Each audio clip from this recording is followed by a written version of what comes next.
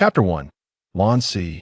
As summer waned, the temperature continued to rise, with even the once refreshing breeze becoming stifling. The blacksmith shop in Notting City was no exception. Bang, bang. Clang, clang. Crash, crash. In the early morning, the blacksmiths labored under the weight of their sweat, the rhythmic sounds of metal striking metal echoing continuously. A middle-aged man, his muscles as solid as granite, stood bare-chested, his sun-kissed skin glistening. His tousled black hair framed a pair of piercing eyes that surveyed each blacksmith with intense scrutiny as he offered guidance. To become a proficient blacksmith, one must first master the three hearts within oneself. But where are these hearts? Allow me to enlighten you. The heart in your chest is the essence of humanity. No need to elaborate. The muscles in your two calves serve as the second and third hearts. If one wishes to unleash their full potential, it is the harmonious operation of all three hearts that must be achieved. Therefore, when exerting force, one does not begin with the waist. The three hearts serve as the true origin. Standing at the entrance of the blacksmith shop, the middle-aged man held a teapot in one hand, stifling a yawn with the other, as he spoke earnestly. Do you all understand? Yes. The chorus of blacksmiths responded with robust enthusiasm. This was the largest blacksmith shop in Notting City, thriving in business. The blacksmiths, all hailing from humble beginnings, relied on this trade to support their families. Hence they worked diligently. Understood. A noticeably distracted, youthful voice piped up, slightly delayed. It belonged to a small child, no more than 5 or 6 years old, wielding a diminutive hammer and imitating the blacksmith's movements as he struck a glowing piece of metal. With each blow, the metal elongated, ultimately forming a crude short knife that was then submerged in water to cool. Finally done, the little one exclaimed, raising his arm to wipe the sweat from his brow. The burly blacksmiths erupted into hearty laughter at the sight of this comical scene.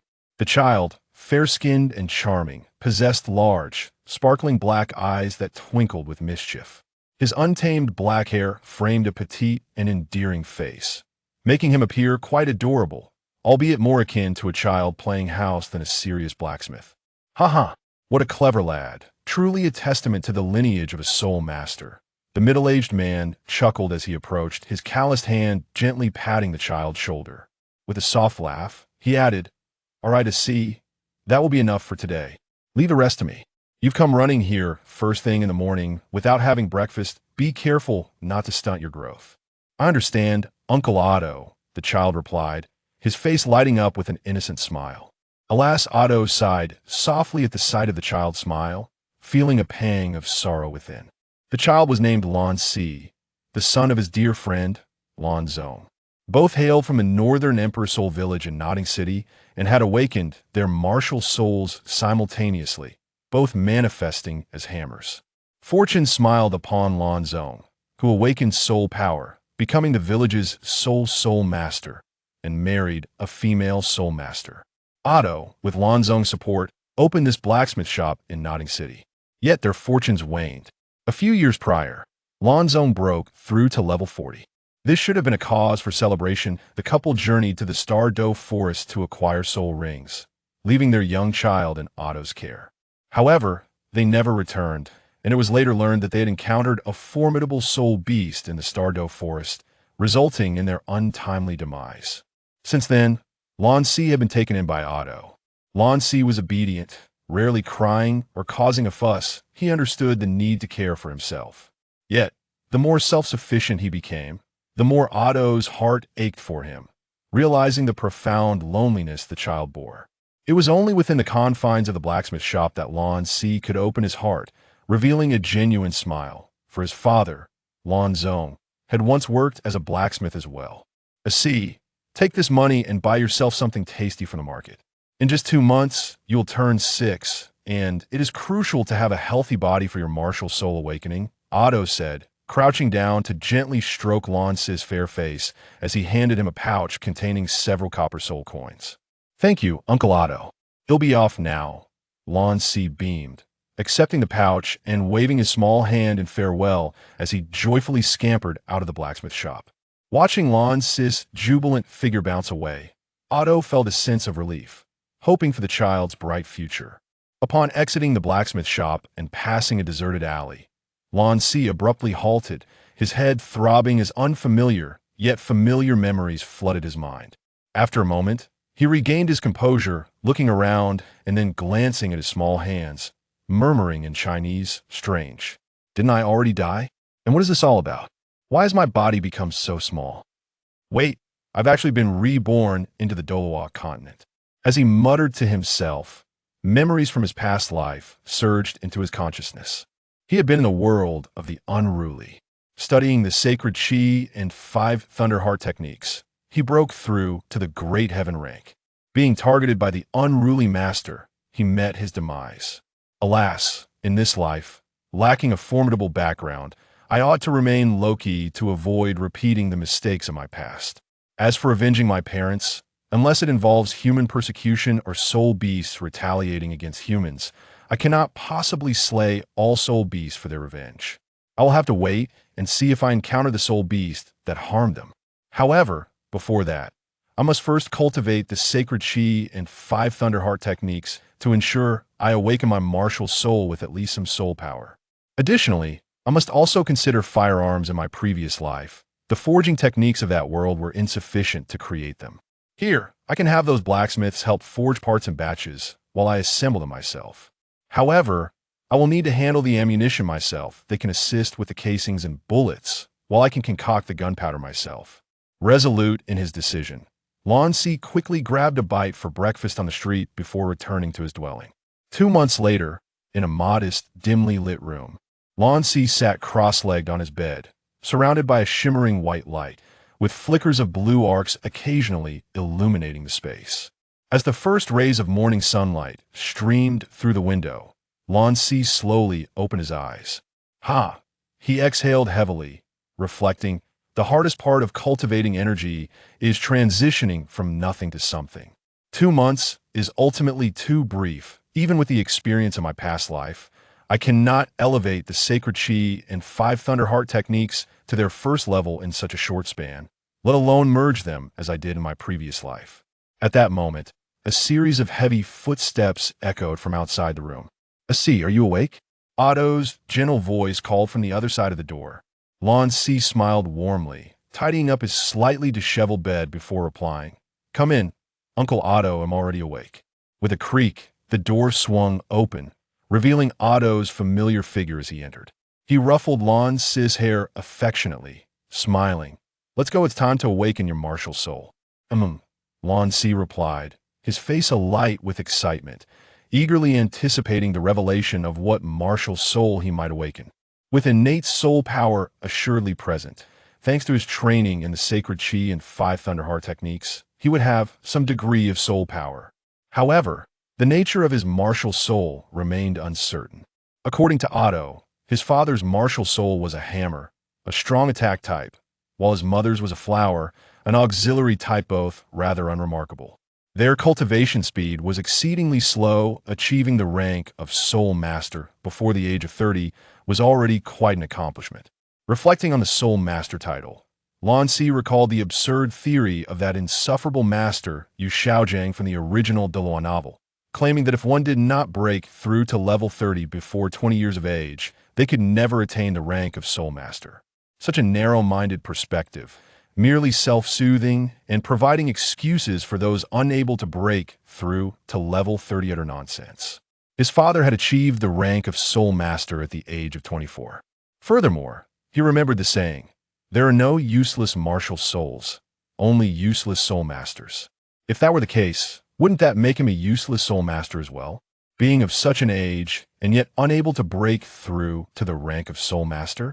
Or why did he not accept disciples of average talent until he encountered Tang San, who possessed twin martial souls, before daring to flaunt his theories? Tang San, with his twin martial souls and the inherent advantages of a transmigrator, could likely succeed even as a pig. Chapter 2. Martial Soul Awakening.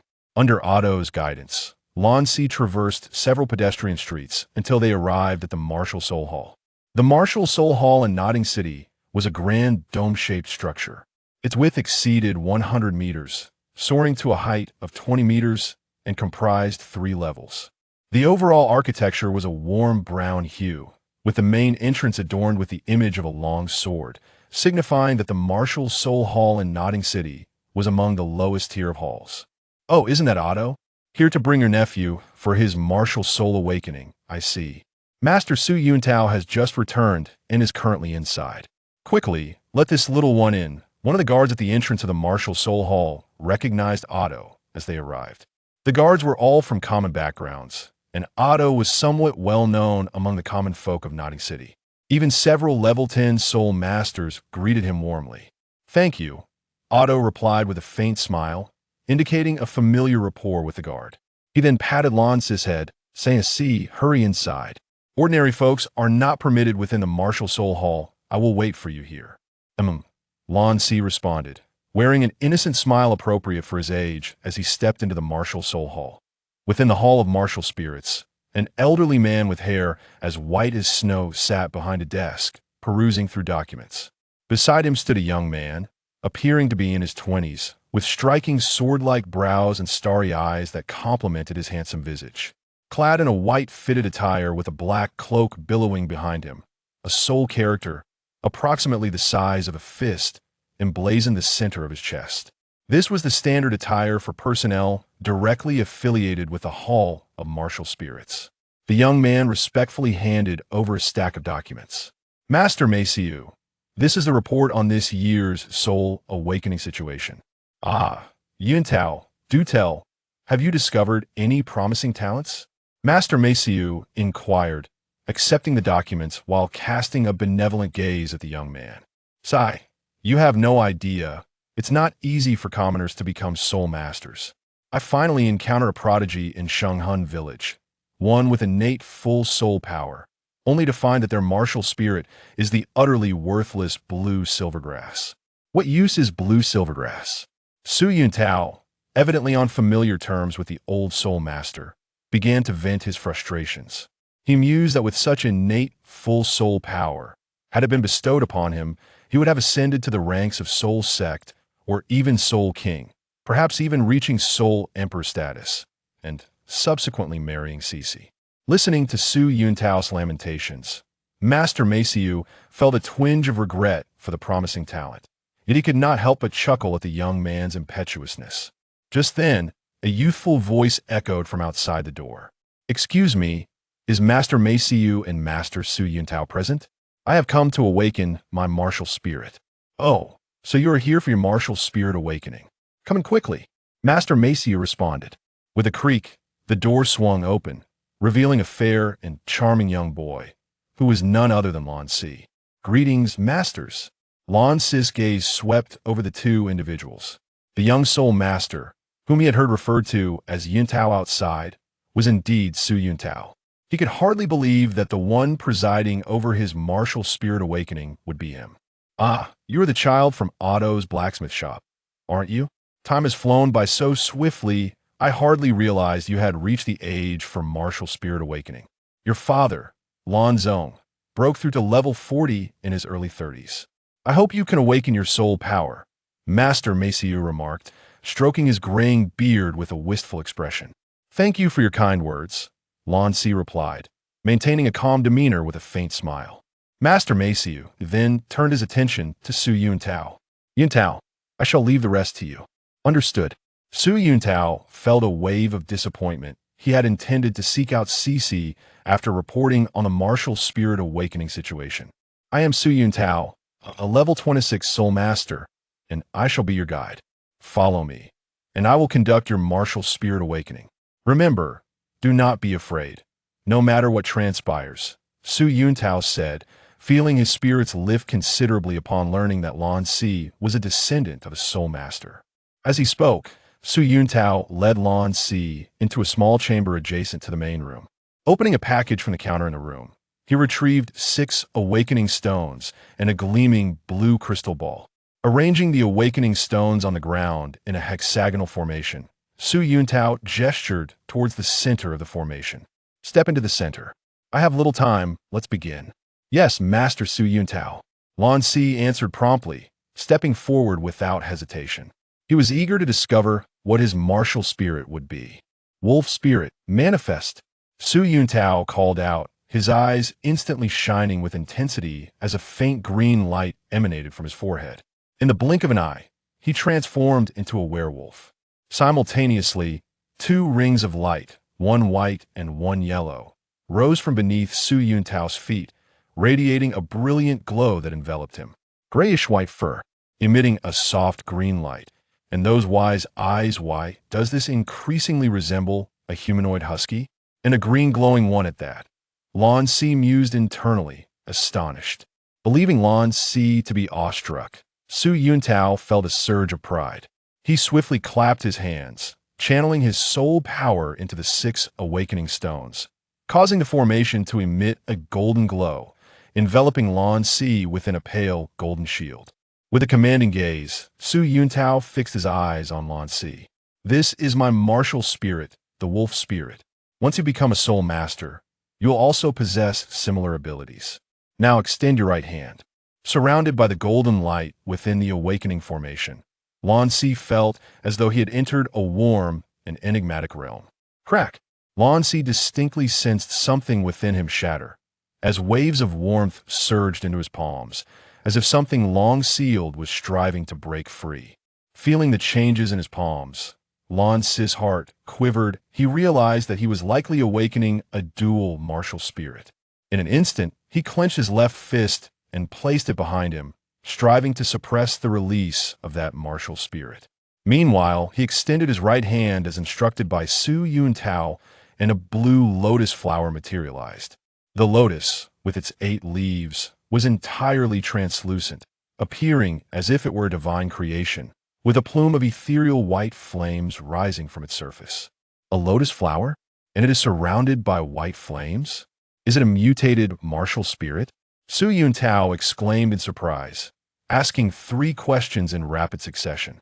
He then lifted the blue crystal ball and presented it to Lan Si, his demeanor considerably more affable than before. Little one, first use your mind to retract your martial spirit, then place your hand upon it to test your innate soul power. According to the operational method described by Su Yuntao, Lan Si controlled the retraction of the azure fire lotus into his body. He realized that the radiant white flame did not originate from his martial spirit, but rather emerged from the sacred Qian Kuan technique. It seemed that the sacred Qian Kuan technique had already fused with the azure lotus martial spirit. If this were the case, what about the other martial spirit? Could it be that his dual martial spirits were derived from the sacred Qian Kuan technique and the 5 Thunderheart method? Contemplating this, Lan Si placed his hand upon the blue crystal ball. In the next moment, a dazzling light erupted from the crystal ball. Chapter 3, Second Martial Spirit, Haotian Bamboo. Innate Soul Power, Level 5. Quite commendable, far superior to my initial abilities. Su Yuntao displayed a satisfied smile. In this remote town on the outskirts of the Heaven Do Empire, a Level 5 innate soul power was indeed remarkable and worthy of the title genius. Upon learning that his innate soul power was Level 5, Lan Si exhibited no sign of surprise. His current situation should be comparable to that of the original character Tang San, whose full innate soul power was cultivated through the Xian Gong. In contrast, his 2 major techniques had only been practiced for a short while and had yet to break through the first layer. Once he sensed that the techniques could no longer be advanced, he should be able to reach level 10. Su Yuntao half squatted down and cheerfully asked Lan Si, "Little brother, what is your name?" "I am called Lan Si. Everyone refers to me as a Si." Lan Si did not display a mature demeanor. In his previous life, he had attracted the attention of ill-intentioned individuals due to his high profile, leading to a tragic end. In this life, he resolved to present a character appropriate to his apparent age in the eyes of others to avoid repeating past mistakes. "A Si, may I inquire if you would be willing to join the Spirit Hall? As long as you join, in addition to receiving a monthly stipend. When you break through to level 10, we at the Spirit Hall can also assist you in obtaining a soul ring free of charge." "Master Su Yuntao, I would like to return and consult my uncle's opinion first." Lan Si feigned anxiety and trepidation. As a commoner, although he held a favorable view of the Spirit Hall, he harbored too many secrets that could not be disclosed to outsiders. Moreover, given the potential represented by his level 5 innate power, he would not garner significant attention even if he joined the Spirit Hall. It would be more beneficial for him to grow independently, allowing him to plan for the future. As for exposing his dual martial spirits, Lan Si expressed his desire to live a little longer. After all, the original narrative was replete with tales of the 7 treasures, glazed tile school hunting down the brilliant talents of rival factions. That which cannot be obtained is often destroyed. This is an unspoken rule among the various powers of Douluo Continent. Very well. This is your spirit proof. Once your family consents, you may come to the Spirit Hall to find me at any time. Lan Si's response inevitably revealed disappointment on Su Yuntao's face, for he understood that under such circumstances, it was rare for anyone to choose to join the spirit hall. Nevertheless, he did not press the issue, tidying up the awakening tools before leading Lan Si out. "Ah Si, how was it?" As they exited the spirit hall, Otto rushed over, eager to inquire. "It was all right. My spirit is a fiery lotus with innate soul power at level 5, Lan Si replied with a smile, handing over the spirit proof. "A fiery lotus? Innate soul power at level 5? Upon reading the information on the spirit proof, Otto's breath quickened, and he half sank to the ground, enveloping Lan Si in several bear hugs. The guards of the spirit hall, witnessing the scene, could not help but display envy, exclaiming, "Otto, you have a fine nephew." "Indeed. My Si is a descendant of soul masters. Becoming one himself is merely a matter of time," Otto beamed with pride. Being embraced by a burly man made Lan Si feel a shiver run down his spine, prompting him to swiftly change the subject. "Uncle Otto, we should head back quickly. We shouldn't linger at the entrance of the spirit hall. If Master Su Yuntao sees us, he might get angry." "Haha, right. Let us return." As he spoke, Otto, in high spirits, took Lan Si's hand and turned towards their residence. Walking along the street, Otto casually asked, "Ah Si, with your innate soul power at level 5, you only need to advance 5 more levels to obtain a soul ring. Did Master Su Yuntao invite you to join the spirit hall?" "He did. But I dislike constraints and wish to attend Nodding Academy," Lan Si replied. Upon hearing this, Otto paused, gazing at Lan Si in astonishment. After a moment, he sighed softly and ruffled Lan Si's hair. "Very well. If you choose not to join, then so be it. You are my nephew, and my only wish is for your safety. Over the years, I have saved enough from running the blacksmith shop to support your studies at the Junior Soulmaster Academy." "Thank you, Uncle Otto. I will surely repay your kindness in the future," Lan Si declared, warmth flooding his heart. "Huh, as long as you have that intention, that's good enough for me." Otto's eyes glistened, touched by the thought that Lan Si wished to repay him, for he had long regarded Lan Si as his own son. Now, seeing his son wanting to express gratitude, he felt a swell of emotion. As they traversed the street adjoining the spirit hall, an exuberant Otto boasted to acquaintances about his nephew's innate soul power of level 5, leaving Lan Si feeling somewhat embarrassed. Fortunately, the spirit hall was not far from their residence, and after safely returning Lan Si home, Otto proceeded to the blacksmith shop, having already delayed work for too long. The workers were eagerly awaiting the shop's opening. Meanwhile, Lan Si welcomed the peace, as the sensation of being praised like a child by strangers was quite mortifying for someone who had lived 2 lives. Upon returning to his room and securing the doors and windows, Lan Si eagerly examined his spirit, raising his right hand. He quietly activated the supreme chi transformation technique within him, a faint white aura materializing in the air, and in an instant, a blue lotus appeared in his palm. It seemed the supreme chi transformation had seamlessly fused with the Azure Lotus spirit. Observing the Azure Lotus radiating the distinctive aura of the supreme chi transformation, Lan Si murmured softly before absorbing it into his body. He then raised his left hand and activated the 5 Thunderheart technique. A faint blue electric arc manifested in his left palm, and suddenly, a peculiar small black hammer materialized before him. This hammer, no larger than an adult's palm, was entirely black, covered with strands of electricity, and possessed a uniquely elongated shape, adorned with brilliant golden spiral patterns that extended to its tip. At first glance, it resembled a bamboo shoot, a straight spring bamboo shoot that had just broken the ground and was discharging electricity. "What the?" Lan Si exclaimed, recalling the painfully cringeworthy Douluo Continent television series he had watched in his previous life. In Douluo Continent, the spirit one possesses is directly related to that of their parents. Generally, one inherits a spirit from one parent, and only in rare cases, when the qualities of both spirits are exceedingly similar, can one awaken a dual spirit. His first spirit, the lotus, likely derived from his mother, so it was reasonable to assume the second spirit originated from his father. Although he suspected it would indeed be a hammer, as Uncle Otto had mentioned that his father, Lan Zong, awakened a hammer, he was not prepared for it to be the exceedingly unattractive Haotian bamboo shoot. Lan Si took a deep breath, endeavoring to quell the urge to curse. "Very well. Let it be the Haotian bamboo, for it is certainly preferable to possessing no twin martial souls at all. However, it is imperative that I practice the hammer technique appropriately from now on. I wonder if Tang San has awakened his martial soul yet. If he were to arrive in Nodding City, he would undoubtedly seek work at a blacksmith shop, where he could demonstrate the chaotic cloak hammer technique while forging, thus providing me with an excellent opportunity to clandestinely learn from him. Nonetheless, before that, I must hasten to elevate my soul power to level 10. Compared to Tang San, who began cultivating at the tender age of 1 or 2, I have only been training for 2 months and have already fallen significantly behind. Resolving this in my mind, Lan Si seated himself cross-legged on the bed and entered a state of cultivation. Chapter 4. Soul Guidance Device, Part of the Ocean as dusk approached. The sun sank in the west, casting a splendid glow upon the evening clouds that harmonized beautifully with the prominent structures of Nodding City. The sound of knocking suddenly roused Lan Si from his meditative state. Lan Si slowly opened her eyes and rose to open the door, only to be greeted by the familiar figure of Otto. How could you spend the entire day in your room without even touching the lunch I prepared for you? Otto gently ruffled Lan Si's hair, his words carrying a tone of reproach softened by warmth. After you left, I visited the spirit hall to consult Master Su Yuntao about methods to enhance soul power. He mentioned that meditation would suffice. I followed his advice and entered a meditative state, only to lose track of time and realize that dusk had fallen. Naturally, Lan Si could not divulge her cultivation methods, so she hastily concocted an excuse. Well, let it slide this time, but don't forget to eat next time. You are still young, in a crucial phase of growth. Otto refrained from excessive admonishment, smiling as he said, All right, go have your meal. I've warmed it up for you. It's on the table. I will fetch something for you from my room. With that, Otto turned and walked towards the adjacent room. Lan Si nodded, gently caressing his emaciated belly as he exited the room. Indeed, hunger gnawed him. In the hall, the sky had completely surrendered to darkness. Beneath the dim flicker of candlelight, Lan Si was voraciously devouring the food in his bowl. At that moment, Otto returned from the room, holding a brocade box. I see. This is for you, Otto said, extending the ornate box toward him. What is it? Lan Si inquired, setting down his bowl and chopsticks, curiosity piqued. It is a relic left by your father, Otto replied, his voice tinged with gravity. At these words, Lan Si momentarily froze. His memories of his past life had only awakened 2 months prior, and before that, he had been an ordinary person, leaving him with scant recollection of his parents' appearances. He had been but a toddler, not yet 2 years old, when the Lan couple departed. How much could he truly remember? Noticing the somber expression on Lan Si's face, Otto assumed he was overwhelmed with sorrow and quickly shifted the subject. Why not open it?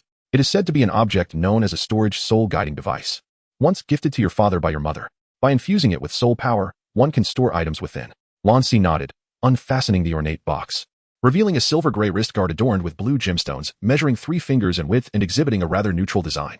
Upon attempting to infuse it with soul energy, Lan Si was astonished to discover that this soul guide contained no fewer than 7 or 8 cubic-sized storage compartments. Moreover, it was filled to the brim with a pouch of gold coins and a selection of books. With a wave of his hand, Lan Si conjured several books from thin air. Upon opening them, he discovered they were filled with knowledge regarding spirit beasts and martial souls, which seemed quite fitting for him.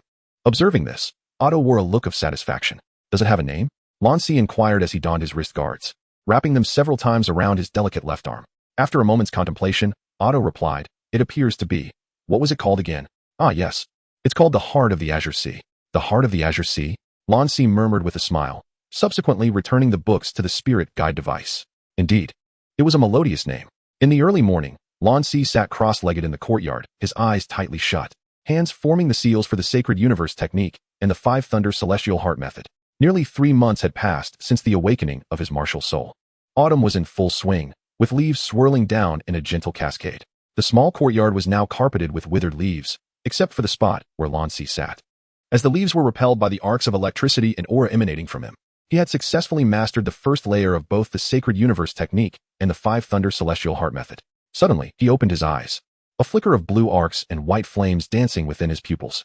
However, he sensed that there was still room for growth in his soul power. It likely had not yet reached the 10th level. Resolute, Lan Si raised his right hand, channeling the Sacred Universe technique, and summoned his martial soul, as usual. A radiant white light pulsed, and a worldy azure lotus, aflame with ethereal white fire, materialized in the palm of his right hand. It felt as if the quality of the azure lotus had indeed strengthened after breaking through the first layer of the Sacred Universe technique, its colors more vivid than before. Gazing at the azure fire lotus, Lan Si fell into deep thought. He then lifted his left hand, invoking the 5 Thunder Celestial Heart method, causing a small hammer adorned with spiral patterns to manifest in his grasp. This was, as he beheld the 2 martial souls in his hands, Lan Si's pupils contracted in astonishment. After the breakthroughs of the 5 Thunder Celestial Heart method and the Sacred Universe technique, he found he could wield 2 martial souls simultaneously. In the original tale of Douluo, whether it was Bibi Dong or Tang San, they could only unleash 1 martial soul at a time in battle. Yet here he was able to use 2. Did this imply that he was destined for greatness? However, he realized that wielding 2 martial souls concurrently would demand an immense consumption of soul power, suggesting that he should refrain from doing so unless absolutely necessary. At that moment, a knock echoed from outside the courtyard, followed by Otto's voice. "See, have you finished meditating? It's time to register at Nodding Academy." "Uncle Otto, I'm ready," Lan Si replied as he rose, opening the courtyard door and stepping before Otto. "Then let us set off. At this hour, many have already completed their registration." Otto ruffled Lan Si's hair affectionately before leading him toward Nodding Academy. Before long, they arrived at the academy. Thanks to Otto's good rapport in Nodding City, Lan Si did not encounter the same difficulties as Tang San did in the original tale. After presenting his martial soul credentials, he easily gained entry into Nodding Academy. Otto, not being a soul master, could not accompany him inside the campus, so he offered a few last pieces of advice before departing. Following the instructions of the doorman, Lan Si made his way to the academic affairs office. There, he was greeted by a teacher who appeared to be in his 60s, dedicated to receiving new students. Lan Si placed the proof of his martial soul on the table, his voice delicate as he addressed the teacher. Teacher, this is my martial soul proof. Could you please assist me with the registration? The teacher scrutinized Lan Si from head to toe before formally accepting the martial soul proof and examining it. Upon inspection, the teacher's eyes instantly gleamed with excitement. A congenital soul power of level 5 and a mutated Azure Fire Lotus as his martial soul. Such talent was exceedingly rare within the entirety of Nodding Academy. Typically, those who possessed a congenital soul power of level 5 or higher would have already joined the martial soul hall. Your name is Lan Si, correct? I am Su Yuntao, the academic dean of the academy. May I have a look at your martial soul? Dean Su regarded Lan Si with a gentle gaze. Lan Si nodded, raising his right hand to unleash his Azure Lotus martial soul. Indeed, it was a variant martial soul, a rare botanical essence infused with the attributes of fire. Director Su, wearing a gentle smile, retrieved a blue crystal orb from beneath his desk and said, Lan Si, let us assess the extent of your soul power once more. Lan Si complied, retracting his martial soul, and gently touched the azure crystal orb with his right hand. In an instant, the orb emitted an extraordinarily brilliant light. Level 10 soul power. No, wait, level 9. Your soul power has astonishingly reached level 9, nearing level 10. Director Su was left dumbfounded, his expression one of disbelief. Was it not stated in the records that Lan Si's innate soul power was merely level 5? How could he possibly attain the level of 9? Just then, a series of footsteps echoed from outside the open office door. Chapter 5, The Inflated Yu Xiaojing. As Lan Si turned to follow the sound, he beheld a middle-aged man, holding a proof of martial spirit, gently leading a child into the room. The man appeared to be in his 40s or 50s, of average height and slightly lean build. With an unremarkable face, a somewhat thick-lipped smile, a buzz cut, and a stubbled visage that conveyed an air of despondency. Yet, despite his demeanor, a faint smile graced his lips, indicating a surprisingly pleasant disposition at that moment. The child, much like the middle-aged man, bore an ordinary appearance. Seemingly around 5 or 6 years old, clad in rough, coarse clothing. His skin was tanned, perhaps a result of malnutrition. Although he was of a similar age to Lan Si, he appeared notably frail and shorter, lacking half a head in comparison to Lan Si. As Lan Si observed them, they, in turn, scrutinized him. From Director Su's remarks, they learned that Lan Si's soul power had reached the 9th level. Could it be that this seemingly delicate and fair child was a prodigy with innate soul power at the 9th level? The middle-aged man placed the proof of martial spirit on the table and addressed Director Su. Director Su, this is the work-study student sent from Holy Soul Village this year. I would appreciate your assistance with his registration. Director Su, with a smile, responded, Isn't this master? What brings you here? Such an unexpected pleasure. Please, take a seat. As he spoke, he gestured for someone to bring over chairs. Master glanced at Lan Si, hesitated momentarily, shook his head, and instructed the child, You can register by yourself. I will come to find you later. The child, observing Master's demeanor, though unaware of the reason behind his particular interest in Lan Si, nodded respectfully and replied, Goodbye. Teacher. Listening to their conversation, Lan Si finally confirmed that these two were indeed Yu Xiaojing and Tang San. You have taken Master as your teacher? Director Su looked at Tang San with a somewhat peculiar expression. Tang San furrowed his brow and replied, Is there something wrong with that? Director Su shook his head repeatedly, expressing a hint of regret. Not at all. It's just surprising that Master would take on a disciple. He added, Please wait a moment. I will first register this student who arrived earlier. Tang San nodded slowly, standing quietly to the side, as he placed Tang San's proof of martial spirit beneath Lan Si's. Director Su began the registration process while smiling at Lan Si. Lan Si, your proof of martial spirit indicates an innate soul power of 5. Yet your test results show 9. Could you enlighten me on this discrepancy?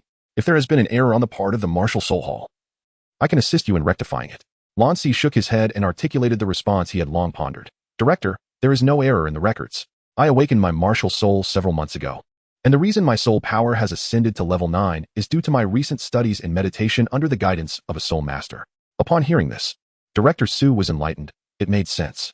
However, to elevate one's soul power by 4 levels in such a brief span of months was indeed the mark of an extraordinary genius. With a gentle gaze, he remarked, Lan Si, I have successfully registered your information. However, since you are not a work-study student, you will be required to pay an annual tuition fee of 5 gold soul coins. Of course, in return, your accommodation will be considerably improved, allowing you to enjoy a triple room.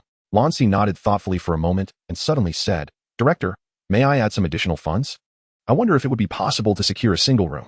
His cultivation method was rather unique. During the critical moment of a breakthrough, blue arcs of electricity and a stark white aura would envelop him, an occurrence far too extravagant to be disclosed to outsiders. The director, Su, hesitated slightly, for since the establishment of Nodding Academy, such an exception had never been made. However, considering Lan Si's exceptional talent, Director Su ultimately acquiesced. Very well. I can petition the principal for a private dormitory for you, but you must pay an annual fee of 2 gold soul coins to the academy. For today, you will need to share accommodations in the work-study student dormitory located in Building 7. Here is your academy uniform. As he spoke, Director Su retrieved a package from beneath his desk. Thank you, Director, Lan Si responded with gratitude. Keeping his wealth discreet, he symbolically extended his right hand into his robe and retrieved 7 gold soul coins from the soul guiding device hidden within his sleeve. The soul guiding device left to him by his parents contained hundreds of gold soul coins, thus, the annual cost of 7 coins was well within his means. Moreover, once he became a soul master, he could receive monthly allowances from the spirit hall, alleviating any immediate financial concerns. After accepting the items from Director Su, Lan Si, anticipating the need to discreetly benefit from Tang San's chaotic wind in the future, nodded toward Tang San as a form of acknowledgement before exiting the administration office. As he observed Lan Si's departing figure, Tang San paid him little mind, merely considering him a well-mannered scion of wealth, and turned to complete his enrollment registration with Director Su. Not far from the teaching office, Lan Si was unexpectedly halted by an individual. Great master, is there something you need? Lan Si inquired calmly, gazing at Yu Xiaojing. Noticing that Lan Si did not react with the same trepidation as other new students upon encountering him, Yu Xiaojing nodded repeatedly, increasingly pleased. His composure and tranquil demeanor suggested he was indeed a promising candidate. You are Lan Si, correct? I just heard Director Su from the administration say that your innate soul power is at level 9. Could you show me your martial soul? According to Yu Xiaojing's theory, innate soul power was directly proportional to the quality of the martial soul. The higher the innate soul power, the greater the quality of the martial soul. Lan possesses a 9th level innate soul power. Even though he may not surpass Tang San, who wields dual martial souls and possesses full innate soul power, he is nonetheless a prodigious talent worthy of guidance from this theoretical master. After all, his theories have yet to be put into practice, requiring a subject, or rather, a case study to serve as practical application for Tang San. Blue Sea felt a wave of incredulity wash over him. It seemed this individual had misguidedly set his sights on him. He calmly replied, "You are mistaken, esteemed master. I do not possess an innate soul power of level 9, but rather level 5. It is merely due to the early awakening of my martial spirit and the fortunate guidance of a benevolent soul master who taught me meditation that I was able to elevate my soul power to level 9. If you doubt my words, you may inquire with Director Su." Upon hearing that Blue Sea's innate soul power was merely level 5, Yu Xiaojing's expression immediately soured, losing its previous warmth and amiability. In his mind, an innate soul power of level 9 was the threshold for apprenticeship, while level 8 would only merit minimal guidance. With an innate soul power of level 5, the notion of seeking theoretical instruction from this master was utterly preposterous. Very well, there is nothing more to discuss. You may leave, Yu Xiaojing said dismissively, waving his hand in irritation as he turned away, contemplating how he might bridge the gap between himself and Tang San. It seemed that Tang San had yet to prepare bedding and had subpar provisions. Perhaps he could leverage this to his advantage. This presented an excellent opportunity. Watching Yu Xiaojing's retreating figure, Blue Sea silently scoffed. It was a curious paradox that those who were most insecure often exhibited the greatest arrogance. With an innate soul power of merely half a level, he dared to look down upon someone with level 5. Disinterested in further engagement, Blue Sea set forth toward the accommodation assigned by Director Su. Before securing his own private room, he would need to stay there for a night. P.S. Due to the title restrictions prohibiting the inclusion of the word sacrifice, the editor had altered it to soul ring. Chapter 6. The Willful Rabbit. The dormitory building was singular, housing both students and teachers, making it easy to locate. Before long, Blue Sea arrived at the entrance of the work-study student dormitory, Building 7. Upon raising his gaze, he beheld a spacious dormitory, measuring at least 200 to 300 square meters, furnished with around 40 to 50 beds. Inside, a cacophony of laughter and chatter erupted from 8 to 12-year-old children engaged in spirited play. Lan Si had no intention of engaging with them, instead opting to find an unoccupied bed. Upon his entrance, one of the older children waved his hand, causing the cacophony to abruptly cease, and all the children directed their gaze towards Lan Si. The boy leaped down from his bed, scrutinizing Lan Si's neatly attired figure, and tentatively inquired, "My name is Wang Xing, and I am the head of the 7th dormitory. Are you also a work-study student?" "No. I am merely staying here for the night as the academy has yet to arrange my accommodation," Lan Si replied casually, settling cross-legged on the bed and closing his eyes to meditate. His soul power was just shy of reaching the 10th level. Should he achieve a breakthrough tonight, he could apply to the academy tomorrow for the opportunity to hunt for soul rings. Observing this, Wang Sheng reluctantly returned to his own bed, signaling to his companions to cease their clamor. Although Lan Si's attire cannot be deemed extravagant, it is certainly beyond the financial means of the work-study students. It is wise to avoid provoking such individuals, lest they seek vengeance along with the ordinary students of the academy in the future. After some time had elapsed, a clear voice resonated from outside the dormitory. Tang San, is this the 7th dormitory? The group turned to see a boy and a girl standing at the entrance. Tang San, still clad in patched garments and possessing an unremarkable appearance, stood alongside the girl, who was slightly taller than him. Her long black braid cascaded down her back, and her delicate face radiated a rosy glow. The two were engaged in conversation, holding the academy-issued uniforms. Lan Si, who had been immersed in his cultivation, opened his eyes upon seeing Tang San and Xiaowu enter together, a flicker of surprise crossing his mind. It seemed that his earlier registration had allowed them to meet ahead of time. Was this an inevitability of the narrative? As for Xiaowu, like Tang San, Lan Si felt no fondness for her and had no interest in interfering. Apart from her moment of brilliance during the sacrificial ritual, she was akin to a mere tool, a pawn of the Tang family. After ascending to divinity, she had completely forgotten her identity as a soul beast. Indifferent to Tang San's actions that nearly led to the extinction of soul beasts, one wonders if her deceased soul beast mother would be driven to despair if she were to return, to contend for this rabbit and to stand against the spirit hall. While being the object of Tang Retian's secret ambitions was an endeavor fit only for the insane, was TBB Dong alluring? What about Xian Renu or the little cat? With a cold sneer within, Lan Si lost interest and closed his eyes to continue refining his soul power, sensing that he was nearing the 10th level. Excuse me. Tang San knocked on the open door of the dormitory, a gentle smile gracing his ordinary face. Hello, we are new work-study students. Is this the dormitory for work-study students? Wang Sheng, sizing up Tang San's patched outfit, leapt from his bed and made a shushing gesture, whispering, I am Wang Sheng. My martial soul is the battle tiger. A future battle soul master. What are your names, and what are your martial souls? I am Tang San, and my martial soul is blue silvergrass. I am Xiaowu, and my martial soul is a rabbit, a cute little white rabbit. As she spoke, Xiaowu raised her hands above her head, forming a heart shape, causing Tang San's cheeks to flush slightly. Upon hearing their introductions, Wang Sheng stifled a laugh, nearly bursting into a snort. A rabbit in grass. What a peculiar combination. Tang San's smile faded. Is there a problem? My father, Tang Retian, once said to use the hammer of the left hand to protect the grass of the right hand. To have the grass ridiculed stirs a flicker of anger within me. Wang Sheng made another shushing motion and glanced back at Lan Si, murmuring, You two should keep your voices down. What? Are we not allowed to speak in broad daylight? Xiao Wu, having just transformed, exuded a fearless demeanor fostered by her pampering from various thousand-year soul beasts in the Star Doe forest, raised her voice in discontent. Dear heavens! Did you not see that person over there? Wang Sheng pointed with a look of trepidation. It's him. Tang San immediately recognized Lan Si. What? Tang San. Do you know him? Xiaowu inquired curiously. Tang San nodded, explaining, Yes, he was ahead of me in registration. His name is Lan Si. With an innate soul power of level 5, currently at level 9. He paid 2 extra gold soul coins in tuition. And Director Su arranged for him to temporarily stay in the work-study dormitory for one night. He is expected to move out tomorrow into a single room. Despite his explanation, Tang San's tone carried a barely perceptible disdain. His mentor, the master, had often asserted that innate soul power correlates positively with the quality of martial souls. Both he and Xiao Wu possessed innate full soul power, while Lan Si's mere innate level 5 soul power hardly warranted his respect. An innate soul power of level 5. Yet reaching level 9, Wang Sheng, filled with trepidation, gulped hard.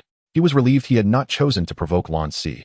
Otherwise, with his own level 7 soul power, he might have faced a beating.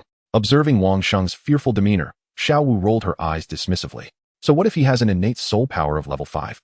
He is acting all high and mighty just because he gets a single room. Tang San and I are both innate full soul power. You both possess innate full soul power? Wang Sheng could no longer maintain his composure. Goodness, is innate full soul power so worthless now? Are you scared now? A triumphant smile appeared on Xiao Wu's fair face as she turned to Tang San, saying, Come on, Tang San. Let's go teach him a lesson and show him how arrogant he can be, even silencing us in broad daylight. Is that wise? After all, he hasn't provoked us. Tang San replied hesitantly, though he held contempt for Lan Si's talent.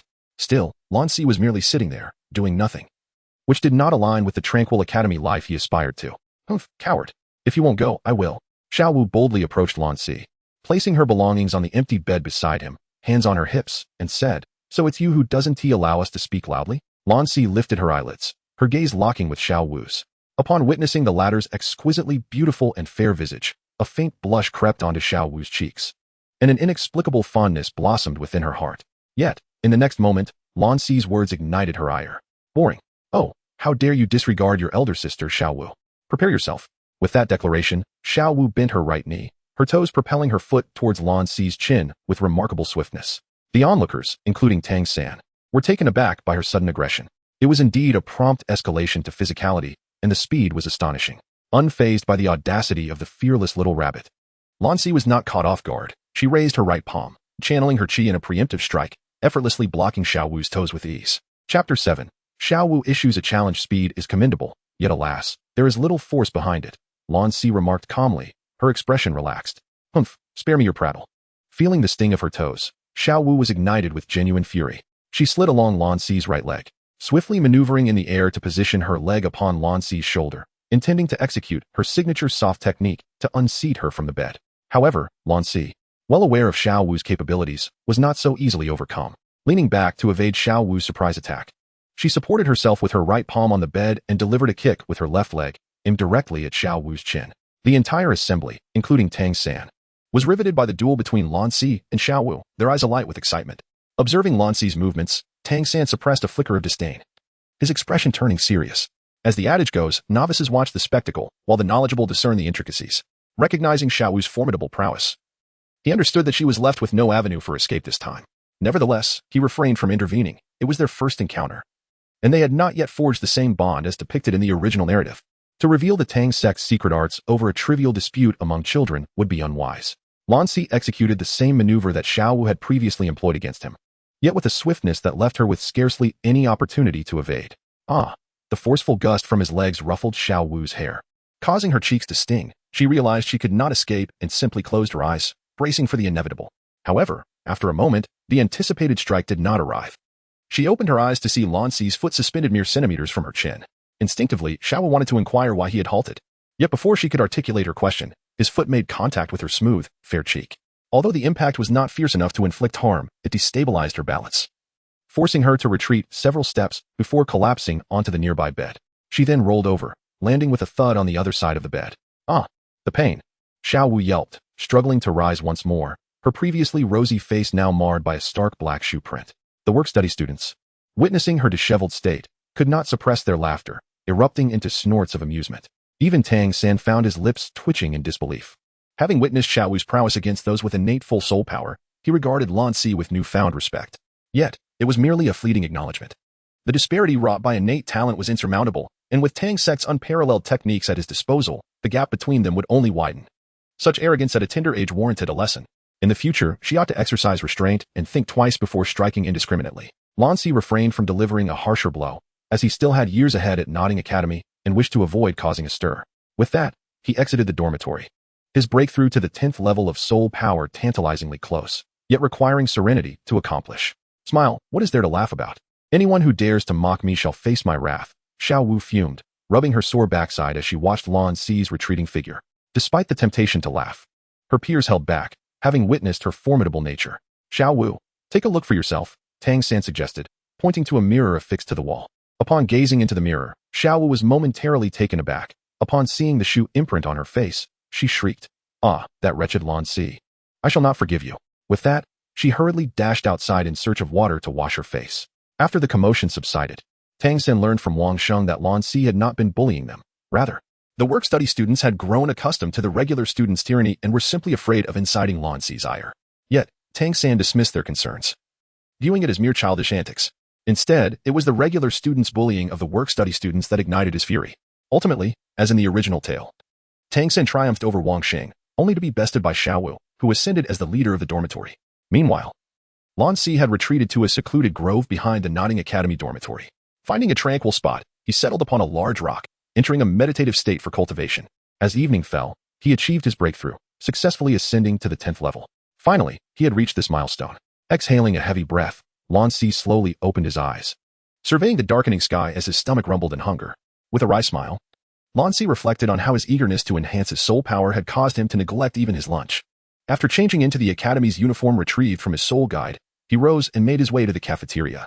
To his surprise, he encountered Wang Sheng and his group of impoverished peers, who were unable to even afford the second floor. Upon entering the cafeteria, Lan Si witnessed the iconic scene from the original story where Xiao Qinyu derided the work-study students. As the leader of the work-study students, Xiao Wu took it upon herself to uphold her responsibilities. Upon noticing the provocation, she exclaimed, Is wealth truly a measure of greatness? Does it grant the liberty to act with impunity? Regrettably, wealth indeed affords one such latitude. With triumphant smiles, Xiao Wu and his companions ascended to the second floor. Fuming, Xiaowu stamped her foot in frustration and was about to pursue them when she spotted Lan Si, who had bested her earlier that morning. Making his way up the stairs, she halted, calling out, "Hey Lan Si, what is it?" Lan Si replied, turning slightly with an indifferent tone. Xiaowu declared, "Next time, I will certainly defeat you. After you acquire your first soul ring, we shall duel again. I won't let it be said that I bullied you. The defeated foes in my wake are never regarded as true adversaries.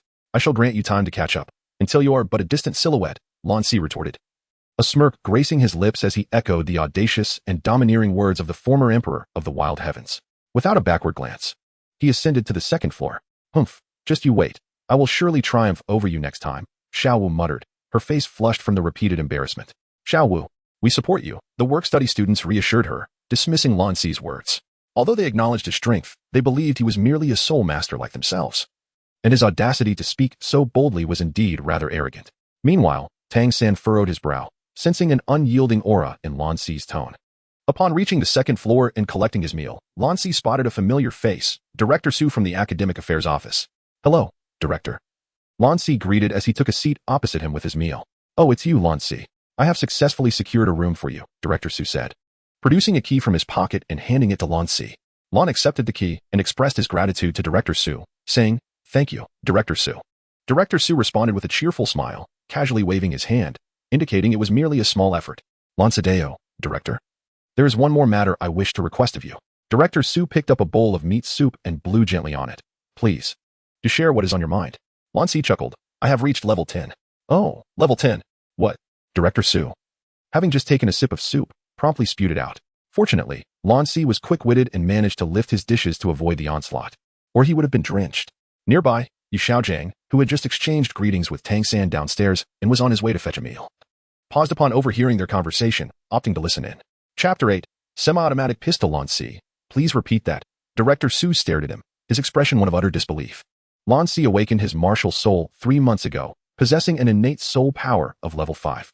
On the day of enrollment, his soul power reached level 9. To elevate 4 levels within 3 months at the Soul Master stage, averaging less than 1 level per month, positions him among the ranks of extraordinary geniuses. Typically, individuals endowed with such talent possess innate soul power at levels 8, 9, or even 10, rendering further enhancement during the Soul Master stage largely unnecessary.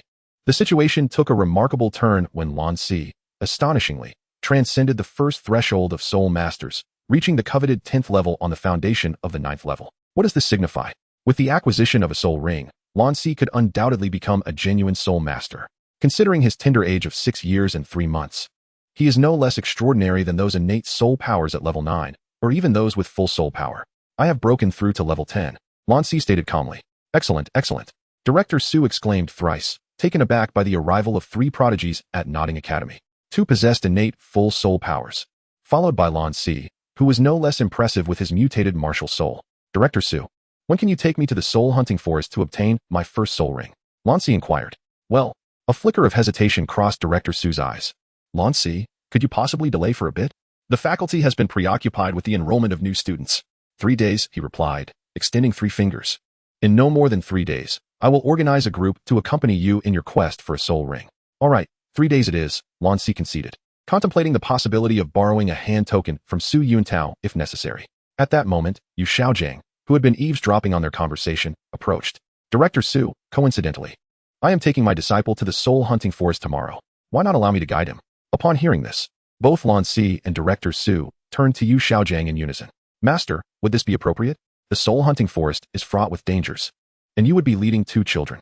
Director Su emphasized his concerns delicately, recalling how the previous innate full soul power Tang San had been misled by Yu Xiaojiang's impractical theories. He wished to avoid another promising talent meeting a similar fate. "Rest assured, I will not lead the children deep into the forest. We will only search for suitable soul beasts at the periphery," Yu Xiaojiang declared confidently, completely oblivious to the deeper implications in Director Su's words. From their discussion, Yu Xiaojiang learned that Lan Si's soul power had reached level 10, an exceptional rate of cultivation that piqued his interest.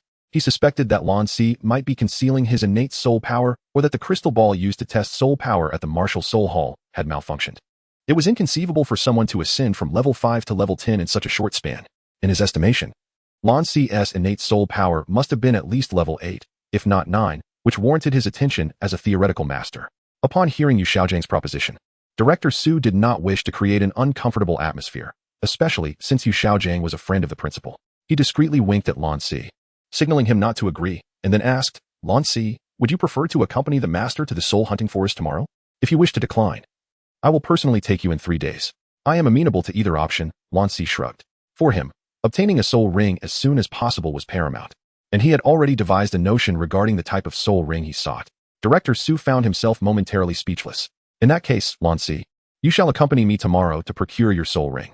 After dinner, we will visit the designated location for gathering. Upon hearing this, Yu Xiaojiang's grin stretched wide, resembling an eager warrior. Then I shall trouble you, master. Lan Si displayed an innocent smile befitting his age, knowing he required only Yu Xiaojiang's hand token. Once they arrived at the soul hunting forest, he would have his own plans. Director Su sighed in resignation, internally praying that Lan Si would not fall victim to Yu Xiaojiang's misguided notions. With Lan Si's consent, Yu Xiaojiang was in high spirits as he sat beside Lan Si, sharing laughter and conversation with Director Su during dinner. After finishing his meal, Director Su departed first, followed by Lan Si and Yu Xiaojiang as they made their way downstairs. Teacher, where are you headed? Tang San approached them as they exited the dining hall. Oh, Lan Si has also elevated his soul power to level 10. Tomorrow, I will take you both to the soul hunting forest to obtain soul rings, Yu Xiaojiang explained with a smile. Level 10? Tang San was somewhat astonished. Like him, Lan Si had awakened his martial soul just a few months prior. Despite a time difference, it should not vary significantly. Now, 3 months later, Tang San had failed to acquire a soul ring in time, keeping his soul power stagnant at level 10. Yet Lan Si, who possessed only a level 5 innate soul power, had managed to elevate his soul power to level 10 in such a brief period. This bizarre rate of cultivation left even Tang San, with his composed disposition, feeling astonished. All right, you two, follow me, Yu Xiaojing said, casting a glance at them as he led the way towards the dormitory, feeling triumphant at encountering 2 ordinary prodigies in a single day. Soon, they arrived at Yu Xiaojiang's residence, a room located in the corner of the top floor of the dormitory building. Meanwhile, Lan Si's designated room was situated right below Yu Xiaojiang's. After confirming Yu Xiaojiang's location, Lan Si returned to his room, washing and hanging up his changed clothes to dry. Although Yu Xiaojiang had intended to impress Lan Si with his unparalleled theories, Lan Si declined, swiftly exiting the academy while the sky was still bright. Heading towards Otto's blacksmith shop. At that moment, the blacksmiths had already finished their work, leaving only Otto at his forge. Uncle Otto, have you had your meal? Haha, I have already eaten. How about you, Lan Si? How has your time at the academy been? Otto paused his work, placing the unfinished iron tools back into the furnace. Everything is going smoothly, Lan Si replied with a genuine smile. Uncle Otto, have you completed the parts one requested you to forge a while back? I might need them tomorrow. I nearly forgot.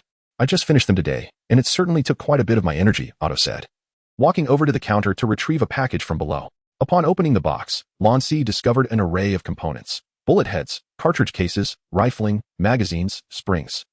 All the parts of a semi-automatic pistol were present. What do you think? All the components are meticulously crafted from refined iron as per your specifications. Oh.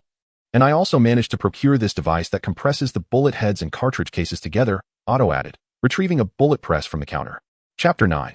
The arrogant Yu Xiaojing. The craftsmanship was exquisite, and Lan Si nodded in satisfaction, placing the assembled parts and the bullet press into his soul guide.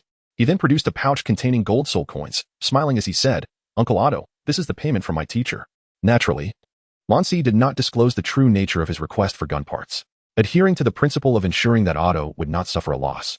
He hastily fabricated a tale about a fictitious eccentric teacher, offering a deposit of 30 gold soul coins and claiming these parts were needed by that very instructor. Otto, pleased to hear that Lan Si had found a high-ranking soul master as a mentor, was not suspicious and agreed to the arrangement. Well, as for the money, the previous deposit was already sufficient to cover the costs. The labor fee can be considered a gesture of gratitude for accepting you as a disciple, he chuckled, shaking his head amiably. Uncle Otto, you know my teacher's temperament. If he finds out you didn't accept the payment, he will surely reprimand me, Lan Si insisted, offering the 30 gold soul coins. Otto, aware that the cost of the refined iron alone exceeded that amount, along with the labor, knew that the true expense was far greater than 50 gold soul coins. You young lad, Otto laughed, shaking his head, but ultimately did not refuse. He then retrieved a sheathed short sword from the counter. This is the short sword that wasn't completed last time. I added some refined iron and finished it for you. Now it's all yours. Uncle Otto, A warm current flowed through Lan Si's heart as he listened to Otto say, regardless, I hope you remain safe. If one day you grow weary of the outside world, remember that this blacksmith shop will always be your home. I will, Lan Si replied earnestly, accepting the short sword before departing the blacksmith shop and heading toward the academy. Upon arriving at the academy, Lan Si hurried back to his quarters, securing the doors and windows before assembling the firearm. He then retrieved the gunpowder he had gradually prepared over the past few months and commenced the bullet-making process. A night passed in silence. The following morning, Lan Si awoke at his desk, glancing at the 20 or so bullets he had crafted and the fully assembled pistol, a satisfied smile gracing his face. With this semi-automatic pistol, he felt a sense of self-preservation against soul masters of level 40 and below. After all, this particular type of semi-automatic pistol wielded immense power. Capable of penetrating steel plates several centimeters thick when infused with soul power derived from the sacred Xian Renu technique and the 5 Thunderheart technique. Should he ever manage to create a Bamlet sniper rifle, even a soul sage or soul Douluo could fall prey to its might under the right circumstances. As his soul power increased, it was not beyond the realm of possibility to inflict severe damage on a tidal Douluo. Loading the bullets. A surge of shooting memories from his past life flooded his mind, and he instinctively yearned to fire the weapon. However, considering his surroundings, he restrained himself. This was the dormitory of Notting Academy, and discharging a firearm would undoubtedly attract the attention of instructors and fellow students, an unwise action indeed. At that moment, a knock echoed at the door, and Yu Xiaojing's voice rang out. Lan Si, are you awake? It's time for us to depart. Oh, coming. Lan Si quickly stowed away his various tools, washed up briefly, and hastened outside. An hour later, the three had procured their supplies.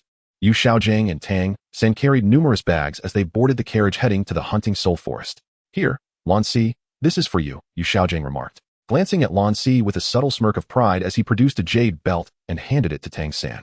What is this, teacher? Tang San inquired with curiosity. Yu Xiaojing smiled nonchalantly, proceeding to explain the soul guide device to Tang San. The latter was deeply moved. Nearly ready to call Yu Xiaojing father. Lan Si, would you like me to help you stow your belongings? Tang San offered, looking at Lan Si. There's no need. I have a soul guide as well, Lan Si replied, raising his left hand to reveal the sea blue heart, storing his supplies within. Seeing the soul guide in Lan Si's possession, Tang San nodded, finding it unsurprising that someone residing in a single room at the academy would possess such an item. However, Yu Xiaojing furrowed his brows and asked Lan Si, did your teacher give you that? Lan Dao. No, it was left to me by my parents. Upon hearing this, Yu Xiaojing's brows finally relaxed, and he continued to inquire, Lan Shi, may I see your martial soul? As we approach the soul-hunting forest, it would be beneficial for me to assist you in understanding it better. Of course, Lan Shi replied without hesitation, as it was not a secret that would remain hidden forever. Raising his right hand, he activated the supreme Qian Renu technique, summoning a mist of white light, from which a mundane azure lotus, emanating a frosty white flame, materialized in his palm. A plant-type martial soul enveloped in flames was indeed a rarity. Yu Xiaojing's expression turned serious, his gaze fixated on the azure lotus in Lan Shi's hand. Tang San also became intrigued, watching curiously before asking Yu Xiaojing, teacher, do you discern anything? After a moment of contemplation, Yu Xiaojing nodded, then shook his head.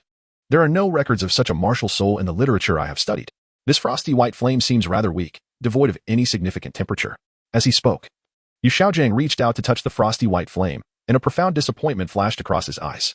Initially, he had intended to take Lan Shi as his disciple, but the latter's martial soul did not meet his expectations, failing to substantiate his theories. Fortunately, he had refrained from presenting his second soul guide. Otherwise, it would have been a considerable loss. However, considering his firm promise to Director Su to bring Lan Shi to obtain a soul ring, he decided to offer some advice. It appears you are better suited to be a support-type soul master. I suggest you seek a sacred soul wood. It should grant you a healing or enhancing ability. Upon hearing this, Lan Shi couldn't help but chuckle, amused by the teacher's rapid change of demeanor. The first time, he had been impatient upon learning of his innate soul power level of 5 and had stormed off. The second time, he had been haughtily dismissive. This suggestion felt akin to charity. If Lan Shi were to fully unleash the power of the supreme Qian Renu technique, did Yu Xiaojing truly believe his hand would remain unscathed? In the original work of the unruly mage, Li Siyuan had effortlessly vaporized a snake of considerable girth with his fiery aura, although Lan Shi's cultivation was still nascent. He could still produce flames comparable to ordinary fire temperatures. The soul-hunting forest was located 400 miles from Notting Academy, neither too distant nor too close. Throughout the journey, Yu Xiaojing engaged Tang San in a discourse about his esteemed theories. Meanwhile, Lan Shi retrieved the books left by his parents from his soul guide, beginning his search for a suitable spirit beast. By midday the following day, the trio finally arrived at the soul-hunting forest. Regarding the protagonist's martial soul and the issue of reincarnation, 1. The protagonist is not a mere possession of another's body, but rather a rebirth, awakening memories from nearly 6 years ago. This phenomenon is attributed to a non-systematic golden finger, which will be elaborated upon later. 2. The protagonist's parents were not particularly powerful soul masters, only reaching the level of soul sovereign and soul ancestor. Thus, the martial soul may not be exceptionally strong. Higher innate soul power correlates with stronger martial souls, but a powerful martial soul does not necessarily equate to high innate soul power. Even the formidable Haoyan hammer lacks many with full innate soul power, with several possessing only levels 3 or 5. The second Douluo, Hua, also had low innate soul power. 3. The protagonist possesses dual martial souls due to the harmonious cultivation of the supreme Qiankuan technique and the 5 Thunder Heavenly Heart method. Over time, as these techniques advance, the martial souls will gradually grow. 4. The protagonist's 2-month cultivation leading to only a level 5 innate soul power is not a forced diminishment, but rather a natural foundational process in martial arts. Whether in the unruly mage or Douluo, there is always a foundational stage. Tang San, for instance, began his foundational cultivation at merely 1 or 2 years old and did not break through to the first layer of the Xian Gong until 3 months before awakening his martial soul, achieving full innate soul power.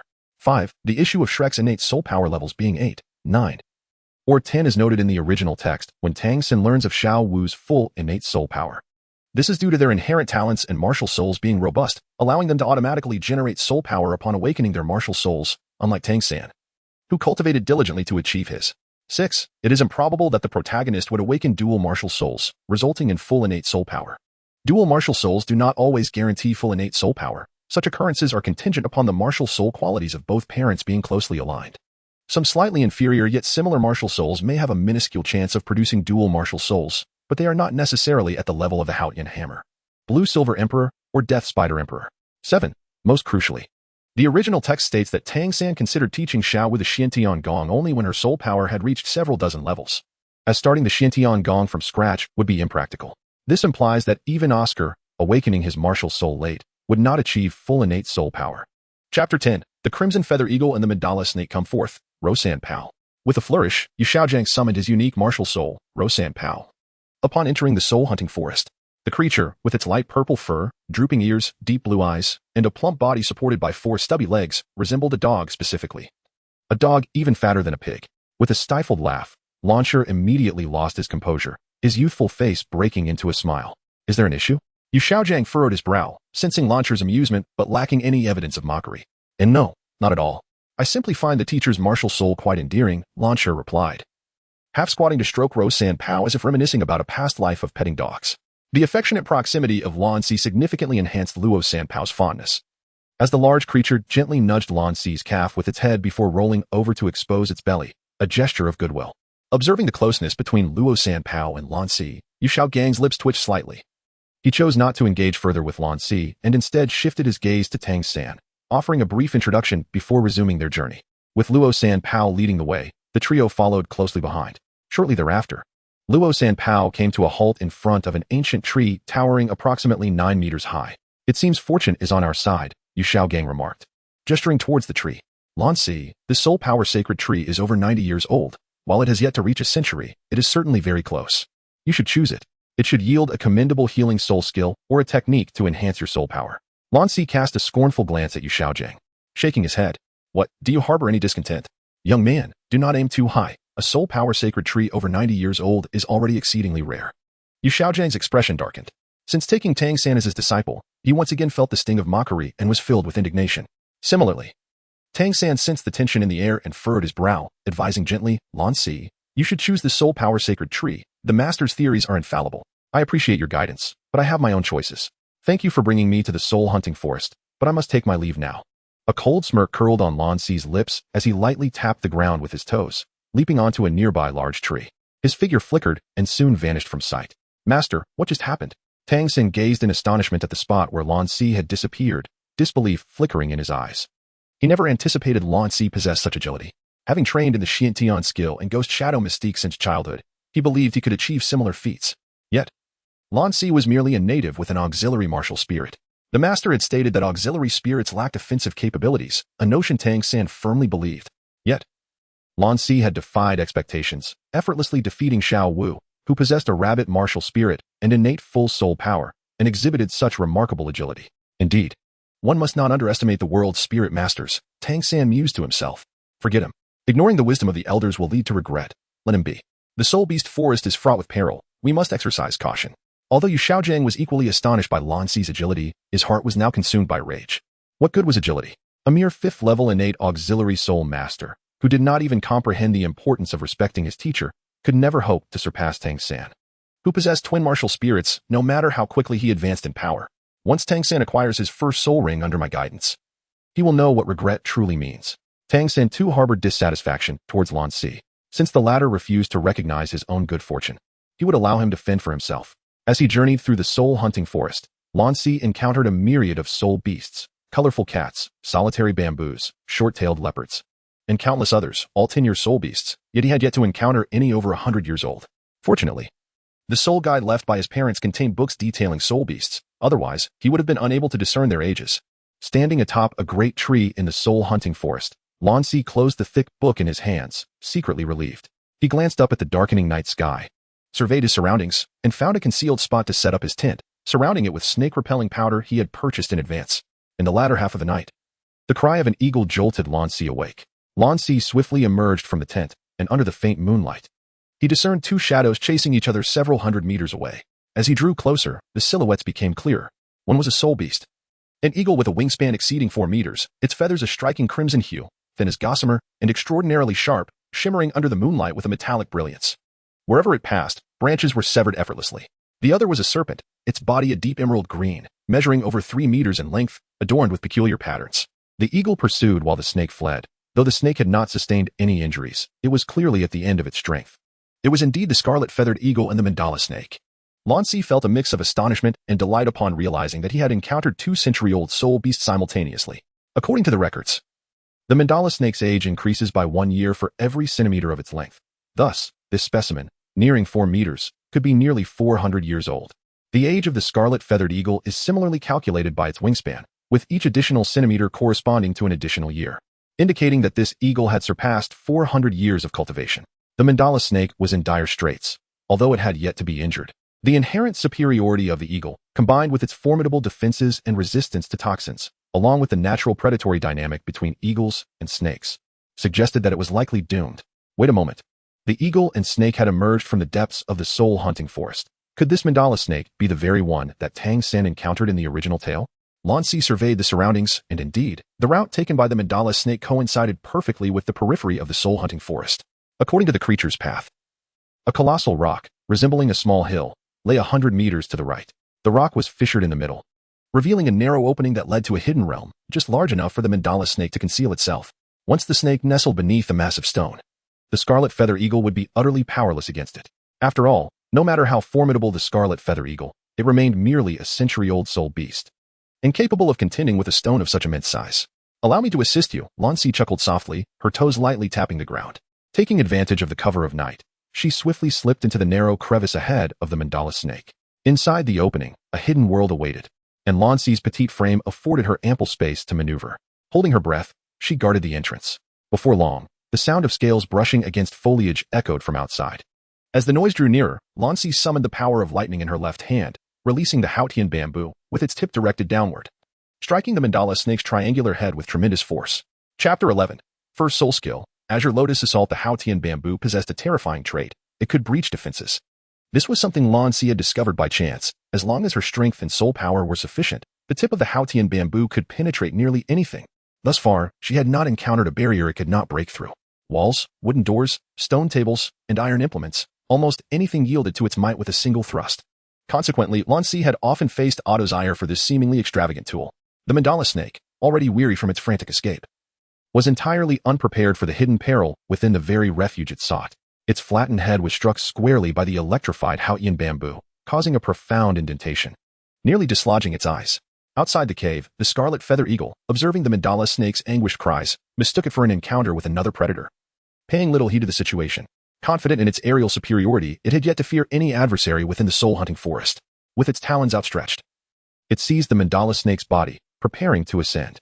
The mandala snake struggled desperately. Despite suffering grievous injuries from Lan Si's assault, the instinct to survive overpowered all pain. Reluctantly, the scarlet feather eagle descended to a nearby clearing, pinning the mandala snake firmly to the ground.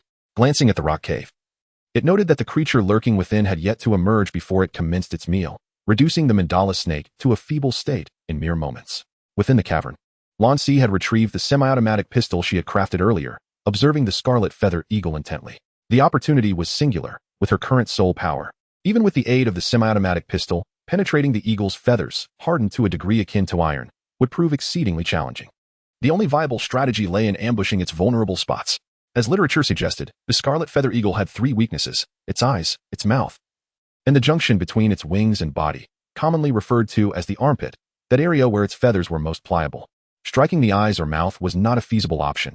Unless the attack reached the brain, it would be difficult to secure a fatal blow. Should the creature manage to take flight, it would be beyond Lan Si's reach, as she could not pursue a soul beast adept at soaring through the skies. The sole choice remaining was to target its wings. The scarlet feather eagle's might stemmed not only from its fearsome talons and barbed beak but also from its wings, which provided both the ability to fly and formidable cutting power, serving as weapons in their own right. With a cry, the scarlet feather eagle lifted the nearly lifeless mandala snake into the air, ready to take flight. Seizing the opportunity, Lan Si fired 2 shots at the vulnerable spot beneath Qiyu Ying's wing. To ensure the bullets penetrated effectively, Lan Si had meticulously coated them with the soul energy of the 5 Thunder Heart technique to enhance their piercing power. With a resounding puff and bang, the 2 bullets, infused with blue arcs of electricity, were unleashed. The first shot struck true, piercing beneath Qiyu Ying's wing with a sharp sound. The second shot, eliciting a cry of pain from Qiyu Ying, caused its body to shift slightly. Though it narrowly missed the soft underbelly, it nonetheless inflicted damage upon its wing, shedding 7 or 8 crimson-hued feathers. With both wings injured, Qiyu Ying could no longer maintain its balance, and along with the mandala serpent, spiraled downwards from the heights. The principle that Lan Si adheres to has always been to seize the opportunity when one is vulnerable, taking advantage of the moment when Qiyu Ying is injured. Lan Si, with the heavenly bamboo in his left hand and an automatic pistol in his right, bursts forth from the cave. He unleashes the 5 Thunder Heart technique and the supreme Qianquan skill to their utmost limits, firing multiple shots directly at the wounds of Qiyu Ying. Each strike of the heavenly bamboo creates a gory cavity upon the body of Qiyu Ying, the blood staining the earth crimson. Before long, silence envelopes Qiyu Ying. Yet, even after this, Lan Si remains unsatisfied. He retrieves a dagger and mercilessly plunges it into the wings of Qiyu Ying and the still living eyes of the mandala serpent, piercing straight into their brains, resulting in the demise of both. A faint yellow glow begins to coalesce above the corpses of Qiyu Ying and the mandala serpent, ultimately transforming into 2 rings of yellow light. Witnessing the appearance of these yellow halos, Lan Si finally collapses onto the ground, panting heavily. The recent onslaught has nearly exhausted all his soul power. Gazing at the lifeless body of Qiyu Ying and then at the now non-serpentine mandala serpent, a faint smile graces Lan Si's youthful face. Not only has he acquired his own soul rings, but he has also vanquished Tang San's mandala serpent. He wonders what Tang San's first soul ring will be. If it were the solitary bamboo from the original tale, which is less than a century old, it would certainly be intriguing. He lifts his gaze towards the distant horizon, where a faint light of dawn begins to break. As the day approaches, Lan Si does not hesitate to store the bodies of Qiyu Ying and the mandala serpent into his soul-guiding device. For the former can provide him with a soul ring, while the latter can serve as materials for concocting poison. This echoes back to his time in the world of the unruly, where he played the role of the 14th protector. Lan Si had previously utilized the gene Xian Thorn. The venom of the mandala snake possesses the potency to incapacitate even great soul masters and soul emperors. Whether applied to the bullet's tip or the gene Xian Thorn itself, it presents an excellent option. 3 hours later, a surge of blue arcs and a chilling white aura erupted from the narrow opening. A shadow darted forth, landing upon the ground as the warm sunlight bathed the earth, casting a clear silhouette of Lan Si. In contrast to yesterday, he had evidently grown taller, his shoulders broader. The once loose and heavy academy robe now accentuated his elongated figure with an aesthetic grace. Looking down, one would notice an ethereal yellow halo that had quietly emerged, swirling around his body in a graceful dance. This was the distinct hallmark of a soul master of the first ring. The exhilarating sensation following the absorption of the soul ring was nothing short of delightful. Not only did his soul power break through its confines, but his physical stature had also increased significantly. It is no wonder that so many individuals on the Douluo Continent ardently sought to enhance their cultivation. Lan leisurely stretched, raising her right hand as a turquoise lotus emitting a ghostly white aura materialized in the palm of her hand. This occurred as she absorbed the soul ring, transcending her limitations. The azure lotus in Lan Si's hand had evidently grown considerably larger, and the ethereal white flames surrounding it had intensified in richness. Upon the 8 lotus leaves, a metallic sheen glimmered, a striking feature that had not been present before. Let us test the prowess of the first soul skill. Lan murmured softly, and the yellow soul ring around him suddenly illuminated, as the azure lotus martial spirit ascended into the air, dividing into 8. Each petal transformed into a sharp blade, enveloped in a ghostly white flame, and swiftly shot towards a tree as thick as a water barrel. The sound of piercing echoed as the blades effortlessly penetrated the trunk, creating 8 translucent holes. Gazing through these apertures, the sunlight streaming in appeared exceptionally blinding. The power was quite commendable, albeit somewhat mediocre. Lan Si raised his hand to summon back the blade, which transformed once more into the form of the Azure Lotus, gracefully hovering before him. His primary soul skill, known as Azure Lotus Assault, falls within the category of area of effect soul techniques. While its power may not rank as the most formidable among first soul skills, it bestows upon the Azure Lotus martial spirit a formidable passive ability of flight. Lan Si was able to soar freely through the skies on the Azure Lotus without the aid of spirit rings.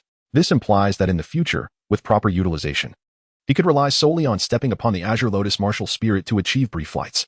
Chapter 12. Lifting the bolt. Having acquired his spirit ring, Lan Si had no intention of lingering in the soul-hunting forest any longer.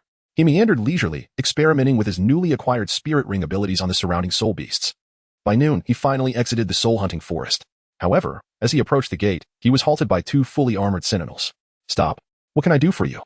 "Gentlemen." Lan Si glanced at the two, feigning the ignorance and trepidation befitting his age. It must be said that a child's appearance is the most deceptive. Upon seeing Lan Si's fair and delicate visage, the expressions of the armored guards softened somewhat beneath their masks. One of the guards crouched slightly and inquired, "Which academy do you belong to? Where is your guardian?" "I am from the Nodding Academy. I became separated from my teacher not long ago, and I have been retracing my steps," Lan Si replied, weaving a tale that was half true and half false. Truly an irresponsible teacher, thought the guard, feeling a twinge of anger yet refraining from voicing it, for he was merely an ordinary sentinel and could not afford to offend a spirit master. He gestured toward a nearby wooden cabin and said to Lan Si, "Young lad, it is a considerable distance of 400 miles to Nodding City. We cannot allow you to return alone. Please wait for your teacher in that cabin." "Thank you, sir," Lan Si replied, not declining the offer. After all, having just acquired his first spirit ring and ascended to the rank of spirit master, it was an opportune moment for him to once again cultivate the holy Qiankuan technique in the 5 Thunder Heart method, aiming to break through to the second level. At that point, his speed, strength, soul power, and explosive capabilities would all see significant enhancement. On the evening of the third day, Tang San and Yu Xiaojiang finally emerged from the soul-hunting forest. They appeared quite disheveled. Although Yu Xiaojiang seemed unharmed on the surface, his complexion was ashen, devoid of any color, clearly showing signs of having been poisoned. Being carried by Tang San, Yu Xiaojiang's legs dangled limply, dragging along the ground, while Tang San, clearly fatigued, breathed heavily, perspiration dotting his brow. It appeared that even without the mandala snake, Tang San had encountered a formidable spirit ring. Observing this scene, Lan Si could not help but sigh inwardly, then approached the two and feigned surprise, asking, "Tang San, what has happened to you and the esteemed teacher?" Tang San glanced at Yu Xiaojiang, a fleeting hesitation crossing his eyes, before responding to Lan Si, "My teacher and I encountered a century-old soul beast. In an effort to protect me, he was poisoned by that beast. Lan Si Dao, let us hasten to escort the esteemed one back to the Nodding Academy." Tang San nodded slightly, and then heard Lan Si say, "Please wait here. I shall procure a carriage." With that, Lan Si greeted the two armored guards and swiftly made his way toward the marketplace. By the time Yu Xiaojiang regained consciousness, the three had already boarded the carriage. "Oh, esteemed one, you are awake." Lan Si, who was perusing the Soul Beast Compendium, closed the book and smiled at Yu Xiaojiang. "Lan Si." Yu Xiaojiang was taken aback. Turning his gaze towards Tang San, he inquired, "Little San, what has happened to me?" Tang San discreetly glanced at Lan Si before replying, "Teacher, you were poisoned by a black mamba snake, and I carried you out. It was then that I encountered Lan Si at the entrance of the soul-hunting forest." "And the black mamba? How is your soul ring?" Yu Xiaojiang asked, suddenly aware and eager. "Fear not, teacher. My soul ring has been resolved. That black mamba snake was rendered powerless after being struck by your soul skill. I merely exerted a bit of effort to deal with it," Tang San fabricated nonchalantly, his demeanor unwavering. Upon hearing this, Yu Xiaojiang let out a sigh of relief, a look of contentment gracing his face. The black mamba snake was close to 300 years old. Although it did not reach the limit for a first soul ring, it was still commendable. "You must show me your first soul skill later." "Yes," Tang San replied respectfully. With the absorption of the soul ring, not only had he resolved the issue of the Xian Tiangong's inability to progress, but he also gained a comprehensive understanding of his martial soul. To him, this so-called soul power was akin to the inner strength from his past life, albeit seemingly lacking any cultivation methods in this world, only capable of simple operation. Lan Si, overhearing their conversation, quietly mused about the narrative's restorative nature. Given Tang San's disposition, how could he possibly absorb a mere century-old solitary bamboo? Nevertheless, transforming a nearly 400-year-old mandala snake into a black mamba of close to 300 years was indeed an unexpected boon. The toxicity of both was comparable, yet the age difference was substantial. "And you, Lan Si, how did you fare in acquiring your first soul ring? If you have not, we should redirect our course back to the soul-hunting forest to hunt that soul power sacred wood. It would be an excellent opportunity to test Little San's first soul skill," Yu Xiaojiang remarked, a glimmer of concealed pride flickering in his eyes. "There is no need for concern, master. I have already resolved my soul ring," Lan Si replied calmly. That is good, Yu Xiaojiang responded without further inquiry. Assuming that Lan Si had casually chosen a 10-year soul beast, he then added, in that case, you too must remember to visit the Spirit Hall upon arriving in Notting City. Why must we go to the Spirit Hall? Have we not already awakened our martial souls? Tang San questioned, perplexed. Yu Xiaojiang's eyes sparkled with wisdom as he explained, it is not merely an awakening of the martial soul, but rather a soul master assessment. This will test your soul power and allow you to receive monthly subsidies, thus freeing you from the need to continue as a working student and allowing you to devote more time to your cultivation. It seems the Spirit Hall is quite generous to us commoners, Tang San remarked, a subtle smile gracing his previously serene face upon hearing of the subsidies. Humph. It is merely a means to win hearts. All of that funding comes from the two great empires, Yu Xiaojiang scoffed disdainfully. Tang San furrowed his brow upon hearing this. The slight fondness he held for the Spirit Hall evaporating. He believed that feudal authority was supreme, and the Spirit Hall's actions were clearly overstepping their bounds, bordering on rebellion, which starkly contrasted with his previous life's ideals of loyalty and patriotism. As the master and disciple united in their disdain for the Spirit Hall, a voice suddenly resonated from within the carriage. Master, I have a question I wish to inquire about. Oh? Speak. Tang San's mood visibly lifted as the invincible theory found validation in him. Esteemed one must hail from a noble family or a grand sect, correct? Lan Si inquired nonchalantly. Yu Xiaojiang furrowed his brow, asking, why do you say that? Lan Si shook his head repeatedly, asserting that it was not so. It was the common folk, the very individuals from whom resources were extracted. As the saying goes, what is taken from the people should be utilized for the people. Without the Spirit Hall, would the Empire still provide subsidies to soul masters? Or would the Empire bestow the awakening of martial souls upon commoners like myself and Tang San? Could you still expect to receive an innate full soul power disciple such as Tang San? This line of questioning from Lan Si left Yu Xiaojiang in a quandary. For these were considerations he had never contemplated. His perception of the Spirit Hall was solely shaped by Bibi Dong's avarice for his theories, which ultimately led to his abandonment, fostering a deep-seated resentment, and nothing more. Lan Si responded affirmatively. The answer is no. At least, apart from the Spirit Hall, I have yet to hear of any other faction that would awaken martial souls for the general populace. If the two great empires were willing to enact favorable policies akin to those of the Spirit Hall, how many hearts could the Spirit Hall truly win over with the wealth of the empire? This does not provide justification for the Spirit Hall to meddle in the affairs of winning hearts. Observing Yu Xiaojiang's predicament, Tang San, as Yu Xiaojiang's disciple, spoke up in defense of him. Although Lan Si's words held some validity, Tang San perceived the two great empires as reminiscent of the court of his previous life, with the Spirit Hall resembling a religious organization, which should not interfere with the court. Such an act would be a grave disrespect, a form of treason. Truly, it is astonishing how deeply entrenched feudal thought can be. Lan Si glanced at Tang San with disdain in his heart, yet remained unperturbed, continuing, in that case, you may harbor animosity towards the Spirit Hall, for it has encroached upon the interests of the nobility. Your inclination towards the nobility is understandable. Moreover, do refrain from accepting the soul master subsidies. Otherwise, to enjoy the favorable policies of the Spirit Hall, while simultaneously criticizing it feels rather shameless, don't you think? Lan sighed and spread his hands in exasperation. Tang San was rendered speechless. Although Lan Si's words were harsh, they undeniably held a modicum of truth. It was unexpected that today, Tang San found himself admonished by a mere 6-year-old child. Observing Tang San, Yu Xiaojiang noticed a flicker of uncertainty in his demeanor and inwardly sensed trouble, promptly furrowing his brow to inquire, Lan Si, who imparted such notions to you? Must one be taught such things? Lan Si shrugged in response. Your thoughts are perilous. As an elder, I advise you to abandon this line of thinking. Such ideas could harm not only you, but also your family, Yu Xiaojiang stated gravely. The Spirit Hall awakened my martial spirit. The portion of the funds taken from the commoners is partially returned to them. This fundamental principle is one I comprehend, Lan Si asserted. Ultimately, Master is a noble and naturally indifferent to the Spirit Hall. If you believe it wrong to distribute subsidies to soul masters, then refrain from accepting them from the Spirit Hall. After all, this money originates from the commoners and has little to do with nobles like yourselves. Utterly unreasonable. Yu Xiaojiang's face flushed with indignation as he turned away, choosing to ignore Lan Si. Previously, Yu Xiaojiang had comfortably accepted subsidies from the Spirit Hall, convinced that it was money from the empire and that one should seize the opportunity if available. Otherwise, it would merely benefit the Spirit Hall. However, after Lan Si's remarks, the prospect of losing the Soul Master subsidies left him pondering how he would continue his research on invincibility, fearing he might not even afford his meals. With a cold sneer, Lan Si turned his attention back to the book, relishing the solitude. Yu Xiaojing advised Tang San, Little San, do not emulate Lan Si. The Spirit Hall harbors grand ambitions and is not to be trifled with. Indeed, Tang San replied respectfully, fully aware of the adage that once a person becomes a teacher, they are akin to a father for life. He held this principle close to his heart.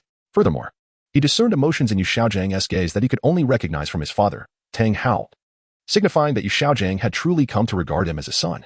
One was a father who viewed him as his own flesh and blood, while the other was merely an inexperienced, unfamiliar child. Naturally, he gravitated towards Xiaojing. The night passed without incident. On the following morning, after a night of travel, Lan Si returned to the familiar city of Notting. Due to Lan Si's remarks the previous evening, Xiaojing and Tang San's attitude towards him had grown notably cold, a fact that Lan Si paid little mind to as he disembarked from the carriage. He first reported his safe return to Otto's blacksmith shop before making his way to the spirit hall in the city center for a soul master evaluation. Far more intriguing than the meager support of a gold soul coin was his current soul power level. The guard at the entrance was the same one who had spoken with Otto 3 months prior. Upon seeing Lan Si, he greeted him with a smile. "Is that you? I see. Judging by your attire, you must be attending Notting Academy. What brings you to our spirit hall?" "Uncle, I am here to assess my spirit level," Lan Si replied. "Oh, I see. Then do go right in. Master Matthew is on the first floor, and you can find him there," the guard said, his eyes glimmering with envy as he spoke to Lan Si. "Thank you," Lan Si responded, hastening into the spirit hall. The guard's envy lingered as he watched Lan Si enter, prompting another guard to inquire, "So, brother, do you know this young lad?" "Of course, he is Otto's nephew, with innate soul power at level 5. As the two guards conversed, Lan Si had already reached the entrance of the reception hall. Lan Si gently knocked on the half-open door. "Oh, who is it?" "Come in," came a somewhat aged voice from within the room. It was a bright office, where Matthew sat behind a spacious desk, clad in immaculate spirit master attire, adorned with the emblem of the 3 swords, signifying his status as a grand spirit master. Upon entering the reception area and closing the door behind him, Lan Si stood before the desk and stated his purpose directly. "Greetings, Master Matthew. I am here for my spirit master assessment." At that moment, Matthew had forgotten the identity of Lan Si. He smiled at him and said, "Child, I am hardly a master. Come, allow me to guide you through the advanced assessment." As he spoke, Matthew rose and led Lan Si out of the reception area to a spacious room on the 2nd floor. Matthew first introduced Lan Si to the spirit hall, then gestured for him to release his spirit and spirit rings. Lan Si stepped into the room and finally came to a halt. He raised his right hand, holding his breath and concentrating. As the divine energy of the holy Qian Kuan skill intertwined with his azure lotus martial soul gradually surged forth from the palm of his hand.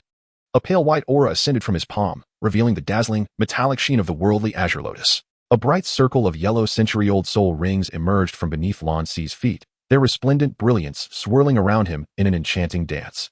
Matthew exclaimed in surprise, his gentle smile abruptly freezing as he cast a look of admiration towards Lan Si. "Is this acceptable, master?"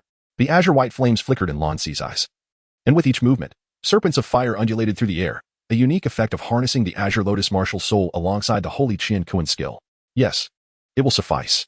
Matthew exhaled deeply, striving to quell the excitement within him. He then picked up a yellow crystal ball from a nearby table and approached Lan Si, saying, "Infuse your soul power into this and let us ascertain the level of your soul energy." Lan nodded, retracted his blue lotus martial soul, and gently placed his hand upon the crystal orb. As his soul power flowed into it, the orb instantly radiated a brilliant golden halo. Though the halo was not overwhelmingly intense, it was remarkably distinct. Soul power, level 11. Lan Si exhibited no hint of surprise. Unlike the character Tang San from the original story, who reached a bottleneck in his martial soul awakening within the first 3 months, subsequently undergoing another 3 months of training before obtaining his soul ring, Lan Si had merely broken through to level 10 just 3 or 4 days prior.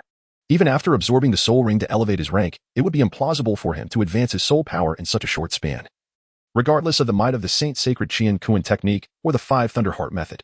After determining his soul power level, Matthew invited Lan Si to join the martial soul hall. However, Lan Si declined. He harbored many secrets, and it was not the right time to join. He preferred solitude over being bound by rules. Matthew smiled with satisfaction, congratulating him on becoming an esteemed soul master and informing him that he would receive a soul master medal and a monthly stipend shortly. The stipend amounted to 1 gold soul coin for soul masters, 10 for great soul masters, and 100 for soul venerates. On his next visit to the martial soul hall, he could simply present his medal to claim his reward.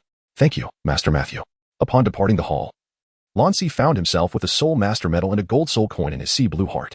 Standing at the entrance of the martial soul hall, he gazed up at the sun, which was nearing its zenith, and his stomach let out a growl. He had not eaten breakfast due to his hurried journey. He promptly made his way toward the Notting Academy. As he entered the academy and approached the dining hall, he was suddenly drawn to the sounds of a commotion on the playground. Upon closer inspection, he discovered that senior students, led by Xiao Qingyu, were embroiled in a clash with work-study students headed by Xiao Wu. At that moment, the senior students were already at a disadvantage, with even Xiao Qingyu bound by Tang San's first soul skill, the blue silver grass. Lying on the ground, his eyes were filled with trepidation. fearful that Tang San might unleash the venom of the black mamba upon him. How about it? Do you concede? Xiaowu stood atop a small mound on the playground. Looking down at Xiao Qingyu, a red glow enveloped her, her eyes transformed to crimson, and her ears elongated into rabbit-like appendages. She appeared slightly taller, with a ring of yellow soul rings swirling around her. I concede, Xiao Qingyu pleaded repeatedly. Then hurry and call me Sister Xiaowu, she insisted. Relentless in her triumph. Sister Xiaowu, everyone, quickly call her Sister Xiaowu. She shall be the queen of Nodding Academy from now on. With a century-old soul ring. The blue silvergrass was already formidable. Xiaowu's beast martial soul, boasting a similar century-old ring, made Xiao Qingyu doubt his chances against her. All right, Tang San. Release Xiao Qingyu. Observing the seniors bowing in respect, Xiaowu retracted her martial soul, proudly placing her hands on her waist. Her gaze swept past Tang San and landed on Lan Si, who was passing nearby, her delicate brows furrowing instantly. Hey, you, stop right there. Lan Si ignored her and walked towards the cafeteria. Hey, I told you to stop. Did you hear me? Seeing that Lan Si did not respond, Xiaowu jumped down from the small slope and rushed towards him in a fit of exasperation, positioning herself in front of him. Is there something you need? Lan Si replied nonchalantly. Xiaowu, with her rosy cheeks, scrutinized Lan Si and said, I heard from Tang San that you have also acquired your first soul ring, right? According to our previous agreement, let us compete once more. Very well, Lan Si replied. Before Xiaowu could react, he slightly bent his right palm and executed the grappling technique of the supreme Qian Kuan skill, placing it upon Xiaowu's forehead. The sudden strike from Lan Si left Xiaowu astonished, and simultaneously, a flicker of annoyance surged within her. To ambush her opponent was a tactic she had often employed. Yet today, it was wielded against her. Not far away, Tang San's gaze darkened with concern, realizing that Xiaowu might be at a disadvantage. As the saying goes, outsiders observe the spectacle while insiders discern the subtleties. Lan Si's seemingly unremarkable attack was, in fact, a sophisticated grappling technique he had never encountered before. Confronted with such a method, even he, faced with a comparable level of soul power, would find it challenging to counter. Could it be that this world harbors martial arts akin to the profound skills of the Tang Sect? Just as Tang San pondered this, Xiaowu instinctively sidestepped, attempting to evade the attack, and then unleashed her scorpion tail, aiming to ensnare Lan Si's neck. Lan Si had long been prepared, with a feigned maneuver. He evaded the scorpion tail of Xiaowu while simultaneously seizing her left arm with his right hand. With a gentle twist, Xiaowu, in pain, found herself abruptly unbalanced and fell to the ground. Witnessing this spectacle, all the students in the arena were momentarily dumbfounded, wondering if the new students were truly this formidable. Kneeling atop Xiaowu's back, he held her firmly down as he spoke slowly. You have lost. I refuse to accept this. You ambushed me. Disregarding the principles of martial ethics, I hadn't even called for the start. Xiaowu protested, feeling the discomfort of being pinned beneath him. Thankfully, this was the playground. Had it been elsewhere, she would have undoubtedly landed in a disgraceful manner. Did you seek my permission before your last strike? Lan Si inquired, releasing Xiaowu and rising to his feet. Her face flushed crimson at his words. Yet how could she, Xiaowu, concede to a mere child of 6 years? It was preposterous. I shall defeat you today in the manner of a soul master. If you lose, you must address me as Sister Xiaowu. Just like Xiao Qingyu and the others. Xiaowu stood, rubbing her sore shoulder, and pointed her index finger at Lan Si. And if you were to lose? Lan Si raised an eyebrow, countering her challenge. Me lose? How could Sister Xiaowu possibly lose? Her expression was one of disbelief. Very well, Lan Si mused, stroking his chin, contemplating that if she were to lose, she would henceforth serve as my soul ring and soul bone. Let us commence. Humph, Xiaowu. A first-year work-study student, martial spirit, rabbit, rank 12, one-ring battle soul master, at your service. With a light huff, Xiaowu unleashed her martial spirit. A faint red aura enveloped her entire being, transforming her into a humanoid rabbit. A circle of yellow soul rings rose beneath her feet. A distinct emblem of a soul master. Lan Si, martial spirit, blue lotus, rank 11, one-ring battle soul master, at your service. A cerulean flame, tinged with white, gracefully spiraled upwards from Lan Si's eyes, emanating a radiant white light that summoned forth the azure lotus martial spirit. Beneath his feet, a ring of yellow, representing a century of soul rings, emerged. Chapter 15. The slap in the face of Yu Xiaojang once again, a century-old soul ring. Gasps of astonishment erupted from the onlookers. Among those present, including Tang San, all the students fixated their attention on the duel between Lan Si and Xiaowu, their eyes sparkling with anticipation. After all, battles between soul masters were a rarity. Tang San observed the soul ring encircling Lan Si, a look of solemnity crossing his features. He had vanquished the black mamba snake utilizing the silent sleeve arrow, a secret technique of the Tang Sect. Yet, how had Lan Si acquired this century-old soul ring? Make your move, Lan Si said, his expression calm and composed as he beckoned Xiaowu with a gesture. Xiaowu bit her red lip, her right foot forcefully pushing off the ground, propelling her body into the air as she lunged fiercely toward Lan Si. Lan Si was acutely aware that she intended to employ her most adept close combat skills. Although Lan Si was unafraid, she would never permit her to have her way. With a swift motion, her right hand propelled the Azure Lotus directly towards Xiaowu's face. Seizing the moment when the Azure Lotus obscured Xiaowu's line of sight, Lan Si rapidly vanished from her original position. Xiaowu was taken aback, realizing that Lan Si's martial spirit could be wielded much like Tang San's concealed weaponry. Though a direct hit from the Azure Lotus would not be catastrophic, it would undoubtedly mar her delicate visage. In a swift motion, she arched her body backward, executing 2 somersaults in midair before landing gracefully on the ground, only to discover that Lan Si had already disappeared from view. Be cautious of what lies behind you. Tang San, who had been silently observing the battle, suddenly interjected. Upon hearing his warning, Xiaowu quickly turned her head to evade. In the next instant, a fist whizzed past her ear, the fierce wind from the strike causing her eardrum to throb painfully. "You scoundrel!" she exclaimed, activating her first soul skill, bowstring. She could no longer tolerate the ambush. With a flick of her scorpion braid, she leaped once more, her yellow soul rings illuminating in a brilliant glow. A triumphant smile curled at the corners of Lan Si's mouth. He had awaited this moment. As he deftly dodged the scorpion braid of Xiaowu, his yellow soul ring flared to life almost simultaneously. His first soul skill, Azure Lotus Strike, was unleashed. The Azure Lotus Martial Soul, which he had previously hurled into the air, split into 8, transforming into sharp blades that lunged towards Xiaowu. Ah! Xiaowu let out a shriek. At that instant, having just activated her first soul skill, her body was suspended in midair, rendering her unable to maneuver or evade. Faced with the oncoming 8 blades, she could only shut her eyes in fear. The onlookers were equally aghast, their mouths agape in shock. If struck, would she not be reduced to a sieve? Could she possibly survive? Tang San's expression was grave as well. Activating his purple extreme magic eye, he reached for his waist. Although he had yet to solidify his bond with Xiao Wu through their vow of brotherhood, promising that any harm would first have to pass over his dead body. Her vivacity and charm had already touched his heart during their days together.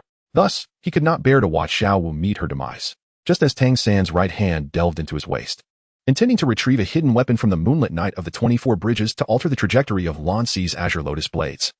His purple extreme magic eye detected a sudden shift in the course of the blades. Poo-poo. A series of piercing sounds echoed as Xiao Wu was pinned to the ground, her body splayed in a star shape. At that moment, her braids and the cuffs of her limbs were impaled by the Azure Lotus blades, while 3 remaining blades hovered dangerously close to her throat and eyes. Witnessing this scene, silence enveloped the playground, a heavy stillness descending upon all. After a prolonged pause, Lan Si broke the silence, his voice cutting through the air. "So, little rabbit, do you concede?" Xiao Wu, her face ashen from fright, slowly opened her eyes, only to see the blades poised perilously near her throat and eyes.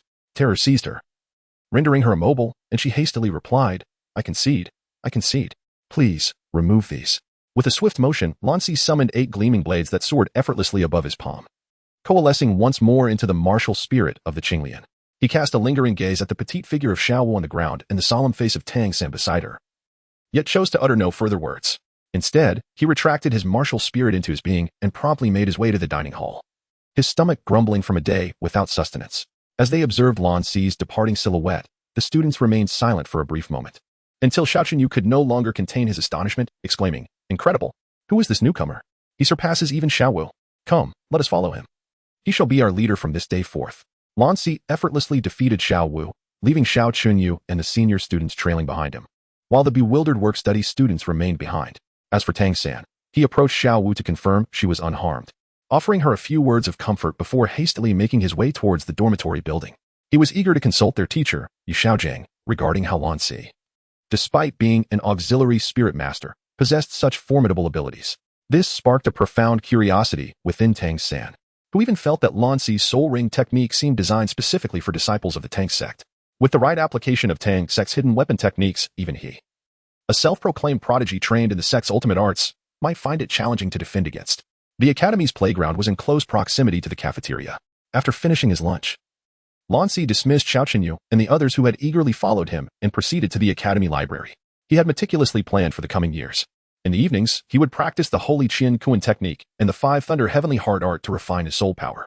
During the day, he would engage in physical training, practice the martial arts techniques associated with the Holy Qian Kuan technique and the 5 Thunder Heavenly Heart art, study soul master theory, and work at the blacksmith shop.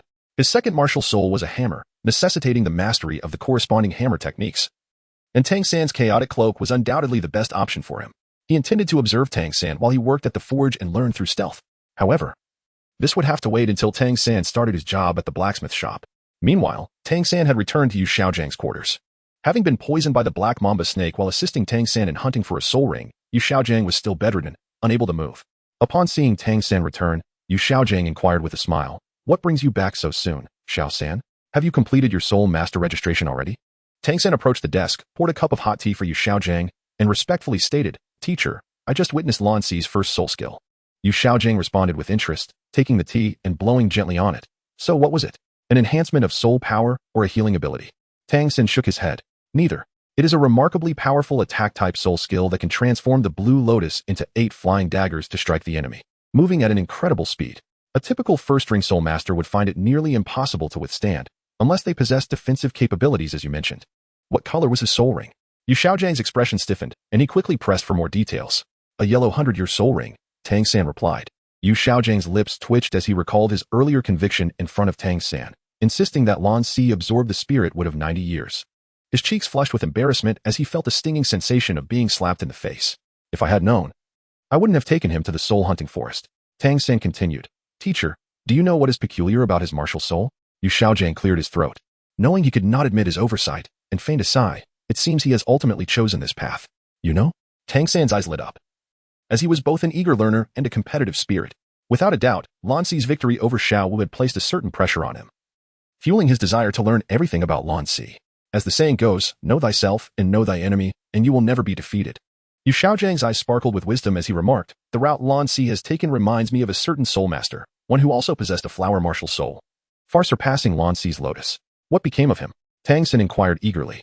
With a tinge of regret, Yu Xiaojiang explained, "Despite possessing a high-quality martial soul and immense talent, he ultimately cultivated to the level of title Douluo, yet due to taking a wrong path, he became the weakest among his peers, squandering his talents. He struggled to defeat even soul masters with lower soul power, let alone those of the same rank." Hearing this, Tang San hesitated and asked, "Teacher, are you suggesting that this title Douluo chose a similar path to Lan Si?" Yu Xiaojiang nodded. "Indeed, Lan Si and that title Douluo share striking similarities. Initially, they may appear powerful, but their strength wanes later on. Especially at the Soul Sage stage, the disparity will become increasingly apparent, ultimately leading to their downfall. Of course, this assumes Lan Si can even reach the Soul Sage level. After all, in terms of innate talent, while he may not compare, he is still quite remarkable. If that title Douluo faced such difficulties, one can only imagine the challenges Lan Si, with merely a 5th-level innate soul power, will encounter."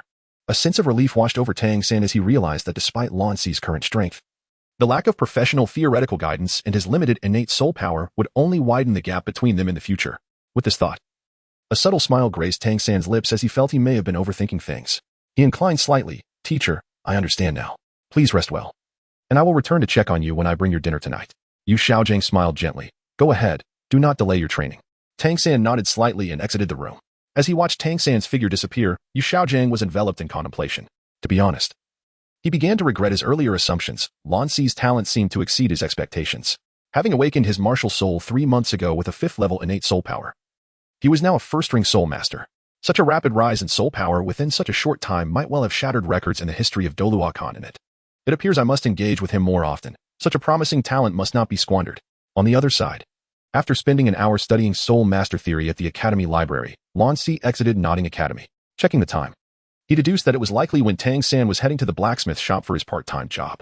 The largest blacksmith shop in Nodding City was Otto's blacksmith shop, whereas other smaller shops were scarce and unlikely to accept Tang San as an apprentice. Thus, Lan Si made his way directly to Otto's blacksmith shop. Before he even entered, he was greeted by a familiar warmth. Simultaneously, a booming voice from inside rang out, "Kid, what are you doing here? If you're here to forge something, go fetch your guardian. It's dangerous here." "So Tang San has already arrived?" Lan Si smiled faintly and stepped inside. Within the blacksmith shop, Tang San stood innocently before a burly man with dark skin. The man paused his work, intrigued by Tang San's presence. "Hello, sir. I am here to apply for an apprenticeship," Tang San said politely. "Kid, don't joke around. Go home. With your little frame, you probably can't even lift a hammer," the large man responded after taking a moment to assess Tang San.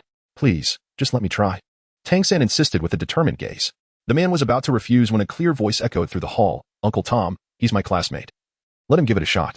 Upon hearing that familiar voice, nearly all the blacksmiths, including the burly man, ceased their labor, their eyes instantly gleaming with delight as they turned to Blue, who wore a benevolent smile. "Ah, Si, what brings you here?" The boss just stepped out. He was overjoyed to hear of your ascension to Soul Master, and is currently celebrating with a few friends over drinks, the man known as Tom remarked, his expression softening as he smiled at Blue. Lan Si smiled without speaking, his gaze shifting to Tang San as he inquired with a grin, "Tang San, what prompted you to become an apprentice at the blacksmith shop?"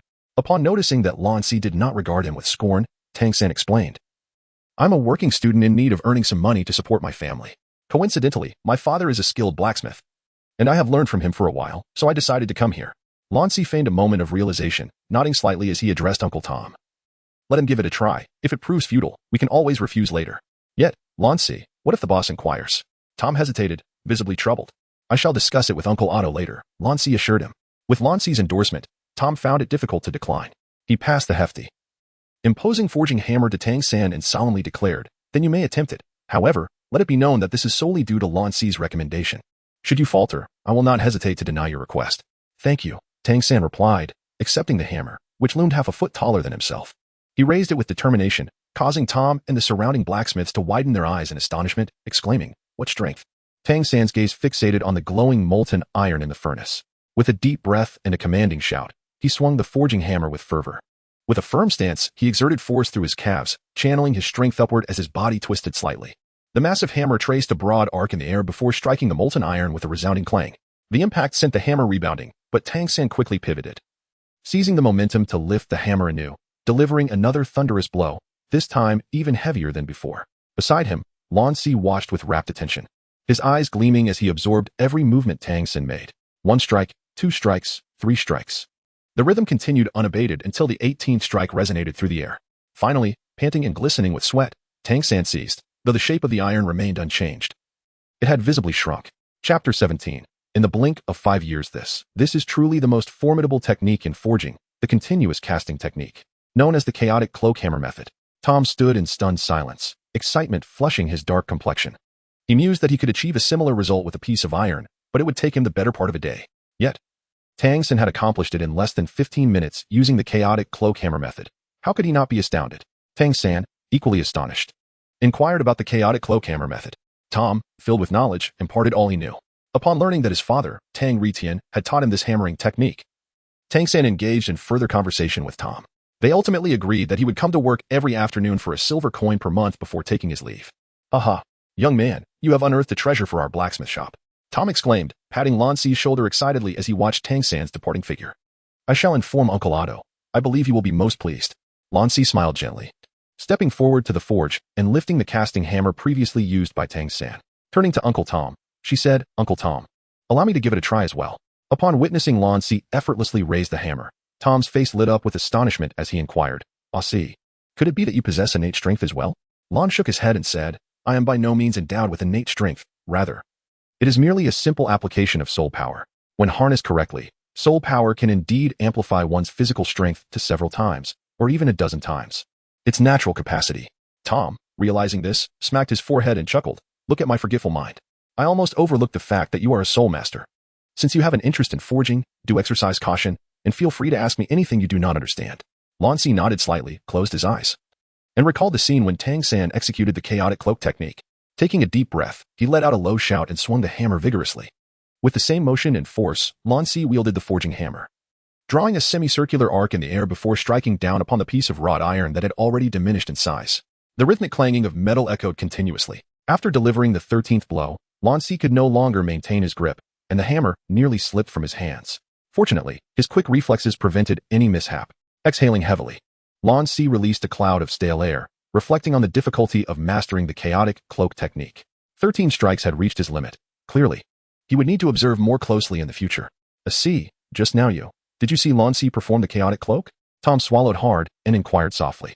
Lan Si made a shushing gesture, chuckling softly as he whispered, "Uncle Tom, learning in secret is not a matter of pride. I would appreciate your discretion henceforth."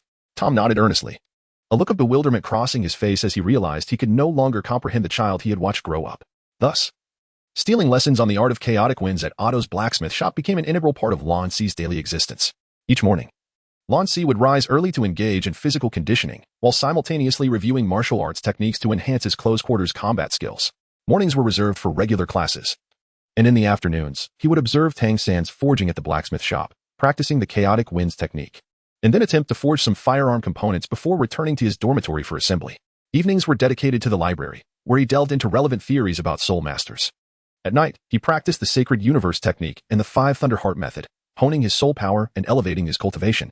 One could say that Lan Si's days were profoundly fulfilling. In contrast, Xiaowu, having been defeated by Lan Si, found herself unable to achieve her aspiration of becoming the Queen Bee of Notting Academy, despite successfully obtaining the title of Soul Master. She garnered no admiration from figures like Xiao Qingyu. In Xiao Qingyu's words, while they might not be able to defeat Xiaowu, only the strongest were worthy of leading the academy. Defeated by Lan Si, Xiaowu was relegated to the role of second in command. This led to her growing increasingly frustrated, challenging Lan Si repeatedly. He, however, welcomed each encounter, viewing it as an opportunity to gain practical experience and offer too good to pass up. Unsurprisingly, each time ended with Xiaowu returning defeated, compelled to accept her perennial status as the second strongest. A year later, when Notting Academy broke for vacation, Xiaowu accompanied Tang San back to Holy Soul Village, their relationship evidently deepening. Lan Si was aware that, barring any unforeseen circumstances, they had become siblings in the sense of a romantic brother and sister.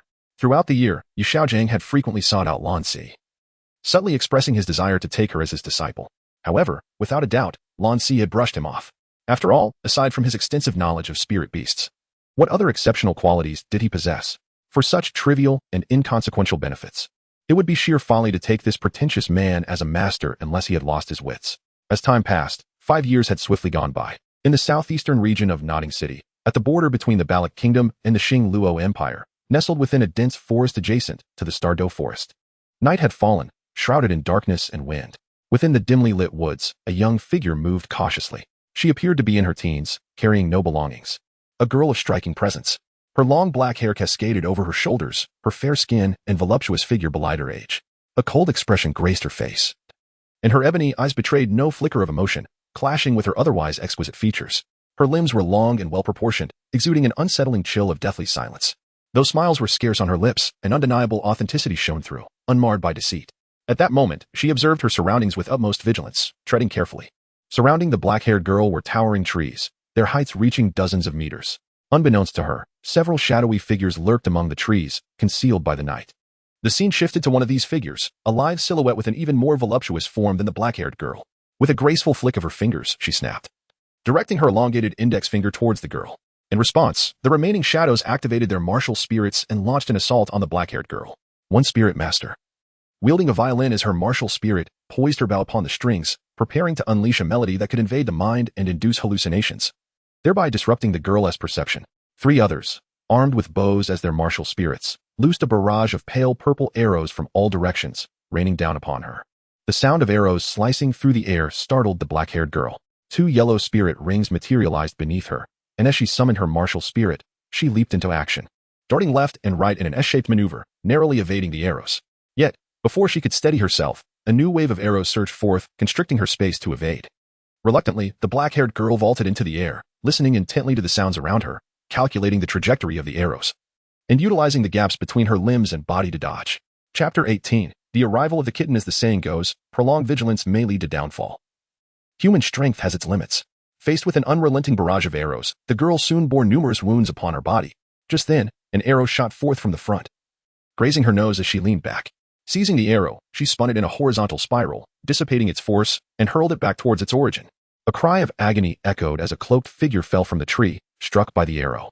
Before the girl could breathe a sigh of relief, an enchanting yet haunting melody resonated through the forest. Her mind momentarily clouded. An arrow suddenly pierced her right shoulder from behind, gritting her teeth against the pain. She extracted the arrow and flung it away, striking down another archer. At that moment, the elegant shadow concealed in the darkness could no longer contain herself. Seizing the opportunity, she unleashed the same martial spirit as the girl, albeit with a distinction. The former bore 4 soul rings of yellow and purple, clearly indicating her status as a soul master. With a swift claw strike, she sent the girl flying, blood spilling freely. Bamboo Qing, my dear sister, you cannot escape my grasp this time. The graceful shadow stepped into the moonlight, revealing a face that bore a striking resemblance to the girl, yet more alluring. Indeed, it is you, Zhu Yun. The girl, named Zhu Qing, inhaled deeply, her dark eyes growing colder as she wielded her ghostly feline claws against Zhu Yun. The latter evaded effortlessly while taunting, "Dearest sister, if it were possible, I truly would prefer not to kill you. If you come back with me, I promise you a peaceful life. Return, to be imprisoned and cruelly slain by you. Zhu Yun, your facade disgusts me." As she spoke, Zhu Qing activated her 2 soul rings, unleashing her first soul skill, Ghostly Lunge, and her second, Ghostly Claw Assault. Her perfect form emanated a chilling purple light as she spiraled towards Zhu Yun. Meanwhile, in another corner of the shadowy forest, a different scene unfolded. A young boy was setting up a tent, cheerfully roasting a freshly caught soft-boned rabbit by the campfire. He was a strikingly handsome youth, adorned in luxurious garments. Appearing around 12 or 13 years of age, standing over 7 meters tall, clad in a sleek black outfit. A striking blue gem bracelet adorned his wrist, glinting prominently. His tousled black hair swayed gently in the heat of the fire, his fair skin radiated a serene aura, and his features were remarkably handsome. Yet, he occasionally displayed a displeased expression. This young man was Lan Si, who had recently surpassed the 30th level and was preparing to venture into the Star Do Forest to acquire his third soul ring. Over the course of 5 years, Lan Si had successfully graduated from the Notting Junior Soul Master Academy. Given his talent, the Academy intended to recommend him directly to the Intermediate Soul Master Academy or even the Advanced Academy, with numerous institutions extending invitations. However, Lan Si had declined them all. Particularly Xiaojiang, after witnessing Lan Si defeat Xiaowu using his first soul skill, had persistently sought him out. His conversations were filled with self-promotion, insinuating his desire for apprenticeship, while extolling the virtues of Shrek Academy, claiming its rich educational resources and concentration of prodigies. Boasting of having over 2 soul saints and several soul emperors as instructors, with the most outstanding students having become the youngest elders of the Spirit Hall. Yet he never mentioned the teaching environment. In essence, he aimed to persuade Lan Si to attend Shrek Academy. Eventually, Lan Si grew weary of his incessant appeals and feigned admiration, casually questioning, "Isn't the admission standard for Shrek Academy 12 years of age? It has only been established for over 20 years, and to become an elder of the Spirit Hall, one must attain the rank of title Douluo. Even the first batch of graduates would barely be in their 30s, under 40 years old title Douluo, who might that be?" This question left Yu Xiaojiang dumbfounded. And under the scornful gazes of numerous students and teachers, his face flushed crimson as he fled in embarrassment. From that day forward, Yu Xiaojiang never bothered Lan Si again. The prospect of apprenticeship was utterly impossible. It would never come to pass. Most theories were erroneous. And he was well aware of what benefited him. How could he possibly seek a master? On several occasions, whenever he reminisced about acquiring his first spirit ring, Yu Xiaojiang, with an air of arrogance, urged himself to pursue the auxiliary path and even suggested absorbing some worthless spirit power from the sacred tree. Lan Si almost succumbed to the urge to draw a semi-automatic pistol and end him. As for his journey to Shrek Academy, apart from the intriguing little feline, nothing else piqued Lan Si's interest. The quality of education was mediocre, lacking both resources and facilities, rendering it a purely laissez-faire environment. Subsequently, when the students achieved success, it was attributed to Shrek's adept teaching, while any shortcomings were ascribed to the incompetence of the students, leaving them to deny their association with Shrek once they ventured out. Goodness, wasn't that reminiscent of the pyramid schemes back on Blue Planet? As for some lesser-known academies, Lan Si held little interest. Rather, he contemplated the possibility of attending Tinshui Academy, but alas, they did not accept him. Ultimately, after much deliberation, Lan Si chose Lanbo Academy and secured his admission. The reason for selecting Lanbo Academy was simple: its proximity to the Eye of Ice and Fire in the Sunset Forest. Familiar with the original narrative of Douluo, Lan Si knew that when Shrek first arrived in Tiando City, Prince Xuexing sought Du Gongbo to deal with Shrek and teach them a lesson. Subsequently, Du Gongbo learned from Du Gongyan that Tang San had deciphered the poison of the Baihun snake and subsequently set his sights on Tang San. That evening, he took action and brought Tang San back to the Sunset Forest. This indicated that during that time frame, Du Gongbo was absent from the Sunset Forest for at least an entire day. Seizing this opportunity, Lan Si could thoroughly scour the area. By the time Tang San returned, it would no longer concern Lan Si. He could act as he pleased. Initially, Lan Si's first choice was the Tiando Royal Academy, but regrettably, it only admitted nobles, leaving that avenue closed. Throughout the 6 years in Notting, countless events transpired. The past days have been exceedingly fulfilling for Lan Si. Each morning begins with a rigorous regimen of 100 push-ups, 100 sit-ups, 100 squats, followed by a 10-kilometer run to bolster his physical prowess. Afterward, he dedicates time to practicing the sacred chi of heaven and earth and the 5 Thunder Heart technique. Mornings are spent attending lectures, while afternoons are devoted to clandestinely learning the art of chaotic forging at the Blacksmith's shop to craft firearm components. Evenings are reserved for further honing his skills in the sacred chi and the 5 Thunder techniques to enhance his spiritual strength, leaving him with little to no leisure. However, due to limitations imposed by his physical conditioning and cultivation level, Lan Si has encountered a bottleneck in his chaotic hammer technique. Unable to deliver a 37th strike after achieving 36 consecutive blows, he must pause to reaccumulate his strength. In comparison, Tang San's circumstances are slightly less favorable. He can manage a maximum of 30 consecutive strikes. 5 years have elapsed, and 12-year-old Lan Si no longer appears as youthful as he once did. His previously delicate and attractive visage has matured into a handsome countenance. The prolonged and arduous training has endowed him with a robust physique, though not overwhelmingly muscular. It is elegantly toned beneath his attire, showcasing explosive strength. Presently, his spiritual power has ascended to the 30th level, surpassing both Tang San and Xiaowu by 1 level. And with the acquisition of 1 more spirit ring, he will elevate to the rank of spirit ancestor. Discussing spiritual power inevitably leads to the matter of his spirit rings. Lan Si acquired his second spirit ring at the age of 8, originating from a rare shadow beast over 900 years old in the spirit beast realm. This bestowed upon him the second spirit ability, Azure Lotus Clone, which differs from Zhu Qing's fourth spirit ability, Phantom Shadow Clone, as it creates clones that are not only fleeting but also capable of attack. Instead, Lan Si's clones are tied to his martial spirit. With each additional spirit ring, he can summon an increasing number of Azure Lotuses, each representing the square of the number of spirit rings he possesses. Consequently, with 2 spirit rings, he can summon 4 Azure Lotuses to assail his enemies, and these clones can also unleash spirit abilities akin to Tang San's second spirit ability, Parasite. The potential escalates. With 3 spirit rings, he can summon 9 Azure Lotuses, with 4 he can summon 16, and with 5, he can summon 25. Following this progression, upon reaching 9 spirit rings, he could command a staggering 81 Azure Lotuses, a formidable feat indeed. Shortly after absorbing this spirit ring, both Lan Si's sacred chi of heaven and earth and the 5 Thunder Heart technique broke through to the 3rd layer, significantly enhancing his combat prowess. It is widely acknowledged that the power hierarchy within the world of the unruly is categorized from low to high: minor star position, medium star position, major star position, minor heaven position, medium heaven position, major heaven position, minor gang position, medium gang position, major gang position, and Yuan Tian gang, the last 4 being fictitious, as the original text did not elaborate on them. But it is true that Yuan Tian gang embodies 300 years of power representing a realm. The transition from minor heaven position to medium heaven position marks a pivotal threshold. Upon reaching medium heaven position, not only do power, speed, and dynamic vision see considerable enhancements, but one also begins to grasp rudimentary abilities akin to teleportation. Upon attaining major heaven position, both speed and strength are considerably amplified, allowing for teleportation that becomes instinctual, even enabling one to project energy outward to attack from a distance. Yuan Tian gang, needless to say, embodies this to such an extent that his movements appear as instantaneous, leaving no trace behind. If either the 5 Thunder Heart technique or the sacred chi of heaven and earth reaches the 5th layer, one can achieve major heaven position power, and the 4th layer signifies medium heaven position. Therefore, should Lan Si elevate his skills by 1 more layer, he will initially grasp the ability to teleport when employing any technique. As the sounds of battle grow increasingly pronounced, Lan Si, feeling a surge of impatience, sets down the roasted rabbit he was consuming and leaps atop a tree branch, swiftly making his way toward the source of the commotion, vanishing in a flurry of motion. Moments later, he arrives at the battleground between Zhu Qing and Zhu Zhiyun. "Sister, will you not surrender? You have no avenue of escape," Zhu Zhiyun taunts, her delicate hand resting on her chest, a mocking curve gracing her fair visage. "Not a chance," Zhu Qing retorts, clutching her right shoulder where blood flows freely from her wound.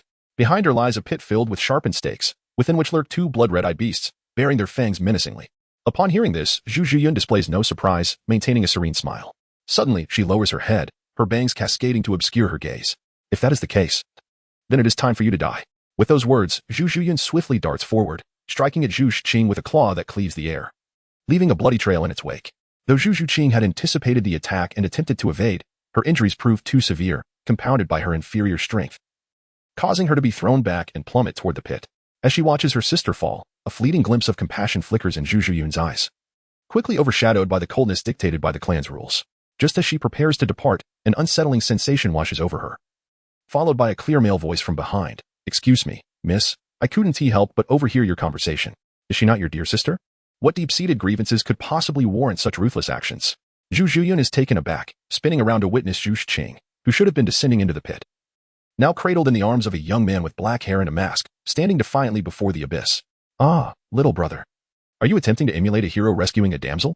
Zhu Zhiyun's enchanting countenance reveals a dangerous smile, her right hand concealed behind her, sharp claws glinting with an ominous purple sheen under the moonlight, as she advances toward Lan Si. Lan Si remains silent, gently lowering Zhu Qing, his right hand resting on her fragrant shoulder while his left hand moved behind him, causing the storage soul guide to emit a faint glow as he grasped 3 Jin Xing stabs. As Zhu Zhiyun approached, he flicked his wrist, and the 3 Jin Xing stabs were immediately hurled towards her. He then retrieved another Jin Xing stab from the soul guide, releasing it at a deliberately slower pace. Aware that Lan Si was a member of the Soul Sect, yet daring to reveal himself to rescue someone, Zhu Zhiyun was certainly on guard. She performed a backflip to evade the initial 3 Jin Xing stabs, while maintaining her balance to seize the 4th. A smirk of disdain crept onto her lips as she glanced at the Jin Xing stab in her hand, tauntingly remarking, "Little brother, is this all you can muster? Relying solely on this pin-like iron trinket will not save anyone, and you may very well end up accompanying them to their grave. Is that so?" Lan Si replied, the corners of his mouth curling slightly. "What? Zhu Zhiyun's pupils constricted as she instinctively looked at the Jin Xing stab she held. The sharp tip of the stab gradually expanded, revealing a pitch-black steel needle that shot forth. Zhu Zhiyun, caught off guard, felt a long, narrow gash tear across her porcelain-like face. Instantly, a piercing pain radiated from her visage, and unable to suppress herself, she let out a blood-curdling scream, clutching her face as she rolled on the ground. "Ah, miss, what happened to you?" The remaining two shadowy figures concealed in the darkness rushed forth upon hearing Zhu Zhiyun's distress. The violin soul master helped her up while the archery soul master readied his bow, placing himself protectively in front of the others. "What have you done to me?" Zhu Zhiyun demanded, one hand covering her cheek as she glared at Lan Si, her eyes filled with venomous rage. "It couldn't be more apparent. It is, of course, poison." Lan Si shrugged lightly, grinning. "I coated the steel stabs with a potent toxin derived from the century-old mandrake snake and various poisonous herbs. Any soul master below the 30th level will perish upon contact, and those below the 40th level will succumb within an hour if not treated promptly. You, being from the Soul Sect, may endure a bit longer, but without immediate detoxification, I fear your delicate visage may soon be irreparably marred." "Despicable." Zhu Zhiyun's eyes blazed with fury. "Feel free to curse me. You have been struck by a neurotoxin that will circulate through your meridians. The greater your movements, the faster the toxin spreads. In half an hour, it will infiltrate your arteries." Lan Si mused, glancing appraisingly at Zhu Zhiyun's fiery form, clucking his tongue in mock sympathy. "Such a pity, indeed." "What do you mean by pity? A beauty such as yourself is destined to become an eyesore. However, if you seek a healing soul master now, you might still have a chance. We must leave." Zhu Zhiyun covered her face, supported by the violin soul master, and turned to exit the forest. Her appearance was her second life as a woman, and she could not gamble with it. She could not afford to lose. Even if she were to kill Zhu Qing, it would hold no significance. The Xinglua royal family would never allow an ugly woman to rule. After walking a few meters, Zhu Zhiyun paused, turning back to inquire, "Boy, do you dare reveal your true name?" At her words, Lan Si was momentarily taken aback, contemplating before responding. "Shrek Academy, Tang San. Not worth mentioning." "Shrek Academy?" Zhu Zhiyun laughed bitterly in anger. "Huh, my dear sister, I never anticipated that waste would still remember you, sending someone named Tang San to rescue you. How amusing. But a waste is a waste. He lacks the courage to confront reality. If he truly cared for you, he would not have abandoned you to indulge in pleasures alone. Tang San, I will remember you. Let us go." As she spoke, Zhu Zhiyun, with the assistance of the violin soul master, gradually disappeared into the dense forest. Once Zhu Zhiyun departed, Lan Si exhaled in relief. His effortless victory was entirely due to the potent poison. In a genuine confrontation, unless he resorted to firearms or his second martial soul, he would find it exceedingly difficult to triumph over her, especially with her two aides present. "Are you all right?" Lan Si gently lowered Zhu Qing. Zhu Qing shook her head, her complexion devoid of color. Her ability to remain conscious at that moment was solely reliant on her indomitable will. Lan Si said, "You are currently losing excessive blood. I shall escort you to a safe location for treatment. Any further delay might endanger your life." As he spoke, Lan Si collected the Jin Xing thorn from the ground, disregarding whether Zhu Qing consented or not.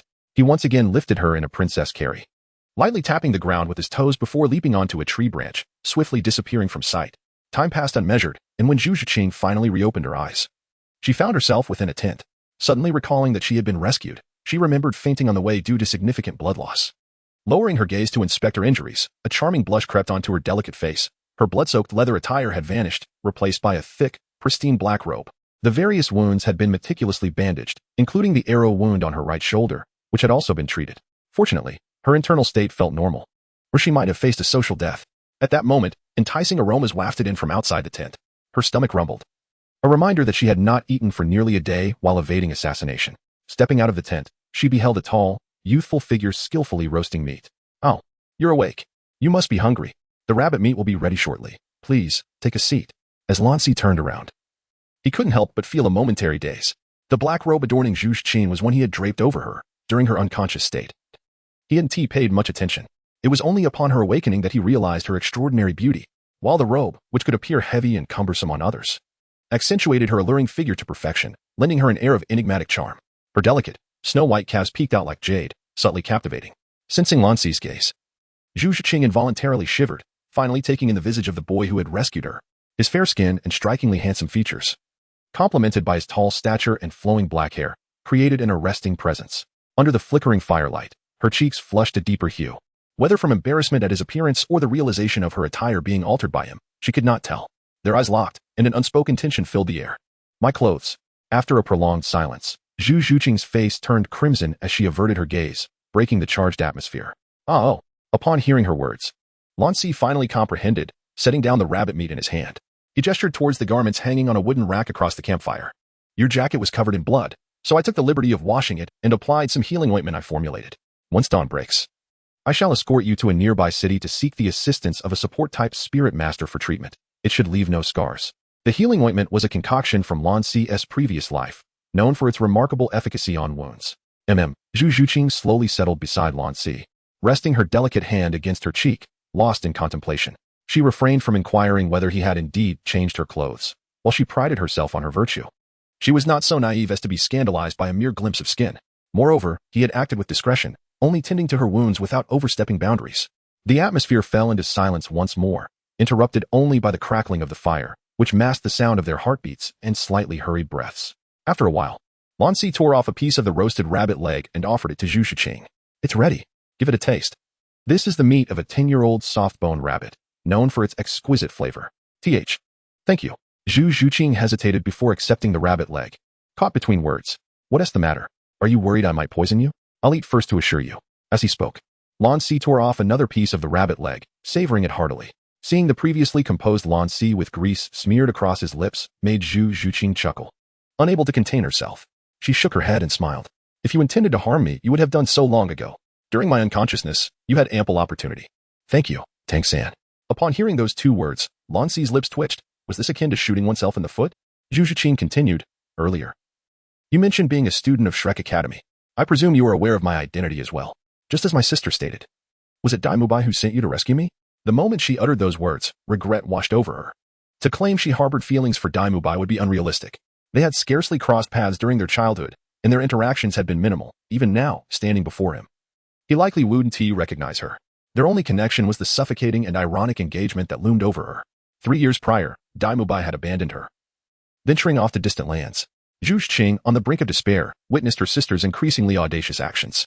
Faced with Zhu Yun's relentless attempts on her life, she questioned whether she would survive another day. Thus, she dedicated herself to rigorous training, striving to defeat her sister and gain the right to live by the time her sister turned 24. Yet, as the years passed, she realized the daunting improbability of her goal.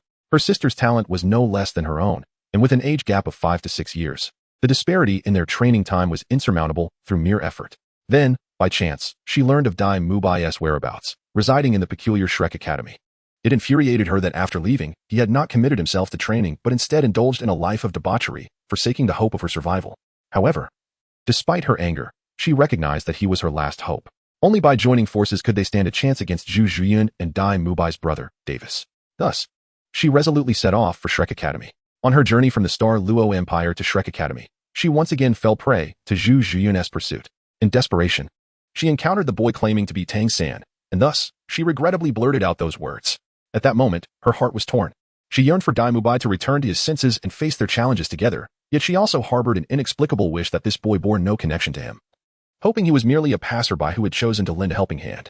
With this conflicting emotion, Zhu Qing gazed anxiously at Lan Si, awaiting his response. Lan was unaware that within a mere span of time, Zhu Qing's mind had ignited a tempest of thoughts. Maintaining a facade of ignorance, she feigned confusion and inquired. Pray tell, what is your identity? And who might Daim Mubai be? The only thing I heard from that woman in black was her referring to you as sister. Beyond that, I am at a loss. Upon hearing this, Zhu Qing couldn't help but breathe a sigh of relief, while simultaneously feeling perplexed. Tang San, are you not a student of Shrek Academy? She asked. I am not a student of Shrek, nor am I called Tang San. When one is out in the world, especially in the face of such vendettas, revealing one's origins is a folly reserved for those who have little regard for their own lives. Lan Si shook his head, then began to voice his grievances. Who would choose to join an institution as disreputable as Shrek Academy? The admissions criteria are exceedingly stringent, requiring candidates to be under the age of 13 with a soul power of at least 20, if not 25, to qualify for enrollment. There is no other academy of such a nature across the entirety of Douluo Continent. Furthermore, the educational resources are woefully inadequate. There is a lack of environmental simulation for training, and the faculty is insufficient. The living conditions and provisions are utterly disarrayed. They admit a group of the continent's most exceptional talents, claiming success as their own merit, while attributing failure to the individual's lack of ambition. The graduation requirement stipulates that one must attain a soul power of 40 before the age of 20. Since its establishment, Shrek Academy has admitted a total of 62 students, all of whom are indisputably among the finest talents of Douluo Continent, with innate soul powers of at least 7 or 8. Yet, a mere 14 have graduated. What becomes of the other 48? They have faded into obscurity due to a lack of adequate guidance. Most disheartening is their shamelessness. They take pride in their accomplishments while belittling those who did not succeed. They boast excessively about the 14 graduates, claiming that one of the most formidable among them has become the youngest elder of the Spirit Hall, an authority only second to the Pope. It is baffling where they derive such confidence. To be an elder of the Spirit Hall, one must possess a minimum rank of title de law. And Shrek has only been operational for 20 years. Even the first cohort of students, at most, would be in their 30s. Can one truly believe in a title Douluo in their 30s? Ultimately, Lan Si found himself parched, retrieving a water flask from his soul guide and taking a hearty sip. Finally exhaling a sigh of relief. Meanwhile, Zhu Qing, listening to Lan Si's relentless tirade, was left utterly astonished, her mouth agape in speechlessness. After a moment, she could no longer contain herself and let out a laugh, saying with a smile, "No wonder you chose to disclose your affiliation with Shrek Academy. It seems you harbor quite a grievance against it." Lan Si shook his head and said, No. Rather than harboring resentment towards Shrek Academy, it is more accurate to say I bear a grudge against a self-deprecating yet arrogant hypocrite who incessantly boasts about his theories and frequently recommends Shrek Academy to me. What about Tang San? Surely, you are not fabricating stories? Zhu Qing inquired, perplexed. Not at all, Lan Si replied as he took a bite of rabbit meat. He is the disciple of that hypocrite, a man who lifts his bowl to eat and then puts it down to curse. A fellow who has been thoroughly deceived by that charlatan. I estimate he will join Shrek Academy within a month. Oh, and if you do go to Shrek Academy, remember to be wary of the rabbit by his side. It has a penchant for biting. Your sense of humor is quite dark, Zhu Qing chuckled, shaking her head. She delicately tore off a small piece of rabbit meat, blew on it gently, and then elegantly placed it into her mouth. Perhaps even she did not realize that this was the day she had smiled the most in her entire life. Having said all this, I still do not know your name, she remarked. I am Lan Si. Lan as in blue, and Si as in the hour of the snake. Those who are familiar with me call me a Si. Lan Si retrieved 2 cups from the soul guide and poured a glass of water for Zhu Qing. Zhu Qing accepted the cup, paused in contemplation, and ultimately chose not to speak falsely. I am Zhu Qing, she revealed. After uttering these words, she attentively observed Lan Si's expression for any changes. Upon noticing no significant reaction, she could not help but feel a sense of relief wash over her. Lan Si let out a soft "oh" and remarked, Zhu Qing, what a lovely name. From now on, we shall be friends, Zhu Qing. As he spoke, Lan Si extended his right hand. Chapter 22. Fluttering hearts and farewells. Observing Lan Si's delicate and fair hand, Zhu Qing hesitated. Throughout her life, apart from her father, she had never engaged in physical contact with any male. Additionally, due to the distasteful engagement and her striking figure, she often endured unwelcome gazes from men, which bred a profound aversion within her. However, this young man before her, despite being a stranger, surprisingly did not evoke such feelings of dislike. I apologize. It seems I have acted recklessly, Lan Si said, a hint of embarrassment coloring his face. As he was about to withdraw his hand, he noticed Zhu Qing's cheeks flushed as she extended her slender, graceful hand towards him. Lan Si revealed a gentle smile as he held Zhu Qing's delicate hand. A wild breeze swept through, dispersing the dark clouds, and the moonlight cascaded onto the ground, illuminating the exquisite faces of Lan Si and Zhu Qing. An air of subtle intimacy enveloped the entire realm. A night passed in silence. The following morning, as dawn broke and the eastern horizon glimmered with a hint of pale light, the first ray of sunlight kissed Lan Si's cheek, prompting him to slowly open his eyes and emerge from his meditative state. Glancing at the tent, he noticed that Zhu Qing had already awakened at that moment. She was changing her garments, her enchanting silhouette gracefully accentuated by the radiant sunlight. Lan Si immediately covered his eyes, peering through the gaps between his fingers, murmuring softly to himself, what is forbidden should not be seen. What is forbidden should not be seen. Form is emptiness. Emptiness is form. In the early morning light, Zhu Qing emerged from the tent, her hands cradling neatly folded clothes, now clad in her previous black leather attire. In nothing, Lan Si stammered, shaking his head slightly in embarrassment, swiftly changing the subject. How is your injury? After using your medicine, I feel much better. Once I find a support-type soul master for treatment, I believe I will recover in no time, she replied. The body of a soul master is unlike that of an ordinary person. Injuries that would be grievous to a normal individual can heal several times faster under the aid of soul power. That's good to hear. I'll escort you to the nearby town later. This place is adjacent to the Stardew Forest, where there should be plenty of facilities catering to soul masters injured while hunting soul beasts, Lan Si said as he stood up and tidied up around the tent. Zhu Qing responded softly, her alabaster fingers tightly gripping the clothing in her hands. What's wrong, Zhu Qing? Is something bothering you? Sensing a shift in Zhu Qing's mood, Lan Si casually inquired.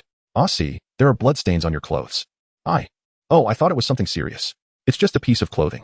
Consider it a gift. If you truly feel uncomfortable, you can return it to me once it's cleaned the next time we meet, he reassured her. Zhu Qing nodded, placing the garment into her soul guide device, then asked earnestly, where do you plan to go? How will I find you next time? Since we are near the Stardow Forest, I shall venture into it to hunt for soul rings. As for how to find me, Lan Si smiled calmly, stepping closer to her and taking her left hand. Zhu Qing's body shivered, instinctively wanting to pull away, but Lan Si offered her no chance. He retrieved a jade vial from his soul guide device and placed it into her hand. Fate will bring us together when the time is right. If one day you feel lost, you may seek me at the Blue Tyrant Academy in Heaven Do City. This vial contains the healing ointment I prepared. The same as what you used on your injury. Should you find yourself in need again, it can serve as an emergency remedy. Zhu Qing felt a blush creep onto her cheeks. Although she understood the implications of Lan Si's words, she lacked the courage to respond. To be fair, she could not claim to be in love with Lan Si, yet she undeniably harbored a favorable impression of him. At the very least, if there were no engagement binding her, she would have considered spending time with him. If their feelings aligned, perhaps they could even venture into the realm of matrimony. Alas, the world does not entertain such hypotheticals. Should she choose that path, she would not merely face the pursuit of Zhu Zhuyun, but the wrath of the entire Star Luo Empire's royal family. For the imperial family, traitors are met with zero tolerance. In that event, not only would she suffer, but Lan Si would be implicated as well, ultimately leading to mutual destruction unless they both grew strong enough to withstand the royal family's assassination attempts. Do not rush to respond. Focus on bettering yourself. In time, even if failure comes, it shall matter not, Lan Si said, unperturbed, his gaze reassuring. A gentle breeze swept through, clouds drifting away, as Lan Si's tousled hair danced in the wind, the warm sunlight casting a glow upon his fair and handsome visage. He parted his lips, speaking each word deliberately. The scene widened, branches swaying in the wind, the rustling of leaves echoing through the forest. Save for Zhu Qing. No one heard Lan Si's words, yet from a distance, two slender shadows were faintly discernible, gradually merging under the caress of the morning sun, becoming indistinguishable from one another. At that moment, the two appeared to be reborn. After bidding farewell to Zhu Qing, Lan Si resumed his journey towards the Stardow Forest. Perhaps due to Zhu Qing's influence, or perhaps for other reasons, he, who usually regarded daily training as a mere task, now felt an overwhelming eagerness to grow stronger. As he traversed the outskirts of the Stardow Forest, Lan Si adeptly evaded numerous soul beasts, relying on his exceptional dynamic vision and keen speed. Standing atop a sturdy tree trunk, he touched his slightly warm cheek, murmuring to himself, "Is this what it feels like to fall for someone? No. It must simply be a craving for her. How could I develop feelings so quickly after only 2 days? Yet, this fluttering in my heart." Lan Si shook his head, dismissing the distractions within his mind, and focused intently on the quest for soul beasts. His first soul skill, Azure Lotus Assault, belongs to the category of powerful offensive techniques and is complemented by the ability to soar through the skies with his martial spirit. The second soul skill, Clone, allows him to manifest 4 Azure Lotuses given his current number of soul rings. While these two skills, aside from their remarkable offensive prowess, also serve to enhance combat assistance and fortify the martial spirit itself, they lack diversity in their attacking approach. Hence, for his third soul skill, Lan Si opted to incorporate a control technique, and without a doubt, Arachnid Soul Beast emerged as the most optimal choice. The first soul ring of Lan Si is the Crimson Winged Eagle, aged between 410 to 430 years. Remarkably close to the upper limit identified by Yu Xiaojing based on the data from the Spirit Hall, and even surpassing it. The second soul ring, derived from the Shadow Beast, exceeds 900 years, significantly surpassing the limit for a second soul ring.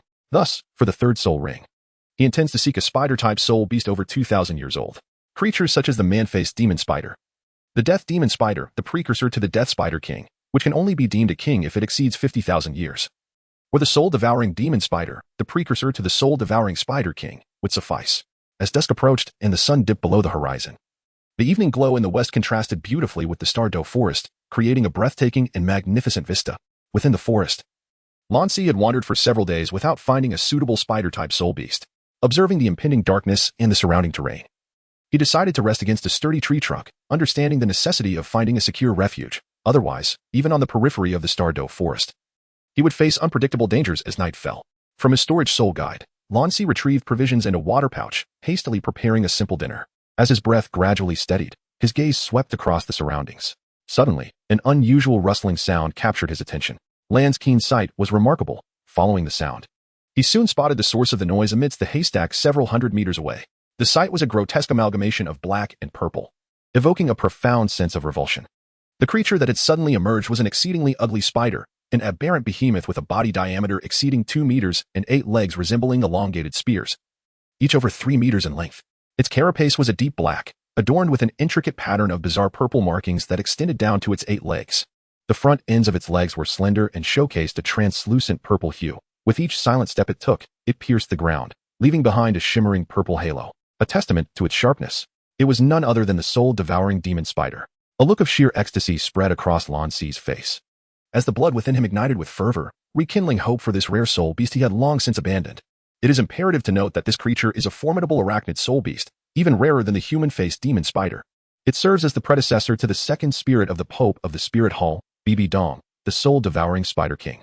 In comparison, the human-faced demon spider pales in significance, as both can instantaneously unleash webs that span tenfold of their own dimensions. However, the former can only do so thrice a day, whereas the soul-devouring spider possesses the capability to release webs almost without limitation, provided it has sufficient soul power to consume. Its primary means of siphoning soul power lies in its webs and legs, capable of absorbing an opponent's soul power upon contact. Furthermore, there exists a more direct method, consuming the prey whole. Additionally, the neurotoxin accompanying the soul-devouring spider is equally formidable, rivaling that of the human-faced demon spider. It can be regarded as the most terrifying of arachnid soul beasts, with only a few, such as the death demon spider, able to stand alongside it. However, with every advantage comes a corresponding disadvantage. Before its evolution into the soul-devouring spider king at the age of 50,000 years, the soul-devouring spider harbors a critical vulnerability. Its abdomen, which stores its webs, remains unprotected by a robust exoskeleton. A strike to this abdomen may not only inflict significant harm but could also incapacitate its ability to release webs, simplifying the subsequent confrontation. Following a fleeting moment of elation, a grave expression replaced the joy in Lan Si's eyes, for upon his discovery of the creature, it seemed to have noticed him in return. With 8 elongated legs moving with astonishing speed, leaving a series of purple phantoms in their wake, the soul-devouring spider swiftly approached, unleashing a translucent purple web towards Lan Si. Without a moment's hesitation, Lan Si forcefully stomped on the tree trunk, leaping high into the air, evading the massive web while summoning forth the Azure Lotus martial spirit. The once vibrant tree, now ensnared by the web, withered instantaneously, transforming into decayed wood. As the wind blew, it collapsed with a thunderous crash, the area in contact with the web corroded by the potent venom, dissipating into vapor amidst curling azure smoke. 2 circles of golden soul rings ascended from beneath Lan Si's feet, their resplendent radiance swirling around his form. Standing atop the Azure Lotus pedestal, he harnessed its innate ability to levitate, hovering in midair as he gazed down upon the soul-eating spider. The second ring ignited, followed by the first, as the Azure Lotus beneath him divided into 4 identical blossoms. One of these blossoms transformed into 8 razor-sharp blades. With a swift motion of his hand, the blades spiraled through the air, rotating rapidly in a helix before darting fiercely towards the soul-eating spider.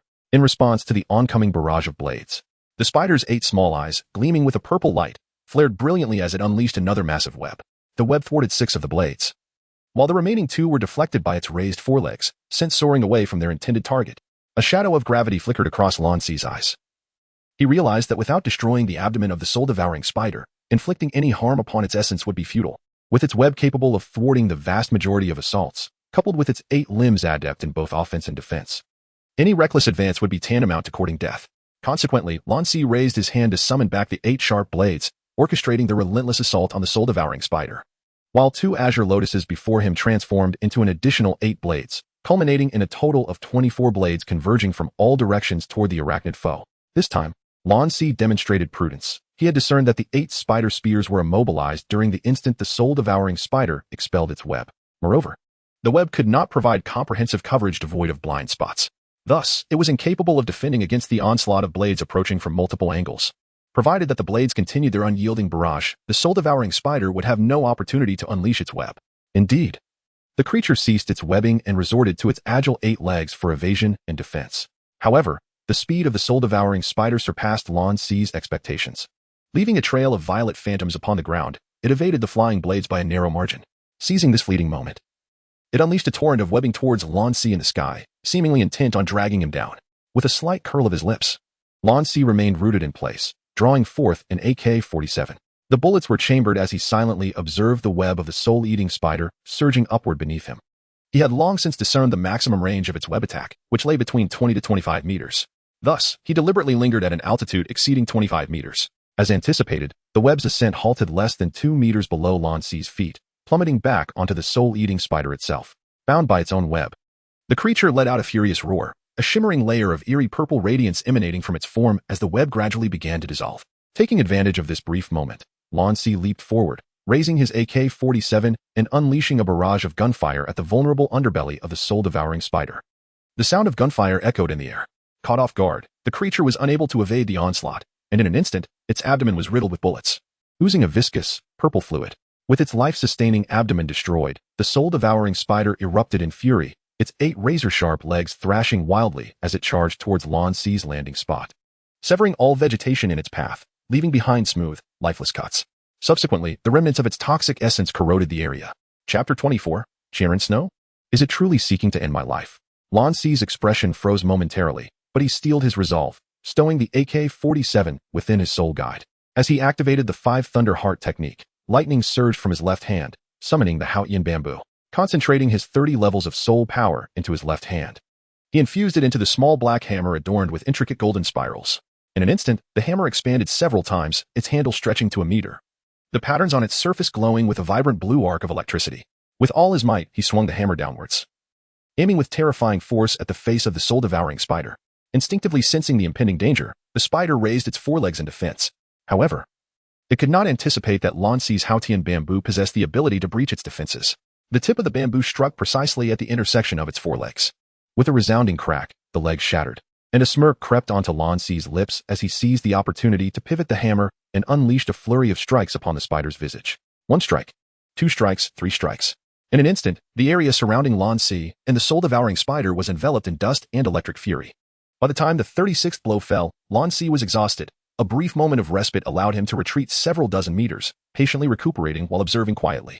As the dust settled, a vast crater revealed itself, and the soul-devouring spider lay pitifully within, its 8 legs reduced to 4 intact. 2 forelegs had been severed, and the left third and right second legs were mere stumps.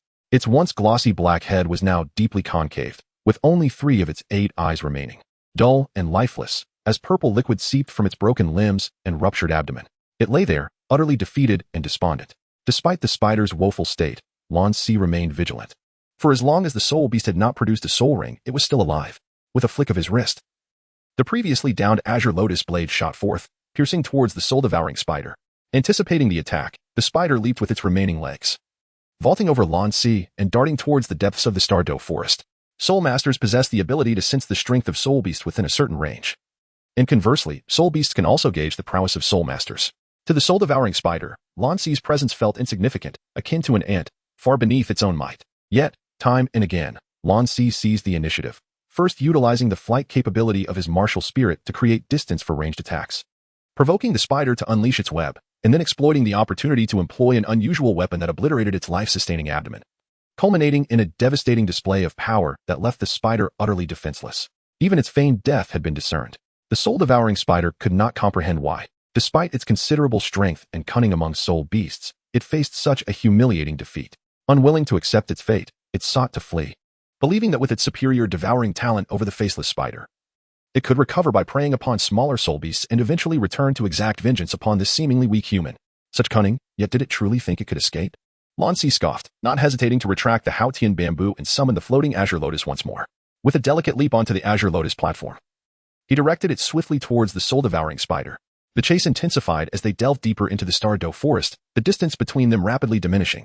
Throughout the pursuit, Lan Si fired his semi-automatic pistol repeatedly, but despite its reduced speed with only 4 legs, the spider's agility and awareness remained acute, evading the bullets through sheer survival instinct. Yet, Lan Si remained undeterred, for the gap was closing at a pace visible to the naked eye. 100 meters, 50 meters, 30 meters.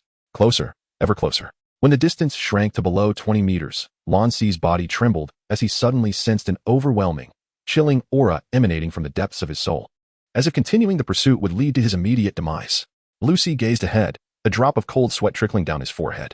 500 meters away, a golden-haired woman sat cross-legged beside a colossal soul beast, her form shimmering with the resplendent glow of 5 soul rings in hues of yellow, purple, and black.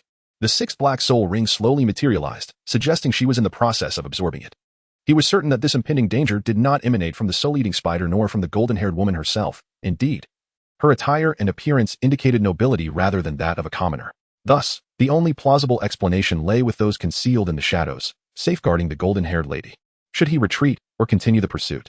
To withdraw would mean foregoing a splendid soul ring, and upon awakening, the golden-haired woman might mistakenly believe he had driven the soul-eating spider towards her with malicious intent. In a fit of rage, she could unleash her subordinates upon him. Conversely, if he pressed on, he risked an attack from her protectors.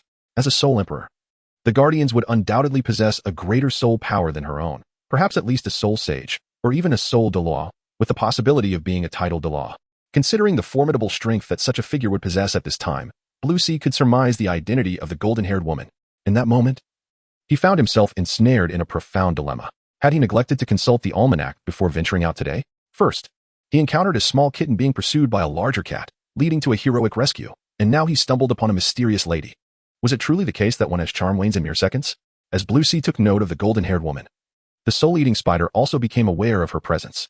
However, unlike Blue Si, who was inwardly lamenting his predicament, the soul-eating spider was filled with excitement, sensing a powerful yet repugnant aura emanating from the woman. Its instincts urged it to consume this human female, promising an unprecedented enhancement, possibly even the chance to recover from its injuries and advance to the realm of 10,000-year-old soul beasts. Taking a deep breath, just as Blue Si was engulfed in uncertainty, a celestial figure nearly 3 meters tall materialized behind the golden-haired woman. The angel, adorned with 6 wings, possessed an otherworldly beauty, radiating a divine golden halo. In an instant, Blue Si felt a profound purification of his spirit. Witnessing this spectacle confirmed his suspicions. The woman before him was indeed Xian Renu. In that moment, Blue Si made a resolute decision. Without a hint of hesitation, he activated both the supreme chi of heaven and earth and the 5 Thunder Heart technique, enveloping himself in a cerulean white aura. With lightning crackling around him, he propelled himself to his utmost speed, leaping from the Azure Lotus platform to summon his Haotian bamboo martial soul, racing towards the soul-eating spider. His velocity was such that it left a series of phantoms in the air.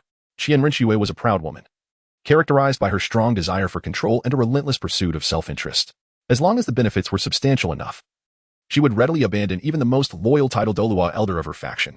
She employed any means necessary to achieve her ends, unhesitatingly setting aside even the vendetta of a father's murder. Cunning, decisive, and never rushing towards success, she preferred to accomplish her goals through the most prudent methods, at least for the time being.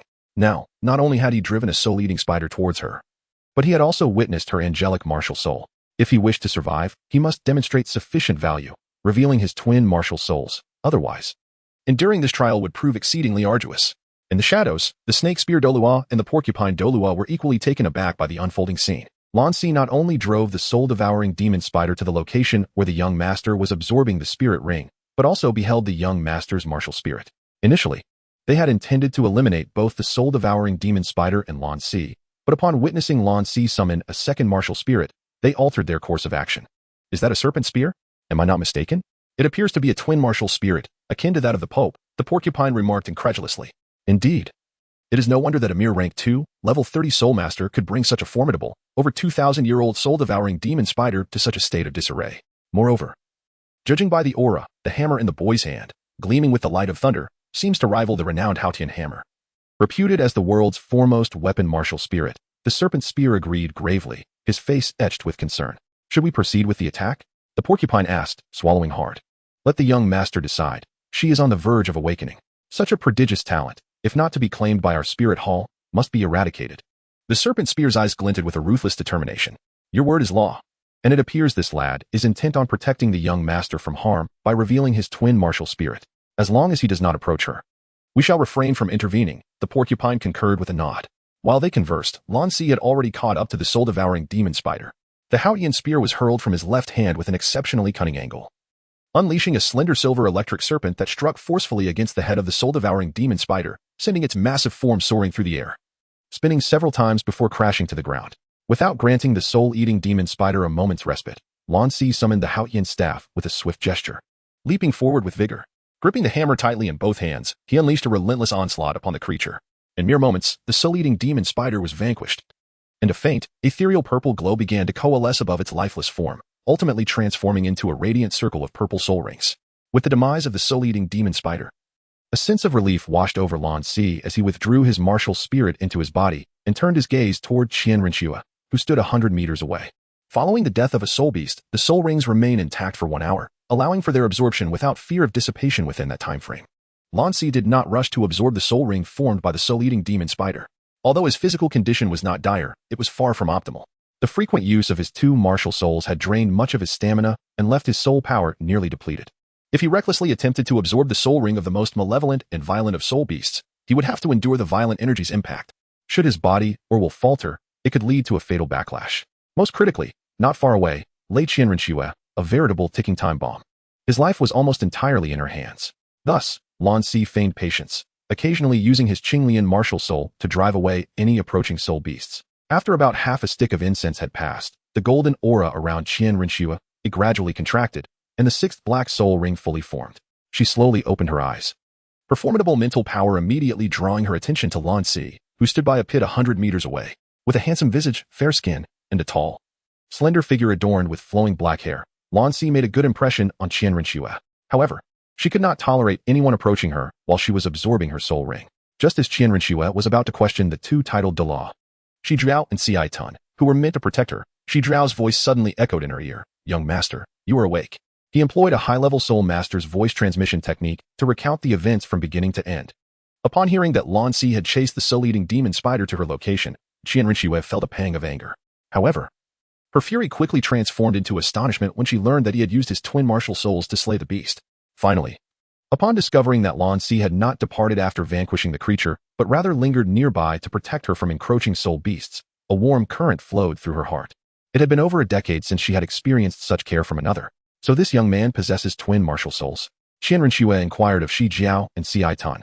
Indeed, young master. His first martial soul is a blue lotus, while his second is a peculiar hammer. I estimate that the quality and strength of that hammer are on par with the Haotin hammer, despite appearing to be just over 12 years old. His soul power has reached level 30. With these two martial souls, he has relentlessly pursued a soul-eating demon spider that has lived for over 2,000 years, making him a veritable genius.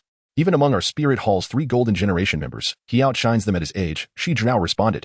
Initially, Zhu and Citan intended to eliminate Lan Si on sight, as he had not only driven the soul-eating demon spider towards them, but had also witnessed the young master's martial soul. However, upon discovering that he possessed twin martial souls, they refrained from taking action, ultimately deciding to defer to Xian Renu's judgment. You have done well. I will inform my grandfather of your actions, Xian Renu said with a satisfied smile as she approached Lan Si. As Xian Renu drew nearer, Lan Si could finally discern her appearance up close. She appeared to be around 20, with skin as white as snow, a straight nose, and slightly delicate phoenix eyes, all contributing to her breathtaking beauty. Dressed in a golden palace-style gown, the dress was a seamless piece seemingly woven from golden threads, devoid of excessive embellishments, exuding an air of antiquity and elegance. The golden collar framed her long, slender neck, while her long golden hair cascaded casually down her back, contrasting sharply with her neatly tailored gown. Seeing Xian Renu approach, Lan Si immediately displayed the flustered demeanor typical of his age. He first froze, a bashful expression crossing his face, then fumbled for words, stammering, hello. I am Lan Si. I apologize for earlier. Noticing Lan Si's bashful and flustered demeanor, Xian Renu examined him anew, a smirk of satisfaction passing through her mind. She covered her mouth with her delicate hand and laughed lightly, pointing to the lifeless, soul-eating demon spider in the pit. You mean to say that you were hunting this soul-eating demon spider and inadvertently drove it to the location where I was absorbing my soul ring, almost disturbing me, correct? Confident in her appearance, Xian Renu believed no woman could rival her beauty except for one. It was no surprise that a youth like Lan Si, experiencing the allure of her beauty for the first time, would appear bashful and flustered. That's precisely it. I sincerely apologize, Lan Si replied, standing straight with a slight bow, not daring to rise. Seeing Lan Si's sincere apology, a subtle smile graced Xian Renu's exquisite face as she nodded and said, You did not act with malice. The soul-eating demon spider did not harm me, and besides, during my soul ring absorption, you protected me by driving away the encroaching soul beasts. Let's consider this matter settled. With that, Xian Renu approached the soul-eating demon spider and casually inquired, Your name is Lan Si, correct? If I am not mistaken, your soul power has reached level 30. And you intend to absorb the soul ring formed from this soul-eating demon spider? Yes? Yes, Lan Si nodded slowly, standing by Xian Renu's side. I advise against it. While I acknowledge your prowess in slaying it with your level 30 strength, this soul beast has lived for over 2,000 years. Likely between 2,000 and 2,500 years. This greatly exceeds the acceptable age for a third soul ring. Recklessly absorbing it could result in catastrophic consequences from the immense energy contained within its soul ring, Xian Renu cautioned with a gentle sigh. Upon learning of Lan Si's possession of twin martial souls and being favorably impressed by him, Xian Renu felt a surge of admiration. If possible, she wished to prevent this talented individual from meeting an untimely demise. I understand, Lan Si replied earnestly. Then why do you still? Xian Renu furrowed her delicate brows. But before she could finish, Lan Si interjected, I appreciate your good intentions, but in my view, danger and opportunity often coexist. Moreover, the limit for the third soul ring applies only to ordinary individuals. I have read extensively on the theories surrounding soul masters absorbing soul rings. In my opinion, the maximum age of a soul ring that a soul master can absorb is closely tied to their physical strength. The stronger the physique, the greater the age limit of the soul ring they can withstand. This is also why, as one's cultivation increases, so too does the age of the soul rings they can absorb, as their physical capacity enhances alongside their soul power. From a young age, I have placed significant emphasis on physical training. My first soul ring is from a red-feathered eagle aged between 400 and 430 years. And my second soul ring comes from a shadow beast that has lived for 900 years. Both exceed the known limits in the soul master realm, which gives me confidence. Xian Renu nodded repeatedly, unable to suppress her curiosity as she asked, "Who is your teacher?" "Myself," Lan Si replied with a smile. "Ah, if you don't wish to disclose it, then so be it." "I am not particularly interested," Xian Renu remarked, finally relaxing, her lips curling in a playful manner. "After all this discussion, I still don't know your name. I can't keep calling you Miss forever," Lan Si said, glancing at the darkening night sky as he sat beside the corpse of the soul-eating demon spider. Xian Renu pondered for a moment before slowly responding, "Lang Shui." She offered a false name. "Lang Shui?" Lan Si's brow subtly raised, and he smiled. "It suits you well." "Why?" Xian Renu inquired with curiosity. "You are so beautiful. Your skin as white as snow, coupled with an air of aloofness. Cold snow. Isn't that a fitting name for you?" Lan Si smiled and replied, "You are quite amusing." A hint of a smile graced Xian Renu's lips, but suddenly her expression shifted, and she solemnly asked, "Are you truly intent on absorbing this soul ring?" Lan Si slowly nodded. "Are you not concerned that I might harm you while you absorb the soul ring?" Xian Renu's gaze was fixed on Lan Si, who was seated beside the soul-eating spider, preparing to absorb the soul ring. To claim that I am not worried would be disingenuous. However, I am merely a novice soul master, while you are a soul emperor. If you wish to kill me, a mere millennium of soul skills would suffice to annihilate me. Moreover, I have already apologized to you, and you have forgiven me. You do not strike me as someone who indiscriminately slaughters the innocent. In the absence of conflict, you would not act against me." Lan Si shrugged his shoulders. "That is uncertain. What if you misjudge me?" Xian Renu delicately covered her lips with her jade hand, a slight smile gracing her features. "Then I would have to consider myself unfortunate.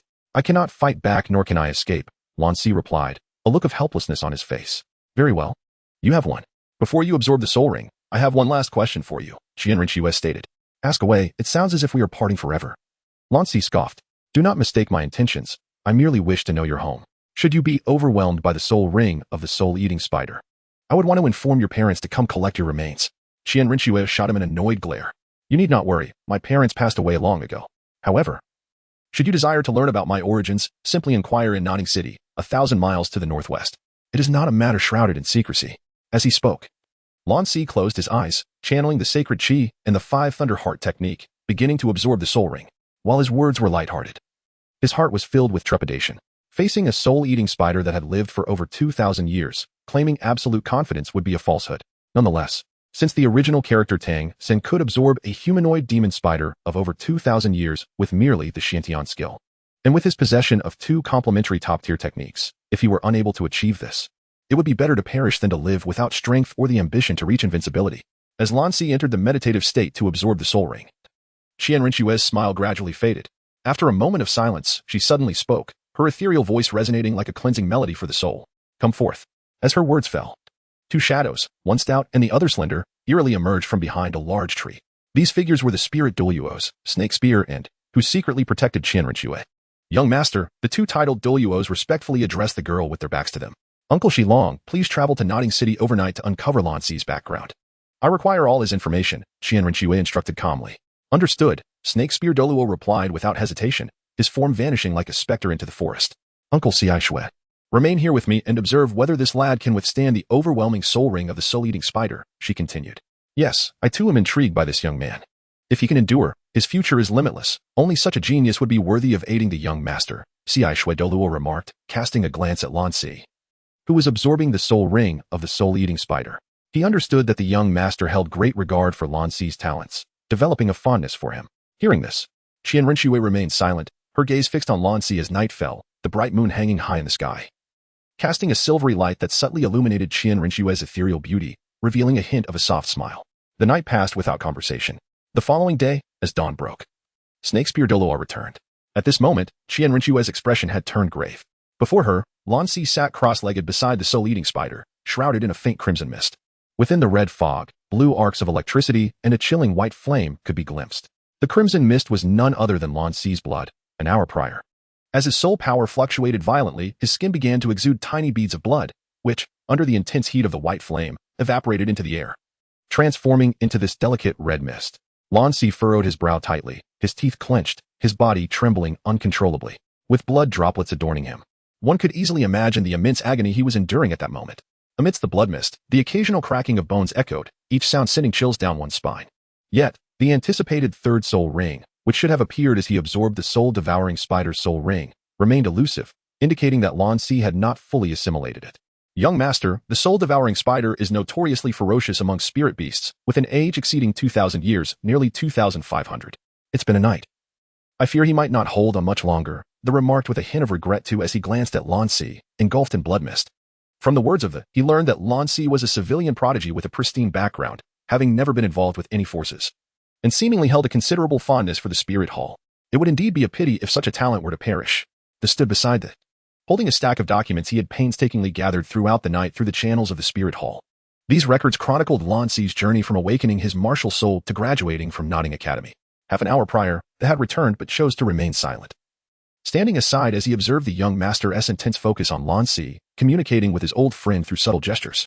Upon hearing's words, raised an eyebrow. Recalling her previous conversations with Lan Si, after a moment's hesitation, she approached him, bent slightly, and as golden light pulsed in her hand, she slowly reached toward Lan Si. The N were taken aback, wondering if their young master intended to purify the violent aura of the soul-devouring spider's soul ring using her angelic domain. Just as the golden light in's hand was about to touch Lan Si, a brilliant white light erupted beneath him, growing ever more radiant. A colossal azure lotus, measuring over 2 meters in diameter, gracefully emerged, its 8 petals encircling Lan Si entirely. The moment's golden light made contact with the azure lotus, it was repelled. Meanwhile, the purple halo representing the third soul ring gradually materialized, swirling around the massive azure lotus. What is this? As face displayed astonishment. Young master, it seems this lad has endured, exclaimed excitedly as he approached. Though he had long since surpassed the title Douluo rank, witnessing someone absorb a soul ring beyond their level, especially one as ferocious as the soul-devouring spider, was a first for him. He knew that the soul-devouring spider could evolve into the soul-devouring spider king. And their spirit hall's pope, Bibi Dong, possessed the soul-devouring spider king as her second martial soul. The timely offered the documents he had gathered, saying, "Young master, this is the information I obtained overnight." Accepted the documents with a satisfied nod, smiling as she replied, "Thank you, uncles. Lan Si is about to awaken. Please hide for now." Understood. Hearing this, the two titled Douluos exchanged glances, nodded, and vanished into the forest. Glanced at Lan Si once more. Now that the third soul ring, indicative of a soul master, had appeared, it signified that Lan Si had escaped danger, rather than feeling anxious. She leisurely found a stone to sit upon, perusing the information regarding Lan Si. Name, Lan Si, martial soul, Azure Fire Lotus, innate soul power, level 5. Confirmed through repeated verification with the guide of Lan Si's martial soul awakening, there is no doubt about the innate soul power being level 5. 3 months later, he broke through to level 10, shortly thereafter acquiring his first soul ring, officially becoming a soul master with soul power reaching level 11, 2 years and 6 months later. He acquired his second soul ring, certified as a great soul master. As read through the details, a captivating smile graced her lips. An innate soul power of level 5, yet he managed to elevate his soul power to level 10 within 3 months, quite intriguing. She turned to the next page. Continuing her examination, this section recorded Lan Si's performances in Nodding City. When she saw that he had defeated a soul master with a rabbit martial soul over 100 times, she paid little heed to her. Such innate full soul power was merely a slightly more formidable ordinary talent, insignificant compared to Lan Si's dual martial souls. Instead, it was Lan Si's frequent entanglement with a middle-aged man who called himself a master that piqued her interest. As far as she knew, the only individual shameless enough to claim the title of master in the soul master world was Yu Xiaojang, the one whom that woman yearned for. According to the records, Lan Si often left the so-called master speechless, particularly in the latter's most cherished theoretical domain. His arguments were sound and irrefutable, leaving Yu Xiaojang red-faced and fleeing in embarrassment. Upon reading this, felt a surge of fierce vindication, her laughter ringing out. She was already beautiful, and this laughter made the entire Star Doe forest fall under her charm. Echoing the saying, one glance can topple a city, another can topple a nation. She mused, it seems this lad truly is a self-taught genius. In another part of the world, in the Spirit Hall, Bibi Dong received a dossier delivered by a subordinate of them. The Spirit Hall encompasses 3 centers of power, the Pope's Hall, the Elder Hall, and the Douluo Hall. The Douluo Hall is the highest authority within the Spirit Hall.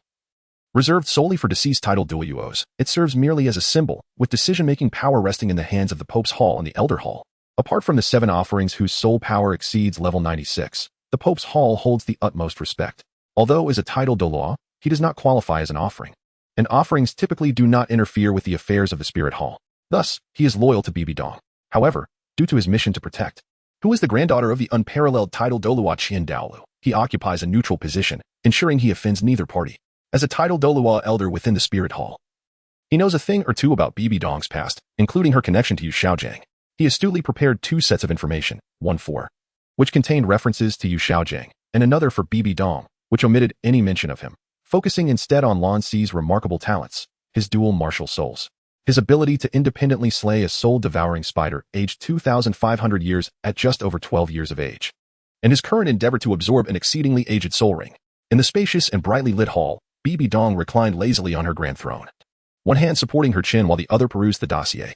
She was tall and elegant, adorned in a dazzling golden gown that fit her form exquisitely, sparkling with over 100 gemstones in red, blue, and gold.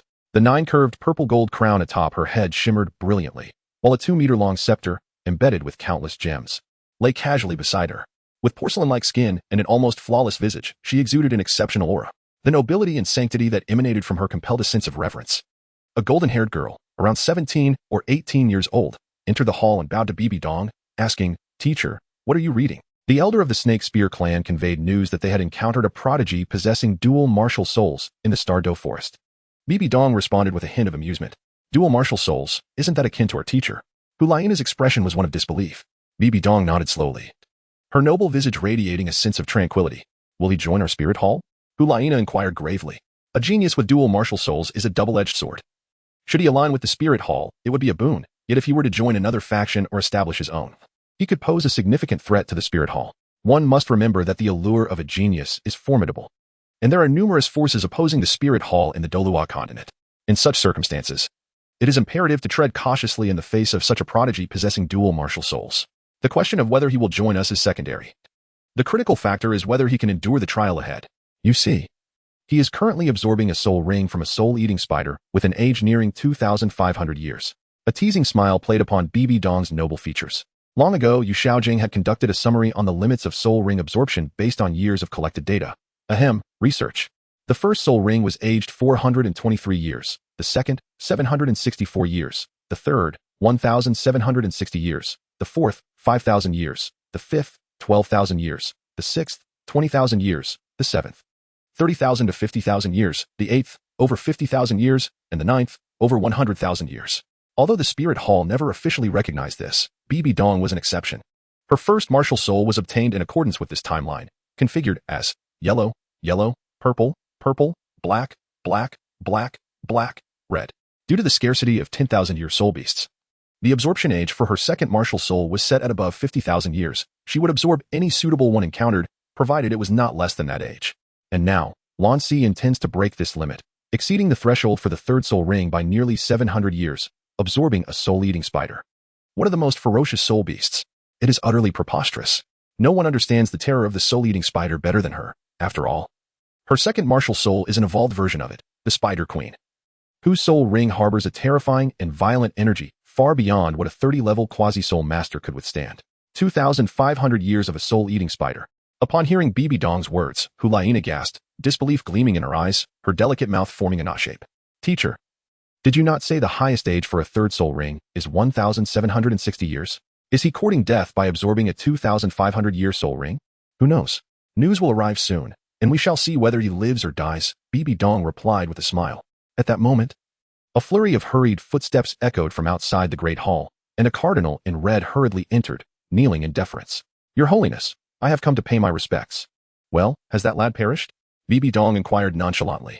Your Holiness, according to the message just received from the Elder of the Snake Spear, Lan Si has succeeded and has also obtained the external soul bone from the soul-eating spider, with 8 spider legs, the cardinal announced, raising his hands respectfully to present a document, his voice tremulous. What? Upon hearing this, even Bibi Dong, usually composed, could not help but be taken aback. She utilized her teleportation skill from the death domain, instantly appearing before the cardinal to snatch the document. It clearly stated, bearing the exclusive seal of the Spirit Hall Elder, and indeed written in the handwriting of the Snake Spear Douluo.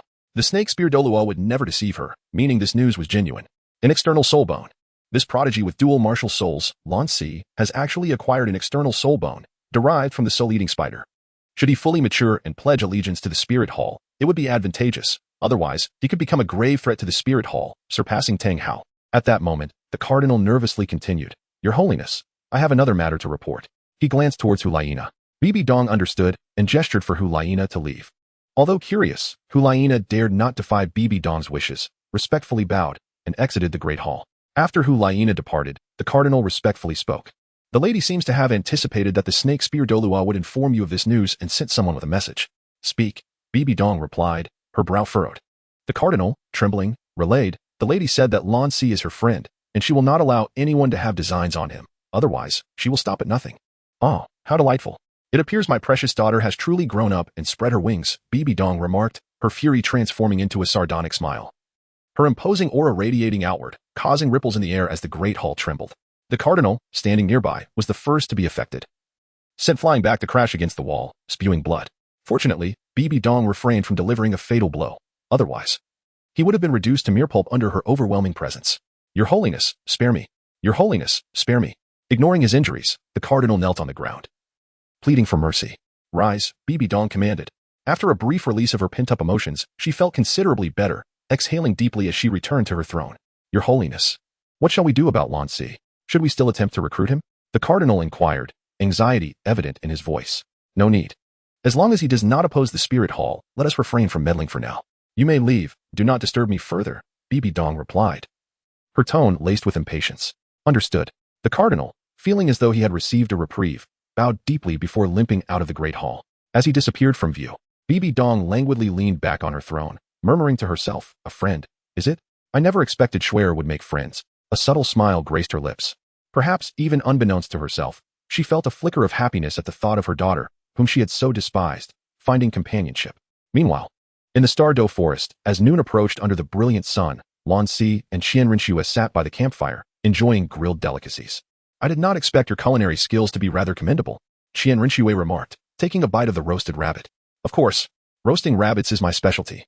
Especially the soft-boned rabbit. Its flavor is simply exquisite. It's a pity that the most formidable one around here is merely a 100-year soft-boned rabbit.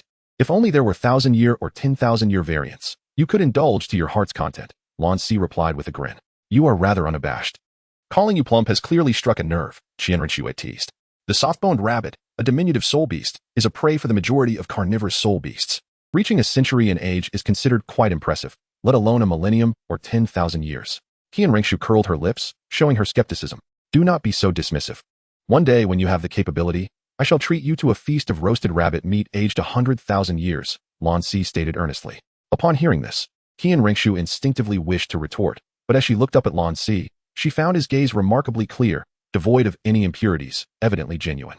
Very well. I shall await the day you treat me to 100,000 years of soft-boned rabbit meat, Xian Renu replied with a playful smile, taking another bite of rabbit meat. Let us rewind time to an hour prior. As Lan Si was enveloped by the immense green lotus, a magnificent circle of purple radiance gradually began to form around its exterior. Just as Xian Renu believed the situation was settled, a sudden scream emerged from within the lotus, followed by an agitation of its surface.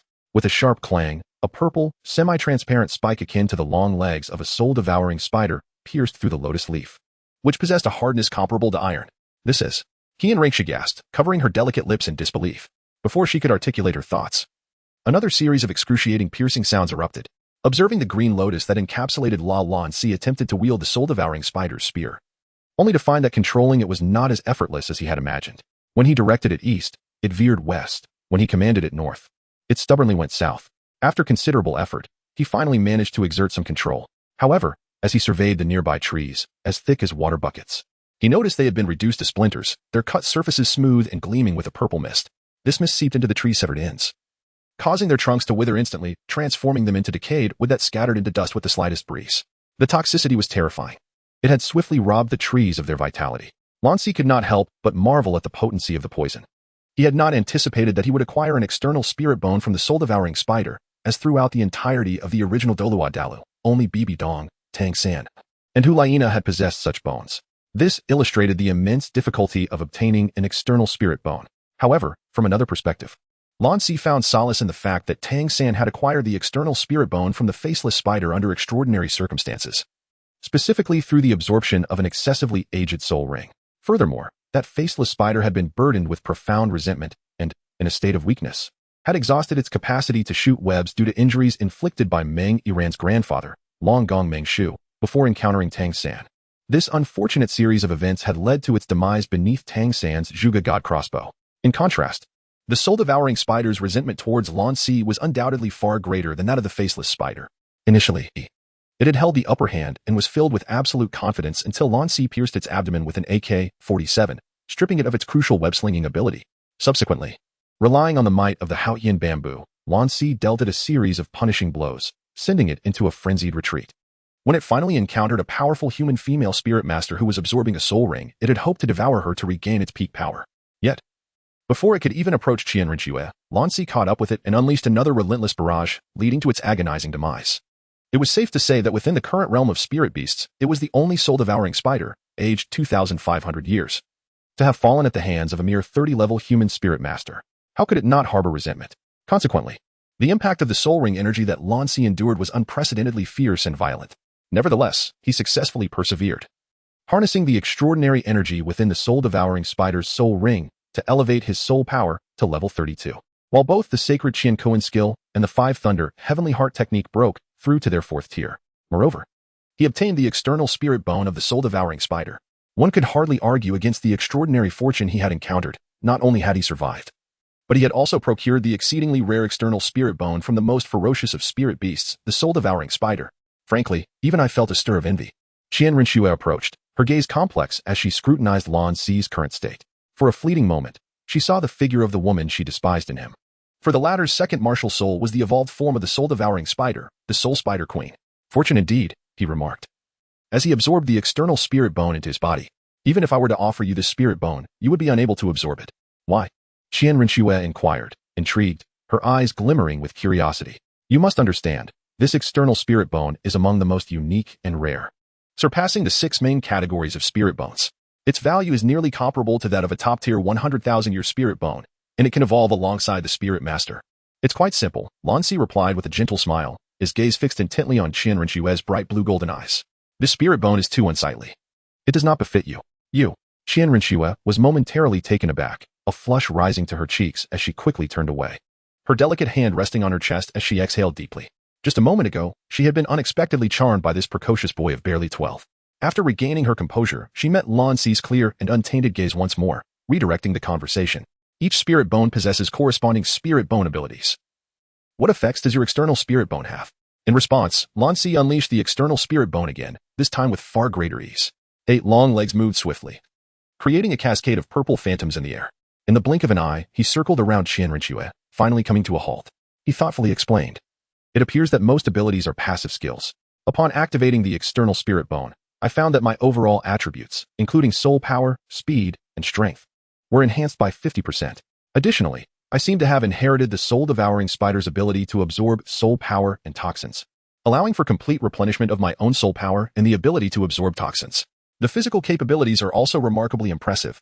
I can leap, climb, and the limbs are exceptionally sharp, adorned with imperceptible barbs, granting formidable attack capabilities with a toxic attribute. At present, this is the extent of my understanding of the external spirit bone. With that, Lan Si shrugged, reflecting that its abilities were quite similar to those of Tang San's external spirit bone from the faceless spider, albeit with an additional capacity to sense soul power in the air through the countless tiny barbs of the 8 spider legs. Upon hearing this, Xian Renu regarded Lan Si with a look of astonishment. Setting aside its unsightly appearance, she could not help but feel a tinge of envy towards him. What about your third spirit skill? She asked. Well, just then, Lan Si's stomach audibly grumbled, breaking the moment with an awkward tension. My apologies. I haven't eaten since noon yesterday. Perhaps I should find something to eat first? He suggested. In this desolate wilderness, where would you find food? Xian Renu rolled her eyes, retrieving a delicate food box from her storage soul guide and tossing it to Lan Si. Lan Si took the food box without even glancing at it and nonchalantly said, One must not put it this way. The Stardow forest is teeming with edibles. Wait here for a moment. I shall return shortly. As he spoke, he didn't wait for Xian Renu's response. Lightly tapping his toes on the ground, he leaped onto a nearby large tree, and in a few flickers, he vanished from sight. The next moment, the titled Douluo, Snake Spear and Porcupine, emerged from the shadows, kneeling behind Xian Renu on one knee. Young master, this individual possesses extraordinary talent, and now has acquired a rare external soul bone. Should we not report to His Holiness the Pope and seek to recruit him?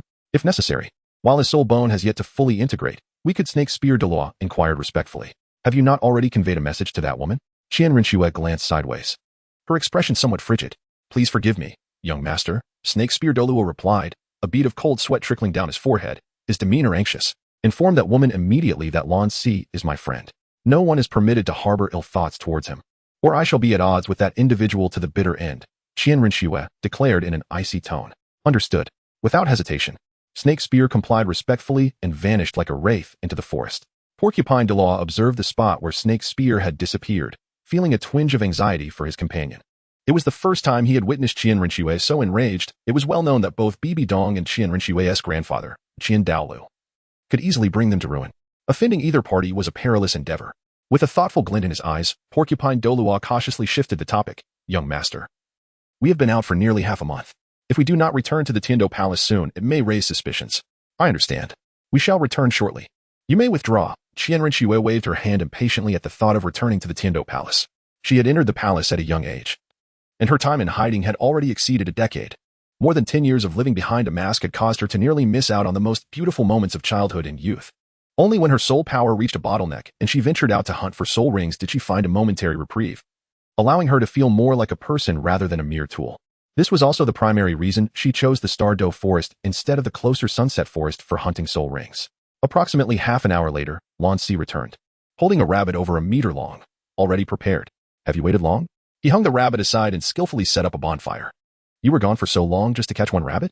Qian Renu rolled her eyes. Had it not been for Porcupine Dulau checking on him, she might have thought Lan Si had fled, leading to dire consequences as she despised the feeling of being deceived.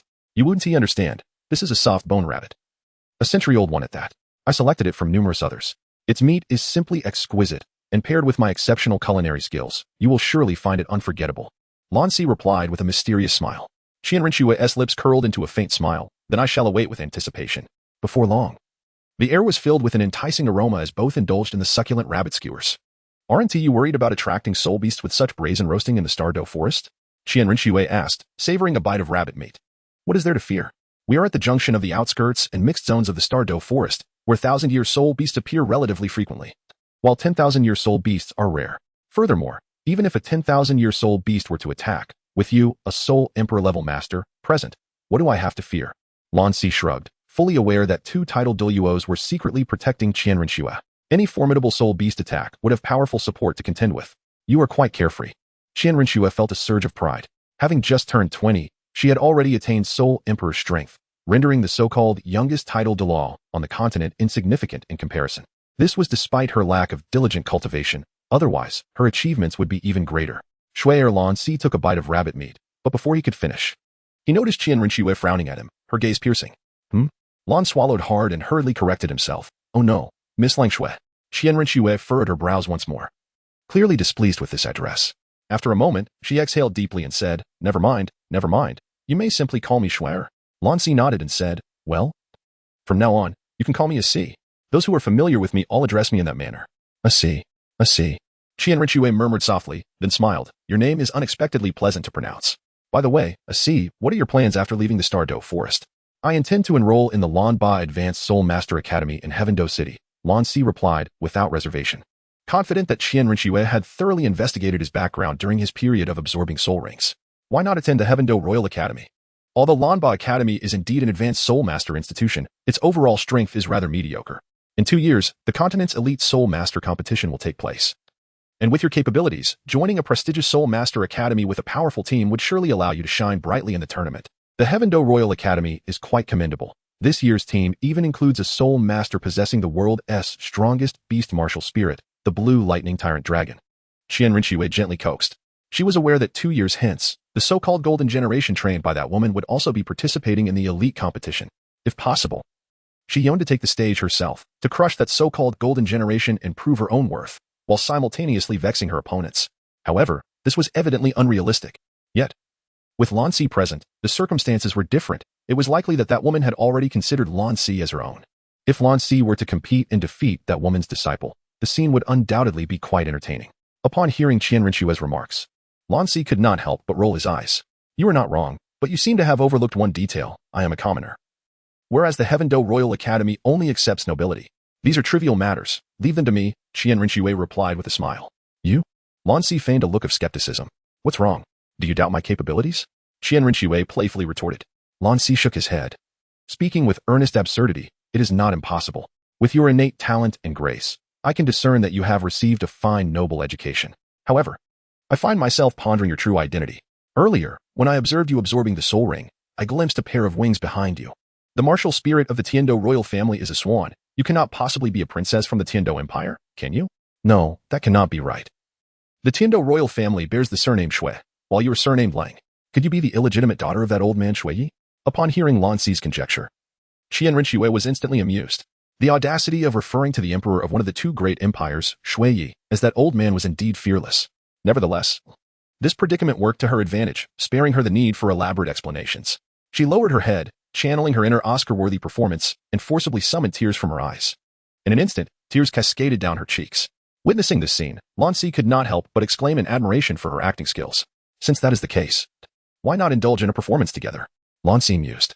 After all, the Blue Tyrant Academy would soon be renamed Shrek Academy. And he had no desire to be associated with that insufferable master. Now that he had a superior alternative, why not embrace it? I apologize, Shuer. I did not mean to bring up your painful past, he said, rising to sit beside Shian Renu, gently patting her delicate back in consolation. Now that you are aware of this, what do you intend to do moving forward? Shian Renu lifted her head, her eyes reddened, and asked dramatically. I swear that until you permit me, I will never disclose your identity to a third party. Should I renege on this promise, may I never find a wife. Lan Si solemnly extended 3 fingers. After all, such a vow was merely a verbal agreement. Douluo did not possess the heavenly Tao like the primordial world. And saying falsehoods bore no consequences. Moreover, the oath about never finding a wife did not preclude him from seeking one in the present. With the charming little kitty in front and Shian Renu behind, he could easily marry them both in this lifetime. Upon hearing this, Shian Renu finally broke into laughter. Raising her hand, a promise is a promise. One drop of saliva seals the deal. They clasped hands in agreement. Surprisingly, Shian Renu's hand was even softer than that of the little kitty. Chapter 32. Shian Renu's decision, this is for you. Shian Renu retrieved a token inscribed with the character for snow from her storage soul guide. What is this? Lan Si inquired, accepting the token with a hint of astonishment. Shian Renu replied earnestly. This is the token of the current crown prince of the Tiando Empire, Shu Qing. He is my brother, and, besides you and Emperor Shui Yi, the only one in the world who knows of my existence. Once we arrive at the Tiando Royal Academy, you must not mention my existence to anyone. Not even to Emperor Shui Yi. What if I accidentally let something slip? Lan Si asked timidly. You will die. There will be no second sunrise for you. And the person to whom you divulge the secret will also perish, Shian Renu said with a dangerous smile. If it is that perilous, can I forfeit this token? Perhaps I should simply attend the Blue Tyrant Academy instead. Lan Si shivered involuntarily, certain that if he exposed Shian Renu's existence, she would indeed eliminate him. What do you think? Shian Renu countered, then sat down leisurely, contentedly enjoying roasted rabbit meat. Very well. Lan Si shook his head in resignation, realizing he had unwittingly boarded a treacherous ship. Yet, on the bright side, with Shian Renu as his formidable ally, he need not worry about being coveted by other factions during his period of discreet development. After enjoying the rabbit meat, Lan Si tidied up briefly and prepared to leave. Hey, Shuer, will you accompany me to the Tiando Royal Academy? He casually asked. No, I intend to return directly to Tiando City, Shian Renu replied, shaking her head, a hint of melancholy flickering in her eyes. Lan Si continued to inquire, how shall I find you in the future? At the prince's residence? Shian Renu paused momentarily, then asked, what do you seek me for? Lan Si rolled her eyes, displaying a look of incredulity. What kind of gaze is that? In response to Lan Si's disdainful glance, Shian Renu playfully scolded, all right, I shall cease the jest. Should you have matters to attend to next time, simply visit the prince's residence to find Shu Qing. He will arrange for someone to inform me. However, you must remember, aside from Shu Qing, do not mention my existence to anyone else. Otherwise, all right, I understand, Lan Si interrupted, waving her hand with impatience, muttering, so fierce. 8 out of 10 of your sentences revolve around threats. Be careful, or you may find it difficult to marry off. What did you say? Shian Renu, possessing keen hearing, exclaimed sharply upon catching Lan Si's complaint. Nothing. If there is nothing else, I shall take my leave, Lan Si replied as she summoned a blue lotus, leaping onto it, preparing to take flight. Then she heard Shian Renu call out, come back. What now, elder sister? Lan Si responded, somewhat displeased. You've taken a wrong turn. The Heavendo Royal Academy is in that direction. Shian Renu pointed toward another path, and then retrieved a map from her soul guide device, tossing it to Lan Si. Blue Si glanced at the map, feeling a wave of embarrassment wash over him. With a sheepish smile, he adjusted his direction and hurriedly flew towards the point indicated by Shian Renu. As Blue Si departed, the snake spear Douluo and the porcupine Douluo emerged from the shadows. Young master, do you not think this is rather reckless? The snake spear Douluo furrowed his brow, expressing his concern. The porcupine Douluo echoed his sentiment. His brow also knitted in worry. Indeed, young master, associating yourself with Shu Qing could prove perilous. If that lad ever harbors suspicions, it could significantly jeopardize our plans to seize the Tiando Empire. With a confident smile, Xian Renu reassured them, "Fear not.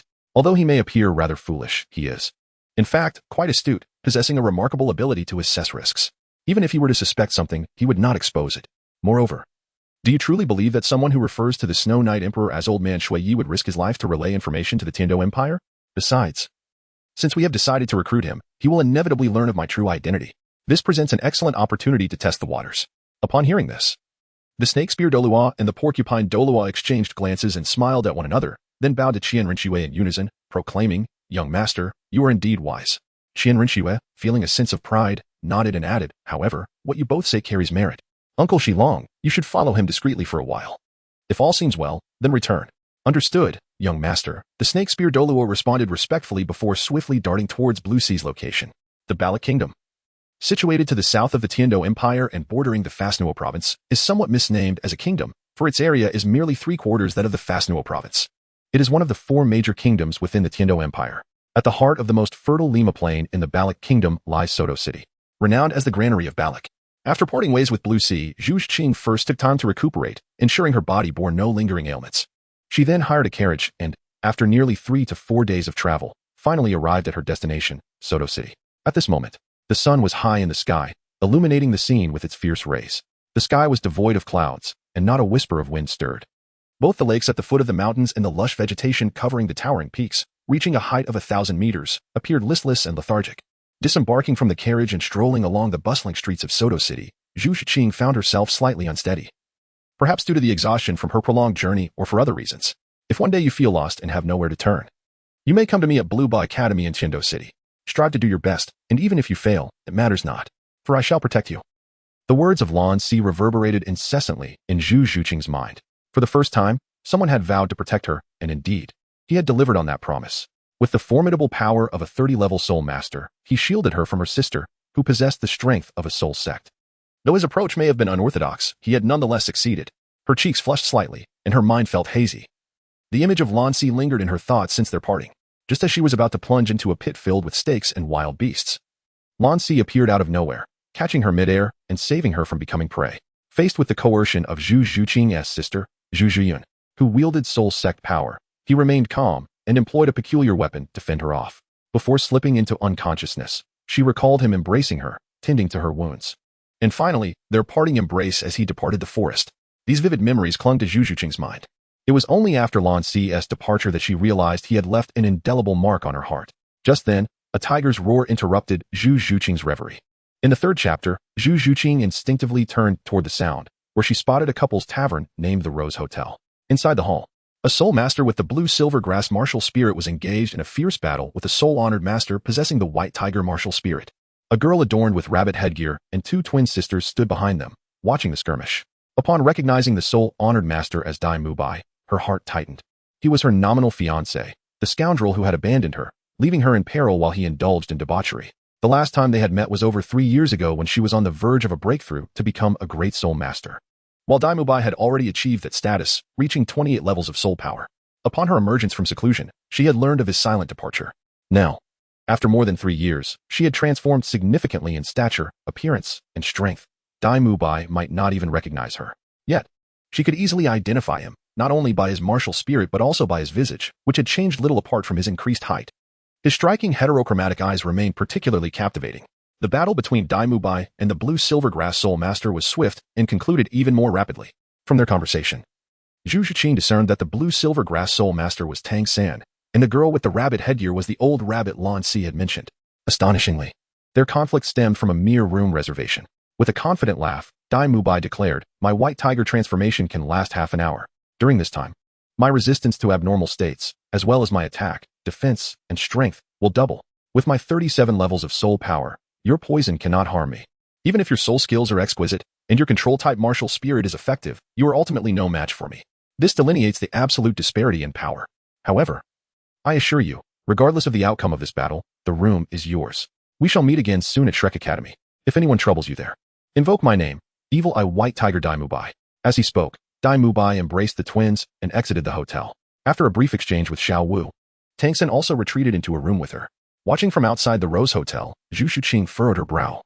Feeling disdain for Daim Mubai and a similar lack of regard for Tang San and Xiao Wu, finding their behavior excessively liberal, She huffed softly and turned away. For tomorrow marked the commencement of classes at Shrek Academy, and she needed to conserve her energy beforehand. Meanwhile, as Daim Mubai strolled out of the Rose Hotel with the twin beauties, he noticed Zhu Qing and paused, captivated by her alluring figure as she walked away. "What's the matter, Dai?" one of the twin beauties asked, noticing his unwavering gaze on Zhu Qing. "You can't look at what you can't have, or she might ignore you." "Indeed, Dai, you can't feast at one table while eyeing another," the other beauty added boldly, playfully pinching him. Daim Mubai shuddered at the sudden pain, a wave of irritation rising within him, and he laughed heartily. "Ha ha. How could that be? Come. Let us venture to another hotel. Tonight, I shall indulge you both." With that, Daim Mubai, with a mischievous glint in his eyes, led the twins toward the adjacent hotel. Casting one last glance at the departing Zhu Qing, pondering the peculiar connection he felt with her, the night passed without further incident. On the following morning, under a radiant sun, at a small village south of Soto City, a table had been set up at the village entrance. Li Yusong, a teacher from Shrek Academy, lounged at the table, humming a tune and sipping tea as he awaited the arrival of students for enrollment. Perhaps due to Lan Si's previous mention of Shrek Academy to Zhu Qing, she arrived earlier than in the original tale, eager to witness the so-called Academy of Deceivers. Upon her arrival at Shrek Academy, Zhu Qing found herself largely in agreement with Lan Si's assessment. In a word, dilapidated. It was exceedingly and horrendously decrepit. Zhu Qing prided herself on not being superficial, yet she had never encountered an institution in such disrepair, more reminiscent of a rural shanty than an educational establishment. "Little girl, you're here to enroll, I presume? The registration fee is 10 gold coins. Simply place it in that box," Li Yusong said lazily, gesturing towards a wooden box. Zhu Qing's expression remained unchanged as she retrieved 10 gold coins from her soul guide and placed them in the makeshift box. "Extend your hand," he instructed. Zhu Qing frowned slightly but complied, offering her delicate palm. Li Yusong pinched her wrist, his murky eyes scrutinizing her. "Release your martial spirit for me to see." Zhu Qing nodded and summoned her spectral cat martial spirit, releasing a soft violet hue of soul power that swirled around her, 200-year soul rings orbiting her form, radiating a dazzling brilliance. The aura of her soul rings was undeniably potent. As her martial spirit manifested, her fingers morphed into sharp, claw-like appendages. "Remarkable. A great soul master with optimal soul ring configuration, and your soul power clearly exceeds 25 levels," Li Yusong exclaimed, his eyes lighting up as his demeanor shifted dramatically, now emanating warmth. "Congratulations. You meet our enrollment criteria. As your soul power is above 25 levels, you are exempt from the second and third trials. There is still time. Shortly, someone will escort you directly to the fourth trial." Zhu Qing nodded slightly, choosing silence as she stood aside, observing her cold demeanor. Li Yusong couldn't help but sigh inwardly, realizing she was yet another troubled soul. However, creatures of extraordinary capability are often unpredictable, and only our Shrek Academy could truly guide her. Shortly after Zhu Qing, a throng of individuals was drawn to the illustrious reputation of Shrek Academy. Among them was Daim Mubai, playing the role of enforcer. It must be said that Shrek's public relations strategy was remarkably effective. To alleviate the concerns of parents accompanying their children for enrollment, they had employed several villagers from the neighboring area to mingle among the applicants. Extolling the virtues of Shrek Academy, they spoke of how graduates could attain the title of Imperial Viscount, and concluded with, "This is what I've heard from the Spirit Hall." The parents were momentarily taken aback, and then readily paid the 10 gold soul coins registration fee. Those over the age of 12 were deemed unqualified and eliminated. Those whose spirit power did not reach level 20 were dismissed. Those whose spirit ring configurations were suboptimal were also let go. The reasons for disqualification were myriad, but the common thread was the lack of prior notice regarding the requirements. Wishing to reclaim the registration fee? That was possible. Defeat Daim Mubai, and it would be yours. As he spoke, Daim Mubai unleashed his white tiger spirit, surrounded by 3 soul rings of yellow, and purple. Zhu Qing observed the entire scene with disdain.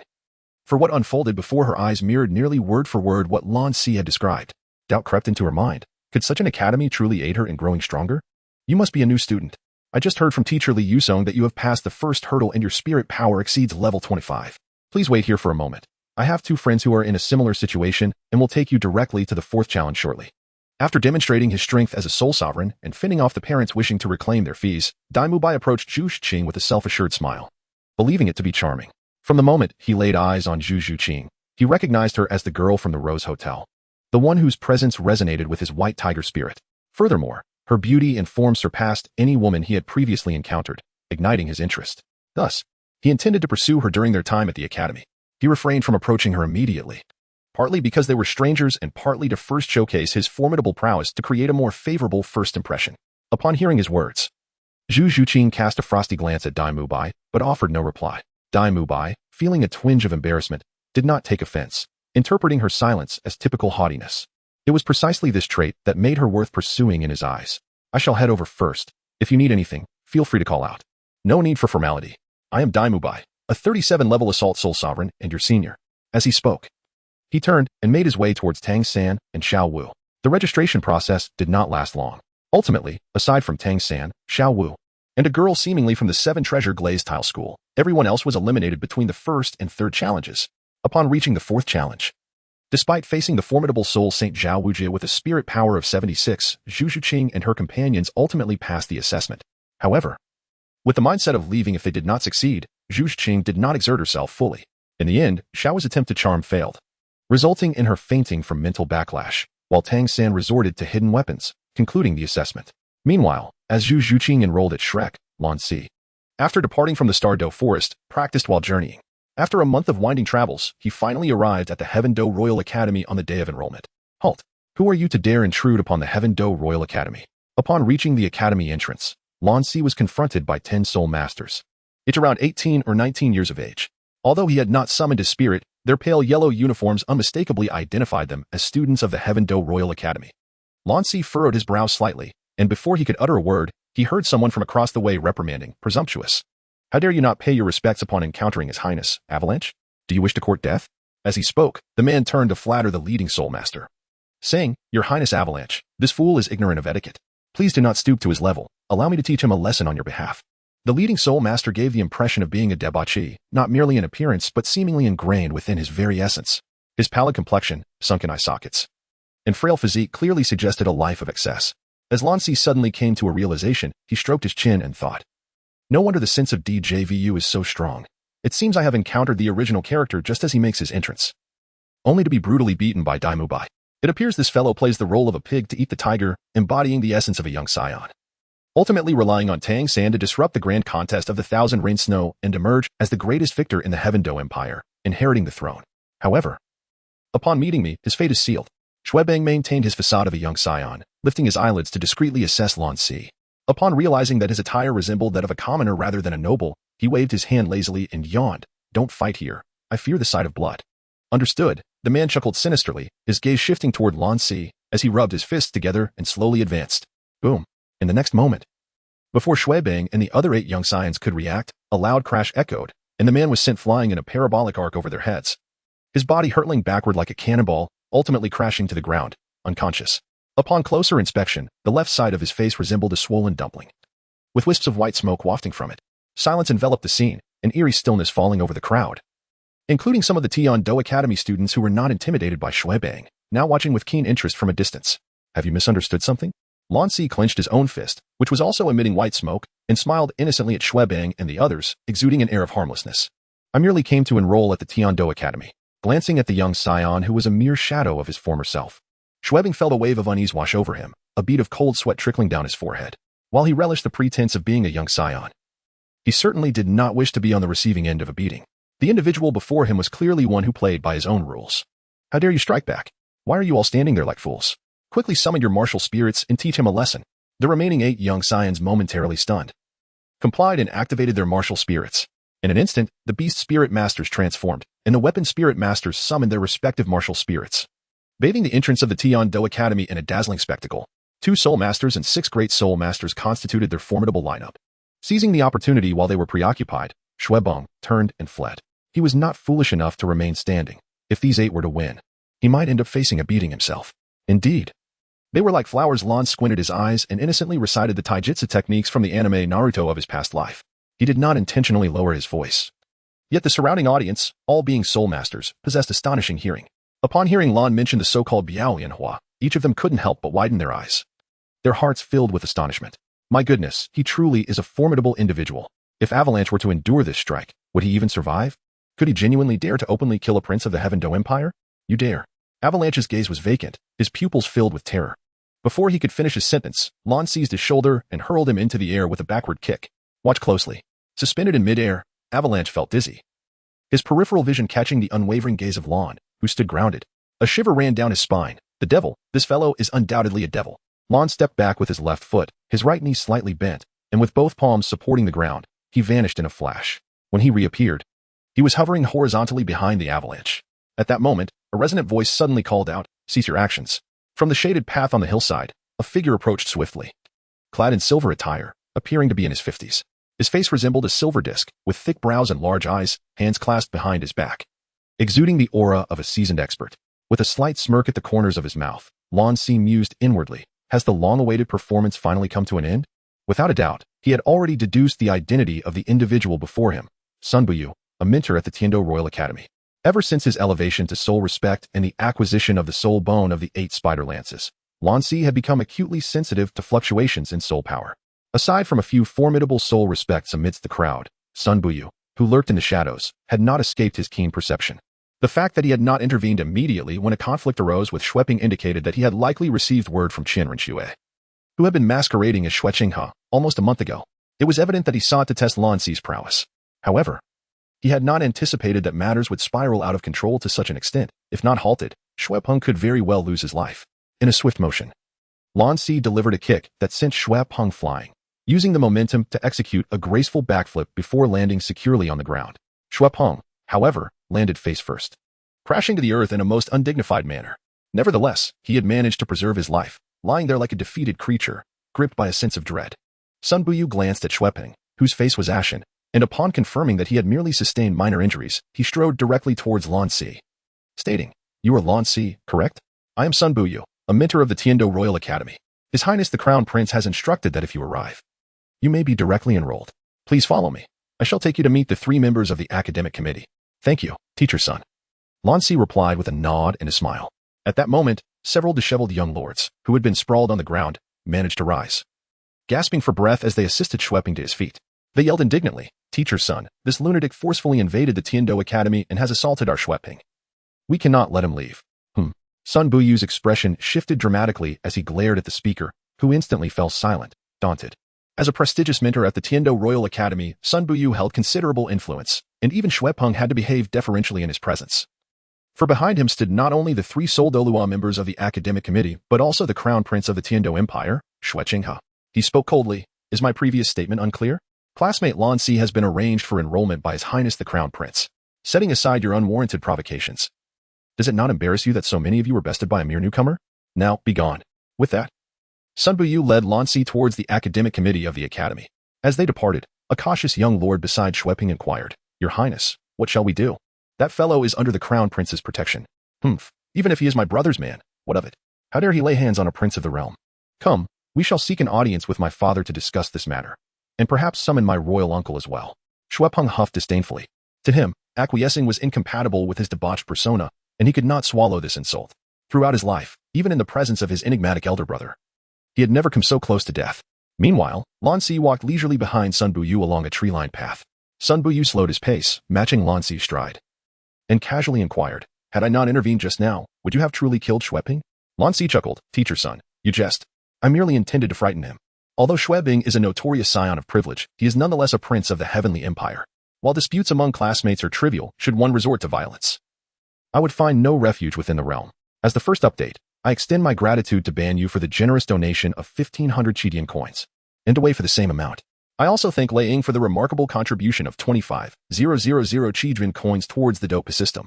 Now that is settled, I can rest easy. You are recommended for admission by His Highness the Crown Prince, and none in Tiando City would dare to harm you. Focus on your training. I eagerly anticipate your splendid performance at the Continental Senior Soul Master Elite competition in 2 years." Sun Buyu sighed, leading Lan Si to a modest building over 10 meters tall, where he knocked on the door. Moments later, the door creaked open, and they entered.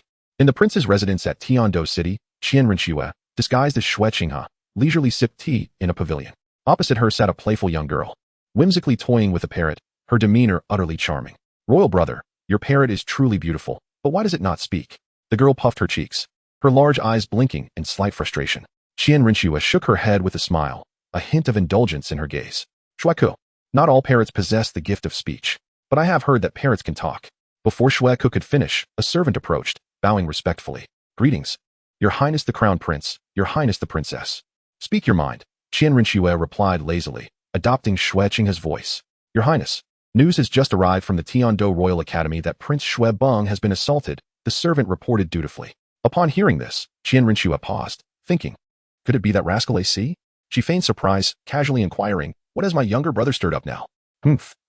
That insufferable fellow must have attempted to bully someone and ended up getting beaten," Shueku chimed in, clearly displeased with her brother. Beng had not been a stranger to confrontations. His last assailant was Dugu Bo's granddaughter, Dugu Yan, whom he had pursued only to be left bruised and battered. Your Highness, as per the princess's remarks, it was Lan Si, the one you recommended for admission, who struck down Prince Beng.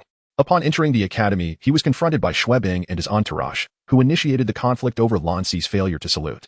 The servant did not withhold any details, recounting the scene. Well, Shueka's round eyes sparkled with excitement as she grabbed Xian Renu's hand, eagerly asking, Royal brother, who exactly is this Lan Si? How do you know him? He managed to take on 10 alone. I encountered him while obtaining a soul ring during my last excursion and found his talent remarkable, thus recommending him to the Tian-Do Academy, Xian Renu replied, gently patting Shueka's head. Although she spoke casually, the delicate brows beneath her mask furrowed slightly. When can you introduce him to me? Is he handsome? At just 12. He can instantly defeat 6 great soul masters and 2 soul emperors and even dares to strike Beng. Surely, he must be quite dashing. We shall see another time. You stay here and play. I must visit the palace, Xian Renu said with a faint smile, deftly changing the subject. It would be folly to allow Shueka to interact with that rascal AC. She knew all too well the devastating effect he had on infatuated young women. It was best that they remained apart. What business do you have at the palace? It is so dreary there, Shueka questioned, puzzled. Xian Renu wore a playful smile.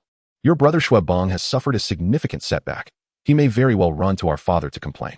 Since I recommended Lan Si, I must provide him with an explanation. As she spoke, Xian Renu rose and made her way toward the palace. Within the Tian-Do Royal Academy, after undergoing thorough examination by 3 committee members, Lan Si was unsurprisingly welcomed into the Imperial Battle Team. However, due to their current engagement in the soul-fighting arena of Tian-Do City, the team would not return for a week, leaving Lan Si to enjoy a solitary existence. His days consisted of attending classes in the morning, training in the simulated combat arena in the afternoon, and practicing the sacred Qian Kuan skill and 5 Thunder Heart technique to refine his soul power in the evenings. Occasionally, he would skip class to venture into the Sunset Forest, ostensibly to battle soul beasts and hone his practical skills, but in truth, he sought the toxic formations laid by Dugu Bo. The academy's instructors turned a blind eye, as Lan Si was a student recommended by the Crown Prince, and the curriculum offered little value to him. Rather than confine him to rigid structures, they opted to allow him the freedom to grow independently. On the 8th day, a middle-aged man approached Lan Si. He appeared to be around 30, with an unremarkable visage and simple black hair, but his eyes shone with extraordinary brightness. Although he lacked a striking exterior, Lan Si sensed a soul power aura comparable to Xian Renu emanating from him, indicating he was a soul emperor. And you are? Lan Si inquired. The middle-aged man smiled faintly. You must be the newly admitted Lan Si recommended by His Highness the Crown Prince. I have heard about you. Allow me to introduce myself. I am Qin Ming, the leader of the Imperial Battle Team. A level 62 assault system soul master with the martial spirit of the fiery Song Wolf. I am here at the behest of the Academy's committee to invite you to join the Imperial Battle Team. Lan Si was taken aback and nodded, greeting, hello. Teacher Qin Ming. During this period, Lan Si had openly dealt with the Avalanche Group, and the incident had spread throughout the Heavenly Do Royal Academy. Although the matter was left unresolved due to the intervention of Prince Qinghe, Lan Si had garnered a reputation for arrogance, exacerbated by his frequent absences from class. Even several teachers in the academy found themselves at a loss. Unfazed by this, Lan Si continued to do as he pleased. Seeing that Lan Si did not exhibit the expected arrogance, Qin Ming felt a sense of relief and chuckled, come with me. I will introduce you to the members of the Royal Combat Team. For the next 2 years, you will fight alongside them. Thank you. Lan Si slightly nodded and followed Qin Ming to the assembly point of the Royal Combat Team, at the Heavenly Do Royal Academy, in a certain pavilion near the square. The space was expansive, covering several hundred square meters. A massive square stone table, over 15 meters long and 2 meters wide, was surrounded by long sofas, comfortably accommodating dozens of people. Currently, only 7 individuals occupied the pavilion, each distinct in their characteristics. The eldest was in his early 20s, while the youngest was merely 15. Unlike other students at the Heavenly Do Royal Academy, they were not clad in the customary goose yellow uniforms. However, the passing students did not find this peculiar. They merely kept their distance, wary of provoking the group. Seated at the center was a tall young man dressed in blue, with short black hair. His appearance was not particularly handsome, and his facial expressions were rare, giving the impression of a stoic demeanor that discouraged approach. Beside him sat a young woman with short dark purple hair, lazily leaning against his shoulder. Her charming face, though not breathtaking, exuded a certain heroism, complemented by her striking green eyes, which imparted an air of intrigue. Yin Zi, I've heard that our Royal Combat Team will be joined by a new member, specifically appointed by the 3 committee members, and I believe the prince himself recommended this person. Do you know who it is? Inquired a golden-haired youth, possessing charming eyes and a handsome visage, though his demeanor suggested a roguish nature. As he spoke, he crossed his legs and whistled at a passing female student, causing her cheeks to flush crimson as she hurried away in embarrassment. The purple-haired girl shot him a disdainful glance, retorting, how would I know? Also, if you don't put your legs down, I might just make you regret it. Okay, okay. I'll put them down. The golden-haired youth, faced with her disdain, reluctantly complied, his expression one of feigned discontent. Haha, you're such a coward, teased a black-clad youth, equally golden-haired and possessing a beauty that rivaled that of a fair maiden. Hey, leopard, do you have a problem? The handsome youth retorted angrily. The black-clad youth scoffed. I'm not that foolish. You're a flying soul master, and I'm a ground soul master. A one-on-one duel would clearly be unfair. If you're so impressive, why not take on the captain? If you can last 3 minutes, I'll concede. The handsome youth fell silent, for he indeed could not best the captain. All right. Everyone quiet down. Over trivial matters, you're making a ruckus. Instead of wasting time, you might as well meditate to enhance your cultivation. Take a cue from the Stone brothers, who, at the same age, possess soul power that surpasses yours by 1 or 2 levels. Finally, the young man in blue spoke up. The Stone brothers he referenced were seated in a corner of the pavilion, meditating in a cross-legged position. Both had square faces, robust physiques, and a strong, composed presence. The words of the young man in blue were indeed quite formidable. Upon hearing his remark, the two immediately ceased their bickering. The young man in blue remarked, however, upon hearing your words, I am reminded that a week ago, I encountered that new student. Tianhing, what is his strength? The purple-haired maiden in his arms inquired with a hint of curiosity. The young man in blue shook his head, uncertain. Yet he presumed it should not be far from the truth. At that moment, as fate would have it, he happened to pass by and witnessed Avalanche and his entourage of lackeys sprawled on the ground, writhing in agony. How trivial, he thought. Those under Avalanche were pampered, never having faced a significant battle, likely so frightened they forgot to unleash their martial spirits. The handsome youth curled his lip in disdain for Avalanche and his companions. Perhaps. But what truly piqued my interest was another matter altogether. The young man's gaze shifted to a corner of the pavilion where another woman stood, clad in black. Her face veiled, she possessed a slender figure, and her cascading blue hair flowed down her back like a waterfall. Her eyes, mirroring the hue of her hair, betrayed no emotion, exuding an aura of solitude and desolation. Lingling, I noticed that the soul tool in the hands of that newcomer bears a striking resemblance to yours. Were it not for the recent encounter with you, I might have assumed he had stolen your soul tool. As he spoke, his gaze fell upon the left hand of the girl in black, where a blue gemstone identical to the one in the young man's hand was nestled beneath her sleeve. What is his name? A melodious voice rang out. Yi Lingling's tone was enchanting, yet there lingered a hint of urgency beneath her hollow demeanor. The 7 individuals present were none other than members of the Royal Academy's team of the Heavendo Empire. Team leader, Yu Tianhing, martial spirit, Blue Electric Tyrannosaurus Rex. A 39th level assault type soul master. Soul rings, 2 yellow, 1 purple. Vice team leader, Dugu Yen, martial spirit, phosphorescent snake, a 38th level control type soul master. Soul rings, 2 yellow, 1 purple. Team member, Shimo, martial spirit, black tortoise, a 37th level defense type soul master. Soul rings, 2 yellow, 1 purple. Team member, Shimo, martial spirit, black tortoise, a 37th level defense type soul master. Soul rings, 2 yellow, 1 purple. Team member, Yufeng, martial spirit, wind chime bird, a 36th level agility type soul master. Soul rings, 2 yellow, 1 purple. Team member, Aosu Luo, martial spirit, ghost leopard, a 35th level agility type soul master. Soul rings, 2 yellow, 1 purple. Team member, Yi Lingling, martial spirit, 9 heart begonia, a 35th level support type soul master. Soul rings, 2 yellow, 1 purple. Upon hearing Yi Lingling's words, the pavilion fell silent, including Yu Tianhing and the Shimo brothers, who had been meditating. The other 6 members gaped at Yi Lingling, their eyes reflecting disbelief. This was the first time Yu Lingling had inquired about a male. Ordinarily, she rarely spoke even to her fellow combat members. Lingling, could it be that the newcomer is a relative of yours? Dugu Yen asked incredulously. Yi Lingling remained silent, her attention drawn to 2 figures in the square. Dugu Yen and the others followed her gaze and saw their mentor, Qin Ming, approaching with a youth clad in black athletic attire. His deep, dark eyes were clear and captivating, and his tousled black hair, though unkempt, did not convey a sense of rudeness. His fair skin and well-proportioned physique exuded an air of youthful vigor.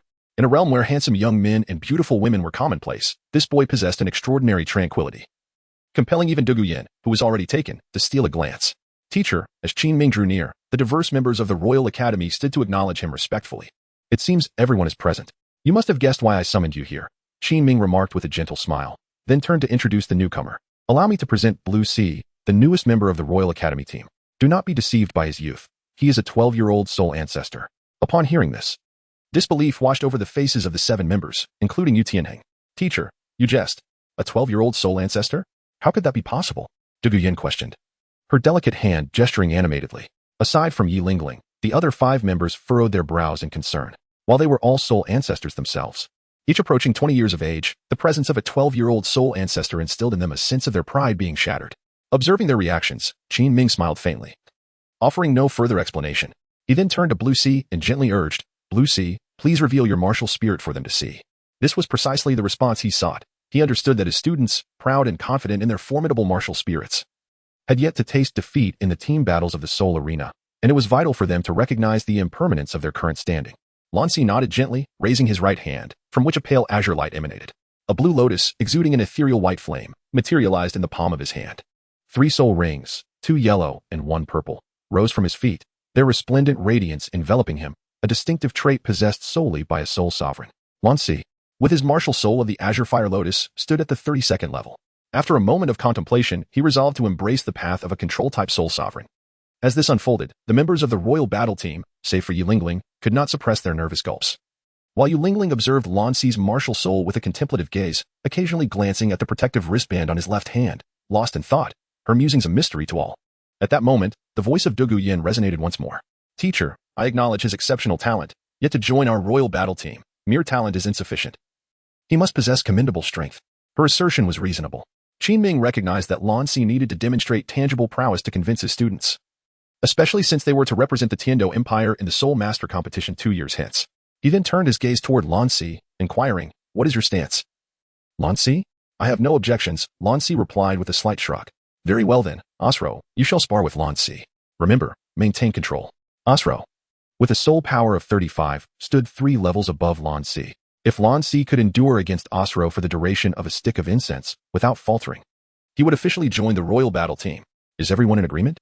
Absolutely, the members of the royal battle team affirmed confidently. Although Asro was the least formidable among them, his strength was not to be underestimated. With mutual consent, the duel commenced, the venue chosen being the plaza adjacent to the pavilion. 4 soul masters. Such contests were irresistibly captivating, particularly among the talented, as word spread that Asro of the royal battle team would face Lan Si. The newcomer who had bested the Avalanche Prince, numerous students flocked to witness the spectacle, soon filling the plaza to capacity. The two stood at the center of the plaza, 30 paces apart. Asro, martial soul, ghost leopard, 35 level agility type soul master, I seek your guidance. Asro, without any arrogance, assumed his stance and promptly summoned his martial soul.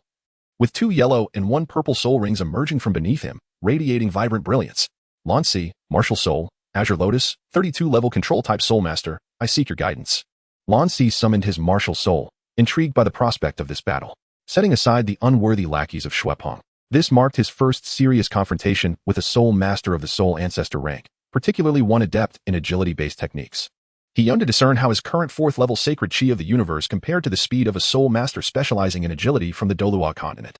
They would engage in mutual sparring, mindful to temper their strikes and refrain from lethal force. I hereby declare the battle to commence, Qinming instructed, signaling to Yufeng to light an incense stick before stepping aside to observe. As soon as Qinming's words left his lips, Asro took the initiative, his first soul ring igniting as he transformed into a shadow, executing an S-shaped maneuver towards Lan Si with remarkable speed. It is common knowledge on the Douluo Continent that control-type abilities inherently counter agility-based techniques, although Asro possessed a higher soul power than Lan Si. It was not without its limits, thus, to swiftly conclude the fight, he needed to overpower his opponent before Lan Si could unleash any control-type skills, lest they become ensnared in a stalemate. Perhaps due to his previous encounter with the soul-eating demon spider, which showcased extraordinary speed, Lan Si felt a wave of disappointment at witnessing the agility of the soul master Asro. He couldn't help but internally express his discontent with a simple thought. Is this it? Compared to the nimbleness of a mere 27th level kitten, this seemed hardly impressive. It was merely a slight advantage in speed, attributed to the disparity in their soul power levels. A pale blue aura spiraled upward from Lan Si's eyes, with extraordinary dynamic vision. He effortlessly sidestepped Oslo's attack and raised his right fist, striking leisurely toward Oslo's cheek. Oslo was caught completely off guard by the time he realized. A fist was already poised before him. In the astonished gazes of the onlookers, it appeared as though Oslo had willingly offered his face to Lan Si's punch. A thunderous sound echoed as Oslo's body soared backward like a kite severed from its string, crashing heavily to the ground. Disoriented and dazed, his vision filled with stars. A profound silence enveloped the arena. The swiftness of Oslo's defeat left everyone questioning, was Lan Si truly formidable, or had Oslo simply been lacking? Haha, leopard. Did you perhaps let him win? Even if you're looking out for the new recruits, there is no need to present your face to his fist. Gu Feng, previously mocked, immediately took delight in Oslo's misfortune. Hearing Gu Feng's taunt, Oslo felt a sting of embarrassment, yet he found himself too weak to retort. Touching his already swollen left cheek, he activated his second soul ring, summoning a surge of dark energy that surged toward Lan Si with great speed. With a swift motion of his hand, Lan Si activated his first soul ring, causing the azure lotus in his grasp to transform into 8 razor-sharp blades. Elegantly arrayed before him, poised to strike at Osro. These blades, emanating in a fan-like formation centered around Osro, surge forward with breathtaking speed under the manipulation of the supreme Qian Kuan technique, rendering any attempt at evasion futile for Osro. Reluctantly, Osro resorted to unleashing his prep's second soul skill, spiraling through the air to deflect the incoming blades, seizing the opportunity to close the distance to Lan Si once more. With a menacing claw raised, he lunged forward, only to meet the inevitable consequence of being sent flying by a punch from Lan Si. This time, however, it was his right cheek that bore the brunt, leaving him, once a dashing figure, transformed into a visage of swelling and disarray. Chapter 39, The False Xian Renu. The illusory Shuqing. Wait, this is absurd. Even a leopard wouldn't trip over the same stone twice, would it? Yu Feng murmured, disbelief etched upon his face. Standing beside him, Yu Tianheng discerned the underlying truth, and upon hearing Yu Feng's words, his expression turned grave. No, it's less about the leopard's missteps and more about how Lan Si has already anticipated his actions. This Lan Si is no ordinary adversary, he has completely suppressed the leopard. Even without the aid of his martial soul, his foundational prowess surpasses that of the leopard in its martial soul-imbued state. Moreover, did you notice that his first soul skill seemed to be executed with effortless ease, lacking full exertion? As he spoke, Yu Tianheng gestured toward the 8 blades swirling around Lan Si. Astute observation, Qin Ming remarked, patting Yu Tianheng's shoulder with a sigh. Including myself. We have all underestimated Lan Si. Teacher, Tianheng, does this mean that Osro has lost all chance of victory? Dong Guyan could not help but inquire. The outcome is all but certain, Qin Ming replied with a soft sigh. Yu Tianheng nodded in agreement, affirming the sentiment. While they conversed, Lan Si unleashed his second soul skill, transforming 9 azure lotuses into a veritable storm of flying blades, encircling Osro. With no means of evasion, Osro was left to withstand the onslaught. Yet the sheer number and potency of the blades proved insurmountable, far beyond the capabilities of a speed-oriented soul master like him. Even his most formidable third soul skill offered little respite, as he might repel one wave of blades only to be met with another. The previous barrage deftly redirected under Lan Si's command, perpetually assaulting him in an unrelenting cycle. Before long, Osro lay battered and exhausted on the ground, his soul power depleted. Yulingling promptly released her 9-heart begonia martial soul, initiating a wide-range healing effect. To Lan Si's astonishment, despite having sustained no injuries, he found himself encompassed within her healing radius. Qin Ming approached with the rest of the Imperial battle team, stating, Lan Si, as the leader of the Imperial battle team, I congratulate you. From this day forth, you are a formal member of our team. The prowess of Lan Si clearly surpassed Qin Ming's expectations. Given the current trajectory, it is evident that the Royal Combat Team will achieve commendable results in the prestigious Elite Soul Master Tournament 2 years hence. I'm Yu Tianheng, the captain of the Royal Combat Team, wielding the Blue Lightning Tyrant Dragon Martial Soul and a formidable level 39 Assault-type Soul Master. I extend a warm welcome to your joining us, Yu Tianheng stated, meeting Lan Si's gaze and extending his right hand as a gesture of camaraderie. It is often said that one should not strike a smiling face. Despite the potential for conflict arising from Qian Renchua's influence, the two harbored no animosity at present. They exchanged a friendly handshake, with Lan Si addressing him as captain, with the captain of the Royal Combat Team expressing his welcome.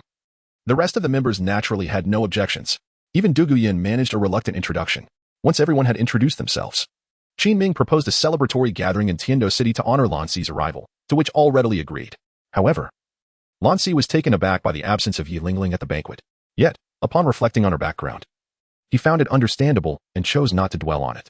That night, Lan Si indulged in a rare drink, and the following morning, he bid farewell to the Royal Combat Team members and departed the hotel early, heading towards the prince's residence. Stop.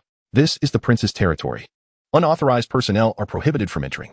As soon as Lan Si arrived at the entrance of the prince's residence, he was intercepted by 2 fully armed guards. Lan Si retrieved the token previously given to him by Qian Renxue from the Starry Forest. I am Lan Si, a student of the Royal Academy of Tiando, here to seek an audience with His Highness the Crown Prince. Upon seeing the token in Lan Si's hand, the expressions of the 2 guards shifted dramatically. Their demeanor transformed from a formal and businesslike manner to one of obsequiousness. Lord Lan Si, please proceed. His Highness has instructed that if you arrive, you may enter directly without the need for prior notification. Lan Si nodded and stepped through the grand entrance. Upon entering the prince's residence, he was immediately struck by its immense scale, vast, exceedingly vast. Setting aside any discussion of its opulent decor, the sheer expanse was remarkable. It took him nearly 10 minutes of wandering through the courtyard, guided by a maid, before he finally arrived at the so-called reception hall. To his surprise, the sprawling reception area of several hundred square meters was devoid of any company save for himself. Lan Si took a sip of fragrant tea and then quietly awaited. Approximately half an hour passed before the door to the reception hall was finally opened. A slightly magnetic male voice resonated from outside, commanding, "All of you may leave. Without my orders, no one is permitted to enter this courtyard." As Lan Si lifted her gaze, she observed a young man, appearing to be around 27 or 28 years of age, entering through the door. His short golden hair, while not strikingly handsome, featured a straight nose and a well-defined jawline, complemented by a pristine blue robe that imparted a refreshing aura. Despite his seemingly ordinary attire, he exuded a unique charisma. Upon the young man's approach, Lan Si momentarily found herself in a daze, silently criticizing Xian Renu for her theatrics. Nevertheless, she promptly stood and respectfully bowed. Addressing him, "I have the honor of meeting His Highness, the Crown Prince. There is no need for excessive formalities. Please, take a seat." The young man replied with a faint smile, gesturing for her to sit. Lan Si could not help but ponder why, at this moment. She was not questioning how he knew she was Shu Qinghe. Once seated, Shu Qinghe began with a few polite compliments directed at Lan Si, before continuing, "Brother Lan Si, I am already aware of your purpose for visiting. Even before your arrival at the Crown Prince's residence, I had dispatched someone to inform my younger sister, and she should be arriving shortly." Lan Si nodded, choosing not to expose the pretense, as she was curious to see what trick Xian Renu had in store for her today. Suddenly, the door to the reception room swung open once more, revealing a golden-haired maiden clad in a resplendent court gown, Xian Renu herself. "Brother, why in such a hurry to summon me?" Xian Renu complained. Then feigned surprise as her gaze fell upon Lan Si. "What brings you here?" Upon hearing Xian Renu's words, Lan Si rolled her eyes. No wonder she felt something was amiss. It turned out that Shu Qinghe was nothing more than a counterfeit, brought in by Xian Renu to obscure the truth. This was all a ploy to demonstrate that she and Shu Qinghe were indeed siblings, rather than the same individual. "Ah, Shuer, you've arrived.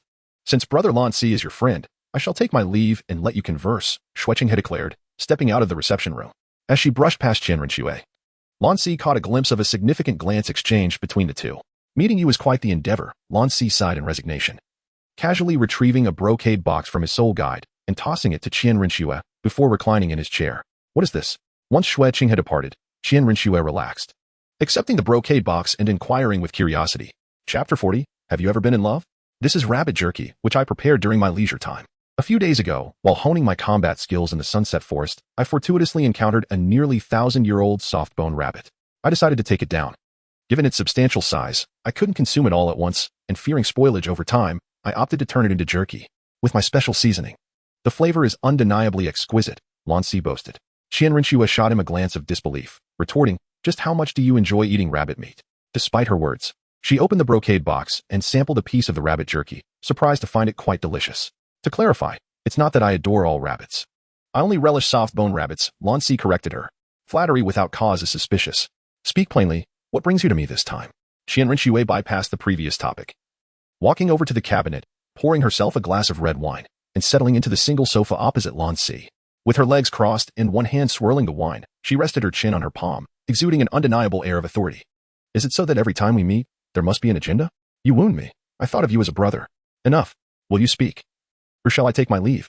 Xian Renu declared, setting down her wine glass as she prepared to rise. "Wait." Lan Si swiftly appeared behind her, gently pressing down on her shoulder. "What was that speed just now?" Xian Renu asked, a hint of astonishment in her voice. Lan Si's swiftness had clearly reached the level of a sensitivity-based soul master, yet he was merely a soul master at present, and not of the sensitivity type. "Oh, that? It's just a matter of doing 100 sit-ups, 100 push-ups, 100 squats, and running 10 kilometers each morning. With practice, it comes naturally." Lan Si replied nonchalantly. "Who do you think you're fooling? If you're unwilling to disclose, so be it," Xian Renu remarked, her expression betraying skepticism. Lan Si nodded earnestly and approached Xian Renu, resting his hands gently on her fragrant shoulders. He crouched slightly, aligning his shoulders with hers, his clear, dark eyes locking with her blue-golden pupils. After a moment of swallowing hard, he solemnly asked, "Shuer, could you grant me a favor?" This was Xian Renu's first intimate encounter with a male, aside from her grandfather. As she gazed upon Lan Si's handsome visage and the depth of his dark eyes, a fleeting sense of panic washed over her, causing her cheeks to flush and her breath to quicken. Instinctively, she replied, "What is it you desire?" "I need your assistance in procuring a storage soul guide that can contain living beings," Lan Si inquired earnestly. The moment Xian Renu processed his request, her expression darkened. Lowering her head, her golden locks cascaded down, obscuring her eyes in shadow, and she murmured softly, her delicate shoulders trembling uncontrollably.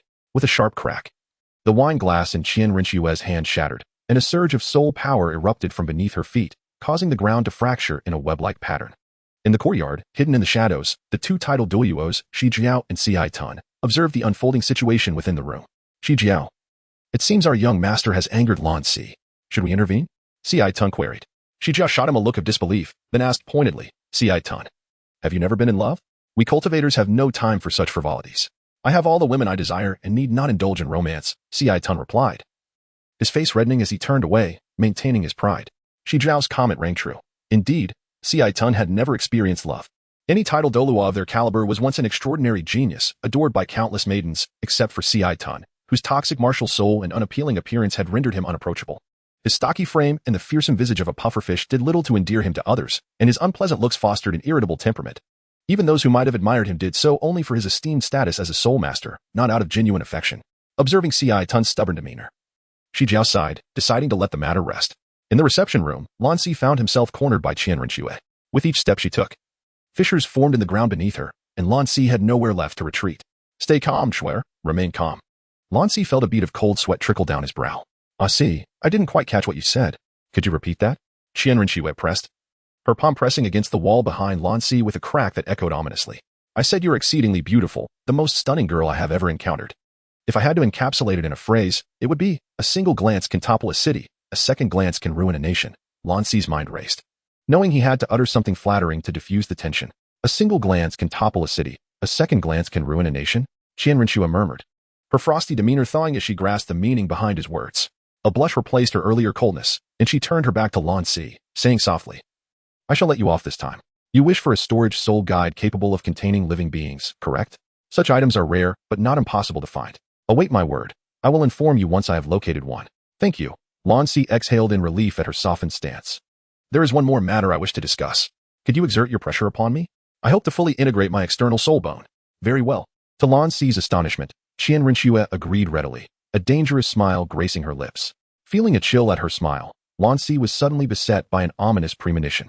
The next moment, an overwhelming aura enveloped him, causing him to stumble, nearly collapsing to the ground. When Lan Si finally emerged from the princess residence, half an hour had passed. Exhausted, he hired a carriage and returned to the Tiando Royal Academy. Upon his arrival, he found two guests awaiting him at the door, seemingly having waited for some time. One was Yu Lingling, a fellow member of the Royal Combat Team, while the other was a refined middle-aged man who bore a slight resemblance to her. At first glance, the man appeared to be in his late 20s. Yet his eyes held the weight of experience, as if he could see through the very fabric of existence, far beyond the capabilities of a mere youth.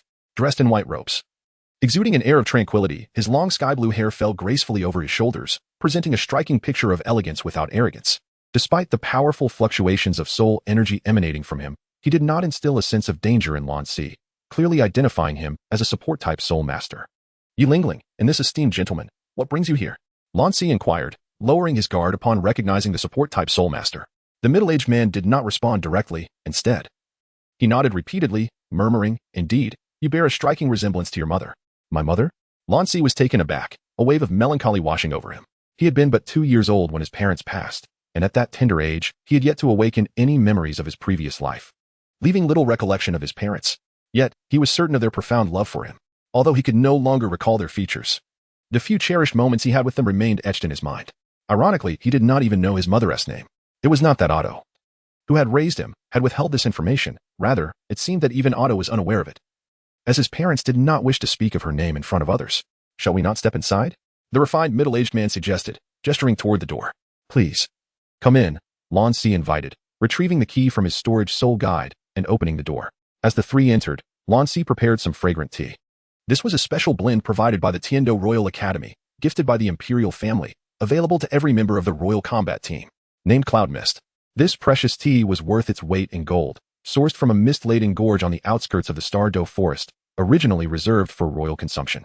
However, under the decree of Emperor Shui, it was now supplied to the Academy's most exceptional Royal Combat Team students. Lan Si had never cultivated the habit of drinking tea. Thus he decided to serve it to his guests, though the number of those who could visit him was exceedingly rare. The fine tea, truly deserving of its royal designation, was the misty cloud variety, and even if I wished to partake, it required Lingling to bring it to me. The refined middle-aged man accepted the fragrant brew and took a delicate sip. "Might you now disclose your intentions?" Lan Si inquired, a hint of impatience in his tone. "I just heard you mention my mother, and I am curious if you know her." The gentleman nodded, his gaze shifting to the side where Yu Lingling stood.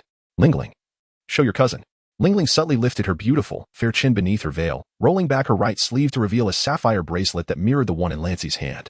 This is Lan Si's expression transformed into one of astonishment.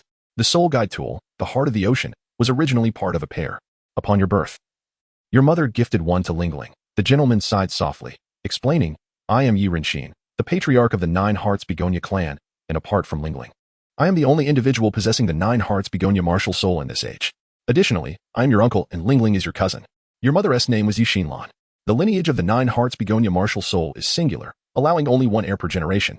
There can only be 2 living Nine Hearts Begonia soul masters at any given time. Only upon the death of one can another emerge. I am a few years older than your mother and awakened my Nine Hearts Begonia martial soul first.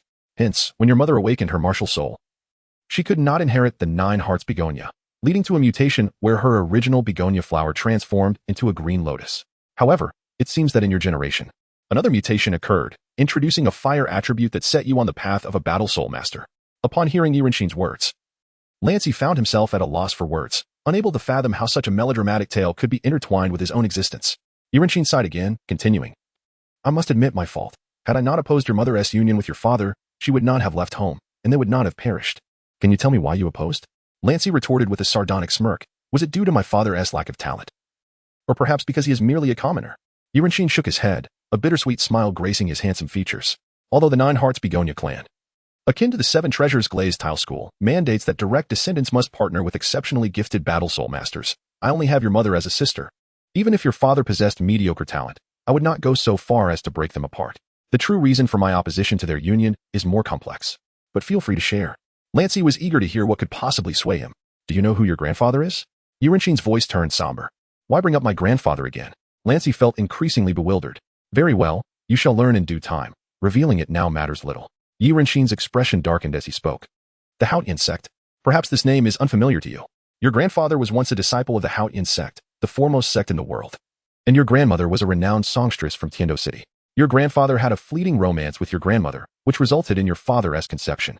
The Haotian Sect places great importance on the purity of bloodlines, and due to your grandmother's status as a songstress, your grandfather could neither marry her nor would he. Consequently, he abandoned her, relocating her to a remote mountain village known as Imperial Soul Village, where your father was born, originally named Iron Hammer Village. It was later renamed due to your grandfather's status as a soul emperor. When your father was 6, due to a mutation in his martial soul, he failed to awaken the Haotian hammer. Your grandfather, after leaving a sum of money, completely abandoned your grandmother and your father, reclaiming your father's surname, Tang. Despite his low innate soul power due to the martial soul mutation, your father became a soul master and fortuitously met your mother, your maternal grandmother. Seeing your father's honest nature, did not oppose their marriage. However, everything changed 12 years ago. The Haotian Douluo Tang Hao killed the former pope of the Spirit Hall, Qian Xuanji, igniting a war between the Spirit Hall and the Haotian Sect, leading to a continent-wide hunt for disciples of the Haotian Sect. Any faction that sheltered them would be viewed as enemies of the Spirit Hall. At that time, your father chose to confide in me and your mother about his lineage, expressing his desire to not implicate the Nine Hearts Begonia clan, and simply asked that I take care of your mother and the newborn you. Chapter 42. Haotian Bamboo. Indeed, it is Haotian Bamboo, reset version. At that time, your mother was unwilling, but I consented for the sake of the Nine Hearts Begonia clan's safety. I even contemplated having your father take you away, for you two bear a part of the Haotian Sect's bloodline. Ultimately, your mother chose to leave with your father, both for you and to avoid entangling the Nine Hearts Begonia family, vanishing without a trace. This is my deepest regret. 6 months later, the Spirit Hall's pursuit of the Haotian Sect ceased. I sent people to Imperial Soul Village several times, and the last news I received was 10 years ago. The tragic news of your parents' demise. Ah Si, have you been well these years? Had it not been for Lingling's mention, I would have thought you as he reached the end of his words. The typically composed Yi Renqin was moved to tears, and even Lingling beside him had reddened eyes, shedding silent tears. Bai Si lowered his head, offering no reply, and an eerie silence enveloped the room. He had initially believed that his mother's lineage from the Nine-Heart Begonia clan was already sufficiently dramatic. Yet he was taken aback to discover that his father's background was even more scandalous, being the illegitimate child abandoned by a disciple of the Haotian Sect. Did this not imply that his two formidable martial souls were derived from the mutations of the Nine-Heart Begonia and the Haotian Hammer? It was no wonder that even Uncle Otto was oblivious to his mother's name, referring to her merely as his brother's wife, suggesting that the time was indeed a peculiar period. All of this traced back to Tang Retian and Qian Xuanji. However, since Qian Xuanji was now deceased, with the dead freeing one from their debts, he could simply marry his daughter and inherit the legacy. Yet, Tang Retian must not be overlooked, nor should Tang San. For both father and son were equally nefarious. The former, after his battle with Qian Xuanji, scurried away like a rat from a stinking sewer, claiming he wished to spare others from entanglement, ultimately infuriating his own father and leaving a mess for those around him to clean up. As for the latter, it goes without saying that after ascending to godhood, He hardly engaged in any benevolent deeds. Lan Si lifted her head, directing her gaze towards Yi Renqin. Mr. Yi Renqin, while I can empathize with your intentions to extricate both my father and myself from the Jiao Haitang clan upon learning of my father's true heritage, a request that he himself made, I have a few inquiries I wish to pose before I address you as uncle. Please, go ahead, Yi Renqin replied, wiping away his tears. His eyes tinged with red. Lan Si inquired solemnly, for my first question, according to my adoptive father, my parents perished at the hands of a soul beast during a hunt for a soul ring. Is this true? Yi Renqin replied, indeed, it is true. At that time, it was unclear who provoked the king of the Stardow Forest, the Titan Great Ape, which led to chaos in the forest. Some 10,000-year soul beasts were driven to the outskirts, and your parents met their demise amidst that turmoil. I have verified this information through various sources, and it is not false. A riot in the Stardow Forest? Could it be related to Bibi Dong's hunt for Xiaowu's mother? Subsequently, the Titan Great Ape appeared, while Bibi Dong and her companions fled, resulting in uncontrollable fury. It is certainly plausible. The original Douluo narrative is rife with contradictions. In Douluo, it was stated that Xiaowu's mother fell victim to Bibi Dong, yet no specific timeline was provided. Following Douluo, the plot shifted to indicate that she was devoured by high-ranking soul beasts from the core circle. The narrative crafted by the author, San Xiao, frequently exhibits inconsistencies. However, as long as the cause of death was not at the hands of the spirit hall, I shall find solace, for I would otherwise be at a loss in confronting Xian Renu. After all, the pursuit of the Haotian sect disciples by the spirit hall stemmed from Tang Hao. Yet the orders originated from Qian Daolu, Xian Renu's grandfather, and her mother, Bibi Dong.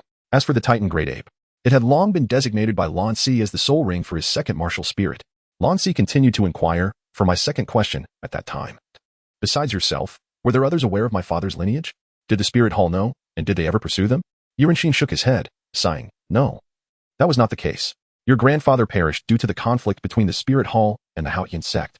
And since your father's martial soul is not the Haotian hammer, there were very few who knew of his bloodline, besides your mother and me. Until the storm subsided and the Haotian sect sealed its mountain, the spirit hall ceased its assaults, your parents remained undiscovered. Otherwise, my Jiao Haitang clan would have long been targeted by the spirit hall, and we would have been swallowed whole. As he spoke, Yi Renqin seemed to recall something and hastily cautioned, child, you must not seek vengeance against the spirit hall for your grandfather's death. Their might is beyond your imagination. A parent who neglects their offspring is akin to a thief. A scoundrel who abandons their family is better off dead. Even if he had not perished at the hands of the spirit hall, I would eventually confront him myself. Lan Si shrugged slightly, a cold glimmer flashing in his eyes. As for avenging my parents against the spirit hall, why should I? The spirit hall did not pursue them, nor were they slain because of it. Rather, it was due to that so-called Haotian Douluo and the so-called number 1 trash sect, who abandoned their families. If not for them, my parents would not have had to hide. Ah, see, are you implying? Yi Renqin's face displayed disbelief. Rest assured, I am not so foolish. If retribution is to be sought, it will be after I have attained the rank of title Douluo. Lan Si smiled and shook his head, the smile gradually fading as he fixed his intense gaze upon Yi Renqin. He stated earnestly, you previously mentioned that for the sake of the Jiao Haitang clan, you had considered having my father take me away from the clan. Now, I must ask you again, if I were merely an ordinary person with mediocre talent, not even a soul master, would you still acknowledge me? I would still acknowledge you. Over the years, your father has never truly given up on finding you, utilizing every possible channel, yet. The previously silent Yulingling finally spoke, her voice melodious yet tinged with a hint of sorrow. Lan Si continued to inquire, have you ever sent someone to Nottingham? Upon hearing this, Yi Renqin was momentarily taken aback and could not help but ask. A year before receiving the tragic news about your parents, I did go there. Wait, did you say you were in Nottingham? The one that is less than 100 miles from Spirit Soul Village? Lan Si nodded slowly. Before my parents went to hunt for soul rings, they left me in the care of a childhood friend of my father, who later became my adoptive father. How truly regrettable it is. Yi Renqin felt a wave of remorse wash over him. He had never anticipated that Lan Si was residing in Notting City. Why had he not taken the opportunity to search for her while en route to the Imperial Soul Village? Yi Renqin departed and returned to the Jiao Haitang family. Until his final departure, Lan Si had never once referred to him as uncle. After all, anyone would find it uncomfortable to have an additional uncle. Similarly, he did not address Yulingling as cousin. It was not that Lan Si harbored any disdain for her. On the contrary, he admired her greatly. After all, Yulingling was one of the few female characters in the original story who had never been infatuated with Tang San. Instead, upon confirming her kinship with him, Yulingling became much more cheerful, her eyes losing much of their loneliness and desolation, replaced by warmth and delight. Chapter 43, The Uncommon Little Cat in the Kingdom of Balak, north of Soto City, lies Shrek Academy. At this moment, half a month had passed since the commencement of Shrek's academic year, closely mirroring the original narrative. On the second day of enrollment, Ning Rongrong was scolded harshly by Flander for her laziness. On the third day, Oscar broke through to the 30th level in the morning, and on the 4th day, led by Xiao Wu, they ventured into the Stardoe Forest. Not long after, they encountered the Titan Great Ape, during which Tang San absorbed a soul ring from a 2,000-year-old faceless demon spider and acquired an external soul bone. Everything unfolded much like the original tale. Due to the incident involving Daim Mubai and the twins, Zhu Qing took action against Ning Rongrong. Additionally, she realized that Lan Si had left an indelible impression in her heart, prompting her to seize this opportunity to leave Shrek Academy and seek out Lan Si at Blue Tyrant Academy. However, after witnessing Xiao Wu's selfless confrontation with the Titan Great Ape, she ultimately chose to remain. There were 2 reasons for this. First, she was not one to shy away from danger. Xiao Wu had sacrificed himself to fend off the Titan Great Ape for her and the other students. If she were to abandon them now, she would never forgive herself. Second, safety. Although Shrek Academy's living conditions were poor and there were no training resources, it provided a relatively secure environment for cultivation. In the face of the Titan Great Ape, they dared to act decisively to protect the students. What could the Zhu family, far away in the Starluo Empire, do? Furthermore, Zhu Zhuyun could not replace the Zhu family. With 2 soul saints and several soul emperors to safeguard her, she had no need to worry about Zhu Zhuyun causing trouble. At the same time, she calmed herself. If she were to go to Blue Tyrant Academy now in search of Lan Si, the Zhu family and the Starluo royal family would undoubtedly be informed. At that point, the 2 of them, still weak in strength, would be ill-equipped to endure the wrath of the Zhu family and the royal family. By remaining, she could create a facade for the Starluo Empire, at least preventing them from targeting Lan Si. As dawn broke, the sun bathed the earth in its warm glow, invigorating the land with a vibrant life force. All things awakened under the bright sunlight, heralding the dawn of a new day. Qing, it's time to get up for breakfast. A melodious voice echoed in the room, rousing Zhu Qing from her meditative state. She slowly opened her eyes and, upon looking up, saw a girl with long brown hair before her.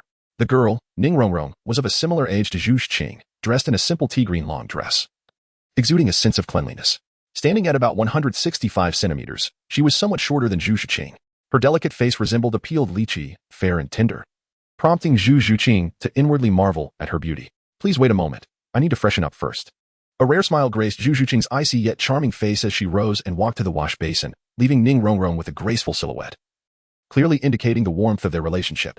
As Zhu Qing washed her face, Ning Rongrong felt her cheeks flush, captivated by the alluring curves Zhu Qing displayed in her every movement. Regardless of the angle, Zhu Qing appeared utterly flawless, and the sight of her figure filled Ning Rongrong with a sense of mischievous delight. With a playful impulse, Ning Rongrong got up and hugged Zhu Qing from behind, noticing the latter's body stiffen momentarily before relaxing again. Hey, Qing, there's something I want to ask you. Go ahead, Zhu Qing replied, slightly struggling before ultimately conceding, wringing out her towel and cleansing her exquisite visage. Hee, Ning Rongrong giggled, her crescent-shaped eyes sparkling with mischief. I've noticed that you seem reluctant to interact with anyone at Shrek Academy. Could you tell me why? Several times, Xiaowu has asked me if she has offended you in some way, as you seem disinclined to engage with her. No, you're overthinking it. I simply prefer solitude, Zhu Qing stated, not one to indulge in gossip. However, if pressed for a reason, there were indeed a few. Daim Mubai and Ma Hongjun were self-evident. While the duo from the brothel had long been blacklisted, Oscar was simply someone she did not favor, especially since he was the type to be rendered speechless in the presence of beauty. The first time she met him alongside Ning Rongrong, he nearly drooled. Of course, Lan Si was an exception. His presence brought her joy. Yet, should he behave similarly with other women, she would have to consider employing her ghostly claws and piercing strikes. Nevertheless, Lan Si was clearly not that sort of person, as Zhu Zhuyun's beauty rivaled her own, and in terms of physique, she surpassed her. Yet he had chosen to save her back then. As for Tang San and Xiao Wu, aside from the incident of witnessing them in a compromising situation, there was another crucial reason. Lan Si despised them. The only one left was Ning Rongrong, who had drawn closer to Zhu Qing after the incident on the second night following enrollment when Ning Rongrong was flung away by Daim Mubai. Zhu Qing had caught her out of disapproval for the latter's bullying, and later, during their encounter with the Titan Great Ape in the Stardoe Forest, Zhu Qing had once again protected Ning Rongrong. Thus, their relationship gradually improved. Oh, Ning Rongrong released Zhu Qing, her expression filled with curiosity. She speculated that Zhu Qing must have experienced something prior to her arrival at Shrek Academy, explaining her initial aloofness towards Xiaowu. Let's go.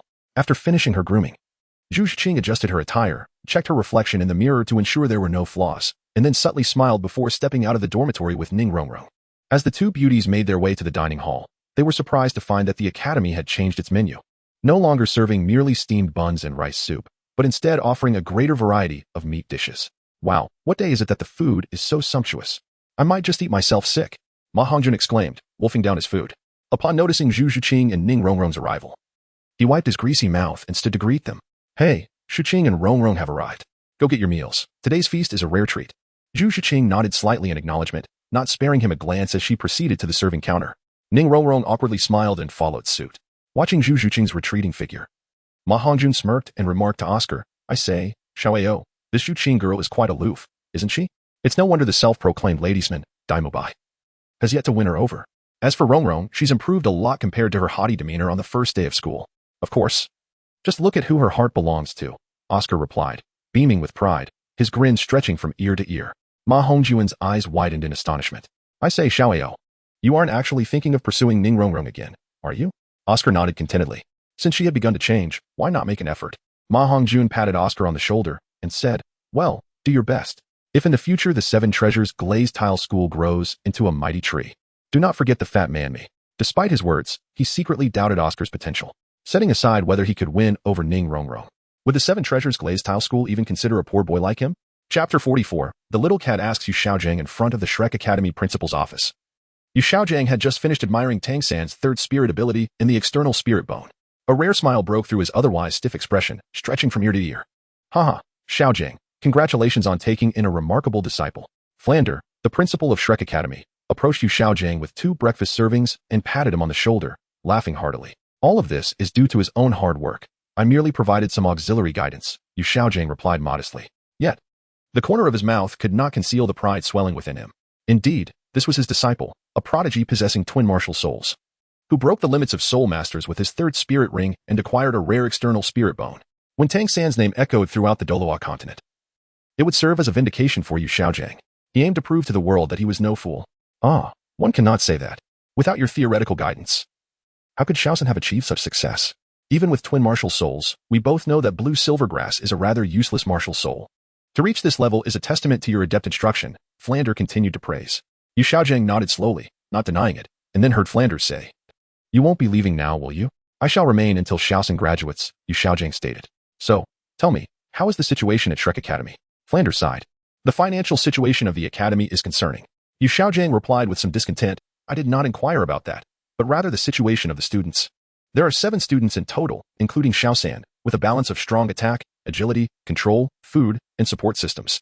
Among them is even a member of the Seven Treasures glazed tile school, making it a nearly perfect 7-person combination, each a rare genius in this era. A flicker of hesitation crossed Flander's eyes. However, there are quite a few troublemakers, one of whom is a girl named Zhu Qing. Yu Xiaojiang furrowed his brow. Did she fail to complete the assigned coursework? Flander shook his head. No, she completed it quite well, and in terms of effort, few in the academy could surpass her. Then what is the issue? Yu Xiaojiang asked, puzzled. Flander appeared troubled. Her personality seems rather reclusive, and she appears unable to tolerate any nonsense. She disagrees with some of the academy's regulations. For instance, the last time when Zhao Wujin led a team to the Star Do Forest to hunt for spirit rings, they encountered Songhui Academy at an inn. Mubai and Hongjun, adhering to Shrek Academy's policy of not provoking trouble is a sign of mediocrity, took the initiative to provoke. Perhaps due to their sharp tongues, they even teased a female student from Songhui Academy. Zhu Qing believed this to be bullying the weak and creating trouble, and chose not to intervene. Even Ning Rongrong, who was close to her, did not step in. Yu Xiaojiang remarked, from what you say, she indeed sounds like a troublemaker. This could be detrimental to an excellent team. However, it's fine. Just entrust their training to me. Flander's eyes brightened. Xiaojiang, do you have a plan? You'll find out in due time. A glimmer of wisdom shone in Yu Xiaojiang's eyes. You truly enjoy keeping people in suspense. For now, let's eat. Afterward, I'll introduce you to those little monsters. Having a theoretical master like you to guide them will surely bring them joy. Flander shook his head in resignation, handing Yu Xiaojiang a portion of breakfast as they entered the principal's office. After breakfast, the bell for class rang promptly. All Shrek faculty and students, including Yu Xiaojiang, gathered in the academy's playground. Flander, with a serious expression, scanned the 7 students before beginning the introductions of the faculty. This is Teacher Li Yusong, Martial Soul Dragon Pattern Staff, Level 63 Soul Emperor. This is Teacher Lu Qibin, Martial Soul Star Chess, Level 66 Soul Emperor. This is Teacher Xiao Xian, Martial Soul Jelly Bean, Level 71 Soul Saint, a Food System Soul Master. Teacher Xiao is undoubtedly among the top 5 strongest Food System Soul Masters I know. When it was Yu Xiaojiang's turn, Flander did not introduce his martial soul or soul power level. Instead, he changed his approach. And last but not least, we have a truly remarkable individual. He is renowned for his research, having developed the top 10 martial souls competitive power. Celebrated as the strongest in martial soul theory and the most intelligent soul master, and also the teacher of Tang San, Mr. Yu Xiaojiang. He is, of course, also my old brother, We have known each other for decades. Perhaps you may not recognize his name, but I believe you are familiar with his titles. From now on, you may address him as master. On the far right, Zhu Qing furrowed her brow as she listened to Flanders' introduction, thinking to herself, so this is the great master that Asi mentioned to me. Recalling Lan Si's various evaluations of Yu Xiaojiang and expressing her dissatisfaction, she instinctively raised her right hand. Zhu Qing, is there something you wish to say? Flander frowned, feeling a sense of foreboding. Zhu Qing stated earnestly, Principal. What is the martial soul of that great master? What is his soul power? To teach a disciple as outstanding as Tang San. Is he not more formidable than you and teacher Xiao Wu? After observing Tang San for some time, Zhu Qing had noticed certain qualities reminiscent of Lan Si. To put it more precisely, on some level, she saw a reflection of Lan Si in Tang San. If Yu Xiaojiang were as incompetent as Lan Si claimed, then Tang San's growth would likely have nothing to do with him. Upon hearing Zhu Qing's words, the other Shrek students perked up, their gazes shifting to Tang San. Though they did not know Yu Xiaojiang, they had witnessed Tang San's excellence firsthand. Surely a teacher capable of producing such a disciple must be remarkable as well. The expressions of Yu Xiaojiang, Tang San, and Flander darkened simultaneously, plunging the atmosphere into an awkward silence. Especially for Yu Xiaojiang, who intended to sternly reprimand the 7 students to establish his authority after Flander introduced him, felt as if his spirit had been deflated in an instant. Born into the blue electric Tyrannosaurus clan, with the martial soul known as the 3 Cannons of Luo, and a soul power that forever stagnated at the 29th level. Each of these elements constitutes an eternal pain in his life. It is precisely due to this cursed lineage, this damned martial soul, and this wretched level of soul power that he has been labeled as a waste by the world.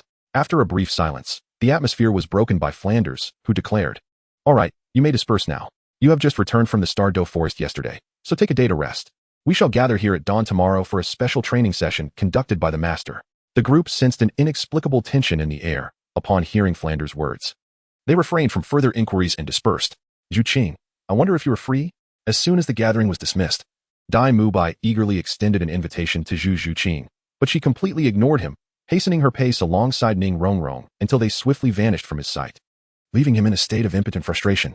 In the vicinity of the plaza at the Royal Academy of the Tiando Empire, in a spacious and bright pavilion, 6 members of the Imperial Fighting Team, Yu Qianheng, Dugu Yen, Shi Mo, AOC Luo, and Yu Feng, gazed in astonishment at Lan Si and Yi Lingling, who walked side by side, their faces filled with disbelief.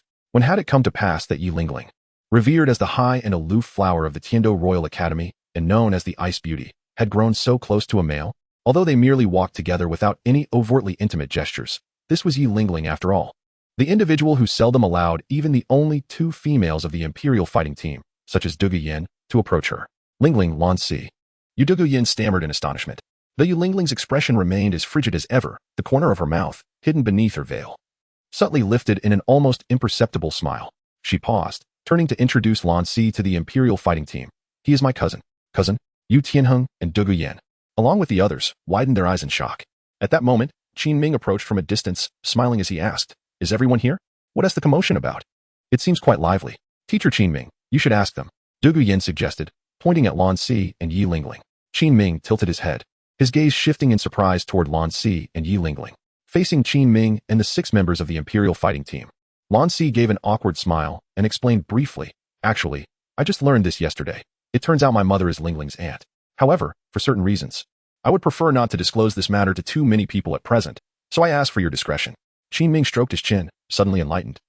No wonder Lingling's father, the patriarch of the 9-heart sea butterflies, Yi Renxin, visited our academy yesterday. It was to see you. Rest assured, since you, the party involved, wish to keep it private, we will not be gossips. With confirmation received, the other members of the Imperial Fighting Team felt a surge of relief, glancing at Lan Si and nodding in agreement. Though they did not know him well, they were all too aware of the formidable prowess of Yi Lingling's 9-heart sea butterfly martial soul. If Lan Si's green lotus martial soul had indeed derived from a mutation of the 9-heart sea butterfly, it would indeed make sense. Otherwise, it would be utterly inconceivable for a soul master from a common background to surpass them so effortlessly. Now, let us put this discussion to rest. You have all gotten to know each other over the past few days. I shall now initiate the first phase of your training, which will involve real combat. Qin Ming announced, clapping his hands. His smile gradually faded, and he spoke with a serious demeanor. I presume you all have gained considerable insight from your week-long experience at the Great Soul Arena in Tiando City. Indeed, real combat is undoubtedly the most effective method to enhance one's strength in a short time. Yu Tianheng nodded in agreement. Qin Ming continued earnestly, in 2 years, the elite competition of advanced Soul Master Academies will take place across the continent. At that time, you will face the elite talents from various Soul Master Academies. Relying solely on individual strength will no longer suffice to determine the outcome of battles. You must depend on teamwork to stand a chance of achieving the coveted championship. By the way, according to some insider information shared by several committee members, the Spirit Hall, as the organizer of the elite competition, will provide 3 soul bones over 10,000 years old as rewards for the ultimate champion. Upon hearing this, the eyes of the Imperial Fighting Team members, except for Lan Si, instantly lit up at the mention of soul bones. Even the typically composed Yi Lingling could not help but show a flicker of excitement in her beautiful eyes.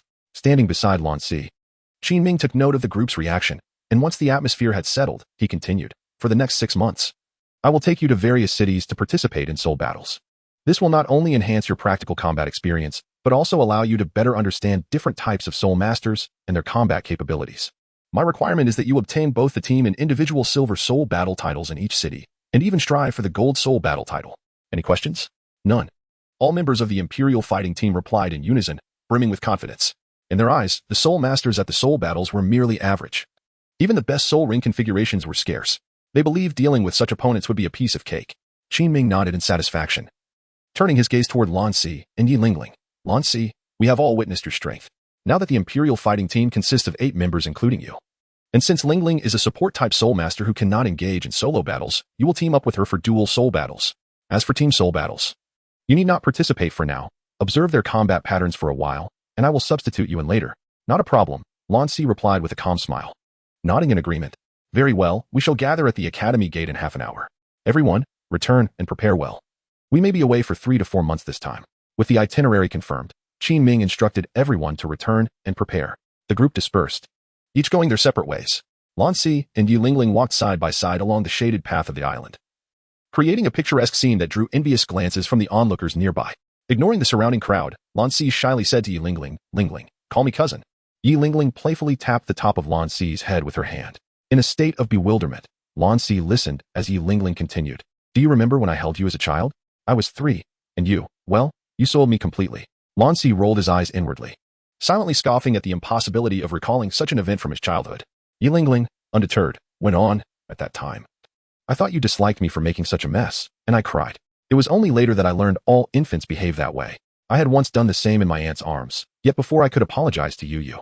As she spoke, Yi Lingling halted, clasping the hem of her dress with both hands, tears glistening in her eyes as she gazed silently at Lan Si. Confronted by her gaze, Lan Si felt a pang of discomfort. Amidst the astonished stares of the onlookers from a distance, he gently reached up to wipe away the tears from the corners of Yi Lingling's eyes, softly reassuring her, "Isn't it all in the past now? I understand. But all these years, you, and your aunt and uncle." Yi Lingling's voice was melodious yet tinged with sorrow. Lan Si shook his head gently, instinctively pulling Yi Lingling into his embrace, softly patting her delicate back as he murmured, "It's all right. Everything is behind us." Witnessing this scene, the onlookers in the distance erupted in astonishment, and in no time, the rumor that the esteemed Yi Lingling of the Tiando Royal Academy had been captured by a newcomer spread like wildfire. 3 months later, in the capital of the Ballot Kingdom, the Grand Soul Arena. Congratulations to the Imperial Soul Team for their victory over the Phoenix Team, securing triumph in the group soul battle and achieving promotion to Gold Soul. As the host, clad in a tailcoat, announced the results of the match, a thunderous cheer reverberated throughout Ballot City. Upon returning to the resting area, Osro, who had been substituted by Lan Si, approached with an expression of admiration, exclaiming, "Wow, Si, you were incredible to have defeated the Phoenix Team, which boasted 2 soul masters." Lan Si grasped Yi Lingling's hand and swiftly evaded Osro, who consequently stumbled in a most undignified manner. "How utterly heartless of you." Osro rubbed his aching arm, wincing in discomfort. Lan Si smiled faintly and said, "I apologize, leopard, but my sexual orientation is quite conventional. If you wish for a hug, perhaps you should seek Tianheng or that fellow Yufeng instead." Upon hearing this, Yu Tianheng rolled his eyes in annoyance, his expression rigidly reminiscent of Yu Xiaojiang, yet he managed to muster a faint smile as he playfully retorted, "Am I to assume that my sexual orientation is not normal?" Clearly, the recent victory in the soul duel had elevated his spirits, allowing him the rare opportunity to jest. "Indeed, while I have no objections to Yufeng, my Tianheng is a perfectly normal man," affirmed Dugu Yin, who stood beside Yu Tianheng. "Why must I?" muttered Yufeng, who lingered at the back of the 7, his voice faltering as he was met with Dugu Yan's piercing gaze. As the others exchanged banter, Osro rose from the ground, asserting with fervor, "My sexual orientation is entirely normal as well. I adore beautiful women. I truly adore beautiful women." Unfortunately, his declarations fell on deaf ears as everyone regarded him with expressions that suggested they thought him foolish. Lan Si slightly shrugged, removing half of his mask, and sat opposite Yu Lingling on the long sofa. It had been 3 months since Lan Si enrolled in the Tiando Royal Academy. During this time, their group had traveled west from Tiando City, visiting 3 major cities. In each city, they adopted new identities to participate in Battle Soul competitions. In the first 2 cities, they secured Team's Silver Battle Souls within a month. The third city, Balak City, was even more remarkable, as with the strength of a Soul Master. They defeated a team comprising 2 Soul Sect members and 5 individuals with spirit powers exceeding level 37, thus earning a Gold Battle Soul.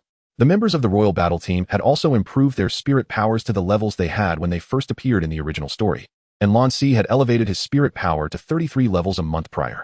The fact that he advanced a level within 3 months of reaching the Soul Master stage astonished everyone in the Royal Battle Team. It is known that as one progresses in spirit power levels, advancement becomes increasingly challenging. For talented individuals like Yu Tianheng and Dugu Yan, gaining a level in 4 to 5 months is commendable, and sometimes it takes over 6 months, as exemplified by Yu Tianheng, who had been stuck at level 39 for more than half a year. It was unlikely that even with another month or 2, he could break through to level 40. Lan Si's rapid progression undoubtedly placed pressure on them, creating a sense of urgency within the Royal Battle Team's training atmosphere, which was something Qin Ming, the team leader, was pleased to witness. As everyone took their seats, Osro, acting as the errand boy, poured tea for the group. When it was Lan Si's turn, Osro glanced at the mask on the table and casually inquired, "Si, why do you always wear a mask during the Battle Soul competitions?" Upon hearing Osro's question, the other members of the Royal Battle Team also turned their curious gazes toward Lan Si. After months of interaction, they had developed a preliminary understanding of him. He was calm by nature, neither averse to conflict nor overly aggressive, and his exceptional talent and diligent training were evident. Although they had yet to engage in a real competition with Yu Tianheng, the members of the Royal Battle Team had already placed Lan Si on the same pedestal as him. Some even believed that if the two were to face off, Lan Si would have the upper hand. In every Battle Soul competition, regardless of the opponent, they entrusted their backs to Lan Si and charged forward without hesitation. Each time, Lan Si effectively nipped any potential threats in the bud, demonstrating true control over the battlefield, thus becoming a core member after Yu Tianheng. Meeting the gazes of his companions, Lan Si lifted his cup, sipping leisurely before shaking his head with a faint smile. As a young man, it is wise to remain low-key. Unlike you all, who have powerful forces or prominent figures backing you, I could find myself in peril without even realizing it. Upon hearing this, the others were enlightened. They now understood why Lan Si had insisted that they refrain from revealing his identity as Yi Lingling's cousin. No matter how formidable the Nine-Heart Sea Tang was, it was ultimately a support-type spirit master, and being alone made them vulnerable, unlike the vast and powerful Seven-Treasure Glazed-Tile Sect. Lan Si's unparalleled talent could indeed attract the attention of those with ulterior motives, making it a genuinely precarious situation. Why not join my Blue Lightning Tyrant Dragon Sect? Given your talent, I believe my grandfather would provide you with the best training. No one would dare to lay a finger on you then. Yu Tianheng eagerly extended the invitation to Lan Si, although he was reluctant to admit it due to the pride of the Blue Lightning Tyrant Dragon Sect. He recognized that Lan Si's talent far surpassed his own, especially at their current age. Similarly, Yu Tianheng's girlfriend, Dugu Yan, also recognized Lan Si's potential and supported her boyfriend's proposition. Indeed, Si, Tianheng's grandfather is the renowned Thunder Dulau, bearer of the world's strongest beast martial soul, the Blue Lightning Tyrant Dragon. If you join, no one would dare to covet you, and if anyone does, I can call upon my grandfather, the Poison Douluo, to teach them a lesson. Hearing Yu Tianheng and Dugu Yan's words, Lan Si nearly spat out the tea he had just sipped. Join the Blue Lightning Tyrant Dragon Sect? What a jest. Setting aside the sect's almost pathological requirements for pure bloodlines, which rivaled even the Houghton sects, joining would inevitably lead to a life of servitude and ostracism. Even Yu Xiaojiang, the son of the sect leader, was not exempt from this fate. Even if, as Yu Tianheng suggested, he were to receive the best treatment within the sect, he would ultimately face demise at the hands of Bibi Dong. It would be sheer folly for Lan Si to join the Blue Lightning Tyrant Dragon Sect and accompany them to their doom. Furthermore, the prospect of marrying Qian Renu and inheriting Qian Xuanji's legacy was far more appealing. Clearing his throat, Lan Si chuckled and shook his head, politely declining. Rather than joining a particular force, I prefer to walk my own path, free from constraints. My future aspirations revolve around traversing the continent, so I must decline. Hearing this, a flicker of regret crossed Yu Tianheng's eyes, but he did not take offense. Upholding the spirit of camaraderie and friendship, he solemnly replied, "In that case, I shall not press the matter. However, the doors of the Blue Lightning Tyrant Dragon Sect will always remain open for you." As the conversation continued, Yi Lingling, seated beside Lan Si, felt a sense of relief wash over her upon hearing his refusal. It was not that she was opposed to him joining forces other than the Nine-Heart Sea Tang. On the contrary, she would support any path that promised a brighter future for him. However, joining a faction was not a trivial matter. It was a lifelong commitment, especially in the case of the Blue Lightning Tyrant Dragon Sect, which viewed martial soul lineage as paramount. Entering would undoubtedly be a path to suffering. Fortunately, Lan Si had declined. Otherwise, she would have been at a loss for how to handle the situation and might have resorted to uncharacteristically persuading him to reconsider. Perhaps sensing Yi Lingling's thoughts, Lan Si offered her a reassuring smile, deftly steering the conversation away from the earlier topic. By the way, where is teacher Qingming? Has he not returned yet? Dugu Yin glanced around and shook her head. He must be dealing with something in discussions at the Battle Soul Arena. After all, we have been winning daily for nearly a month, and the nobles betting on us have been raking in profits. She then asked, do you need to find him for something? Lan Si nodded slightly, replying, yes, I also had teacher Qingming place a bet. How much? Dugu Yin inquired, intrigued. 100,000, Lan Si revealed with a mysterious smile. 100,000? The other members of the Imperial Duel team were taken aback, swallowing hard. 100,000 is no small sum. Even among the noble offspring present, none could readily produce such an amount. It was not that their families lacked the wealth, but rather that their current standing made it impossible to access such vast resources. Only someone of the caliber of Ning Fengji, the leader of the Seven Treasures Glazed Tile School, could casually spend 100,000 gold soul coins on a cat girl. My goodness, Lan Si. Are you sure it isn't 100,000 copper soul coins or 100,000 silver soul coins? No. 100,000 silver soul coins is equivalent to 10,000 gold soul coins, which is still quite a lot. The exuberant Yufeng's eyes widened in disbelief. Do you count copper and silver soul coins in tens of thousands? Lan Si rolled his eyes in response. Where did you get that much money? Did your uncle give it to you? You must know that our Imperial Duel team's chances against the Immortal Bird team are hardly favorable, with odds at 1 to 5.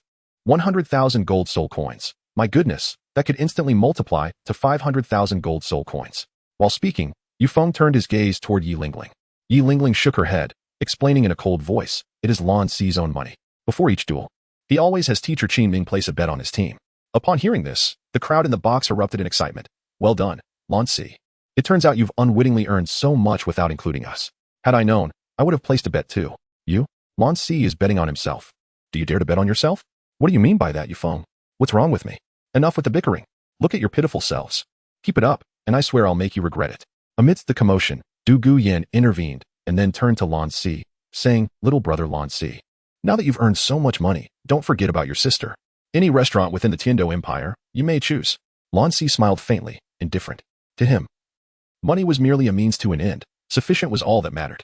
His desire to accumulate gold coins was solely to gather the finest materials to forge the most powerful firearms for himself. He had long coveted the formidable Bamuret and Gatling weapons, but given his current forging skills, creating them would be challenging. Even if he succeeded, it would take considerable time, hindering his training, making it not worth the effort. Thus, commissioning a blacksmith in Gengshin City to craft the parts for him, which he would then assemble himself, seemed the most sensible choice. At that moment, the box door creaked open, and Qingming entered with a stack of documents, a broad smile adorning his face. What a lively gathering! What are you all discussing?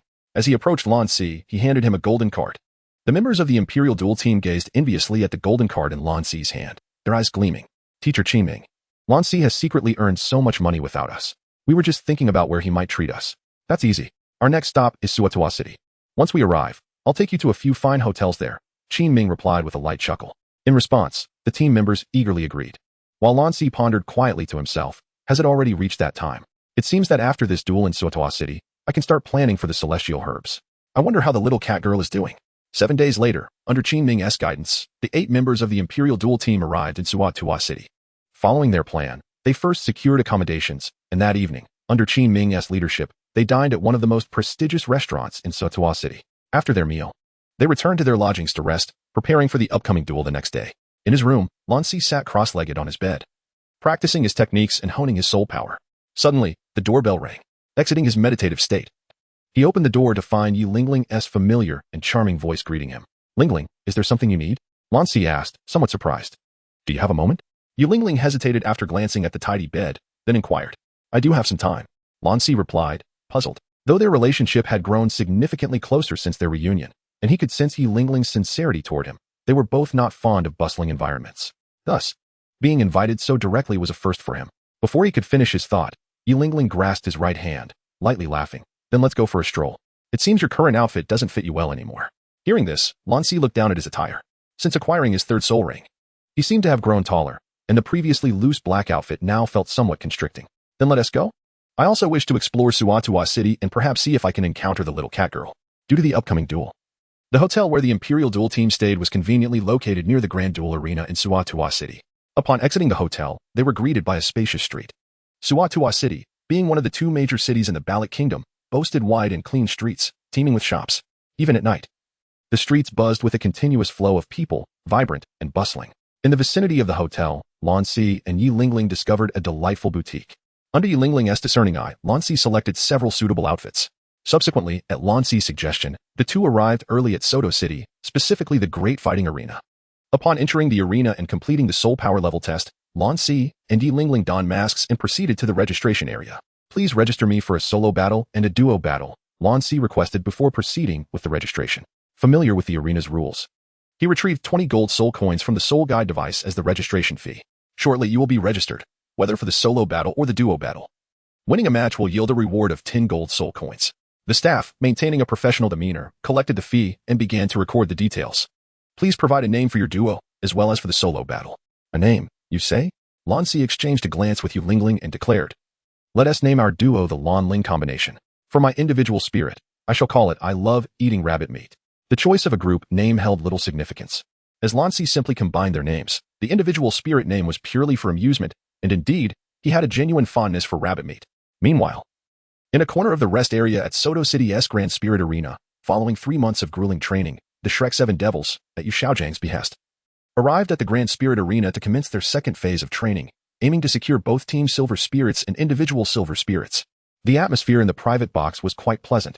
Although they were newcomers and had yet to engage in team spirit battles, they had achieved commendable results in the individual and duo competitions that day. Haha, the opponents were simply too feeble. With just one Phoenix Fire line, that chubby fellow nearly met his demise, boasted Ma Hongjun to the other 6 Shrek members. Heh, we did well too. In our recent match, with my flying sausage aiding him, Big Brother Dai sent that opposing flying spirit master flying with a single punch. The remaining worthless spirit elder was so intimidated by him that he surrendered outright. Oscar chimed in, eager not to be outdone. Of course.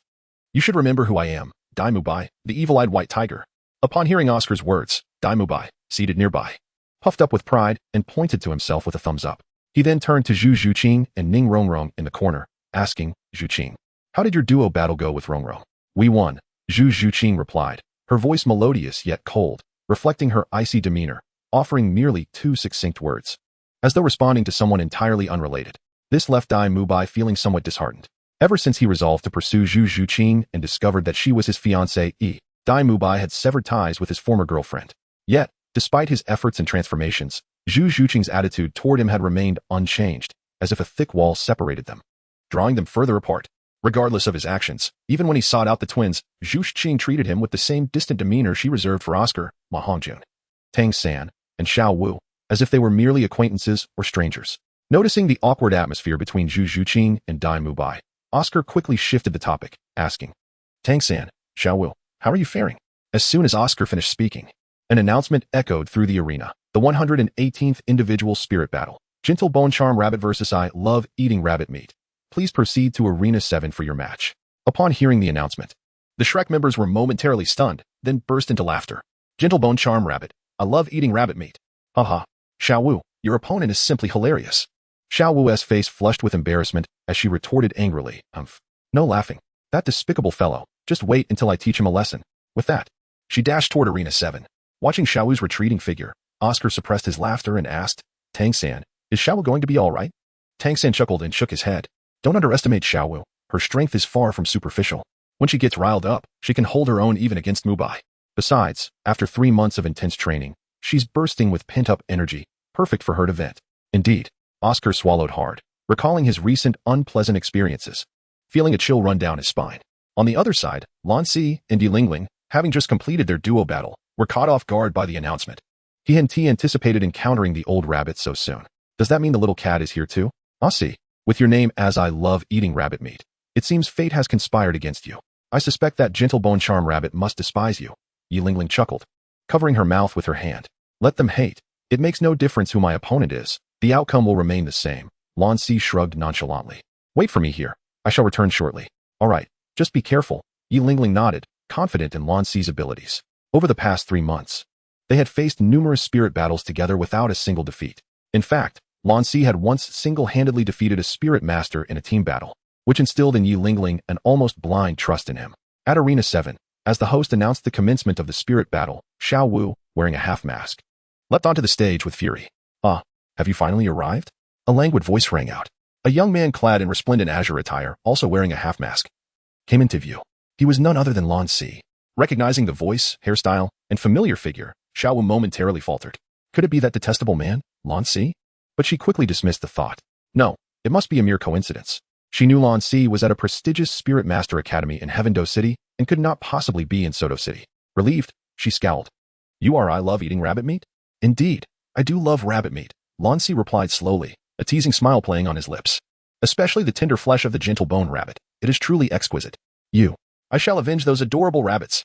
Hearing Lan Si proclaim his fondness for gentle bone rabbit, Xiao Wu's temper flared. She summoned her spirit, and 2 yellow and 1 purple spirit rings rose from beneath her feet. In an instant, she dashed toward Lan Si, determined to avenge her kin. With the powerful hind legs of the gentle bone rabbit, Xiao Wu's speed rivaled that of any agile spirit master of her level. Closing the distance of several meters in an instant, she bent her legs slightly and leaped, aiming a kick at Lan Si's neck. No one understood Xiao Wu's capabilities better than Lan Si. Even Tang San would be at a disadvantage. As Xiao Wu's foot approached him, Lan Si made no attempt to evade. He had no need to.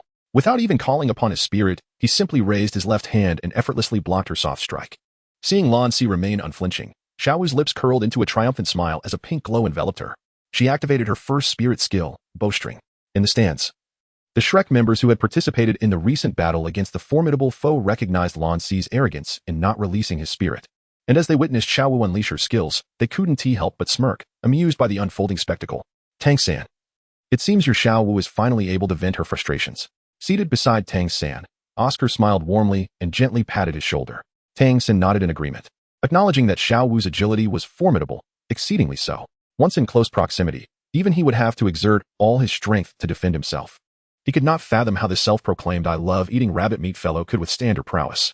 Indeed, when facing Xiao Wu, even the formidable Dauluo would not dare to be careless, necessitating his utmost effort. This I-love-eating rabbit meat had the audacity to not even unleash his martial spirit and brazenly attempted to catch her attack with his hands. Such recklessness was tantamount to courting death. The bets were on. I wager he will suffer several broken ribs. I stake 24 ribs, chimed in the boisterous Golden Phoenix. Well, you glutton, if that were the case. Then I shall not bet on ribs. Instead, I wager he will break both hands and feet. Just look at that arrogant demeanor of his. Calling himself I love eating rabbit meat, he is bound to be thoroughly thrashed by Xiaowu, mocked the sharp-eyed Daim Mubai with a laugh. Hiki, Golden Phoenix chuckled. Glancing back at Ning Rongrong and Zhu Qing, who were seated in the rear row. What are you two betting on, Bamboo Qing and Rongrong? I bet. Ning Rongrong instinctively looked at Zhu Qing beside her, only to find her fully engrossed, her gaze fixated on the battle arena, or more precisely, on Xiaowu's opponent. I love eating rabbit meat, her eyes sparkling with intrigue. As Xiaowu's toes made contact with Lan Si's arm, instead of rebounding, she deftly ensnared his wrist. Simultaneously, she lifted her other foot and forcefully kicked towards Lan Si's chest, contrary to her expectations of sending him flying. Xiaowu felt a sharp pain in her left ankle, followed immediately by a surge of overwhelming force. Lan Si seized her left ankle, spun her in the air, and then delivered a powerful kick to her chin. A resounding crash echoed as Xiaowu was sent hurtling backward, landing on the ground, sliding along the arena floor until her head collided with the wooden post securing the protective ropes at the edge of the fighting stage, leaving her disoriented and on the verge of falling off the platform. Looking at Xiaowu now, her mask had mysteriously fallen away, and her once delicate and charming face had visibly swollen to the size of a bun. The audience fell into a stunned silence, the atmosphere thick with disbelief. Even the seasoned host, accustomed to countless battles, couldn't help but gape in astonishment. No one anticipated such an outcome. Xiaowu, adorned with 3 soul rings of the best configuration, displayed remarkable speed that unmistakably attested to her prowess as a soul emperor. Yet, against an opponent who hadn't even summoned their martial spirit, she had been reduced to a state where even her mother might not recognize her. On the stands, the Shrek team, who had initially brimming with confidence in Xiao Wu, now stared wide-eyed in disbelief. Tang San, in particular, was trembling with rage, his expression dark and foreboding. He had vowed that anyone who dared to harm Xiao Wu would face his wrath, unless they could step over his corpse. Given what had transpired, he felt that Lan Si had sealed his own death warrant by injuring her. Daim Mubai, seated beside Tang San, sensed something was amiss with him and recalled the incident on the day of their enrollment when Zhao Wujing had harmed Xiao Wu. The memory sent a chill down his spine. Concerned that Tang San might act recklessly, he grasped Tang San's shoulder firmly, speaking in a low, urgent tone. Tang San, do not act impulsively. We are in the grand soul arena, where the forces behind us are complex and intertwined. Even the 2 great empires tread lightly here. If you act out, none of us may be able to leave today.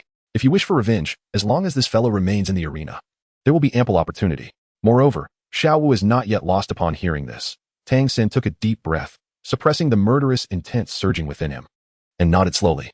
Old rabbit, your flexibility is indeed commendable, but every skill has its weaknesses. No matter how supple you make your body, your joints remain your vulnerable points. If I can seize your joints, rendering you unable to exert your strength, then even your remarkable flexibility will be of no use, Lan Si remarked lightly to Xiao Wu.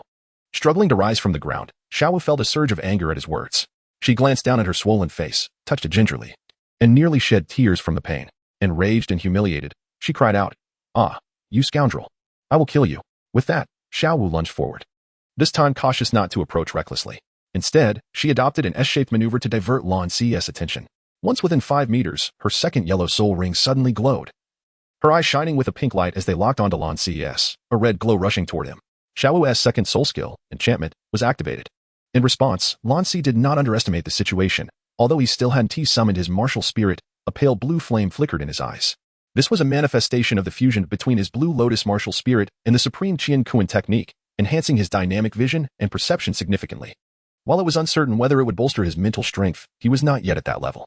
He recognized that Xiao Wu was employing a mental-type soul skill, and that a lapse in attention could lead to dire consequences. However, Lan Si was undaunted. Mental skills target mental strength, and with his naturally strong mental prowess, he had little to fear.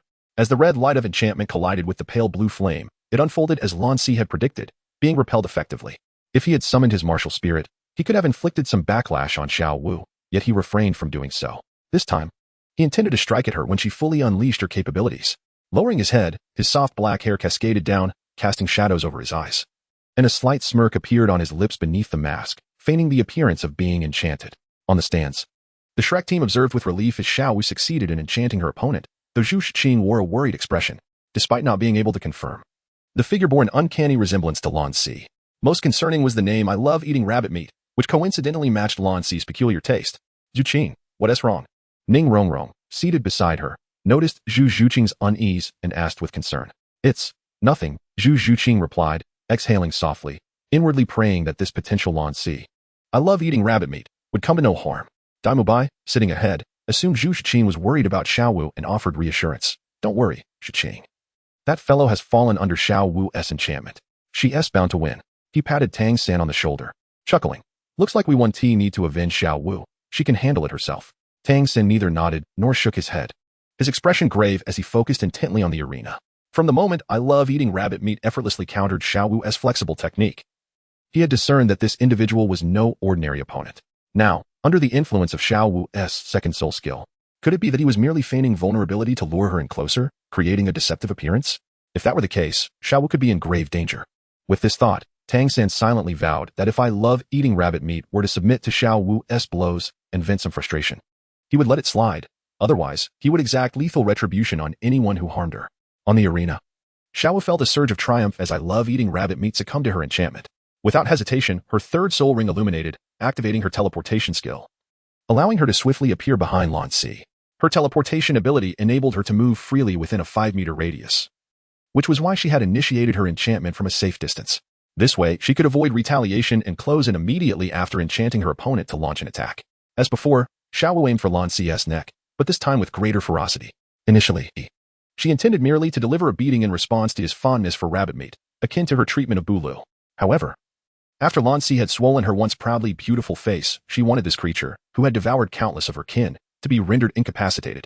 She aimed to show him what a true ultimate 8-segment throw looked like.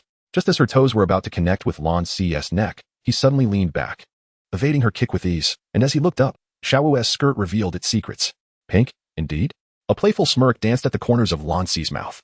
Upon hearing his words, Xiao Wu was taken aback. She never anticipated that her enchanting skills would fail her.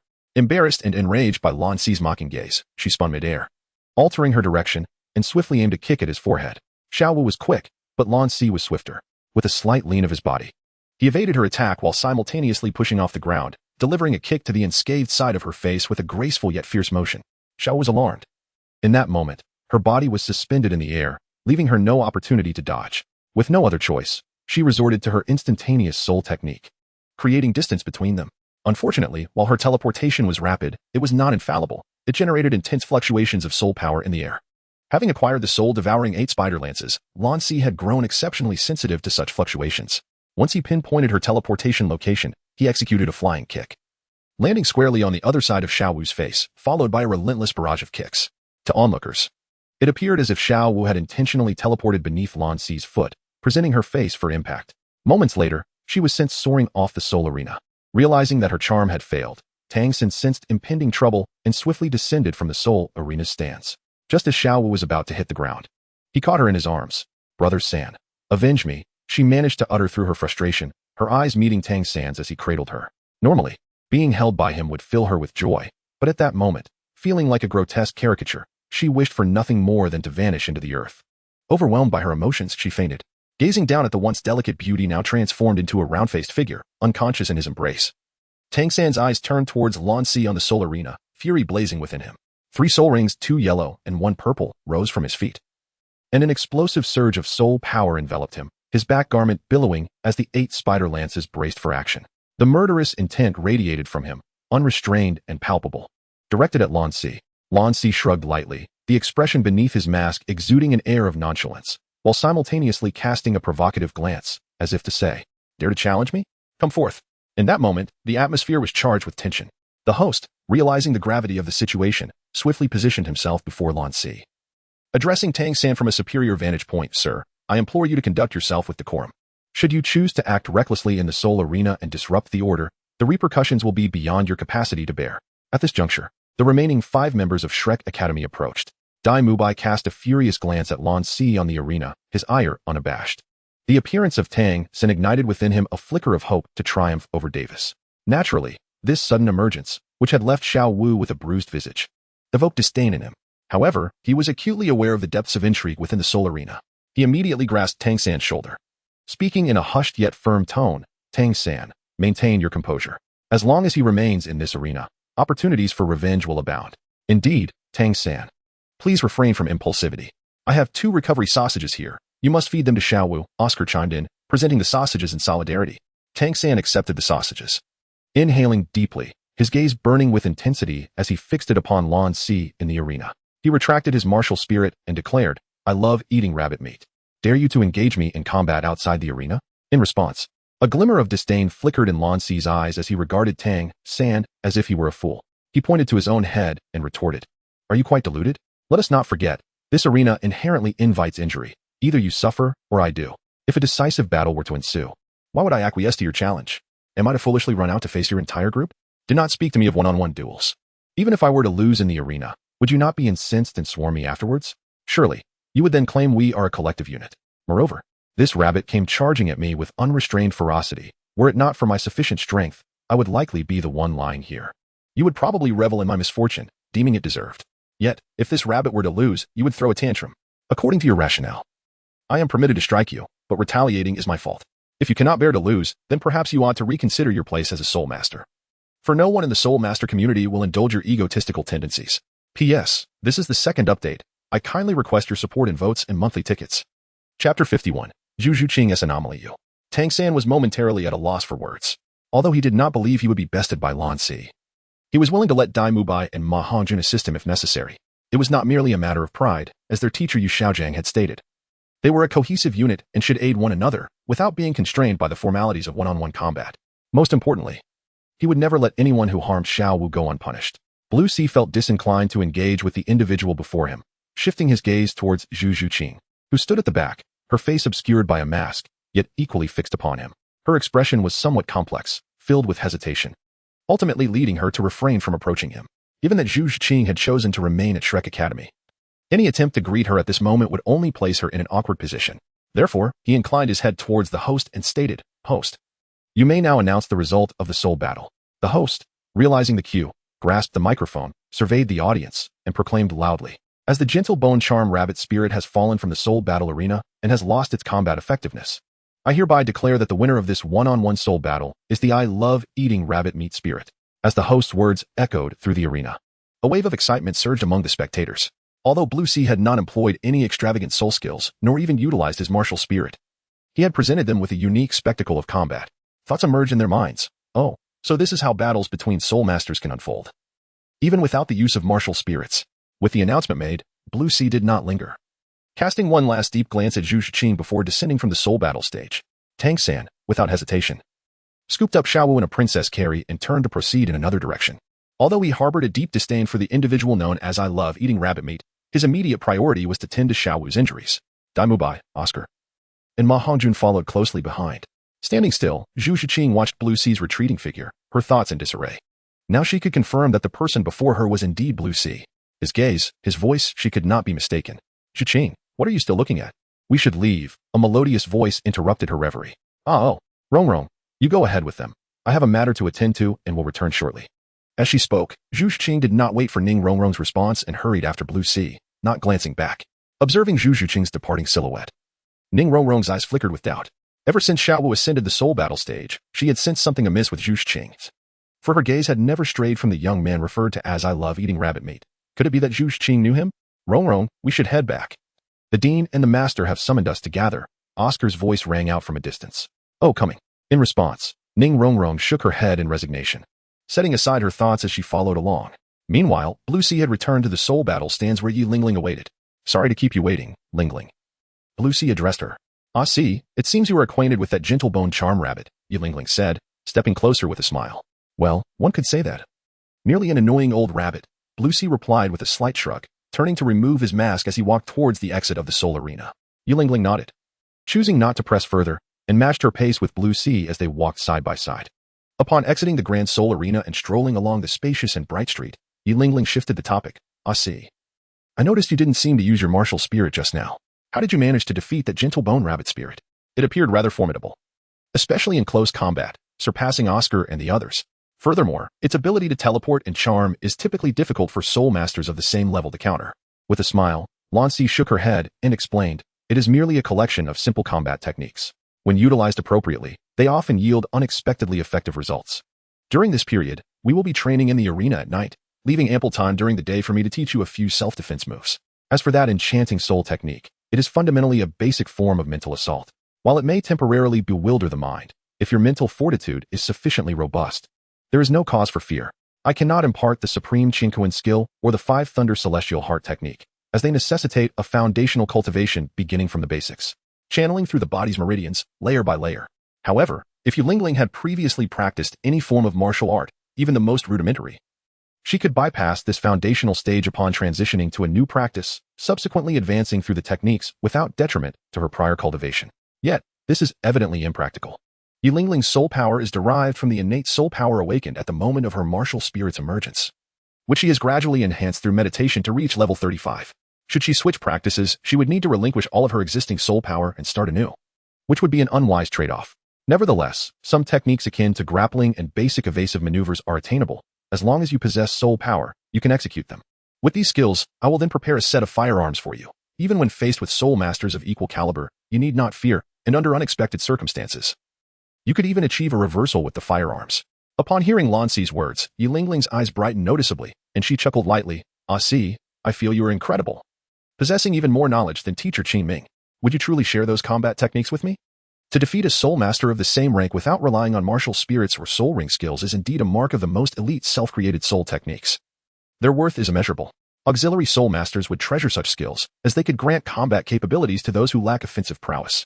If it were anyone else, I would certainly not teach them, but you are my cousin. We share the same bloodline, so imparting this knowledge is of little consequence. Furthermore, those techniques are easy to learn but difficult to master, and the extent of your proficiency will ultimately depend on your own efforts. Lan Si smiled lightly and continued. In due course, I shall also gift you a few self-defense weapons. Beneath her veil, Yi Lingling's delicate face radiated a sweet smile. Then I shall eagerly await it. Dear cousin Ah Si, Lan Si nodded, and suddenly, he sensed something following him from behind. Initially, the distance was too great for him to notice, and he had dismissed it, as there was no feeling of hostility. However, just moments ago, Lan Si perceived a distinct surge of the opponent's soul energy. While it could not be classified as outright enmity, he certainly felt the fervent anger emanating from them.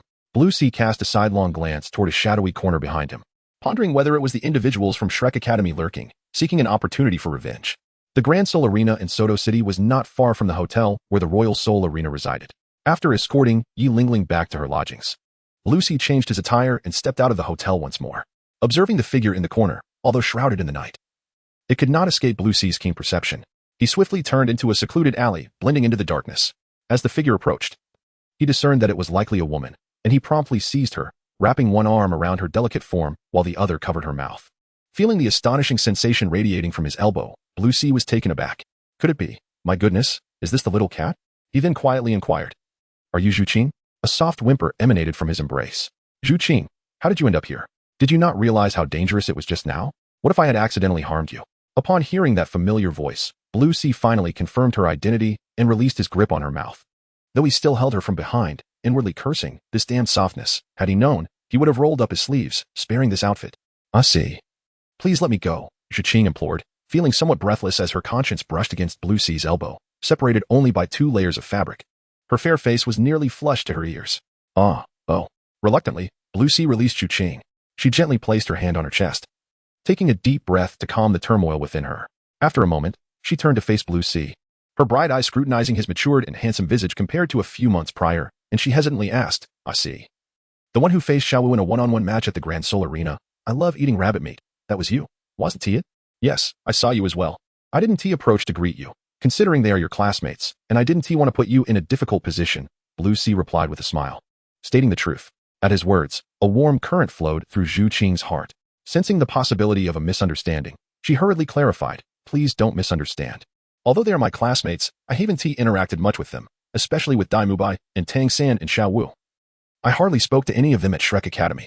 Observing the typically aloof Zhu Qing displaying a demeanor of concern over a potential misunderstanding with her boyfriend, Blue Sea understood immediately. He chuckled and shifted the topic. Zhu Qing, how have you been during this time? Zhu Qing nodded. Yes. Although Shrek Academy lacks training facilities, it is protected by several soul saints and soul emperors, so I no longer have to worry about being hunted by my sister. That's good to hear. I see. Just now, Zhu Qing hesitated, wanting to speak. You wish to ask who the girl accompanying me was, right? Blue Sea replied, teasingly. Zhu Qing's fair cheeks flushed, and with a mixture of anxiety, she lowered her head, tacitly confirming his assumption. Lan Si offered a faint smile as she approached Zhu Qing, one hand resting gently upon her fragrant shoulder while the other caressed her delicate chin. The two remained suspended in a moment of stillness, enveloped in silence, their reflections visible in each other's eyes. Zhu Qing's skin resembled the pristine whiteness of winter snow, her dark, lustrous eyes betraying a hint of worry and shyness. As if rippling with emotion, each blink sent her long eyelashes fluttering softly. Beneath her enchanting gaze lay a perfectly sculpted nose and lips that exuded a forced smile, releasing gentle breaths. In that instant, it felt as though the world had come to a complete halt, leaving only the two of them. Zhu Qing's fragile shoulders quivered slightly, her lustrous black hair swaying in response.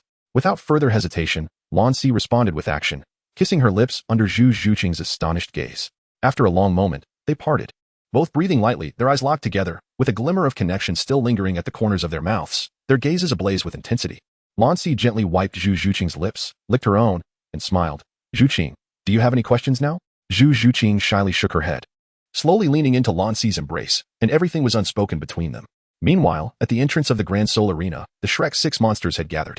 Upon seeing Flinder waiting at the door, the 5 Shrek members, excluding Xiao Wu, greeted him. Dean, is everyone here?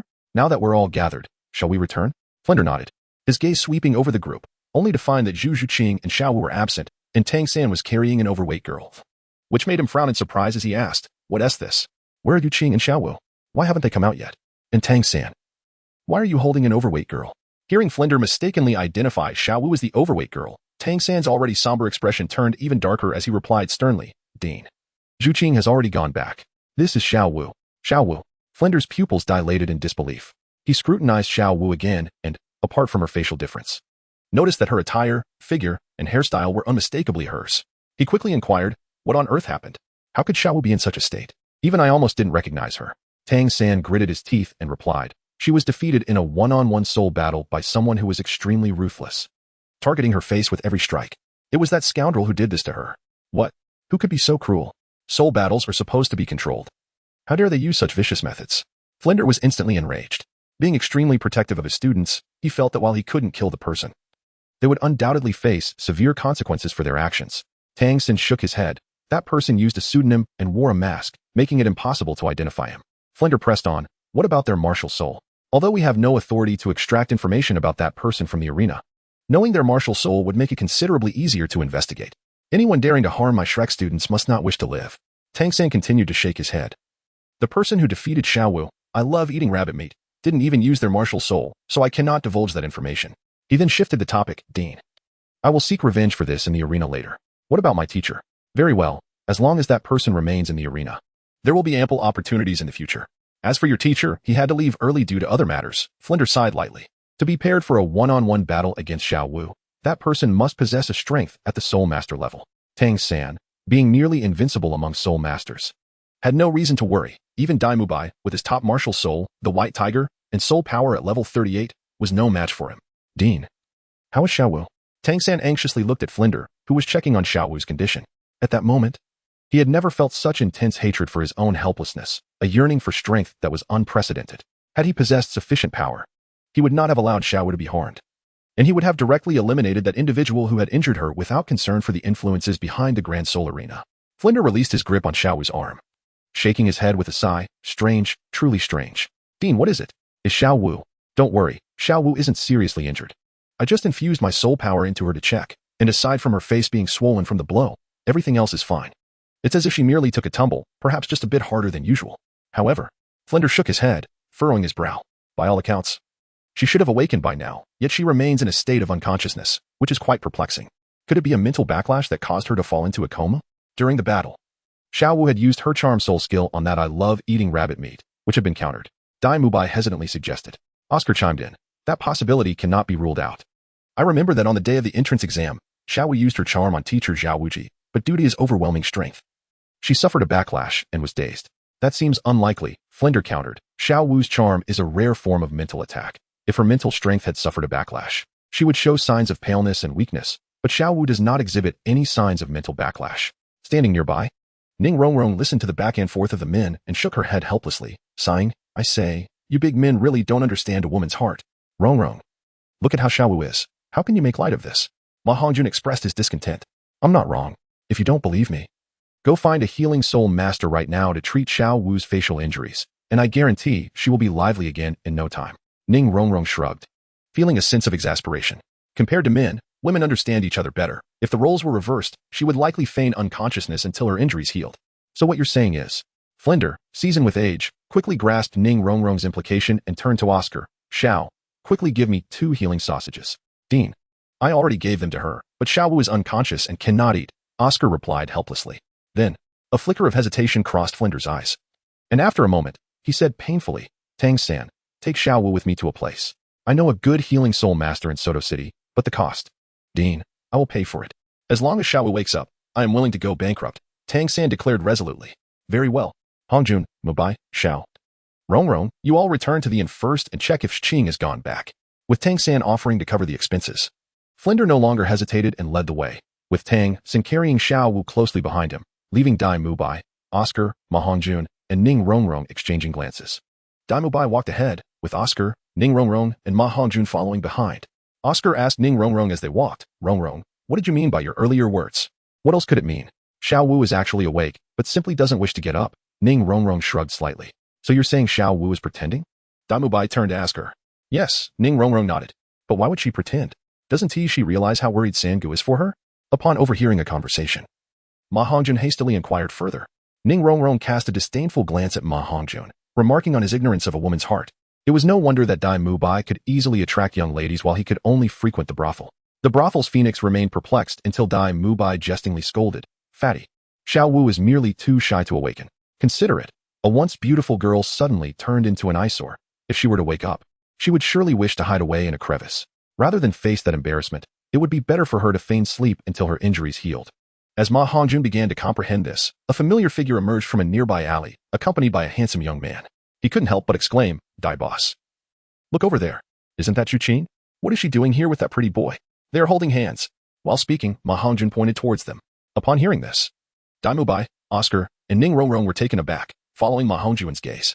In the brightly lit street stood a couple hand in hand. The young man, adorned in splendid attire, appeared to be around 12 or 13 years old, standing over 7 meters tall and dressed in blue athletic wear. His tousled black hair danced in the wind, and his fair skin complemented his striking features. He wore a smile, occasionally glancing at the girl beside him, sharing laughter that suggested a deep intimacy. The girl was slightly shorter than the boy, her long black hair cascading over her shoulders. She possessed a fair complexion and an extraordinarily curvaceous figure that belied her age. However, her expression bore a hint of coldness, with her dark eyes devoid of any warmth, contrasting sharply with her otherwise beautiful visage. Though her limbs were elegantly proportioned, there was an unsettling chill about her, yet she engaged in normal conversation with the boy. While her smiles were few, they conveyed a genuine essence, free from any artifice. This pair was none other than the newly established couple, Lan Si and Zhu Qing. Witnessing this scene, Daim Mubai's eyes widened in fury, a wave of jealousy washing over him. At that moment, the streetlight turned green, casting a garish hue upon him. Initially, Daim Mubai believed that Zhu Qing was upset with him for his lingering in the flower gardens, which explained her cold demeanor.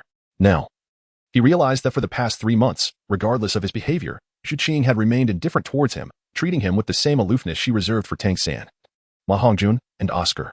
It was as if she had completely disregarded their engagement and sought solace in a new affection. How infuriating. With this thought, Daim Mubai raised his right hand, a brilliant light emanating from his palm. In an instant, he dashed towards Lan Si and Zhu Qing, known for his quick temper. He resolved to confront the situation head-on. Witnessing Lan Si's audacity, he was determined to take action without hesitation. In the bustling streets of Soto City, Lan Si and Zhu Qing walked hand in hand. "Ah Si, I never anticipated you would have such experiences." Upon learning that Yu Lingling was not Lan Si's girlfriend but his cousin, Zhu Qing felt a wave of relief mixed with sympathy for Lan Si's past. Compared to him, though her own life had its trials, she at least had both parents and a loving mother. All that is behind us. At least now I am fortunate to have met you. Lan Si halted, gently taking Zhu Qing's delicate hand in his. As he leaned closer, Zhu Qing's heart raced, her lips parting slightly as she instinctively closed her eyes and rose onto her toes to meet him. Just as their lips were about to touch, a furious shout erupted from a distance, bastard followed by a rush of wind. Daim Mubai, his right hand aglow, swiftly intervened between them, his long legs bending as he soared into the air, aiming a powerful strike towards Lan Si's head. With narrowed eyes, Lan Si paused in his kiss with Zhu Qing, wrapping his left arm around her waist. His right hand rose, summoning a ring of azure and white flames that clashed against Daim Mubai's fierce strike. A thunderous explosion resonated as their palms met, intertwining the azure flames with radiant light, creating an intense sonic boom that rippled through the air like waves. A cascade of azure and white patterns emerging. The fierce wind swept through the surroundings, causing the distant support-type soul masters Ning Rongrong and Oscar to stagger precariously. Nearly swept away if not for the timely intervention of Battle Soul Master Ma Hongjun, who crossed his fist protectively in front of them, sparing them from a disheveled fate. The contact of their attacks was short-lived, swiftly repelled by the force of their counteractions. However, the distances they retreated were markedly different. Lan Si, still embracing Zhu Qing, staggered back less than 5 meters, while Daim Mubai was propelled back over 10 meters, clearly indicating Lan Si's superiority. "Ah Si, are you alright?" As soon as he regained his footing, Zhu Qing eagerly checked on Lan Si's condition. Lan Si shook his head with a smile and gently reassured, "Do not worry. He is incapable of causing me harm. If there is any trouble, it is certainly with Daim Mubai. Although his soul power is 5 levels lower than mine, he has just unleashed the full force of the holy Qian Kuan technique, generating an immense force and heat. Not only could he not withstand my counter, but even a massive boulder would shatter under such pressure. Should he also summon his Blue Lotus martial spirit, the power would multiply several times. At this moment, Daim Mubai is indeed at a disadvantage. Though he did not release his martial spirit, he approached the engagement with lethal intent and exerted his full strength. Never anticipating that Lan Si could withstand his strike and, to some extent, turned the tables on him. Glancing down at his trembling hand, still bearing traces of burns, Daim Mubai could not help but marvel at Lan Si's formidable strength. He appears to be of a similar age to Zhu Qing. Yet he managed to absorb my full force attack under such circumstances. Who exactly is he? Daim Mubai, what do you mean by that? After confirming Lan Si was unharmed, Zhu Qing exhaled in relief. However, a layer of frost covered her exquisite features as she cast a frigid gaze toward Daim Mubai, demanding an explanation. What do I mean? Daim Mubai laughed grimly, his face darkening as he retorted, What do you think I mean? Zhu Qing, do not forget your own identity. Zhu Qing shot him a disdainful glance and coldly replied, My affairs are none of your concern. Since Zhu Qing's arrival at Shrek Academy, Daim Mubai had suppressed his emotions and tolerated her presence. Yet now, the usually proud Daim Mubai could no longer contain his rising fury. Just as he was about to confront Zhu Qing, Lan Si placed a reassuring hand on her shoulder and stepped forward, addressing Daim Mubai. You must be the Daim Mubai Zhu Qing mentioned. Indeed, Daim Mubai replied, a flicker of arrogance crossing his eyes. Now that you're aware, why not take your leave? Zhu Qing is not someone you can covet. At that moment, Ning Rongrong, Oscar, and Ma Hongjun approached, standing behind Daim Mubai. Upon overhearing their exchange, they realized there was an undisclosed history between Daim Mubai and Zhu Qing, now seemingly unraveled by Lan Si's intervention, sparking their curiosity. Is that even a possibility? Lan Si regarded Daim Mubai with an expression of disbelief, laced with mockery. Where were you when Zhu Qing was being hunted? When her life hung in the balance? Where were you? Allow me to answer. You were busy chasing after fleeting pleasures, indulging in a hedonistic lifestyle, preoccupied with women as if changing clothes. Now, seeing how beautiful Zhu Qing is and how her martial spirit aligns with yours, you feel a sudden attraction? You wish to turn over a new leaf? Let me guess your thoughts. You believe that for Zhu Qing's sake, you will forsake your past relationships, feeling that your sacrifice is significant. and thus you should naturally fall into your arms, correct? To be honest, I have seen shamelessness, but yours is unparalleled. If Qing were to be with you, I can only imagine the day another woman more suited to you appears, you would cast her aside just as you did your previous girlfriends. You scoundrel. At Lan Si's words, Daim Mubai's expression turned a deep shade of anger, and upon looking at Zhu Qing, he noticed her already frosty demeanor grow even colder. He hastily attempted to explain, Qing, do not listen to this fool's nonsense. He harbors ill intentions. Following him will lead to no good outcome. With a cold smirk, Lan Si said, am I not of good intentions? And you are? Daim Mubai, you truly are a despicable creature. 3 years ago, when you fled alone, leaving Zhu Qing to face danger alone, you should have anticipated today's predicament. Upon hearing Lan Si's words, a glimmer of determination flickered in Zhu Qing's eyes as she took Lan Si's hand, to which Lan Si responded with a reassuring smile, their fingers entwined. Zhu Qing smiled and nodded, turning her gaze toward Daim Mubai, her expression suddenly turning icy as she spoke indifferently. What Ah Si said is indeed correct. Daim Mubai, there is no affection between us. Having decided to be with the sea today, I am prepared to bear the consequences. Regardless of the outcome, I shall have no regrets. Upon hearing Zhu Qing's declaration, Daim Mubai glanced at her, and then at Lan Si, his anger boiling as he noticed the smug expression on Lan Si's face. I will kill you too, wretched lovers. White Tiger, manifest. A fierce, pale light erupted from him as he extended his arms to the sides and puffed out his chest, summoning the White Tiger martial spirit. His body underwent a dramatic transformation, morphing into a bipedal white tiger. Beneath him, 3 rings, 2 yellow and 1 purple, emerged, rising quietly as the swirling soul rings unleashed a torrent of soul power, pressing down upon Lan Si and Zhu Qing. As they felt the intense soul pressure released by Daim Mubai, Zhu Qing's delicate brows furrowed instinctively, and she considered summoning her nethercat martial spirit to fight alongside Lan Si. However, Lan Si shook his head at her, effortlessly dispersing the soul pressure emanating from Daim Mubai with a wave of his hand. Qing, leave this wicked-eyed tiger to me. If I cannot handle him, how can I protect you in the future? Daim Mubai was formidable, his soul power having reached level 38, so be cautious. At his words, a warm current flowed through Zhu Qing's heart. After a moment's hesitation, she retreated behind Lan Si. Nevertheless, concern lingered in her heart. Lan Si was only 12 years old and had just become a soul master 4 months prior, while Daim Mubai had been a soul master for 2 years. If a fight broke out, Lan Si would likely find himself at a disadvantage. Lan Si slowly nodded, offering a reassuring smile as he stepped forward. Observing that Lan Si did not allow Zhu Qing to intervene, Daim Mubai's eyes flickered with a hint of surprise, which was swiftly replaced by a cold glimmer. He declared sternly, you are quite audacious, young man. Under normal circumstances, I might consider befriending you, perhaps even inviting you to join Shrek Academy. However, you have crossed a line by involving yourself with Zhu Qing. The grudge of taking a wife is one that cannot be overlooked. Today, one of us must lie here. If you lose, you shall retreat far away and never dare to approach Qing again. Oh? Lan Si's expression turned dismissive, a smirk playing at the corners of his lips. And what if you were to lose? I will not lose, Daim Mubai replied after a moment's hesitation. Huh. So you are unwilling to wager, are you? You are afraid, Lan Si mocked, raising his hands in a gesture of feigned innocence. This scoundrel. Clenching his fists tightly, Daim Mubai inwardly cursed. In all his life, he had never felt so humiliated. He could sense that Lan Si's soul power was significantly lower than his own, yet having experienced defeat at the hands of Tang San, he understood that sometimes soul power does not dictate everything. When Tang San first entered the Soul Sage rank, he had managed to defeat Daim Mubai using his 3rd soul skill, the Web of Spiders. What if this fellow before him were a monster comparable to Tang San? It was not out of the realm of possibility. Just from the way he had withstood Daim Mubai's full force attack, it was evident that Lan Si possessed considerable strength. Noticing Daim Mubai's silence, Lan Si continued to taunt, it seems you truly are afraid.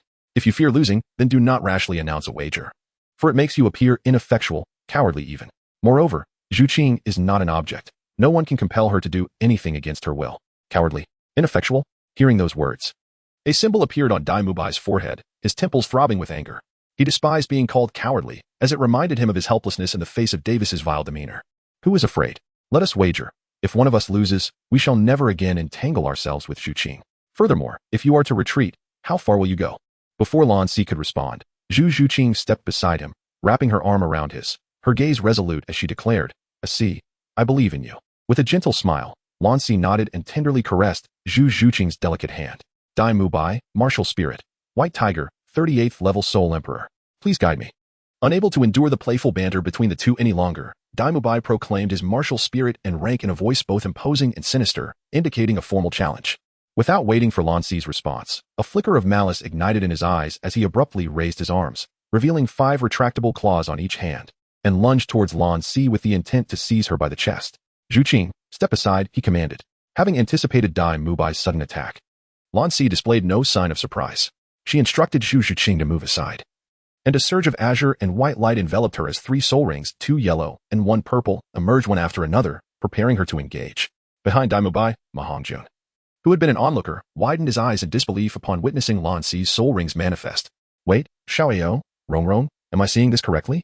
The pale-faced boy pursuing Zhu Qing is actually a soul emperor like Sangu and Xiaowu, and he appears to be around our age, just barely over 12. Certainly not exceeding 13. He, like Tang San, is a true prodigy. Oscar swallowed hard, while Ning Rongrong, equally astonished, thought to herself how no wonder Zhu Qing was enamored. She then moved towards Zhu Qing's position. Seeing Ning Rongrong advance, Oscar quickly called out to stop her. Rongrong, what are you doing? Even if you want to assist Dai Lao, you must be cautious. Remember, we are support-type soul masters. Be careful not to get caught in the crossfire. This isn't an external battle for Shrek Academy. I'm not going to help him. Zhu Qing is my best friend, and this Lan Si is Zhu Qing's boyfriend. I simply wish to inquire about the situation, Ning Rongrong retorted, rolling her eyes as she bypassed the combat zone between Lan Si and Daim Mubai, heading towards Zhu Qing. This left Oscar and Ma Hongjun in a state of confusion. Xiaowu, what if Dai Lao is defeated? Should we step in to assist? Ma Hongjun asked nervously. Dean Flender had once stated that in the face of external threats, Shrek Academy must unite and stand together. However, given the current complexity of the situation, he was uncertain whether to intervene. If you dare to step in, Zhu Qing will undoubtedly follow suit. Both you and Zhu Qing are at level 28. If you believe you can win and are unafraid of antagonizing her, then go ahead, Oscar shrugged. He had yet to voice another thought, judging by Ning Rongrong's demeanor. She clearly favored Zhu Qing, who in turn favored Lan Si. Should they assist Daim Mubai, it could very well provoke Ning Rongrong's disdain, an unwise trade-off. That makes sense. Let us not seek unnecessary trouble, especially since Dai Lao has called for our help. Ma Hongjun nodded in agreement, affirming that such a thankless endeavor should be avoided. Moreover, Daim Mubai might not even lose. As the two conversed, the clash between Daim Mubai and Lan Si had already commenced. With their claws interlocking, Daim Mubai aimed a fierce cross-scratch at the advancing Lan Si. Lan Si skillfully evaded Daim Mubai's attack with a deft sidestep. In the next moment, before Daim Mubai could react, the sacred Qian Kuan technique was already in motion. A bluish-white aura enveloped his right arm, slowly coalescing into a blue lotus that covered his fist. With a powerful strike, he aimed directly at Daim Mubai's back. Shocked, Daim Mubai wondered at the incredible speed. Even Tang San, whom he had faced before, could not compare. With his previous strength waning and new power yet to arrive, Daim Mubai was not a fool. He quickly turned, instinctively raising his tiger claws in defense across his chest. Boom. The two forces collided, sending shockwaves throughout the arena. Daim Mubai's immediate sensation was one of pain, piercing, unbearable pain. Gritting his teeth, he struggled to suppress a cry. It was unfathomable how Lan Si's slender frame could wield such immense power. The tiger claws, empowered by the white tiger spirit, could shred boulders. Yet they felt on the verge of being overwhelmed. Seems you are not as formidable as I thought.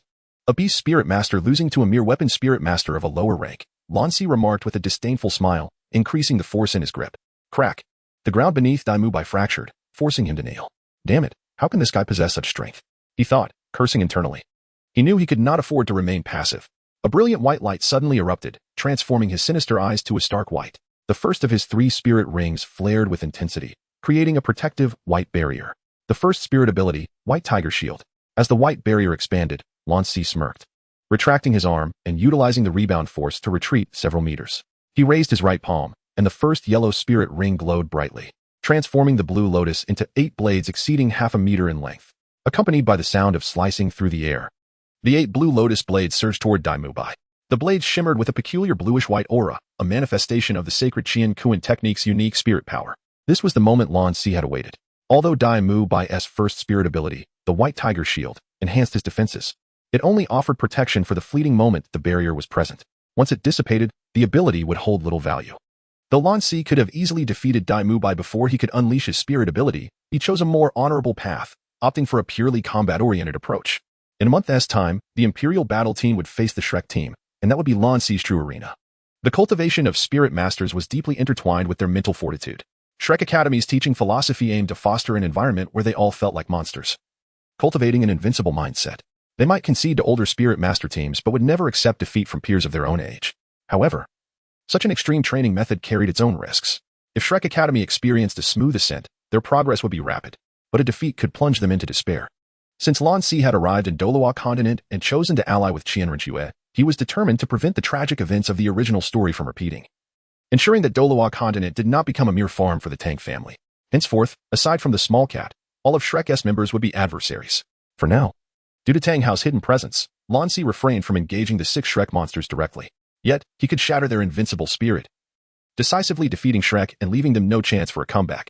Thus, he resolved to conserve his strength, avoiding the exposure of his second martial soul and external soul bone. Revealing his teleportation skill prematurely would undoubtedly alert Shrek to his capabilities. Moreover, Daim Mubai alone was not worthy of such a display. As Daim Mubai faced the spirit ability unleashed by Lan Si, he was taken aback, reminiscent of Tang San's Zhuge Divine Crossbow. Without hesitation, he fused the dual pupils within his sinister eyes, activating his third spirit ring, which radiated a brilliant purple light. The third spirit ability, White Tiger Diamond Transformation, was unleashed. Following the embodiment of his martial soul, Daim Mubai underwent a dramatic transformation. His body swelled, muscles burgeoned, and dark stripes appeared on his skin. His claws expanded significantly, glinting with a silvery sheen. Previously, after Tang San had vanquished the man-faced demon spider, he had demonstrated the power of the Zhuge Divine Crossbow to the Shrek team. The essence of a hidden weapon lies in its suddenness. Without preparation, Daim Mubai knew he could not withstand the Zhuge Divine Crossbow.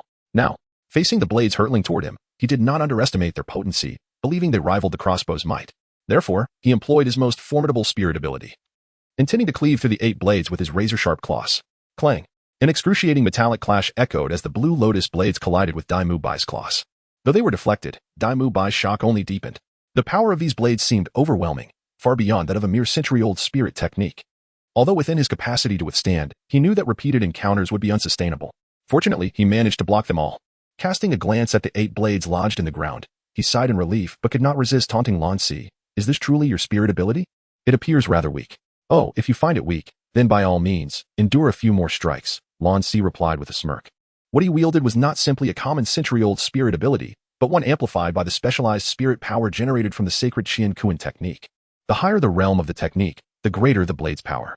Since reaching the 4th level of the sacred Xian Renu technique, its strength had multiplied several times over, far surpassing that of an ordinary century-old spirit ability.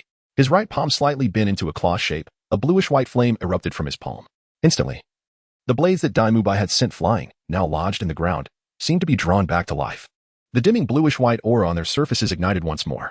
With a slight tremor, they soared upwards, curving mid-air, accompanied by a fierce sound of cutting through the air. Once again charging toward Daim Mubai. Holy hell, more? Faced with Lan Si's relentless blades, Daim Mubai couldn't help but curse, swinging his massive tiger claws in a desperate defense. Yet he would not remain passive. As he defended against the blades, he subtly maneuvered closer to Lan Si. Now he understood. Against someone like Lan Si, who wielded such a cunning and powerful spirit ability, there was no chance of victory without closing the distance. Zhu Qing, your boyfriend's spirit ability is quite the cheat, isn't it? Ning Rongrong, standing beside Zhu Qing, observed Daim Mubai's struggles and couldn't help but chuckle. I see rarely employs his martial soul. This is the first time I've seen him use a spirit ability, Zhu Qing replied, her cheeks flushed. Rarely employs his martial soul?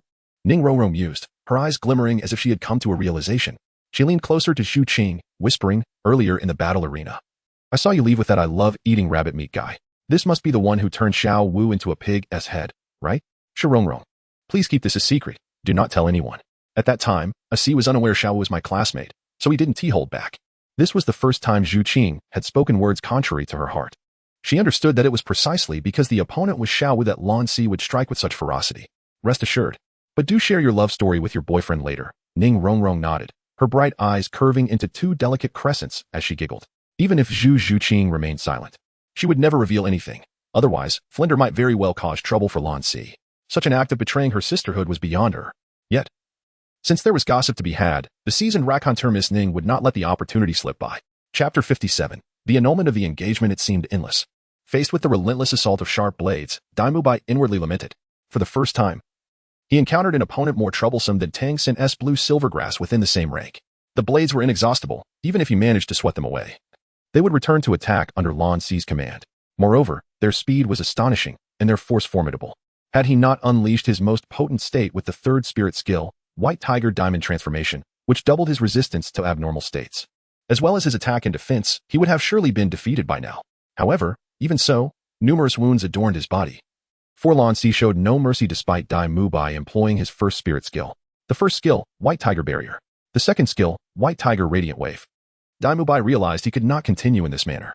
Drawing close enough to Lan Si, he disregarded the rapid depletion of his spirit power.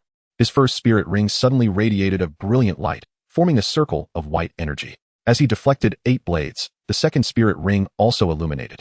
and a massive surge of white light coalesced, accompanied by Daim Mubai's tiger roar. A milky white orb of light erupted from his mouth. The skills associated with Daim Mubai's first two spirit rings, White Tiger Barrier and White Tiger Radiant Wave, when combined with the activation of his third spirit skill, White Tiger Diamond Transformation, unleashed a terrifying force. Lan Si murmured softly to form a circle of white light, enhancing the White Tiger Guardian Barrier and simultaneously unleashing a milky white energy sphere for a ranged attack with White Tiger's Radiant Wave. A fascinating technique that combines both offense and defense. As his left hand continued to command the 8 blades to assault Daim Mubai, his right hand slowly rose, causing his second soul ring to illuminate instantaneously. 8 azure lotuses materialized before him, blooming in unison, layering atop one another in a neat line, creating a substantial and formidable flame shield that clashed with Daim Mubai's most potent White Tiger's Radiant Wave. Strangely, after shattering the defenses of the first 3 azure lotuses, Daim Mubai's attack could advance no further. At that moment, the 8 blades had also arrived, accurately piercing toward Daim Mubai's rear. My White Tiger's Radiant Wave was actually thwarted. How could this be? Exhausted from repeatedly unleashing numerous soul techniques, Daim Mubai felt his soul power depleting, witnessing Lan Si easily block his strongest attack. Disbelief flickered in his eyes. Before he could react, a sharp pain surged through his backside, sending him tumbling to the ground. Unable to suppress himself, Daim Mubai let out a cry. He lay there, writhing in agony, blood staining his lower body. Under the high temperature of the blades, the blood quickly coagulated, filling the air with the scent of roasted meat. Daim Mubai's backside was thoroughly cooked. A profound silence enveloped the arena, as if time itself had halted. What is happening? Did Dailada actually lose? Ma Hongjun exclaimed, locking eyes with Oscar, both stepping forward to shield Daim Mubai, wary of Lan Si's next move. Dailada, are you all right? Quickly, eat these 2 recovery sausages, Oscar half-squatted, extending 2 sausages toward Daim Mubai. Instinctively, he reached to extract the blades from Daim Mubai's rear, only to find them unbearably hot, preventing any approach. At this moment, Daim Mubai was in so much pain, he could hardly muster the strength to speak. With all his might, he swallowed the 2 sausages, feeling slightly better. Brother, I wonder if you could remove those blades from Dailada's body? Suppressing his fear, Oscar turned his gaze toward Lan Si, swallowing hard. Of course. As long as Daim Mubai concedes, after all, I am not a devil, and we have a wager to fulfill. Lan Si narrowed his eyes, smiling as he addressed Daim Mubai. Daim Mubai, do you concede? His voice echoed like a judgment in Daim Mubai's ears, causing him to momentarily freeze. Immediately, Oscar and Ma Hongjun urged softly, Dailada, concede. A wise man does not suffer unnecessary losses. Yes, Dailada, concede. Your backside is at stake. Hearing this, Daim Mubai looked at Oscar and Ma Hongjun, then at Lan Si, finally resting his gaze on Zhu Qing, who had been fixated on Lan Si. With reluctance, he bowed his proud head and, filled with unwillingness, uttered, I concede. Very well, let us sign this first.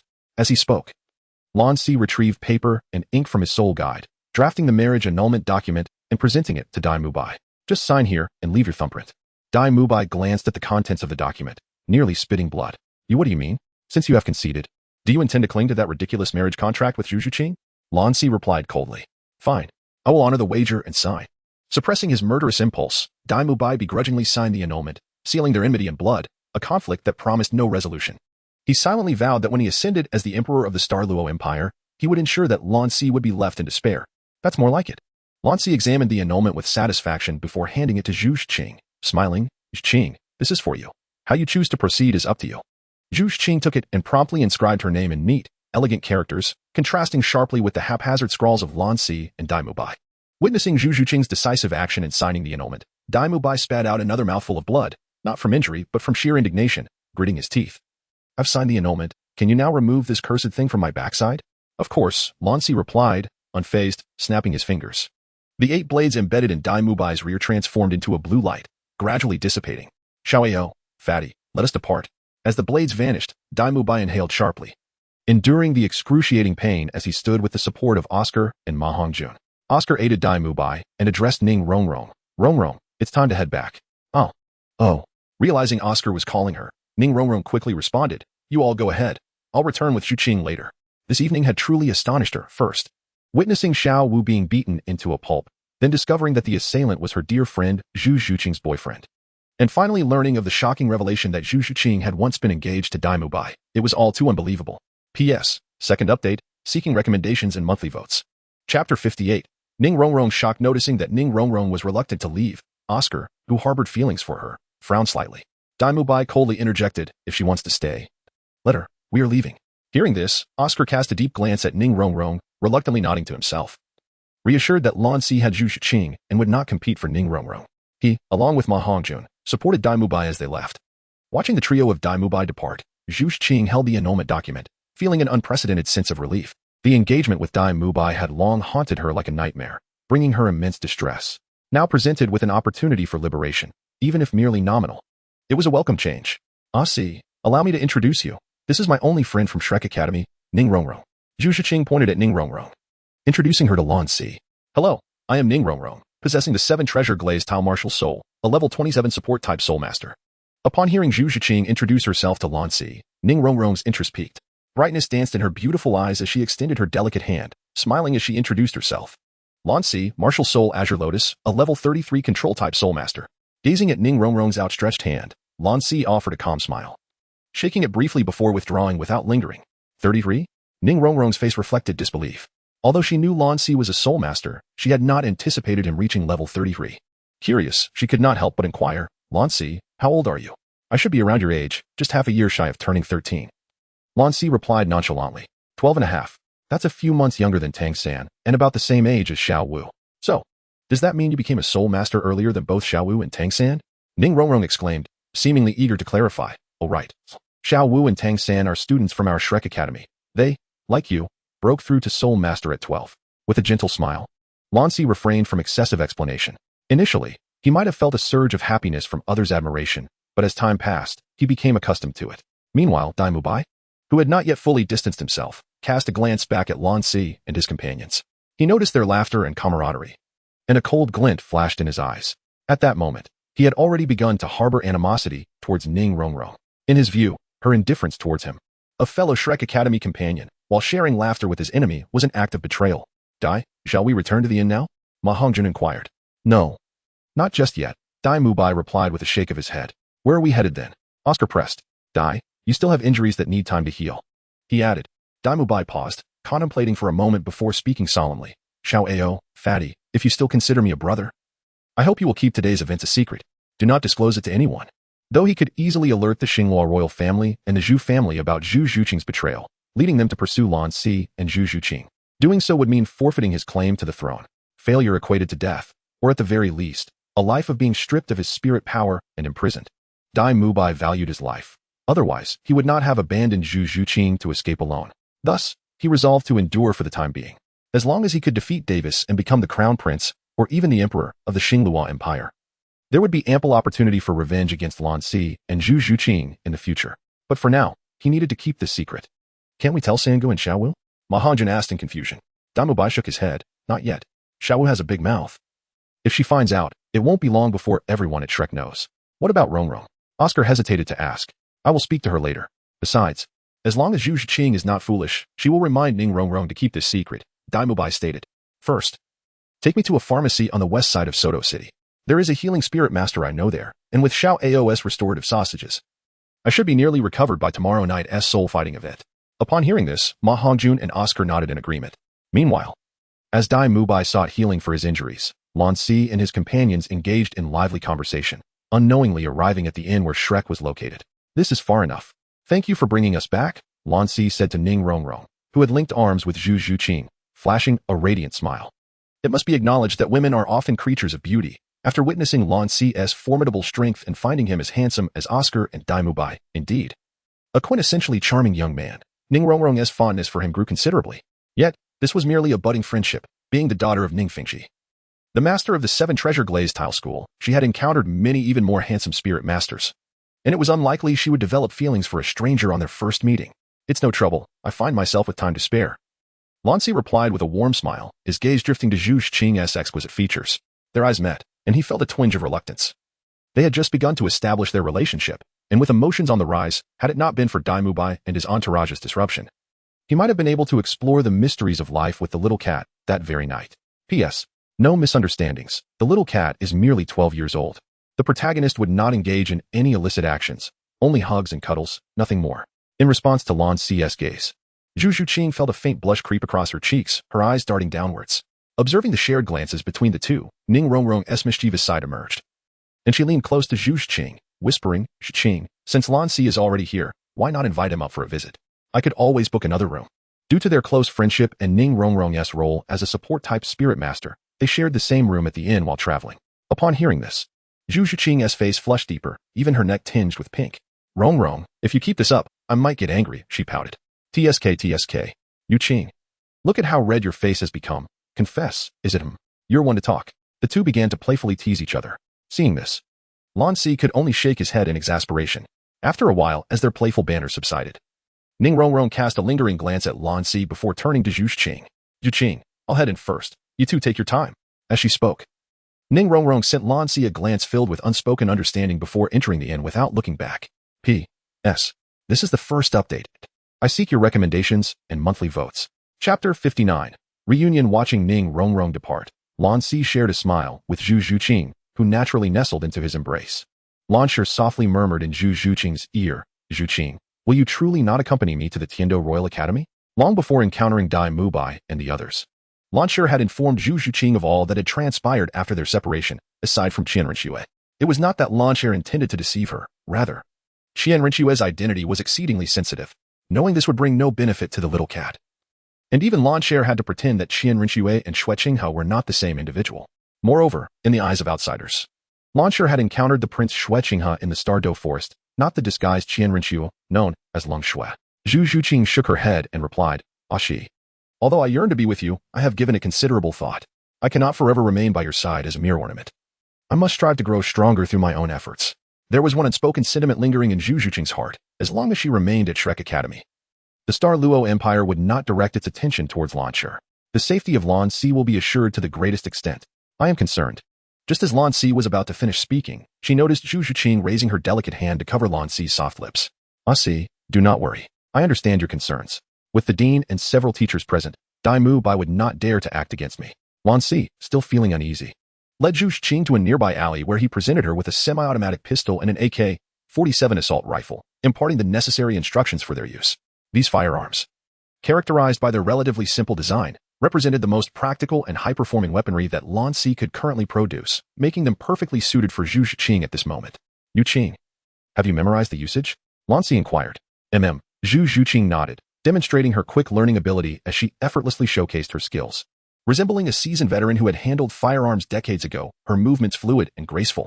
Lan Si nodded with satisfaction and smiled. You have learned well. With this, should Daim Mubai harbor any ill intentions towards you in the future, you can simply greet him with a bullet. Each shot will find its mark. Furthermore, you might experiment with infusing your soul power into the bullets while firing, significantly enhancing their potency. In a moment of oversight, even a soul sect or a soul king could be rendered incapacitated. Such immense power? Zhu Qing exclaimed in astonishment. The iron weapons her man had gifted her, both large and small, could enable her to surpass 1, even 2 or 3 ranks in combat. There are even more formidable capabilities, Lan Si continued, advising Zhu Qing on the intricacies of firearm usage and establishing a rendezvous for the following day to introduce her to Yi Lingling. They then exited together. As they emerged from the dim alley, Lan Si encountered 2 individuals who were both unexpectedly anticipated, Tang San and Xiao Wu. At that moment, Xiao Wu, having undergone treatment from a healing soul master, had regained her composure, her once swollen face now radiant with its usual rosy glow. Being carried by Tang San, she feigned fragility, her spirits evidently high. Beside them stood a middle-aged man, with a prominent hooked nose and rectangular glasses, in his 50s, the esteemed dean of Shrek Academy, Flender. Upon witnessing Lan Si and Zhu Qing hand in hand, exuding intimacy as they emerged from the shadowy passage, all 3 were momentarily taken aback. Xiaowu was the first to speak. Zhu Qing and Lan Si, what are you two? Her words trailed off, for the scene before them was unmistakably clear. Tang San. And little bunny, it has been quite a while, nearly half a year, if I recall. I never expected your bond to remain so strong, Lan Si greeted them, still holding Zhu Qing's hand. During their time at Nodding Academy, Xiaowu had faced Lan Si 100 times in soul battles and had lost each encounter, which had bred animosity between them. However, mindful of the watchful eye of Tang Ritian behind Tang San, Lan Si refrained from hostility, leading to a relationship that, while not friendly, was also not adversarial, at least on the surface. Lan Si, it's been a while. I never imagined I would encounter you here. Tang San replied with a faint smile, clearly unperturbed by the tension between Xiaowu and Lan Si. Although Xiaowu had lost to Lan Si 100 times, he had always exercised restraint, ensuring she was not harmed. Moreover, during that year, they had yet to confirm their sibling relationship. So Tang San had not taken it to heart. Tang San, Xiaowu, do you know him? Flender inquired, casting a glance at Zhu Qing, his brow slightly furrowed, before expressing surprise at Tang San and Xiaowu's familiarity with Lan Si. Humph, Just an annoying fellow, Xiao Wu retorted, jumping down from Tang San's back and turning her head away, unwilling to look at Lan Si. The mere recollection of her 100 defeats at his hands ignited her ire. It was due to Lan Si that no one at Notting Academy acknowledged her as the leader. Tang San added, Lan Si graduated from Notting Academy just like us. But it seems he has joined the Blue Tyrant Advanced Soul Master Academy in Heavendo City. Blue Tyrant Academy? Flanders pondered for a moment, wondering if he was a student of the second dragon sister. What might his abilities be? Why had he not heard of him from you or your teacher? In the Douluo Continent, the majority of Advanced Soul Master Academies require an entry standard of at least level 20 and an age typically not exceeding 20. Yet, Lan Si had just graduated from a Junior Soul Master Academy and managed to enter Blue Tyrant Academy. His innate talent, while perhaps not on par with the 7 prodigies from Shrek Academy, was certainly commendable. Tang San shook his head, admitting that this was also a matter of uncertainty for him. His teacher had once remarked that a soul master's talent and the quality of their martial soul were intricately linked to their innate soul power. The higher the innate soul power, the stronger the talent and the better the quality of the martial soul. Lan Si's innate soul power was merely at level 5. Although he had initially triumphed over Xiao Wu with his first soul skill, he would eventually encounter limitations and fade into mediocrity. This was a direct quote from his teacher. You Xiaojiang, how could a person destined for ordinariness be worthy of his friendship, given that he bore the unparalleled skills of the Tang Sect and the dual martial souls? Thus, gradually, Tang San lost interest in Lan Si. His only impression of him remained that of defeating Xiao Wu, who had just acquired her soul ring. After breaking through to level 11, why not just ask him? Xiao Wu pouted, inquiring of Lan Si, Hey, Stinky Lan Si, what level is your soul power? Upon hearing Xiao Wu refer to her boyfriend as Stinky Lan Si, Zhu Qing finally comprehended why Lan Si harbored such disdain for Xiao Wu, frowning slightly and preparing to admonish her. However, she noticed Lan Si shake his head and then respond to Xiao Wu, I'm only at level 33. Oh, so it's just level 33. 33? How could that be possible? Xiao Wu's eyes widened in disbelief. Before she could finish her sentence, she saw 3 radiant rings of light, 2 yellow and 1 purple, rising around Lan Si. As they beheld the 3 rings encircling Lan Si, both Xiao Wu and even Tang San were taken aback. He had just advanced to Soul Master 3 months prior and, through the arduous process of absorbing a soul ring beyond the usual time limit, had only recently managed to break through to level 32 after more than 3 months of diligent training. Yet, Lan Si had already reached level 33. Did this not imply that Lan Si had become a soul master before both him and Xiao Wu? For the first time, Tang San felt a sense of urgency among his peers. However, recalling his teacher Yu Xiaojiang's theories and his own acquisition of a rare external soul bone, he felt somewhat reassured. Perhaps, it was merely that Lan Si had yet to encounter the limitations of his progress. This surge of soul power indeed confirmed his level at 33.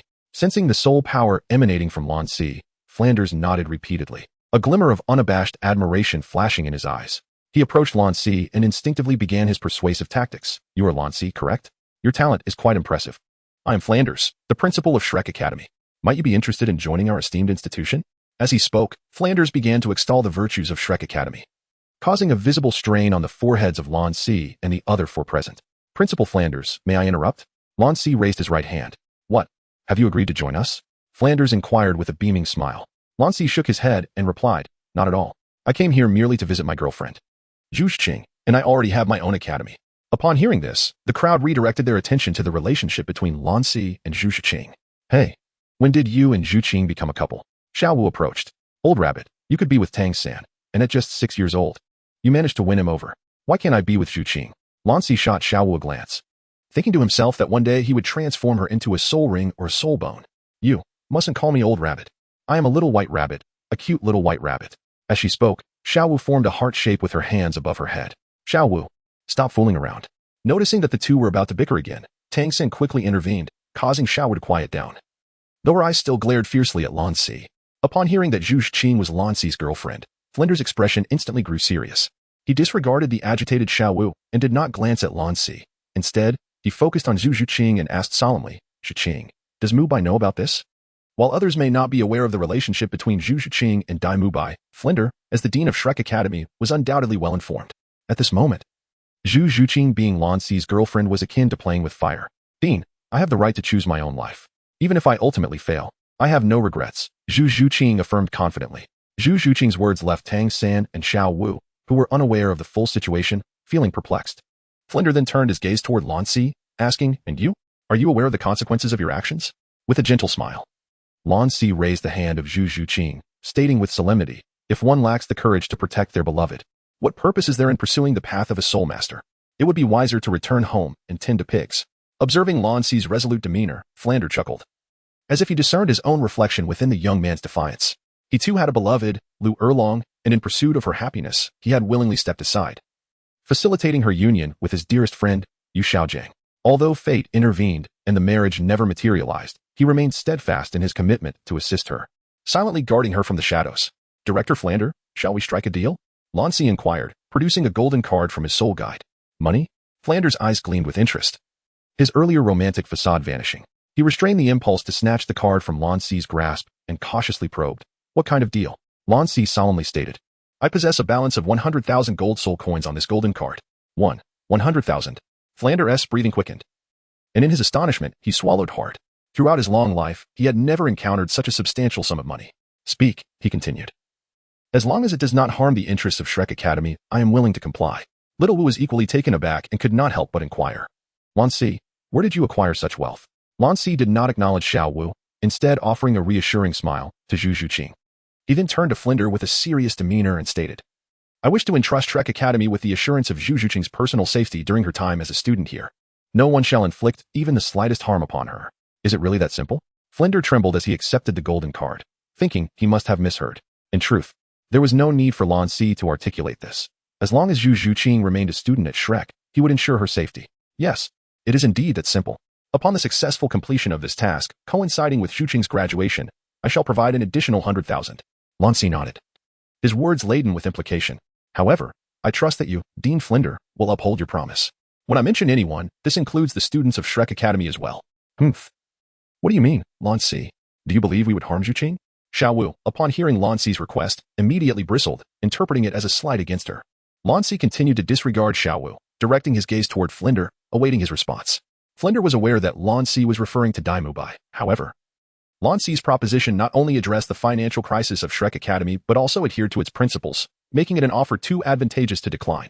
After a moment of contemplation, Flinder acquiesced. I understand. Even without your prompting, I shall ensure Zhu Qing's safety. As long as she remains at Shrek Academy, no one shall harm her. Grateful for Flinder's definitive assurance, Lan Si felt a slight easing of tension in his heart, with Flinder present. There was no need to worry about that rascal Daim Mubai posing any threat to the little cat. Zhu Qing, it is getting late. You should return and rest. I will come to see you again tomorrow. Zhu Qing took hold of Lan Si's arm, saying, I will accompany you. At that moment, she felt a comforting warmth, an indescribable sense of security, knowing that a man like him loved her. What more could she desire? Lan Si nodded, and the two proceeded in the direction they had come from. After walking for 200 meters, Lan Si instructed Zhu Qing to halt. In the distance, they heard Flander's voice. Young Lan Si, will you truly not join us at Shrek Academy? Lan Si waved his hand, his figure gradually fading into the darkness. If Shrek Academy had not been graced by the presence of Tang San, Daim Mubai, and Yu Xiaojiang, he would not have minded engaging in some camaraderie games with the remaining members of Shrek. Alas, their paths diverged, and they could not conspire together. The next morning, silence enveloped the world as a faint light began to adorn the eastern horizon, gently illuminating the pale blue sky. Within the inn, the members of Shrek were gathered for breakfast. What? You encountered Lan Si last night? And his soul power has reached level 33? Yu Xiaojiang nearly spat out the porridge he had just sipped. This was inconceivable. It defied all logic. According to my unmatched theories, Lan Si should be better suited for a support role, even if he were to follow the combat soul master path, with an innate soul power of merely level 5. How could he surpass Tang San, who possessed twin martial souls, external soul bones, and had absorbed a third soul ring beyond the usual time limit? Indeed, Xiaojiang. I met that young fellow yesterday, and he is truly remarkable. Flandre nodded, a hint of reproach in his tone. Xiaojiang, as a student from your nodding academy. Why have I never heard you mention him before? If only you had brought him to us at Shrek. Now he has joined another academy, and I find myself unable to extend an invitation. Upon hearing this, Yu Xiaojiang rolled his eyes, thinking to himself, do you think I haven't tried inviting him? I can't count how many times I've sung the praises of Shrek Academy, even sacrificing my invincible theories, only to be refuted by Lan Si, and ultimately, it was the inadequacies of Shrek Academy that kept him away. Ahem, during my time at Nodding Academy, I focused intently on nurturing Sand, so I didn't pay much attention. Yu Xiaojiang cleared his throat to mask his embarrassment, then shifted his gaze to Tang San, changing the subject. San, what are your thoughts on Lan Si? Very strong. He gives me the impression that he is not weaker than I am. Having defeated Xiaowu in one-on-one combat at the Soul Arena yesterday, a glint of murderous intent flashed in Tang San's eyes at the mention of I love eating rabbit meat. Anyone who dared to harm Xiaowu would not escape his wrath. In his heart, I love eating rabbit meat had already made it onto his kill list. Tang San added, however, if it were me facing him, With the third soul skill of blue silvergrass and the 8 spider lances, I am confident I would prevail. Xiaowu was defeated? This revelation astonished Yu Xiaojiang even further. He had no doubt that Tang San could defeat Lan Si, especially since Tang San had only just entered the soul respect stage and had yet to utilize his external soul bones. Relying solely on the third soul skill of blue silvergrass to conquer Daim Mubai, who had already reached level 37 and possessed a formidable beast martial soul. Yet, Xiaowu's defeat piqued his curiosity. He regarded her as an exceptional talent, which was why he had allowed Tang San to associate with her. Now that Xiaowu had mastered the exceedingly rare teleportation soul skill, she was nearly invincible in one-on-one combat at the same level. And yet she had been so easily defeated, it was truly perplexing. San, go and fetch Xiao Wu. I wish to inquire about the specifics of her battle with that individual. Perhaps I love eating rabbit meat will become a formidable rival for you in the soul arena. Tang San shook his head, replying, Teacher, let me explain. As Xiaowu is quite averse to discussing this matter. As he spoke, Tang San recounted the details of the battle between I love eating rabbit meat and Xiaowu. I see now. It appears that Xiaowu was specifically targeted. Yu Xiaojiang nodded repeatedly, murmuring to himself. Flandra's eyes brightened at Yu Xiaojiang's unwavering confidence in his theories. And he could not help but ask, Xiaojiang, have you discerned something? A spark of wisdom flickered in Yu Xiaojiang's eyes. It was time for him to expound upon his invincible theories once more. Although I did not directly observe that match, I can deduce certain insights from San's account. In my view, I love eating rabbit meat did not release his martial soul. Rather, he created an illusion of not having done so. Tang San seemed to grasp the implication. Teacher, are you suggesting that I love eating rabbit meat possesses a martial soul that pertains to a specific part of his body? Yu Xiaojing nodded, a stiff smile appearing on his face. More or less. Based on my research, I love eating rabbit meat is an extraordinarily unique existence among this category. His martial soul is none other than his entire body. Such martial souls tend to significantly enhance the user's physical abilities, allowing them to far surpass ordinary soul masters. Otherwise, it would be impossible to defeat Xiaowu without releasing a martial soul. Even you, San, would struggle to achieve that. As for the absence of visible soul rings, it is simple enough. A slightly adept soul master can suppress their soul rings within their body upon summoning their martial soul, preventing them from being displayed. Xiaojiang, you truly deserve to be hailed as a master theorist who derived the core principles of the 10 martial souls through your research. You have, in mere words, unveiled the truth behind that young man.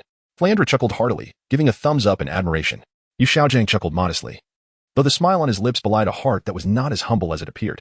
Shifting the tone of conversation, Yu Xiaojiang regarded Tang San with a serious expression, his eyes glinting with a fighting spirit. San, when you encounter him, do not hesitate to strike. Those with that kind of martial soul are typically inclined towards aggressive combat, while you are a control-type soul master, naturally possessing a strong counter against them. Just as you defeated Mubai last time, use your blue silver grass to overcome him. I will, teacher. Tang San clenched his right fist confidently, thinking, I love eating rabbit meat. You dare to harm Xiaowu?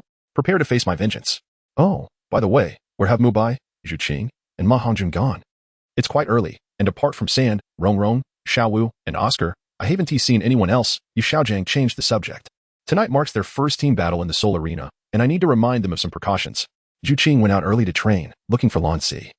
And Hongjun and Mubai didn't return at all last night.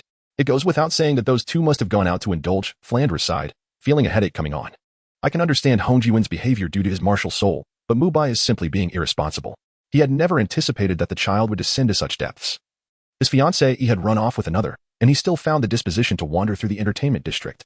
It is no wonder that Zhu Qing would not choose him. Had he been in Flandra's position, he too would have made a different choice. Chapter 62. Special training for my wife and cousin. The narrative diverges. While Flandra lamented over Daim Mubai's inability to fulfill his potential, Lan Si and Zhu Qing had already arrived at a secluded area outside Soto City, accompanied by Yi Lingling. Lingling, allow me to introduce you. This is my girlfriend, Zhu Qing, a soul master with a level 28 agility type martial soul, the Nether Cat. Zhu Qing, this is my cousin, Yi Lingling, a level 35 support type soul grandmaster. You may have heard of her martial soul, the Nine-Heart Begonia, revered in the realm of soul masters as a miracle of the support category, possessing formidable healing abilities. Injuries akin to those sustained by Daim Mubai yesterday could be remedied in just a few moments. Interestingly, my Qinglian martial soul is a variant that emerged from my mother's lineage through the Nine-Heart Begonia. Lan Si introduced the two individuals in succession. As soon as the words left her lips, Yi Lingling's eyes turned red, and she took out a handkerchief to wipe her tears. Lingling? What's wrong? Why are you suddenly crying? Lan Si asked, somewhat at a loss, as she believed she had done nothing to provoke her.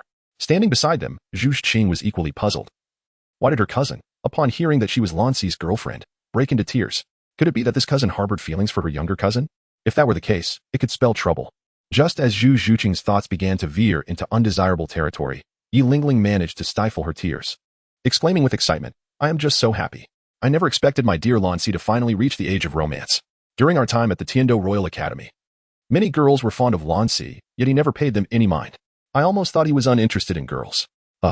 Lan Si's lips curved slightly, thinking to himself that his orientation was perfectly normal. His name was Lan Si, he was male, and he liked females. The reason he hadn't pursued any romantic interests at the Tiando Royal Academy was simply due to disinterest, compounded by the possibility of spies from Xian Renu lurking in the shadows. That was all there was to it. Yi Lingling once again scrutinized Zhu Qing, remarkably removing her veil to reveal a face of ethereal beauty, and took Zhu Qing's hand, smiling. "Sister Zhu Qing, I entrust my dear Lan Si to you from now on." "I will," replied Zhu Qing. Both were aloof young women, with Yi Lingling's cold demeanor surpassing that of Zhu Qing. Observing Yi Lingling's beauty, which rivaled her own, Zhu Qing felt a mix of surprise and delight. However, recalling that Lan Si had never shown interest in other girls at the academy, a satisfied smile tugged at her lips. Seeing the subtle shifts in the two women's expressions, Lan Si couldn't help but smirk slightly. Feeling a sense of joy at his cousin's support, Yi Lingling's visage had only been witnessed by him once during their reunion, and now, with her unveiling her face and growing close to Zhu Qing, it seemed she was treating this little kitten as family. "Lingling, Zhu Qing, since you two have already met, I shall now discuss the training plans for the upcoming period. First, Lingling." Lan Si retrieved a semi-automatic pistol and an AK-47 assault rifle from his soul guide device. These are gifts for your self-defense, known as firearms. Unlike traditional long-range weapons, these can shoot high-velocity spiral bullets through their barrels, suitable for dealing with creatures of human size. However, they may struggle against larger soul beasts, requiring you to target their vital points to inflict lethal damage. Both weapons possess considerable power. The semi-automatic pistol is nearly unavoidable for soul masters below level 40, while the AK-47 delivers even greater firepower, capable of tackling soul sects and soul kings with ease. As your soul power increases, infusing the bullets with your soul energy could unexpectedly injure or even kill some soul emperors or soul saints with inadequate soul ring configurations. Of course, this pertains to your current stage. If you were to attain the strength of a soul emperor or soul saint, dealing with them would become quite simple. Please store these for now. Later, I will demonstrate their operation. Zhu Qing may observe as well. Yi Lingling nodded earnestly, astonished by the immense power of the firearm as described by Lan Si, yet she refrained from questioning him, a testament to her trust in him. Lan's gaze shifted towards Zhu Qing, and then he remarked, "Zhu Qing, you are an agility-based soul master. When it comes to speed, few can surpass you among those of the same rank. However, you possess a critical flaw. Your attack mode is overly simplistic, and your offensive power is rather unremarkable. Once your attack patterns are discerned, even though slower, then you may find a way to ensure your defeat." Zhu Qing nodded thoughtfully, acknowledging, "I have also observed this. Virtually all agility-based soul masters struggle to evade these two shortcomings, which fundamentally explains why they are inherently countered by control-type soul masters." Lan Si smiled gracefully and said, "Thus, I intend to impart to you two of my self-created soul techniques to compensate for the shortcoming. The first is the butterfly step. While it does not significantly enhance speed, it excels in evasion." As she spoke, Lan Si clenched her right hand into a fist and lightly struck a nearby large tree. The tree trembled violently, shedding countless leaves. With a rhythmic motion of her feet, Lan Si remained rooted in place, yet her form transformed into a series of afterimages, deftly avoiding the falling foliage. "How astonishingly swift!"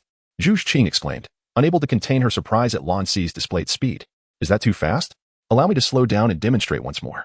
As she spoke, Lan Si struck the trunk again, employing the butterfly step to evade the cascading leaves. All the leaves fell to the ground, while not a single one touched her. "Zhu Qing, did you observe closely?" Lan Si inquired of Zhu Qing. Zhu Qing's cheeks flushed crimson, and she shook her head with a wry smile. Lan Si smiled faintly and said, "It's all right. This technique is versatile and I will guide you step by step shortly."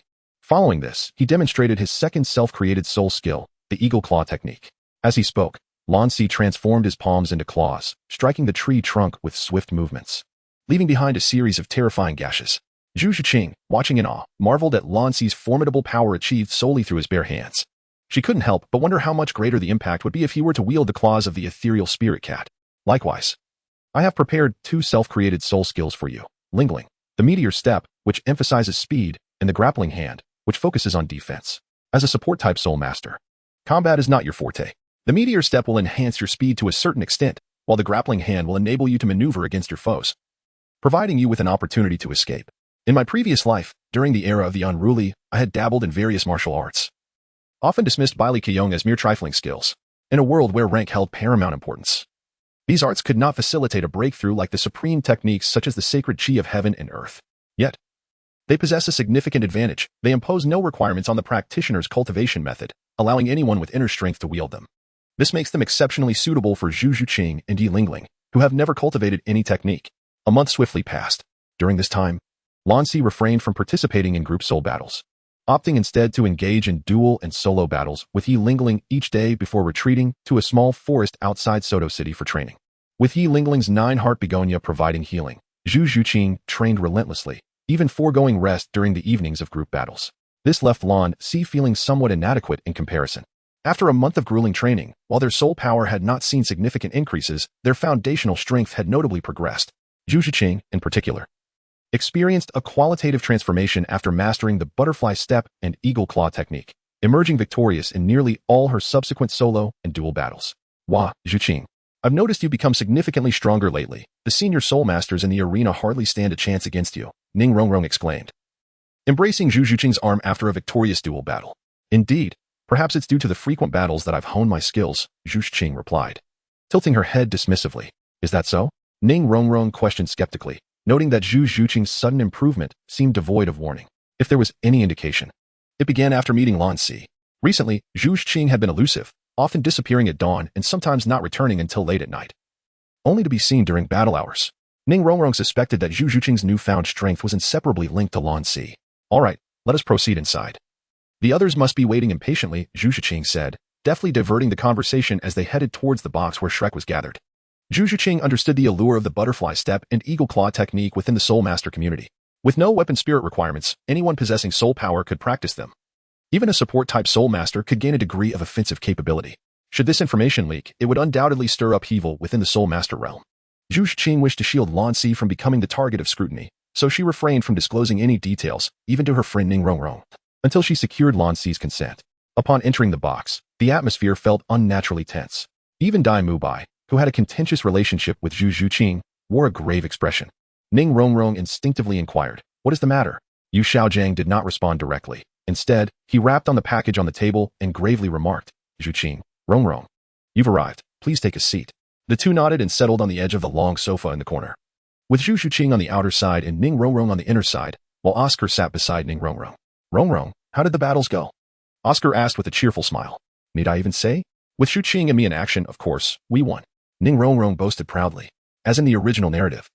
Oscar continued to pursue Ning Rongrong, while she cautiously maintained their distance due to the 7 Treasure Glazed Tile School's restrictions against direct disciples forming bonds with support-type soul masters. "Now that everyone is gathered, let's take a look at your opponents for today," Yu Xiaojiang commanded, casting a piercing gaze over the Shrek 7. He opened the package on the table, revealing a stack of documents.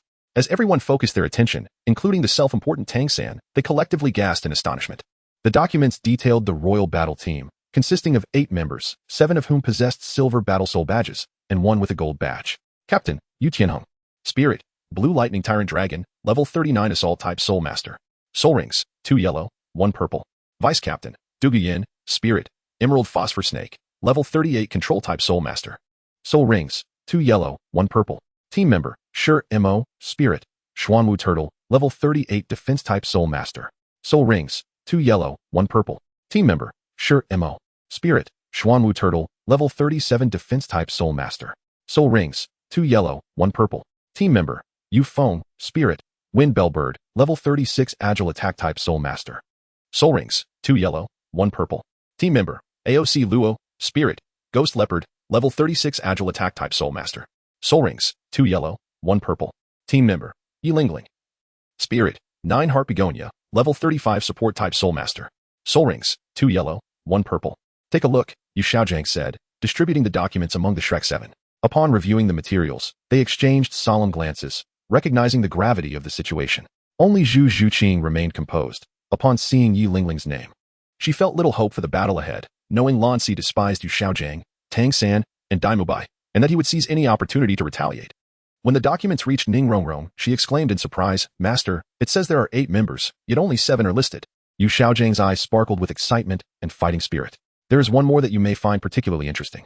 As he spoke, he produced another document from his cloak. Team Member, I love eating rabbit meat. Spirit, unspecified due to lack of use during battles, details unknown. Soul Power, level 33. Upon seeing the name, Ning Rongrong, Tang San, and Xiaowu gasped in unison. "What is the matter, Rongrong? Do you know him?" Yu Xiaojiang inquired, surprised.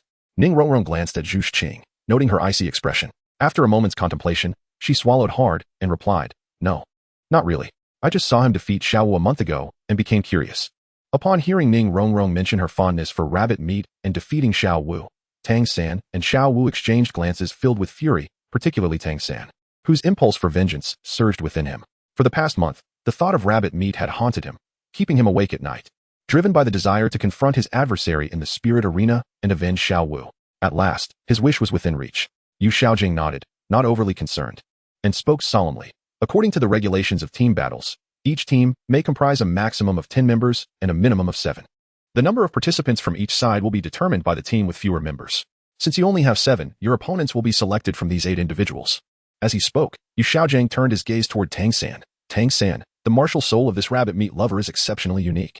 Although he has participated in team battles infrequently and rarely engaged directly, I believe his threat is comparable to that of the captain of the Imperial fighting team, Yu Tianeng. If he enters the fray, it will be your responsibility to deal with him. I will, master. If he dares to step onto the field, I will show him what true cruelty is. Anyone who dares to harm Xiaowu shall not be forgiven, Tang San declared confidently, bolstered by his external spirit bone. A mere spirit elder posed no threat to him, not even a spirit sect. Brother San, Xiaowu. Upon hearing Tang San's vow of vengeance, Xiaowu gazed at him with deep affection, their eyes locking in a moment of intense connection. Observing this scene, the others in the private room couldn't help but comment on the couple's display of affection, while Ning Rongrong and Zhu Qing exchanged glances. Both sensing a hint of gravity in the situation, Zhu Qing shook her head at Ning Rongrong, signaling her to remain oblivious. Ning Rongrong nodded reluctantly, agreeing. But she was not one to embrace defeat easily. Faced with the Imperial fighting team, she, much like in the original story, emphasized the significance of the 9-heart begonia martial soul to everyone. I never expected such a remarkable martial soul to exist in this world. After hearing Ning Rongrong's explanation of the 9-heart begonia, Yu Xiaojing, who had never encountered such a martial soul, stood in stunned silence. The existence of such a perfect combination made the chances of the Shrek 7 monster's victory seem exceedingly slim. We can win. Just as morale was dwindling, Tang San's resounding voice suddenly pierced the air, capturing everyone's attention. Though they are formidable, Mubai, Xiao, Fatty, Xiao Wu, Rongrong, Zhu Qing, have you all forgotten? We have achieved 27 consecutive victories in team battles. We possess Mubai's top-tier assault martial soul, Xiao's enduring combat support, Fatty's overwhelming flames, Xiaowu's exquisite agility, and Rongrong's 7 treasure glaze tile, hailed as the finest support martial soul on the continent. And let us not forget Zhu Qing. Her strength has been evident to all during this time. Even I cannot win as easily against her at the same level of spirit power. With such a multitude of advantages, what is there to fear? I believe we can triumph. Moreover, even if we lose, so what? We can always win back our honor next time. The overall age of the Imperial fighting team is certainly greater than ours. I firmly believe that while we may lose to an older team of spirit masters, we will never fall to our peers, for we are all monsters. Tang San's words ignited a fire of confidence within everyone. Even Zhu Qing, who was well aware of Lan Si's strength and held no hope for this battle, felt a surge of passion. No sooner had he finished speaking than others chimed in. Brother San is right. We are indeed monsters, and we will surely win. It's just the Imperial fighting team. Watch as my evil fire phoenix turns them into plucked pigs. Ma Hongjun exclaimed excitedly. Daim Mubai also stood up and patted Tang San on the shoulder. Yes, Tang San is correct. We can win. Although Zhu Qing had already parted ways with him, and Dean Flinder had hinted that he should not pursue Zhu Qing during their studies, Daim Mubai saw hope in defeating Davis through Tang San. With Tang San at his side, he envisioned a future where, upon defeating Davis, he would have his pick of women. At worst, he could select a woman from the Zhu family as his queen when he ascended to the throne, as the Zhu family was merely responsible for providing suitable matches for the Dai family. By then, what would Zhu Qing or Lan Si matter? They would all be beneath his feet, subject to his whims, especially at the thought of flaunting his power before Lan Si, manipulating Zhu Qing at will. Excitement coursed through Daim Mubai as a glimmer of wicked light flickered in his deep-set eyes. Master, allow me to take full charge of the upcoming battle. Tang San asserted, his gaze resolute as he looked at Yu Xiaojing, his tone a blend of plea and undeniable authority. Naturally, Yu Xiaojing would not refuse his most cherished disciple.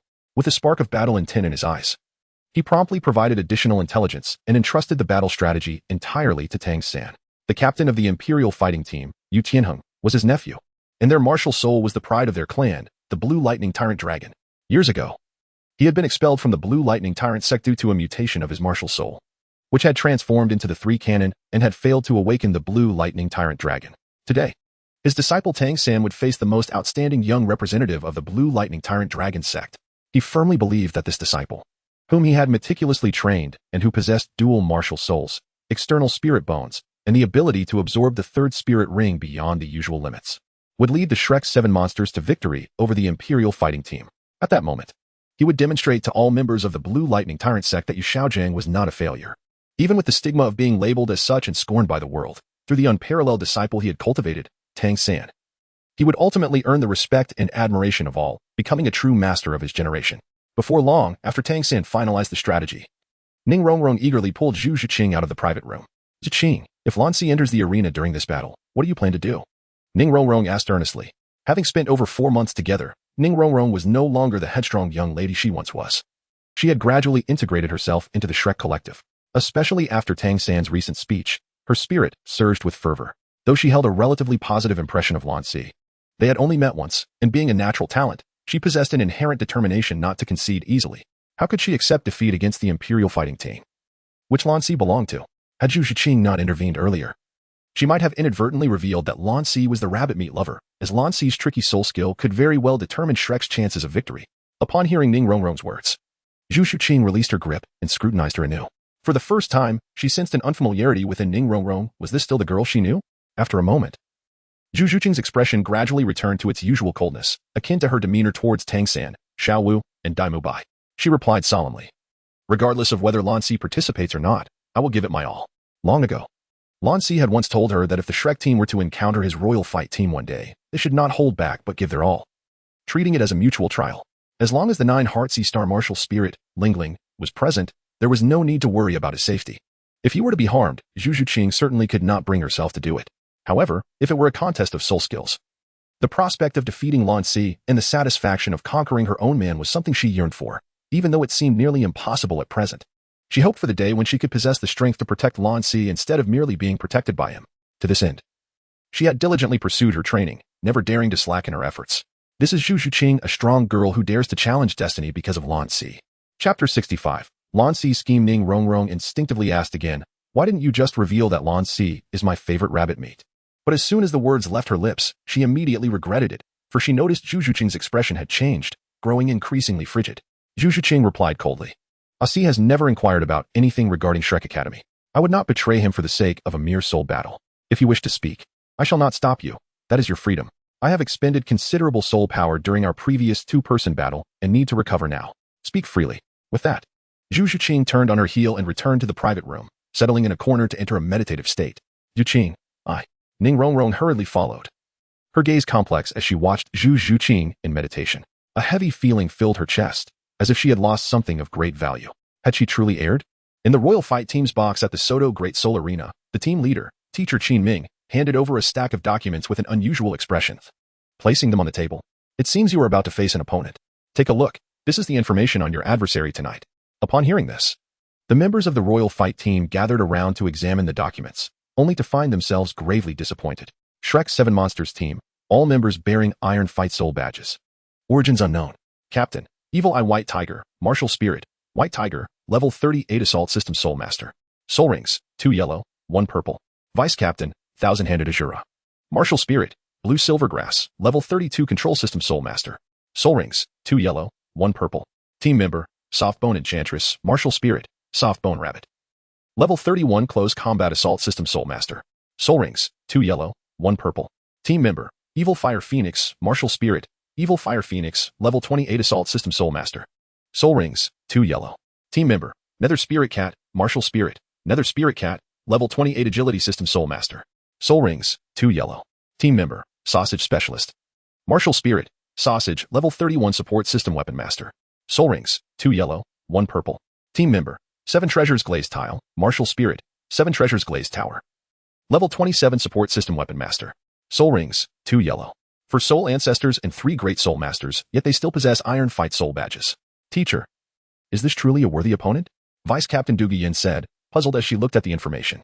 Qin Ming replied nonchalantly, do not underestimate this team. Indeed, they held Iron Fight Soul badges a month ago, but through this month's battles, their points have reached Silver Fight Soul standards, achieving an impressive 27 consecutive victories. You remember the frenzied battle team you faced recently? They were once their defeated foes. Yu Tianhing gazed at the documents in surprise, asking, their soul power is significantly lower than that of the frenzied battle team. How could they possibly win? At this, the others shifted their focus to the soul power of the Shrek's 7 monsters, and upon closer inspection, indeed, it appeared quite low, leading to a series of tactical jests. Qin Ming, somewhat exasperated by the barrage of questions, turned his gaze to Lan Si, who had remained leisurely reclined on the sofa with his eyes closed, and asked with a wry smile, "I see. What are your thoughts?"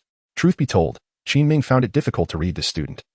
As if nothing could shake him, not merely in terms of strength but also in mindset.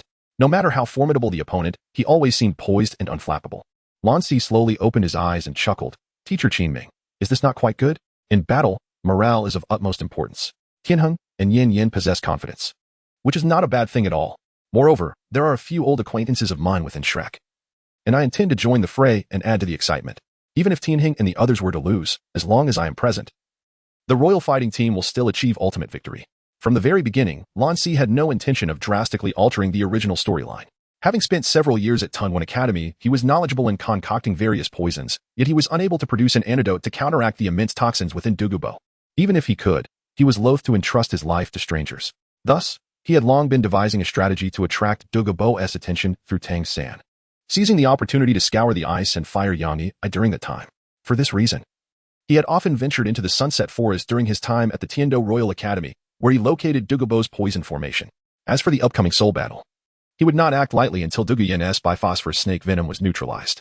Upon hearing Lan Si's words, Qin Ming was momentarily taken aback, instinctively thinking he had misheard. His expression one of disbelief. The other members of the royal fighting team erupted in protest. "Ah, see, if you say that, we will be quite displeased." "What do you mean? If we lose, you will still be here. Do we look like people who would lose? Let us pretend I did not say that. If you win later, within the borders of the Tiando Empire, you may choose any location, and I, Lord Lan, will foot the bill." Lan Si replied with a slight shrug. "Ah, see, little brother, you said it. Once we return to Tiando City, Sister will ensure you have an unforgettable meal. Sister won't even let you treat us. Instead, take us to the Tiando auction house for a stroll, and each of us can pick a cherished item." Dugu Yan's bright green eyes blinked, a sly smile playing at the corners of her mouth. Hiss. Upon hearing this, the other members of the royal fighting team collectively inhaled sharply. "Wow, Yanzi, that's rather ruthless. The Tiando auction house has items that start at over 10,000 gold soul coins. There's no helping it. Our little brother Asi looks down on us so much. Besides, he has been raking in a fortune lately, and I've been yearning for an opportunity to treat him." Dugu Yin shrugged her shoulders. Lan Si smiled and offered an unexpected reply. "Very well. I shall stand behind Ling Ling and watch. As long as you all can secure victory, I will grant you the liberty to select whatever you desire from the Heaven Do auction house within my means." Laughter ensued as Osro and the others echoed their agreement. "Then it is settled. Teacher Qin Ming, you must bear witness to this." Nearby, Yi Ling Ling displayed a look of confusion, casting a resentful glance at Lan Si. In her opinion, Shrek Academy stood little chance of winning. Was Lan Si not simply giving away money for others to spend? It is worth noting that the items at the Heaven Do auction house do not come cheap, no matter how wealthy one may be. It is impossible to sustain such extravagant expenditures. Lan Si gently caressed Yi Ling Ling's flowing sky-blue hair, returning a reassuring smile as she softly spoke. "It's all right. As long as everyone is happy. Besides, we are about to participate in the elite competition for high-ranking soul masters across the continent. If I lose, so be it. But if I win, it will serve as a significant lesson for those arrogant individuals, reminding them not to underestimate the soul masters of the world." In the midst of the encirclement by the members of the royal fight team, Qin Ming, upon hearing Lan Si's words to Yi Ling Ling, felt a spark of admiration in his eyes. Indeed, this was the Lan Si he recognized, someone who would never belittle any opponent, regardless of their stature. This time, she merely wished to remind Yu Tianheng and his companions that there are always greater forces beyond their perception. He immediately replied, "Very well, this time let Tianheng, Yanzi, Lingling, Shimo, Osro, and Lan Si take the stage. Yufeng, you shall remain in the box and watch the match with me through the crystal window." "Yes, teacher." Yufeng responded without revealing any signs of discontent or surprise. Lan Si's prowess was evident, even as the captain of the royal fight team. Yu Tianheng would not dare claim an assured victory. Should Lan Si participate in the group battle, one of them, himself or Osro, would inevitably have to step down. After all, their abilities ranked among the weakest within the royal fight team of soul masters. "Lan Si, will you still be holding back in this battle?" Qin Ming inquired. "The odds for our royal fight team are 1-1, while for the Shrek team, they are 1-5. "Of course," Lan Si replied, producing a golden card from her soul guide device. "Please place a wager of 500,000 gold soul coins on our royal fight team's victory." Qin Ming furrowed his brow. "Isn't that rather risky? It seems you do not intend to intervene until Tianheng and the others have faced defeat. If they were to lose, do you have the confidence to simultaneously contend with the 5 soul masters of Shrek?" Lingling is merely a support-type soul master and cannot provide direct assistance in battle. With a sardonic smile, Lan Si remarked, "Teacher Qin Ming, I am well aware of that. I have encountered several members of Shrek, and despite their prowess, they are merely defeated foes in my eyes." Moreover, as he spoke, Lan Si's expression suddenly turned grave. Enemies who have fallen at my hands have never been regarded as true rivals. I grant them time to catch up, only for them to fade from sight. Qin Ming accepted the golden card from Lan Si, revealing a bitter smile. He had initially thought that Yu Tianheng and his comrades were sufficiently arrogant, but it seemed that Lan Si surpassed them in every regard. However, should Lan Si continue his streak of invincibility, perhaps he might indeed succeed. In the heart of the Soto Great Spirit Arena lay the central arena. Its dimensions were modest, only slightly larger than the other sub-arenas, devoid of open grandstands and spectators. Instead, there were numerous enclosed boxes, where the audience could only glimpse the arena's events through one-way crystal glass, leaving those outside unable to see inside, thus enveloping the central arena in an air of tranquility and mystery. The absence of open grandstands allowed the arena itself to be exceptionally vast, with a diameter exceeding 70 meters, ample enough to accommodate a multitude of combatants. Suddenly, the previously bright lights of the central arena intensified and converged in midair, revealing a young girl adorned with snow-white wings, her figure graceful and curvaceous, her hair a cascade of brown waves. Holding a conical megaphone, she wore a professional smile and fluttered her wings as she gracefully descended onto the arena.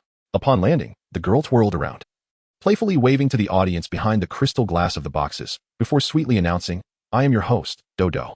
It is my honor to once again preside over the team's spirit battle at the central arena. Today, Soto City's Great Spirit Arena will host a major event. We have only this match scheduled for the evening. Although it features Soul Ancestor-level competitors, they are all holders of the Silver Spirit Soul Badge, truly exceptional talents. They will not disappoint you. Now, allow me to introduce the competing teams. First, we have the Royal Battle Team, led by Yu Tianheng, with the martial Soul Blue Lightning Tyrannosaurus, and opposing them, the Shrek 7 monsters, captained by the Evil Eye White Tiger, with the martial Soul White Tiger. As host Dodo's words echoed, both the Royal Battle Team and the Shrek 7 monsters ascended the stage, confronting one another at the center of the arena. Aligned in formation, 7 members per row, captains facing captains, vice-captains against vice-captains.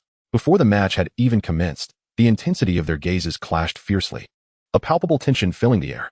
Lan Si stood beside Dugu Yin, whether by coincidence or some other reason. Directly opposite him was Xiao Wu, the very same individual he had previously bested into a state resembling that of a pig's head. Flanking Xiao Wu were the vice-captain Tang San and a petite feline. Indeed, it is a small world, and it is quite unexpected that our paths have crossed so swiftly. Xiao Wu took the initiative to strike first, casting a challenging glare. Lan Si feigned innocence, momentarily taken aback, then turned her head towards Dodo and pointed at Xiao Wu, inquiring, "Who is this character?" The host, Dodo, felt a wave of embarrassment. It was the first time a participant had inquired about an opponent's identity since the establishment of the Soto City Great Spirit Arena. "I apologize, but the Great Spirit Arena does not permit the disclosure of participant identities privately. However, I can share her competition name with you. Gentle Bone Enchantress." "Oh." Lan Si tapped her palm, a look of enlightenment gracing her features. She first winked at Zhu Qing, eliciting a slight smile from the latter, then teased Xiao Wu. "So, you were the old rabbit I turned into a pig head last time? No wonder you looked somewhat familiar. I have encountered so many spirit masters in the past month that I momentarily forgot. My sincerest apologies. It seems you've healed well. TSK. I'm fortunate I went easy on you last time. Otherwise, had I unleashed my full power, you would have transformed into something far worse than a mere pig head." Once again, Lan Si donned the blue battle attire she wore during her previous encounter with Xiao Wu, her face still masked. Due to her prior meeting with Tang San and Xiao Wu a month ago, she altered her voice slightly to indulge her mischievous inclinations. Upon hearing the term pig head, especially from the one who had reduced her to such a state, Xiao Wu's face flushed crimson, her eyes brimming with tears of fury. Enraged, she was about to summon her spirit to unleash a beating upon Lan Si. At that moment, her anger was palpable. The very person she yearned to avenge had not only forgotten her, but also dared to tread upon her taboo. Indeed, the term pighead was a profound taboo for Xiao Wu. Currently, this phrase not only represented a taboo for Xiao Wu, but also for everyone from Shrek Academy. Whenever the term pighead was uttered, causing Xiao Wu distress, Tang San would immediately turn hostile towards the speaker, before the host could announce the commencement of the match. Taking action prematurely was a violation of the Great Spirit Arena's rules, which could result in a loss or expulsion, and in severe cases, lead to harsh penalties from the arena. Naturally, Tang San could not allow Xiao Wu to fall into a trap and act foolishly. He swiftly grasped her hand and whispered, "Xiao Wu, calm down. There will be plenty of opportunities to teach him a lesson." Afterward, he shot a disdainful glance at Lan Si, scoffing, "Whose little dog is this? Hurry and take it away. It dares to come here and yap." Lan Si let out a sound of realization. "Who is the puppy calling?" The reply came swiftly. "The puppy is calling you." These 4 words slipped from Tang San's lips instinctively, but as soon as he uttered them, he immediately regretted it. Curse it. This was tantamount to admitting he was a dog, wasn't it? In chapter 67, a glimmer of wisdom flashed in Yu Xiaojiang's eyes. "Oh. So it is the puppy calling me." Lan Si nodded repeatedly, prompting laughter from the members of the Imperial fighting team. "Haha. It's astonishing that someone still claims to be a puppy in this day and age. Indeed, the vice-captain of Shrek did bear a striking resemblance to a dog. The juxtaposition of rabbits and dogs was unparalleled. Ultimately, even the stern-faced Yi Lingling couldn't help but smile faintly. Unlike the Imperial fighting team, the expressions on Shrek's side were far from pleasant, particularly Tang San, who was evidently infuriated. After a lengthy pause, he managed to retort, "I hope your strength is greater than your words." "You will see," Lan Si replied nonchalantly, as though he regarded Shrek with complete disdain. This ignited immense humiliation within Tang San's heart. He vowed silently, "Just wait, I relish rabbit meat. And I shall make you pay dearly for your previous words and for hurting Xiaowu." Attention, the 14 soul masters participating in the team battle. You now have 1 minute to summon your spirits. 1 minute from now, when I declare the start, you may attack, until one side concedes. Or until the last member falls or is knocked off the stage. Dodo, flapping her snowy wings, gracefully ascended while explaining in a melodious voice. As Dodo's words concluded, the atmosphere in the arena turned solemn, and the soul spirits of both sides were unleashed simultaneously. In an instant, the beast spirit masters transformed, while the weapon spirit masters summoned their respective spirits, creating a dazzling spectacle on the battle platform. "Begin." No sooner had the words left Dodo's mouth than she flapped her wings and flew beyond the confines of the battle arena. True to the original narrative, Tang San adopted a formation of 3-1-1-2. Daim Mubai stood at the forefront, with Zhu Qing and Xiao Wu flanking him, while Tang San positioned himself behind them. Oscar and Ning Rongrong, the auxiliary soul masters, stood at the rear, with Ma Hongjun slightly ahead, his purple-red flames flickering in his palms. 6 strands of blue-silver grass extended from Tang San's body, entwining around the waist of the remaining 6 members of Shrek, allowing him to maintain control over the battlefield.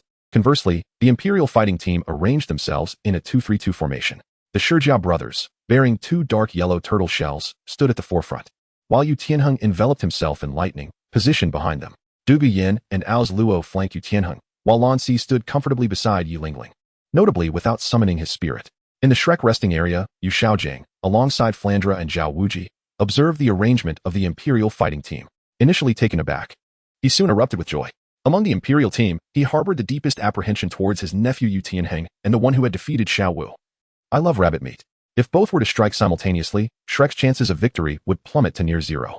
Seeing "I love rabbit meat" positioned at the back, alongside the auxiliary soul master Yi Lingling, without any intention of engaging, a smug and exhilarated smile crept across Yu Xiaojang's rigid face. As if fearing Flandra and Zhao Wuji might not hear him, he intentionally raised his voice, murmuring, "It seems that this time, Xiao San and his team are destined to win." "Why do you say that?" Flandra and Zhao Wuji exchanged puzzled glances. The strength of the Imperial fighting team was evident. Not only the Shrek 7 monsters, but even one of their members would require considerable effort to contend with. Yu Xiaojang feigned the demeanor of a recluse, settled down leisurely, and brewed himself a cup of tea. A glint of wisdom flickered in his eyes as he remarked, "Have you noticed? The one who once defeated Xiao Wu, I love rabbit meat, is standing at the back with the auxiliary soul master, even without releasing his spirit. Undoubtedly, he underestimates the Shrek 7 monsters, arrogantly believing that Yu Tianheng and the others alone can secure victory without his involvement.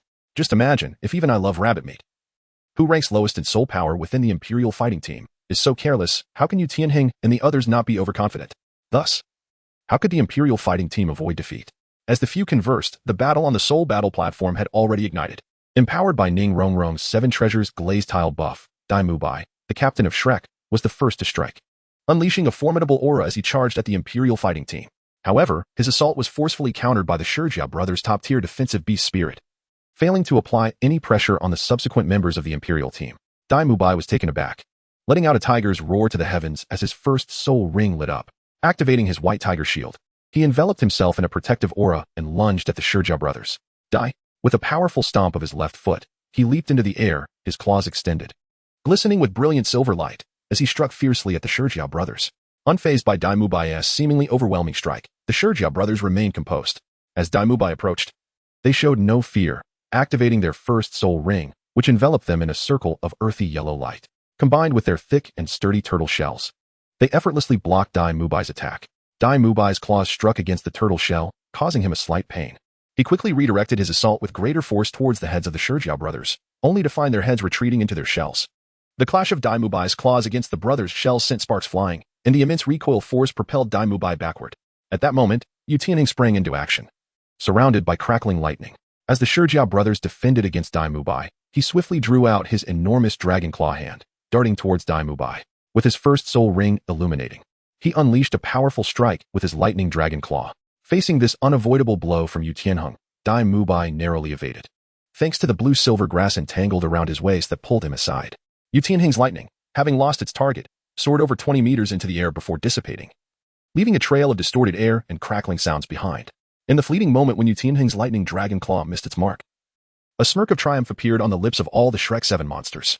As the main force, Daim Mubai initiated the attack, sliding into position beneath the Zhu brothers, sweeping his legs out. Simultaneously, Xiao Wu and Zhu Qing lunged forward, bypassing the Zhu brothers, with Xiao Wu facing Dugu Yin and Zhu Qing confronting the agile Luo. Yu Tianheng, having missed his strike, momentarily dazed, shifted his focus towards Tang San. He leaped onto the shell of the Zhu brothers, launching himself at Tang San. In his mind, the true threat from Shrek wasn't Daim Mubai, but rather Tang San, who was binding the blue-silver grass around his teammates, aiding Daim Mubai in evading the blow he had aimed to land. P.S. Gratitude to Man Jinglu for the generous 500 Qidian coins. Chapter 68, Lord AC arrives. Standing beside Yi Lingling, Lan Si observed the battle between the Imperial and Shrek teams, sighed softly, and addressed Yi Lingling. Lingling, Tianheng has fallen into a trap. Prepare to heal him. Upon hearing Lan Si's words, Yi Lingling stared at him in astonishment. In her perspective, while Shrek's strength was somewhat unexpected, it was still incapable of inflicting harm on Yu Tianheng, especially considering that Dugu Yin had yet to unleash the phosphor snake venom.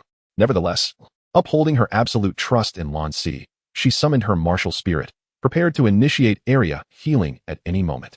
However, the ensuing clash between the Imperial fighting team and Shrek left her utterly bewildered. First, Osrol was defeated by the enemy's Phantom Spirit Cat, a sole master of the agility type. Dugu Yin and the Zhu brothers, due to the unique characteristics of their martial spirits, rendered Xiao Wu and Daim Mubai hesitant to engage. Although they were uninjured, they failed to deal any damage to their opponents. Then came Yu Tianheng, who, after charging into Shrek's ranks alone, was forcefully pulled back by Tang San, along with Daim Mubai, Xiao Wu, and Zhu Qing, who commenced a brutal assault on him. The Zhu brothers and Dugu Yin attempted to intervene, but were hindered by the fiery barrier conjured by the Phoenix Horse, Hong Jun, which separated the two sides. Ultimately, Yu Tianheng suffered severe injuries and was knocked back, prompting Dugu Yin, in a fit of rage, to unleash her third soul skill, the venomous green serpent of phosphor-purple poison. Yet, it was still deftly neutralized by Shrek's side through unconventional means. In an instant, the morale of the Imperial fighting team plummeted.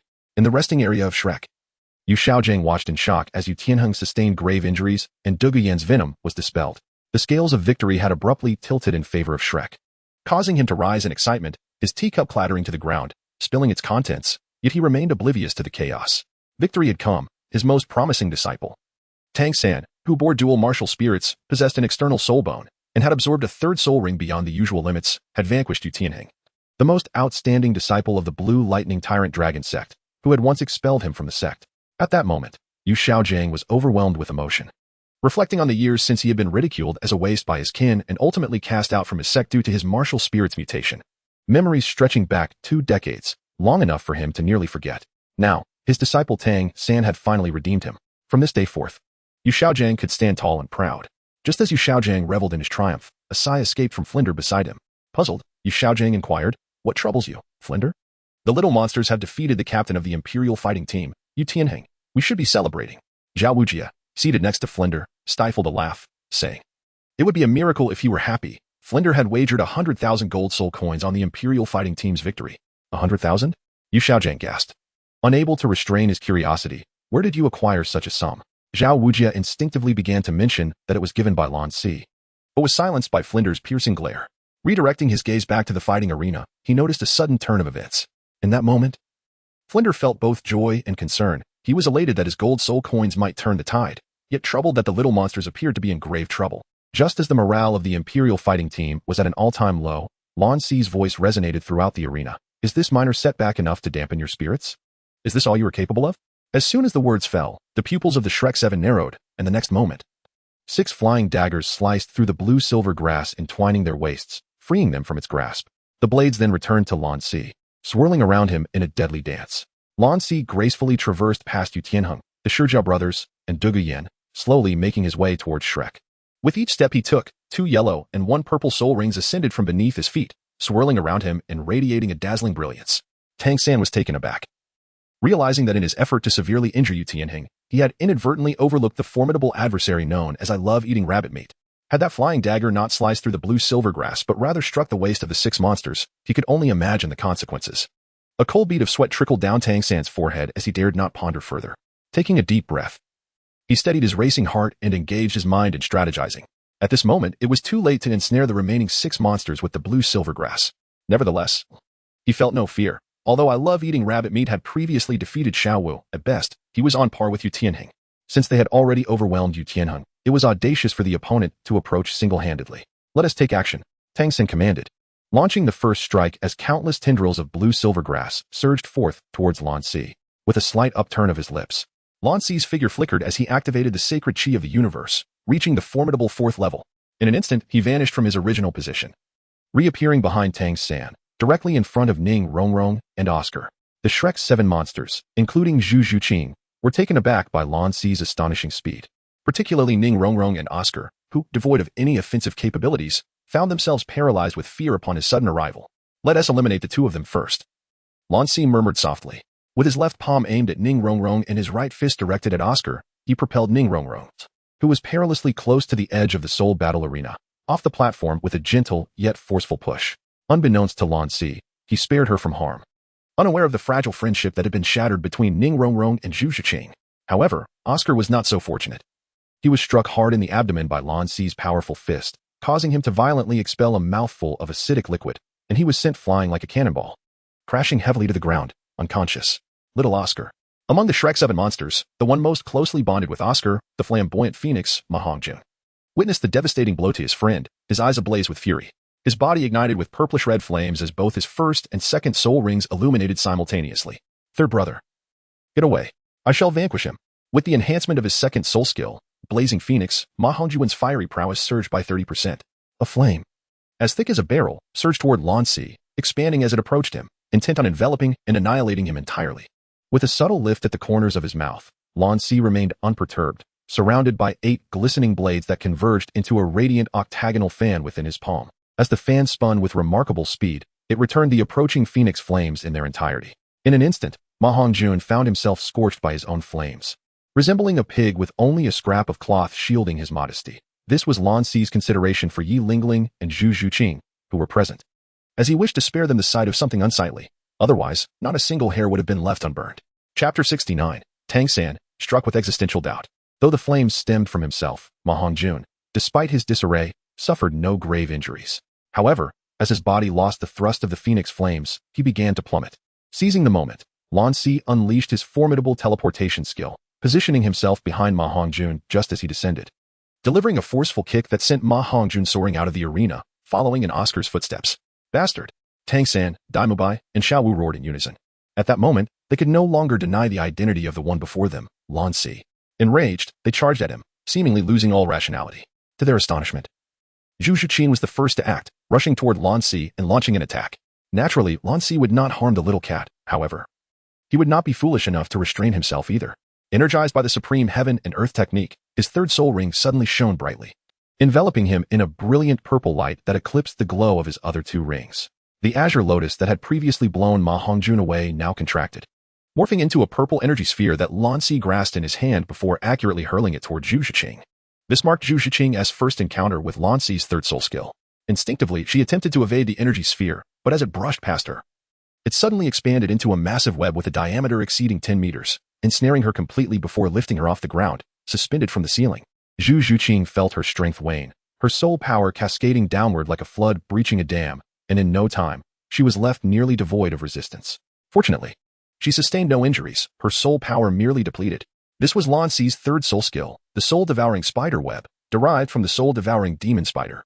Akin to Tang San's third soul skill, the spider web binding, yet differing in area, usage frequency, and resilience, all of which enhanced with the elevation of soul power levels. Unlike Tang San's ability, which merely possessed the adhesive properties of a human-faced demon spider and the neurotoxic effects of his first 2 rings, Lan Si's skill authentically inherited the toxin of the soul-devouring demon spider, along with the capacity to absorb soul power through its web. Once ensnared, one soul power would be immediately drawn, and those of lower levels, like Zhu Qing, would be drained in an instant. Of course, Lan Si would not unleash toxins upon Zhu Qing. He merely absorbed around 70% of her soul power to ensure she could no longer resist. The absorbed soul power did not vanish but was returned to Lan Si, sustaining his combat endurance. Quick, while he has just expended his third soul skill. Let us all attack together and take him down. Upon witnessing Zhu Qing ensnared by Lan Si's third soul skill, Daim Mubai, momentarily stunned, marveled at its power. then erupted in elation. His lips curled into a sinister smile as his third soul ring gleamed brightly, activating his third soul skill, the White Tiger Diamond Transformation. Before he lunged at Lan Si, having previously lost to Lan Si, he felt a surge of indignation. Now, bolstered by Ning Rongrong's 7 treasure glazed tile, his speed and power surged by 30%, instilling him with confidence that he could face Lan Si, who had just utilized his third soul skill. After all, in the soul respect stage, the third soul skill was exceedingly taxing on soul power. Even with his formidable 38 level, he could only deploy it once in full state, sustaining it for half an hour. Meanwhile, Lan Si, at level 33, would undoubtedly be incapable of activating a second time. Xiaowu exchanged glances with Tang San, and they nodded in agreement. They both harbored a fierce resentment toward the individual who had turned Ma Hongjun into a pig-headed fool. Thus, Tang San, in a fit of protective rage, was determined to make him pay in blood that night. The trio coordinated their assault. Daim Mubai initiated a frontal attack, while Xiaowu employed agility and teleportation to target Lan Si's head, and Tang San swept low with a kick imbued with profound power. Observing their combined onslaught, Lan Si scoffed dismissively. Channeling the supreme heaven and earth technique within him, a powerful azure white aura surged from his right hand, easily blocking Daim Mubai's attack while his left hand grasped Xiaowu's ankle and his right leg raised to deflect Tang San's sweeping kick. The clash of their soul powers against Lan Si's supreme heaven and earth technique sent shockwaves through the air, creating rippling waves that spread outward, accompanied by fierce winds. How is this possible? Yu Xiaojang gasped, his voice trembling with disbelief. Why does an individual destined for mediocrity suddenly become remarkably powerful? With the unparalleled skills of the Tang Sect, dual martial souls, innate full soul power, and the guidance of the most formidable theoretical master, one would ponder why he could be surpassed by a rogue soul master.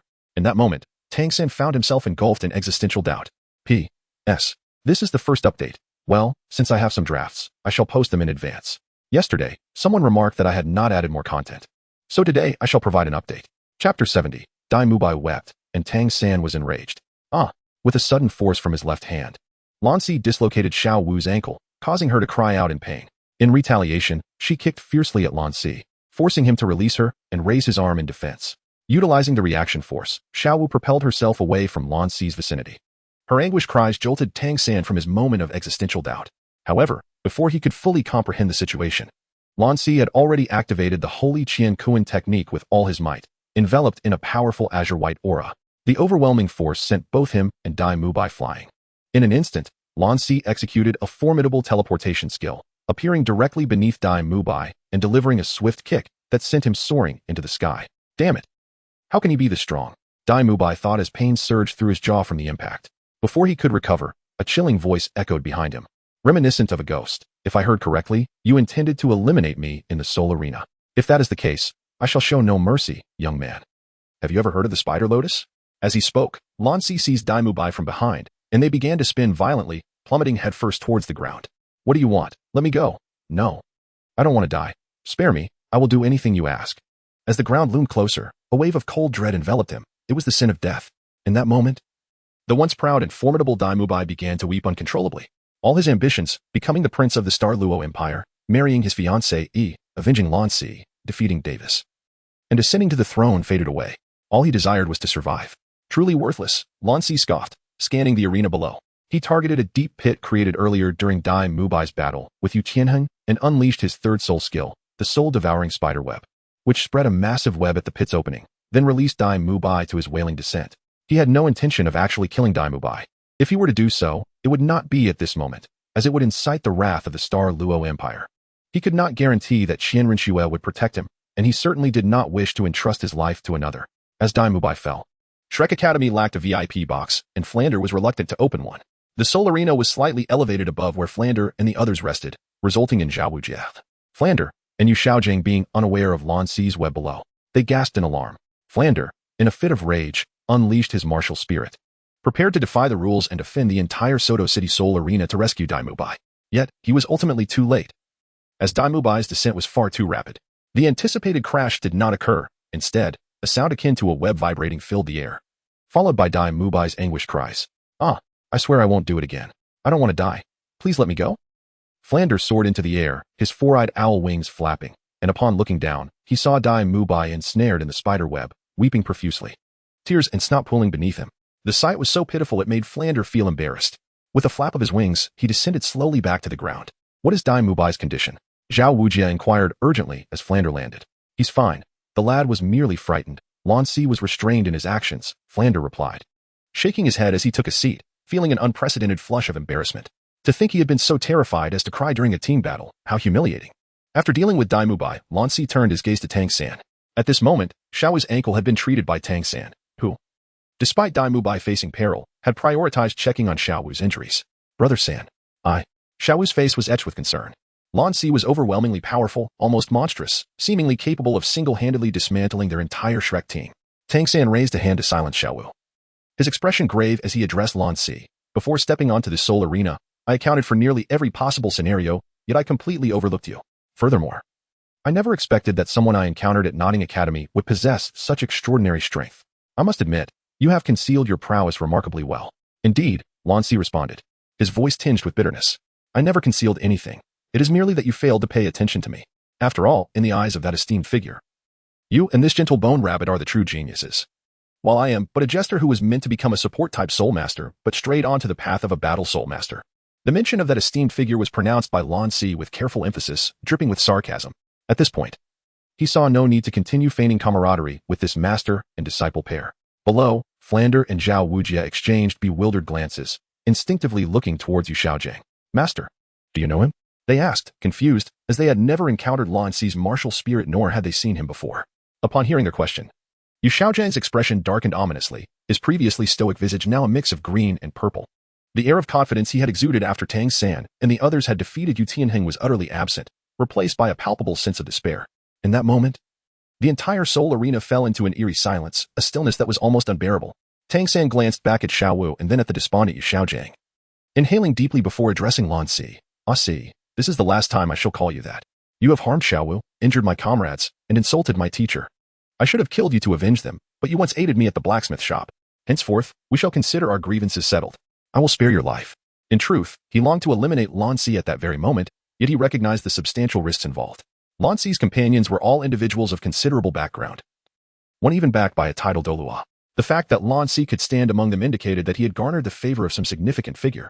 As the son of a blacksmith, Tang San knew he must bide his time until he had fully matured. Chapter 71. Zhu Qing confronts Xiaowu. Tang San was acutely aware of the significance of a profound background in this world. During the previous expedition to the Star Doe Forest, the threats from the Dragon King and the Snake Lady posed a considerable danger. Had it not been for the presence of Zhao Wuji and his discreet words to the Dragon King, not only would he have been unable to acquire the 8 spider lances, but he might have also faced dire consequences. This understanding was precisely why he dared to bet that Lan Si would not harm Daim Mubai. For it was evident that Daim Mubai's background was exceptionally formidable, his demeanor and actions starkly contrasted with those of commoners like Ma Hongjun and Oscar. In fact, there was a fleeting moment when he secretly wished that Lan Si would eliminate Daim Mubai. That way, Lan Si would undoubtedly attract the wrath of Daim Mubai's powerful allies, thereby alleviating many of Tang San's own troubles. Upon hearing Tang San's remarks, Lan Si rolled his eyes, thinking to himself that he had once been addressed as Ah Si by Tang San, and even if he desired to call him that now, it would hold no significance for him.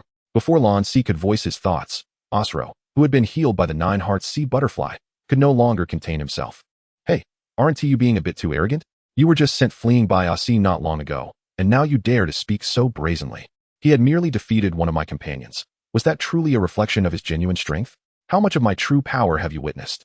Tang San displayed a cold smirk, his face brimming with confidence. His greatest asset had never been the blue-silver grass, but rather the Tang Sect's unique skills and hidden weapons. Although his mentor, Yu Xiaojing, had once cautioned him against reliance on hidden weapons and had explicitly prohibited their use in the soul-fighting arena, at this juncture, he felt he could no longer heed such restrictions. Lan Si also noticed the change in Tang San's demeanor, realizing that the latter was determined to give his all. He stepped forward, his tone indifferent. "Then let me witness your so-called true strength." After speaking, he turned his head slightly to Yu Tianheng and the others, saying, "Tianheng, I know you all have not shown your true capabilities previously, but this time, I wish to engage this fellow in a genuine one-on-one battle. You all may step down, and so may Lingling." Upon hearing this, the 6 of them exchanged glances, observing with focused intent, and nodded in unison. Lan Si's display of strength was evident, and even if they combined their efforts, they felt they would not fare much better than the Shrek 7 monsters. Yu Tianheng said solemnly, "Then be cautious." With that, he turned and led Dugu Yin and the others down from the soul-fighting arena. "Xiaowu, you should also step down. This battle is between him and me. Today, I intend to prove to the world that my teacher's theory is correct." Seeing Lan Si allowing the intact Royal Doe fighters to exit, Tang San's eyes flickered with surprise. With the aid of Tang Sect's hidden weapons, he felt confident in defeating Lan Si. However, if he were to contend against the formidable Yu Tianheng and the others, along with the renowned Undying Nine-Heart Sea Tang Soul Master, his chances of victory would diminish significantly. He promptly urged Xiaowu to leave the stage, understanding that her presence would not be of assistance and could render her a target for Lan Si. Third brother. Xiao Wu's face was filled with concern. As the words lingered on her lips, she ultimately refrained from expressing them, reluctantly departing. Returning to the Shrek resting area, she found Flender, Zhao Wujia, and Yu Xiaojiang wearing expressions of worry, while Ning Rongrong, Zhu Qing, and Oscar, who had just awakened from unconsciousness, stood nearby. You knew that I love to eat rabbit meat, was Lan Si all along. Xiaowu cast a discontented glance at Zhu Qing. Indeed, came Zhu Qing's reply, as brief as her frosty demeanor. Then why didn't you speak up during third brother's strategic planning? If Zhu Qing had spoken earlier, her third brother could have formulated a strategy swiftly, much like he had against Yu Tianheng, thus preventing Shrek's dismal defeat. In response, Zhu Qing scrutinized Xiaowu once more. Previously, her instinctive aversion to Xiaowu stemmed from Lan Si's disdain for her, but now she realized that Xiaowu was akin to Tang San, exhibiting double standards. She retorted, Si is my closest companion, and Tang San is yours. If asked to betray Tang San, would you comply? Xiaowu was momentarily at a loss for words, only to hear Zhu Qing continue. Moreover, Si has never inquired about Shrek. So why should I exploit his trust to commit an act of betrayal? Furthermore, long ago, Si stated that if we were to meet on the soul fighting stage, there would be no need for leniency. We should give it our all as if it were merely a trial. I adhered to that, charging forth without hesitation. Even against Si, for I understood this was merely a contest, just a trial, nothing more. Though Si has never lost, I know he is gracious in defeat. As am I. Thus, on the soul fighting arena, we shall not intertwine personal emotions. If one cannot bear to lose, holding on to the notion of I can strike you, but you cannot strike me, then perhaps one should refrain from becoming a soul master. For in that case, the world would be filled with adversaries. Zhu Qing's words elicited astonished glances from Flender and the rest of Shrek. Although her remarks seemed somewhat harsh towards Xiao Wu, they were undeniably reasonable. And her recent performance on stage was evident. She had exerted herself fully against both the Royal Do competitors and Lan Si. All right, Zhu Qing, let's refrain from further hostilities. And Xiao Wu as well. This matter ends here. Ultimately, Flender intervened to halt their verbal sparring. In response, Zhu Qing turned her head coldly, redirecting her attention back to the soul-fighting arena. Perhaps seeking to divert focus, Xiaowu casually asked Ning Rongrong beside her, Rongrong, where are Daim Mubai and the fatty? Oh. Ning Rongrong, momentarily lost in thought due to Zhu Qing's earlier comment, snapped back to reality upon hearing Xiaowu's question. The fatty's clothes were burned by his own evil fire, so he went out to change. As for Daim Mubai, a chuckle escaped Ning Rongrong as she recalled the sight of Daim Mubai, face swollen and tear-streaked, fleeing in panic. She found it utterly amusing. Who would have thought that the once proud and fearless Daim Mubai would find himself in such an embarrassing predicament? At that moment, the central soul-fighting arena echoed with Yu Xiaojiang's exclamation, Little San is getting serious. Upon hearing this, the Shrek members paused in surprise before turning their gazes toward the center of the arena. The 72nd chapter, The Ultimate Showdown, Lan Si vs. Tang San. With the activation of the purple extreme magic eyes, Tang San bent slightly at the waist, accompanied by a series of cracking sounds. The 8 spider lances, glowing with a brilliant purple light from his back, were unleashed, instantly enhancing Tang San's attack power and speed by 50%. What is that? Someone questioned. Could it be a mutated martial soul? Below, in the Royal Do resting area, the others failed to recognize Tang San's external soul bone due to its resemblance to the blue-silver grass he absorbed from the man-faced demon spider. Lan Si, having already utilized your third soul skill twice, how much soul power do you have left? A glint of cold light flashed in Tang San's eyes as the blue light emitted by the purple extreme magic eyes traced out 2 serpentine flames in the air. The 8 spider lances surged forward, creating a series of purple afterimages, and in mere moments, he arrived before Lan Si. 4 of the spider lances anchored to the ground, while the other 4 aimed menacingly at Lan Si's forearm and shoulder. Your speed pales in comparison to the soul-eating demon spider. In the face of Tang San's sudden surge in strength, Lan Si remained undaunted, offering a perplexing remark before vanishing from sight with a flicker. Employing a formidable teleportation skill just before Tang San's 8 spider lances could strike. Don't even think about escaping. I can now perceive your speed. Tang San turned his head to the right, his eyes igniting with 2 blue serpents. The 8 spider lances surged forward once more, racing toward Lan Si's position. Lan Si skillfully evaded the thrust of the 8 spider lances, retreating while maintaining a light-hearted tone as he jested, You may perceive me clearly, but as long as you cannot strike me, what does your keen eyesight matter? At this moment, a flicker of serpentine light danced in Lan Si's eyes, not the result of cultivated purple extreme demon eyes like Tang San's, but rather an innate ability bestowed upon him when his blue lotus martial soul merged with the supreme heaven and earth technique during his soul awakening. This unique gift allowed him to unleash the azure fire eyes upon activating his martial soul. While the Azure Fire Eyes lacked the flamboyance of Tang San's purple extreme demon eyes, they significantly enhanced Lan Si's dynamic vision. With this advantage, even when he had only mastered the third level of the Supreme Heaven and Earth technique, he could confidently confront the soul-devouring spider demon, a creature aged over 2,500 years. Similarly, after merging with the Haotian bamboo, the Five Thunder Heavenly Heart technique endowed him with the ability of dual lightning eyes. However, due to the absence of soul rings on the Haotian bamboo, Lan Si had yet to fully uncover its potential.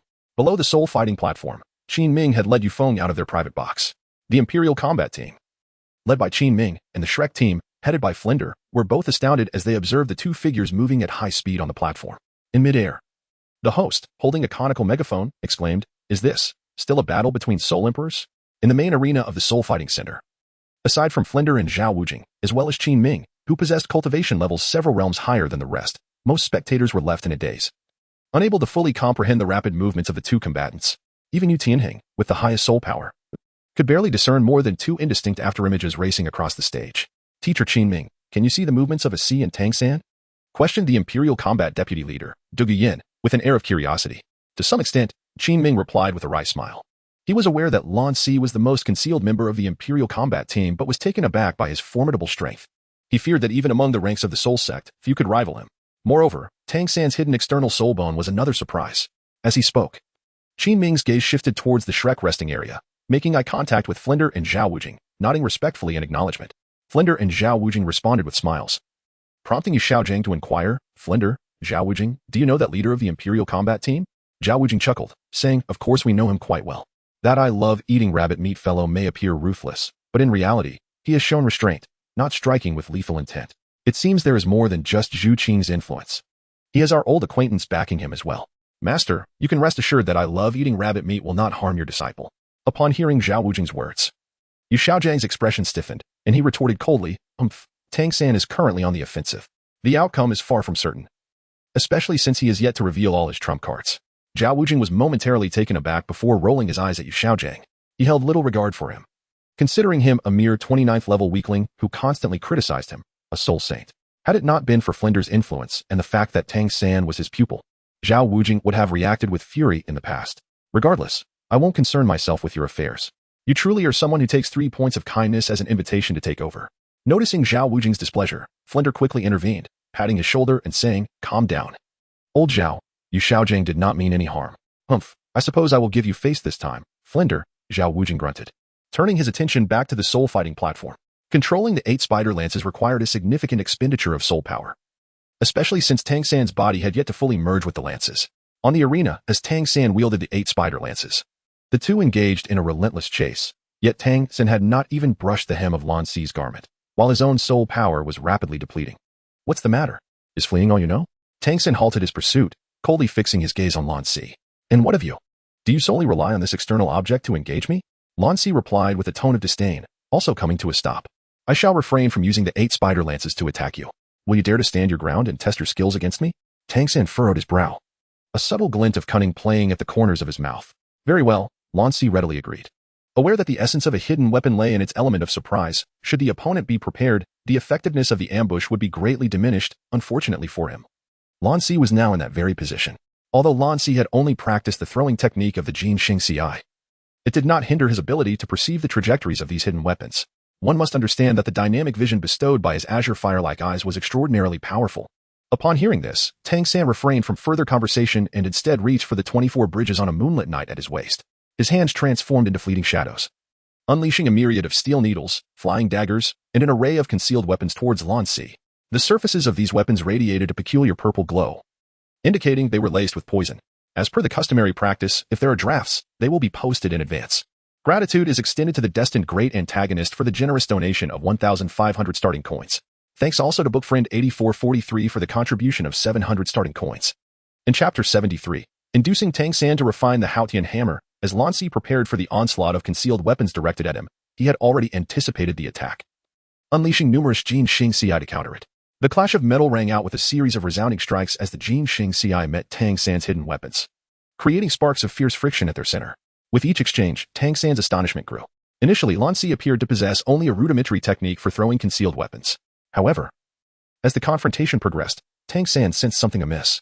Lan Si was not only deflecting the hidden weapons with what he perceived to be clumsy techniques, but he was also absorbing and learning from Tang San's own methods. Though merely superficial imitation, he was undeniably making progress. In that moment, an indescribable sense of helplessness welled up within Tang San. Why? Why was he so formidable? As the consumption of concealed weapons and Jin Xing Ci continued, their rate of attack gradually diminished. When Lan Si hurled his final Jin Xing Ci, Tang San released his last steel needle, and both parties halted their offensive. Is this what you call a contest? If so, it is exceedingly disappointing. Though it is rather peculiar, this approach may yield remarkable results against those weaker than oneself. However, when facing opponents of greater strength, as long as one possesses sufficient insight, defense is not overly challenging. I had initially anticipated witnessing your third soul skill. A cerulean and white aura surged forth from Lan Si's hands as he delicately pinched the final steel needle launched by Tang San between his fingers. Feigning a profound sense of disappointment, he remarked coolly, Tang San, or rather, Jinsho Xiaolua, to be frank, I find myself quite disenchanted with you. You possess an enviable and rare innate talent for soul power, yet you squander your days indulging in trivial pursuits. Even that rabbit, which spends its time solely on feasting and revelry without any effort towards cultivation, possesses a soul power that does not pale in comparison to yours. Pray tell, what have you accomplished in these past 6 years? Have you been lost in these trifles? Or perhaps reciting useless theories of uncertain validity? Or were you merely preoccupied with flirtations with that old rabbit? What, I wonder, have I achieved during these years? Upon hearing these words, Tang San's pupils constricted as he cast his gaze down upon his palms, succumbing to a tempest of confusion and self-doubt. A subtle smile crept upon Lan Si's lips as he continued to gently coax. I had initially looked forward to engaging with you, but I now find that you have gradually become unworthy of being my opponent. He did not deliberately lower his voice. In the presence of soul masters, both the Imperial fighting team and the Shrek team clearly heard his words. Everyone was momentarily taken aback, as it was unexpected for the formidable soul master of the blue silvergrass to be acquainted with Lan Si. The Shrek team was particularly astounded, as Tang San had even resorted to the hidden weapon he once used against Xiao Wu, yet he was still unable to inflict any harm upon Lan Si. In fact, he was left psychologically devastated, feeling utterly defeated. Among them, especially Xiao Wu and Yu Xiaojiang from Shrek, were expressions of profound dismay. The old rabbit mentioned by Lan Si undoubtedly refers to Xiao Wu, while the feudal theories devoid of discernment are clearly indicative of Yu Xiaojiang's invincible theory. In that moment, both the royal fighting team and the Shrek team turned their gazes towards the two individuals. Xiao Wu's face flushed a deep crimson as she spoke in a noticeably uncertain voice, murmuring, nonsense. I have been diligently training too. Conversely, Yu Xiaojiang's expression darkened ominously. After 6 long years, he once again felt the weight of skeptical stares directed at him. Gritting his teeth, he called out to Tang San on the fighting platform, Xiao San, do not heed his words. He has already exhausted significant soul power dealing with the other 6 members of Shrek, and after consecutively using his third soul skill twice, he must be running low on energy. Do not fall for his tricks. He is merely stalling for time. You have not lost yet. Do not let a few of his words extinguish your fighting spirit. Yu Xiaojiang's words momentarily stunned Tang San. Taking a deep breath, his gaze gradually solidified as he fixed his eyes on Lan Si's contemptuous visage beneath the mask and coldly remarked, have you finished? Do you think I would fall for your ploy? What comes next? I intend to make you succumb to those trifling things you look down upon. Is that so?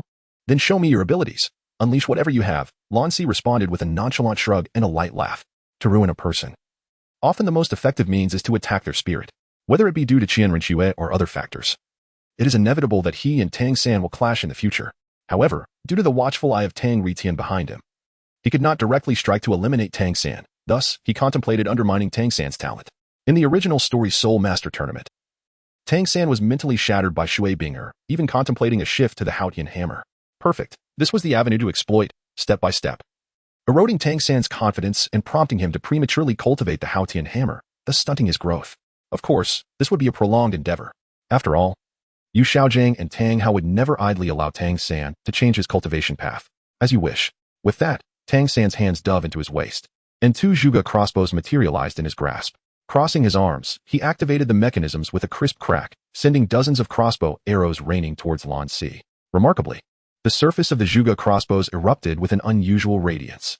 In response to Tang San's onslaught, Lan Si opted not to confront it head-on. His azure fire-like eyes pierced through the trajectory of the arrows. The powerful teleportation skill activated once more, allowing him to evade the arrows while secretly accumulating his third soul skill, launching himself fiercely towards Tang San. As he anticipated, after Tang San discharged the arrows from the Zhuge crossbows, he would undoubtedly deploy his third soul skill, the spider web binding, aiming to capture him in one fell swoop. Thus, Lan Si decided to counteract this with his own third soul skill against Tang San's. Sure enough, upon witnessing Lan Si evade his arrows, Tang San did not display the shock he had earlier. Instead, a subtle smirk played at the corners of his mouth as he continued to release arrows. When Lan Si drew nearer, his third soul ring ignited, enveloping him in a brilliant purple glow that overshadowed the two other rings. Raising his right hand, a surge of blue light erupted from his palm, releasing a vibrant blue-green orb that instantly expanded in mid-air, quickly covering a diameter of 5 meters before retracting, ensnaring Lan Si within. At that moment, in Tang San's eyes, Lan Si had nowhere left to escape. His third soul skill was formidable, derived from the 2,000-year-old spider demon. Renowned for its resilience and toughness, so strong that even the mightily offensive Daim Mubai could not break free. As the second update, I seek your recommendations and monthly votes. Chapter 74, 1 against 7, Shrek's annihilation. Lan Si was overly complacent. Xiao San was destined to win. Witnessing this scene, Yu Xiaojiang could not suppress a gasp, his smile stretching from ear to ear. No matter how formidable Lan Si might be, he was still destined to fall at the hands of my esteemed disciple. Just as Yu Xiaojiang reveled in his triumph, a low voice from Flanders pierced his thoughts. No, Xiao San has lost. Xiao Wu nodded in agreement beside him. In the next moment, just as Lan Si was about to be ensnared by the spider web binding, he hurled a luminous azure sphere, larger and brighter than the one Tang San wielded. The azure sphere erupted, expanding to a diameter of 10 meters, enveloping Tang San's binding web within. The web surged forward, capturing both Tang San and the web itself. How is this possible? How can you still possess the soul power to unleash your third soul skill? Tang San's face contorted in disbelief as he found himself ensnared by the soul-devouring spider web. However, realization soon dawned upon him as he felt his soul power being relentlessly siphoned by the webs, and he knew that the absorbed energy would not vanish into thin air. The web showed no signs of expanding, indicating that it was being returned to its master, Lan Si. Yet, Tang San, seasoned from 2 lifetimes, possessed unwavering resolve. After a moment of panic, he swiftly regained composure, channeling his limited soul power to control the razor-sharp 8 spider lances to sever the soul-devouring spider web. With a hiss, the web was pierced. Seeing the web on the verge of being torn apart, Lan Si chuckled lightly, stating, "If one layer isn't sufficient, then I shall bestow upon you several more." As he spoke, the second and third rings of his soul lit up, 6 azure lotuses manifesting, transforming into strands of webbing that bound Tang San into a spherical mass. With the simultaneous absorption of soul power by 7 webs, Tang San's energy was swiftly depleted. Even the external soul bone, the 8 spider lances, could not be sustained. With a final, unwilling cry, he succumbed to unconsciousness. Thus, Lan Si accomplished the remarkable feat of 1 against 7, leading to the annihilation of Shrek. Silence enveloped the central fighting arena, an eerie stillness settling over the crowd. Prior to the match, there had been speculations about Shrek's possible defeat, yet no one anticipated such a thorough and comprehensive loss. This outcome was beyond the imagination of all present, particularly Tang San, who, even after employing his external soul bone, was utterly overwhelmed by Lan Si. Left everyone in stunned disbelief. 1 against 7, this was the true embodiment of that phrase. My heavens, what have we witnessed today? Someone single-handedly vanquishing an entire team of 7 opponents in a battle of equal ranks. This was unprecedented, even across the entire Douluo Continent's fighting arenas. Such an event had never occurred. At the Soto City Great Soul Arena, the host, Dodo, was the first to regain composure, flapping his snow-white wings while articulating with a melodious and excited tone. The Shrek team initially employed cunning strategies to severely injure the royal team's captain and one of its members, subsequently dismantling the vice-captain's poisonous attacks. The situation appeared favorable for Shrek. However, at a critical juncture, the previously unengaged competitor known as I Love Eating Rabbit Meat stepped forward, effortlessly turning the tide and single-handedly defeating all 7 members of Shrek, including the formidable Qianshou Azura. This was an unequivocal victory. We extend our heartfelt gratitude to the royal team and the Shrek team for presenting us with such an exhilarating soul battle. Congratulations to the royal team for securing victory in this match. As Dodo's voice fell, there were neither cheers nor applause. Instead, the crowd fixated on Lan Si with eyes akin to those one might reserve for a monster. In the face of their stares, Lan Si exhibited no emotional fluctuation, as if everything were a matter of course. He simply needed to know that the objective of his journey to Soto City had been accomplished. With a snap of his fingers, the 7 layers of spider silk enveloping Tang San transformed into ethereal green halos, drifting towards Lan Si and settling in his hand, morphing into a mundane azure lotus exuding a pale bluish flame. Observing Tang San, despite his tattered garments and the myriad bruises adorning his body, he had not sustained any life-threatening injuries. His 8 spider lances, having exhausted their soul power, were completely retracted into his body. Standing behind Tang San was Tang Retian. And should Lan Si overstep, he could not guarantee that Tang Retian would not come to find him in the dead of night, much like he had with Xiao Wu. Therefore, Lan Si refrained from employing the soul-devouring spider's venom on Tang San, opting instead to utilize its capability to absorb soul power to sustain his own combat effectiveness. And nothing more. Sanjia. Upon witnessing Lan Si release Tang San from his bindings, Xiaowu swiftly flew onto the soul fighting stage.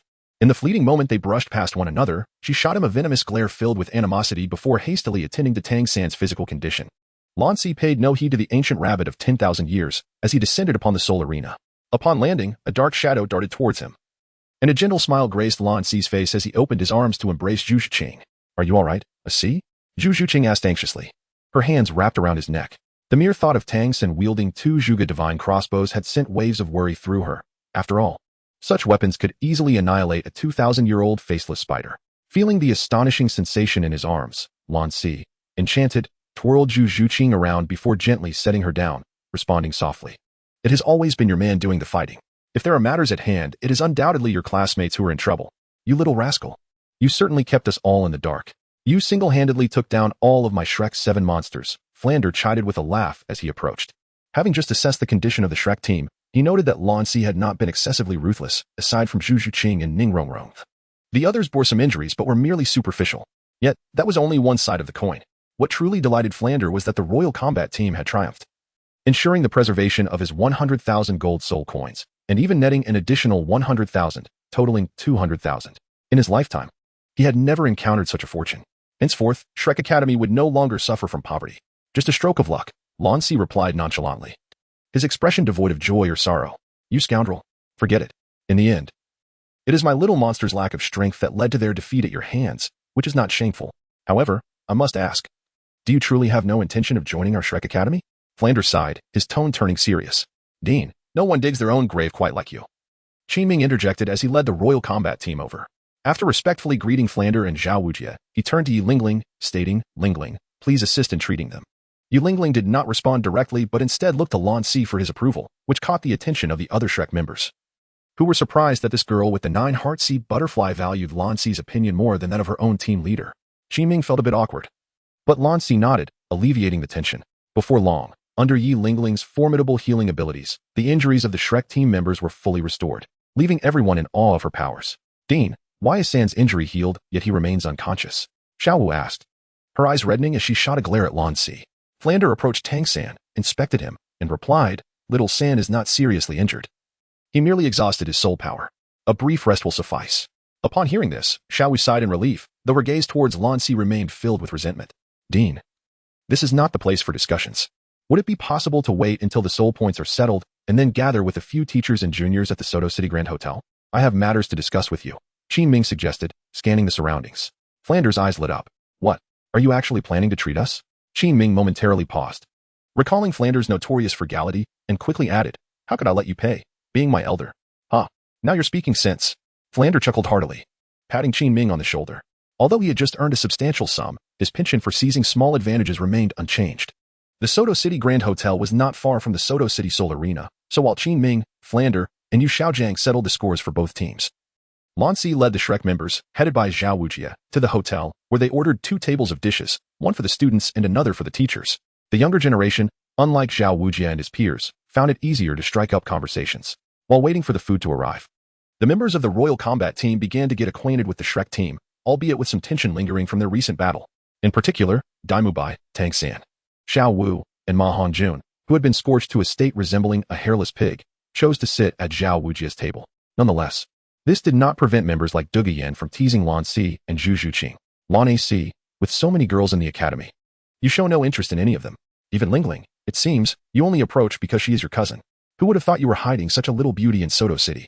Dugu Yan remarked, eyeing Zhu Qing with admiration. "Cousin?" The rest of the Shrek members, except for Zhu Qing, widened their eyes in astonishment. Ning Rongrong's expression shifted dramatically in the realm of support soul masters. The only true rival to the 7 treasures glazed tile pagoda was undoubtedly the 9-heart sea butterfly, were it not for the fact that only one appeared per generation. The title of the world's foremost support-type martial soul would be a contentious claim. Seeing Lan Si, a prodigious nephew of the 9-heart sea butterfly family, emerge was nothing short of shocking. "Lan Si, does this mean your martial soul is a mutation of the 9-heart sea butterfly?" Ning Rongrong could not help but inquire. At this, Lan Si was about to respond when Zhu Qing gently tugged at his sleeve, prompting a moment of surprise in his eyes before he replied, "I suppose that is accurate. Strictly speaking, his martial soul did not solely derive from the 9-heart sea butterfly. It was more reliant on the sacred universe technique. Without this skill, his blue lotus martial soul would hardly surpass Tang San's blue silvergrass at this stage." At the adjacent table, where Xiao Wu and others sat, Ma Hongjun, unable to contain his curiosity, whispered to Tang San, Third brother, it's no wonder that guy named Lan Si is extraordinarily powerful, capable of defeating all of us in the Shrek 7 monsters alone. His martial soul is derived from the 9-heart sea butterfly. If my chicken can transform into a phoenix, the 9-heart sea butterfly is even more formidable. But didn't the master mention he came from the same academy as you?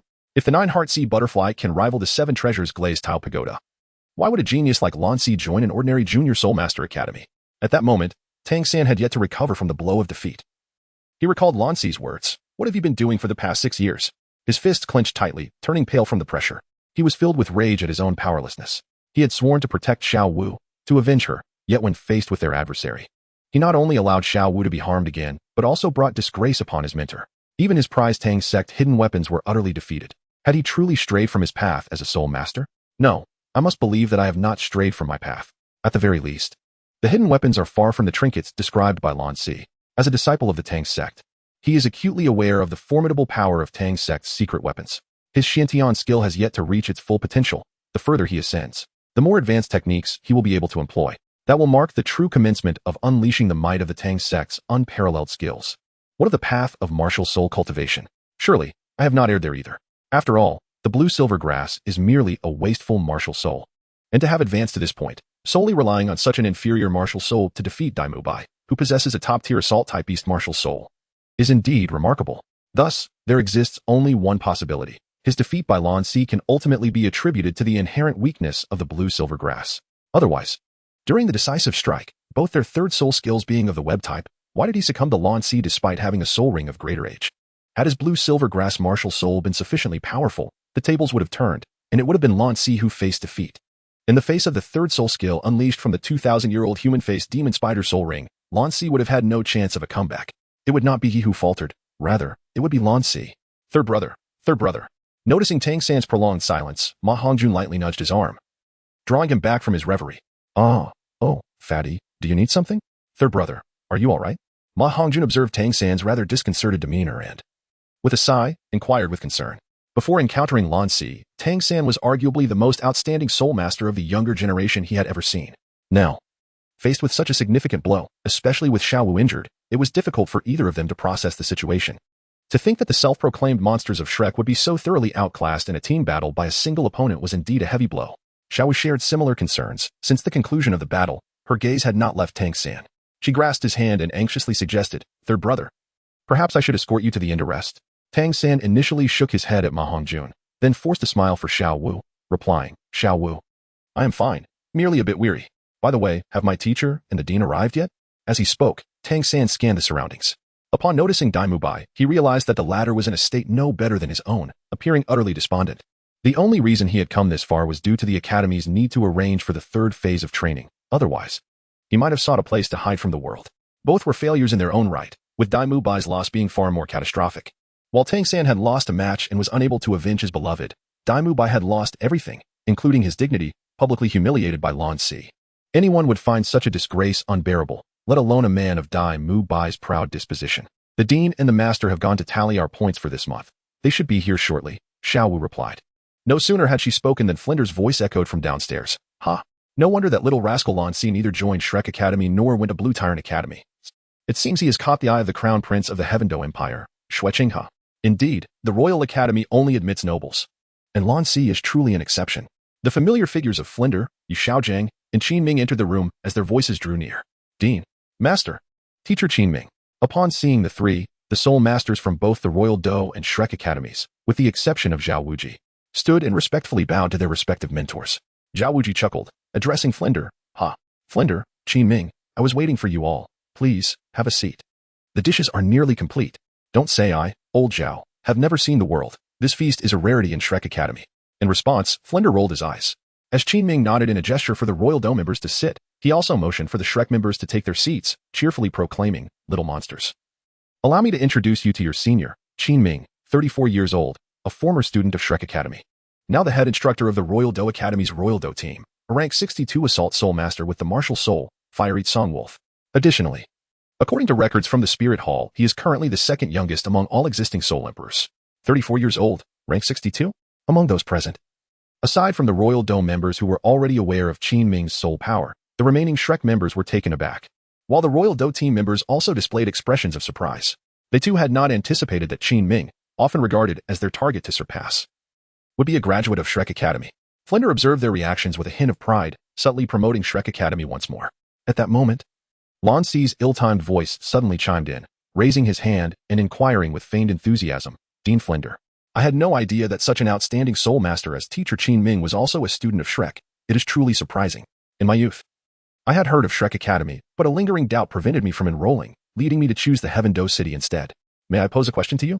Upon hearing this, Yu Xiaojiang, standing beside Flinder, could not help but frown, sensing an ominous premonition. Just as he intended to change the subject, Flinder interjected, "Ask away. I shall gladly answer any inquiries regarding Shrek Academy."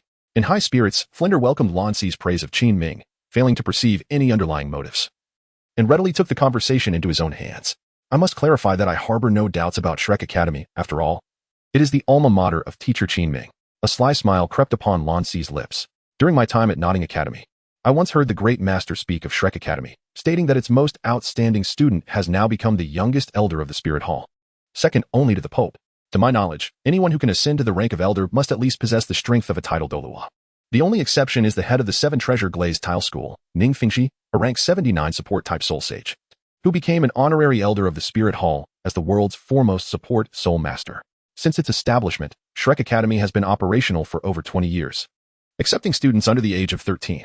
The fact that a title Douluo under 40 years old could be found there truly piques my curiosity." As soon as Lan Si's voice fell, all present, including the Shrek 7 monsters, turned their gazes towards Flandra and Yu Xiaojiang. Each face displayed a mixture of astonishment, disbelief, and curiosity. "Dean, I too am quite intrigued." Ning Rongrong rose to her feet, her bright eyes sparkling with unusual colors. The exception that Lan Si spoke of was none other than her most esteemed father, Ning Fingxi. Hearing that Shrek Academy had produced a figure capable of standing alongside her father stirred her curiosity immensely. Once the first appeared, a second would inevitably follow. Although Xiaowu harbored a strong disdain for Lan Si, her curiosity could not be contained, and she hastily inquired, "Dean, I am curious as well. I believe I heard old Daim mention something during our enrollment." "Indeed, Dean, who would have thought we actually have a title Douluo senior? And such a young one at that? In the future, when we venture out, we can proudly declare our senior's name. And who would dare to show disrespect towards our Shrek Academy?" Ma Hongjun excitedly stood up. In the end, even the dazed Daim Mubai regained his composure, casting a surprised glance, as he had also heard Flandra casually mention it before. If there truly was a title Douluo senior, perhaps he could seek their assistance in his future quest for the throne. Among the students, only Tang San sensed that something was amiss. He realized that Lan Si could not possibly have such benevolent intentions, and immediately grasped Xiaowu's hand, shaking his head to signal her to sit down. At that moment, Flandra's face had turned a deep crimson. He had been riding high on a wave of success, and now the slap of reality came swiftly. When he had recruited students, it was merely to attract sufficiently talented individuals, and now he found himself cornered, with someone probing for details in front of the Shrek 7 monsters. How utterly embarrassing. As for Flandra's character, Qin Ming, a former member of Shrek, understood him well: stingy, proud, easily swayed by wealth, and prone to boasting. Yet, his heart was not entirely unkind, and he took his responsibilities towards his students seriously, which was a primary reason for Qin Ming's respect. The so-called youngest elder of the Spirit Hall was, without a doubt, a gimmick concocted by Flandra to attract students. Observing his dean in such an awkward position, Qin Ming quickly seized the opportunity to deflect the conversation, stating, "I had the fortune of meeting this senior once, and there is indeed truth to it. However, I believe everyone knows that every major power has hidden strengths. The Spirit Hall, being the most formidable spirit master organization on this continent, is no exception. That senior is one of the concealed strengths of the Spirit Hall, not known to outsiders. Hence, I hope that this matter remains confidential, as it would be detrimental to everyone if it were to spread."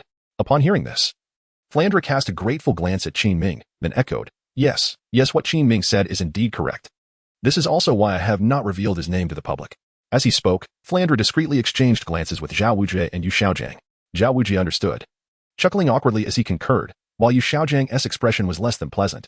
He felt his authority as a master was once again being challenged. All because of Lan Si. The rest of the crowd, though still curious, chose not to press further. For those with familial ties present, there was an implicit understanding that hidden strengths were commonplace. In light of the Spirit Hall's status as the most powerful spirit master organization across the continent, the existence of a concealed title Douluo was hardly surprising. They simply did not expect it to be a student of Shrek Academy. Soon, the dishes were served, and everyone took their seats. Flandra, Qin Ming, and Yu Xiaojing naturally joined Xiao Wuji's table. As the wine flowed and the dishes were savored, akin to the original tale, Qin Ming began by extolling the virtues of Shrek Academy, then casually proposed the idea of Shrek Academy joining the Tiando Royal Academy. suggesting a collaboration between the Tiando Battle Team and the Shrek 7 monsters to prepare for the upcoming Continental Advanced Soul Master Elite competition in 2 years' time. Though Flandre felt dissatisfied, believing it would be a disservice to Shrek's honor to share it with the Tiando Royal Academy, he was ultimately swayed by Yu Xiaozhang's encouragement and Ma Hongjuan's opportunistic suggestions, leading him to propose 2 additional conditions. The first condition was that upon joining the Tiando Royal Academy, Shrek Academy would still maintain its identity. The Shrek 7 monsters could not be separated and would continue to be taught by the teachers of Shrek Academy. The second condition was to include Lan Si in the Shrek 7 monsters team as the 8th member. While Qin Ming could readily agree to the first condition, the second presented a dilemma. It involved not only Lan Si personally, but also the Tiando Empire's Prince Shueqing, who had recommended him for admission. Ultimately, after the banquet concluded, Lan Si, concerned that Shrek Academy might decline to join the Tiando Royal Academy and thus disrupt his plans to delay Dugu Bo, sought to persuade both the Tiando Battle Team and the Shrek team with reasoned arguments, thereby solidifying the arrangement. In Lan Si's own words, even without him, the Tiando Battle Team would remain the most perfect combination, poised to shine brightly at the Continental Advanced Soul Master Elite competition in 2 years. Joining Shrek Academy was solely for Zhu Qing. Thus, while the majority of Shrek members, including Flandre, Xiao Wu, Ma Hongjun, Oscar, and Ning Rongrong, were filled with excitement at the prospect of welcoming a formidable and reliable new member, some were decidedly less pleased. Tang San, Xiao Wu, Daim Mubai, and Yu Xiaozhang were quintessential examples of discontent. Yu Xiaozhang felt particularly vexed as Lan Si repeatedly challenged his undefeated theories, leaving him at a loss for words each time. Should Lan Si join the Shrek team, it would pose a significant threat to his disciple Tang San's core position within the group, which he found quite unsettling. Yet, he found himself unable to oppose the arrangement. At present, Shrek Academy was not recognized as a prestigious Soul Master Academy by the Spirit Hall or the Two Empires. Without joining the Tiando Royal Academy, they would be unable to participate in the upcoming Continental Advanced Soul Master Elite competition. Tang San and Xiao Wu's grievances were rooted in the fact that Lan Si had harmed those they held most dear, in Xiao Wu's eyes. Lan Si had wronged Tang San and their countless kin, while Tang San perceived Lan Si as having disrespected his mentor and belittled the hidden weapons that the Tang Sect prided itself on by referring to them as mere trinkets. As for Daim Mubai, his predicament was even simpler. Just imagine facing daily the very individual who had taken his fiancée, engaging in flirtation with her. While he found himself powerless to intervene or compete, how could one possibly live under such circumstances? It is exceedingly frustrating. However, reflecting upon the upcoming Continental Advanced Soul Master competition 2 years hence, a flicker of anticipation ignites within him. Undoubtedly, the team from the Douluo Royal Academy, to which Davis belongs, will participate in the prestigious elite tournament. Should Shrek aspire to claim the championship, an encounter with them is inevitable. At present, the prospect of Shrek defeating the Douluo Royal team appears nearly insurmountable. Yet, if Lan Si were to join, the realm of impossibility would transform into possibility, and a significant one at that. Thus, he finds himself torn between the desire for Lan Si to join the Shrek team and the hope that he does not. Ultimately opting for silence, his expression a mask of contemplation and discomfort, refraining from voicing any opinion. Ah, so it seems that the matter is settled. Lan Si, I eagerly await the day you join our Shrek team. In all his years, Flandre had never felt such elation as he did today. First, he earned 100,000 gold soul coins at the Soul Arena, and now Shrek is poised to welcome a new prodigious student, a veritable monster among monsters. In a moment of exuberance, he indulged a bit too much, swaying slightly as he walked. Fortunately, with Qin Ming's support, he avoided a fall. The formidable assembly of the Shrek 7, now augmented by Lan Si, paints a picture of unparalleled strength. Flandre can already envision the grand spectacle that awaits Shrek Academy at the Continental Advanced Soul Master Academy Elite competition in 2 years. A scene destined to echo throughout the realm. Lan Si nodded slightly, holding Zhu Qing's hand, smiling without speaking. As long as that avalanche fellow was around, Shrek couldn't possibly join the Heaven Do Royal Academy, so he paid little heed to Flandre's words. Zhu Qing, let me see you off, Lan Si said gently. Zhu Qing replied, her delicate face slightly flushed. The thought of soon meeting Lan Si again and not parting ways brought her great joy. Seeing Zhu Qing still oblivious to the truth, Lan Si felt a twinge of guilt but was at a loss. He couldn't possibly reveal his foresight to her. For the sake of their future, perhaps sometimes a benevolent lie is indeed worthwhile. The first update is here. I seek your support and votes. Due to a strong recommendation, the release will be delayed by a few days. There will be 2 updates before the official release, and after that, there will be an explosive continuation. Thanks to Shepherd number 7 for the 483-point reward, and to Scorpion Blade for the 100-point reward. Chapter 78, Tang San's first isolation from the Soto City Hotel to the return to the inn. Tang San's mind incessantly replayed the events of the day's soul fighting competition against the royal fighting team, or rather, the entire process of facing Lan Si. For him, this was far more than a mere contest of victory and defeat. Along with his years of pride as a disciple of the Tang Sect, it all came crashing down. The renowned master Yu Xiaojiang once told him that the Shrek 7 monsters were the most gifted individuals he had ever seen. Though they might lose to older Soul Master teams, they would never be bested by their peers. Had the entire royal fighting team vanquished the Shrek 7 monsters, perhaps Tang San could have consoled himself with the fact that their average age and soul power exceeded that of Shrek. However, it was someone of similar age who had defeated them, and he did it single-handedly without any assistance. First, with astonishing speed, he annihilated their 2 support-type Soul Masters. Then, wielding his plant-type martial soul, he withstood the Phoenix's malevolent flames and returned them, eliminating it. His third soul skill, obliterating Zhu Qing, who, in Tang San's eyes, was no weakling. Moreover, he single-handedly resisted the simultaneous onslaught of Tang San, Daim Mubai, and Xiao Wu. His Blue Lotus martial soul seemed flawless, excelling in both offense and defense, with control surpassing that of the Blue Silver Grass martial soul. This scene replayed endlessly in Tang San's mind. Lan Si's formidable, mutated Azure Fire Lotus martial soul brought him immense shock. Tang San was a tenacious individual. In his past life, he risked everything for the Xiantian treasure record, and this life was no different. Thus, upon returning to the inn, he bid farewell to Xiao Wu and Yu Xiaojiang, opting not to return to the shared room with Oscar, but instead rented a room alone. He needed to reflect on himself and ponder certain matters. Zhu Qing did not accompany them back to the inn. Just before exiting the Soto City Hotel, she was retained by Yi Lingling, a request made by Lan Si. Everyone knew it but said nothing, for after all, they were confirmed partners. Even Daim Mubai had to swallow his frustration, watching Tang San's despondent figure. The remaining 5 members of the Shrek 7 monsters felt a pang of sorrow. They empathized with Tang San's current mood. Since the establishment of the Shrek 7 monsters, they had never faced such a defeat. Their first collective soul fight had triumphed over the brutal and ruthless Frenzy team, who possessed soul power far exceeding theirs. They had sailed through 27 group soul fights without a single loss. Yet today they faced their greatest debacle, utterly powerless against Lan Si alone. In the end, Tang San even resorted to using his enigmatic hidden weapons, the 8 spider lances, and the Zhuge Divine crossbow, which had slain the man-faced demon spider 2,000 years ago. Yet he still could not turn the tide. Not even the edge of Lan Si's garment had been touched. Xiao Wu yearned to chase after Tang San to comfort him, but found herself unable to move. She understood that interrupting him now would only add to his distress. Helplessly, she buried herself in the arms of Ning Rongrong, a fellow female companion with whom she shared a close bond, silently weeping, her tears blurring her vision. Ahem Flanders, the Shrek Academy's dean, sensed the atmosphere among the Shrek 7 monsters was off. He coughed lightly and, slightly tipsy, changed the subject. After such a month of intense competition, I believe everyone is tired. Let's return to rest. Upon hearing this, the group dispersed, leaving only Flanders and Yu Xiaojiang behind. Xiaogang, you are Tang San's teacher. At this moment, you are likely the only one who can persuade him, Flanders said, patting Yu Xiaojiang's shoulder earnestly. Yu Xiaojiang nodded solemnly. He refrained from approaching Tang San directly, knowing that everyone had their barriers. He himself was no exception. Once, when he struggled to break through the 30th level of soul power, he had also felt despondent. Eventually, he found the path of soul master theory and succeeded, nurturing a talent like Tang San. If he could do it, then he believed his disciple, Tang San, could as well. However, before that, Tang San needed some time to cool down, after which this theoretical master would guide him. A night passed without a word. The following morning, the royal fighting team embarked on their journey back to the Heaven Do Royal Academy. Zhu Qing reluctantly bid farewell to Lan Si and returned to the Shrek Inn. Meanwhile, Tang San remained in a daze, sitting on the bed, having not slept awake.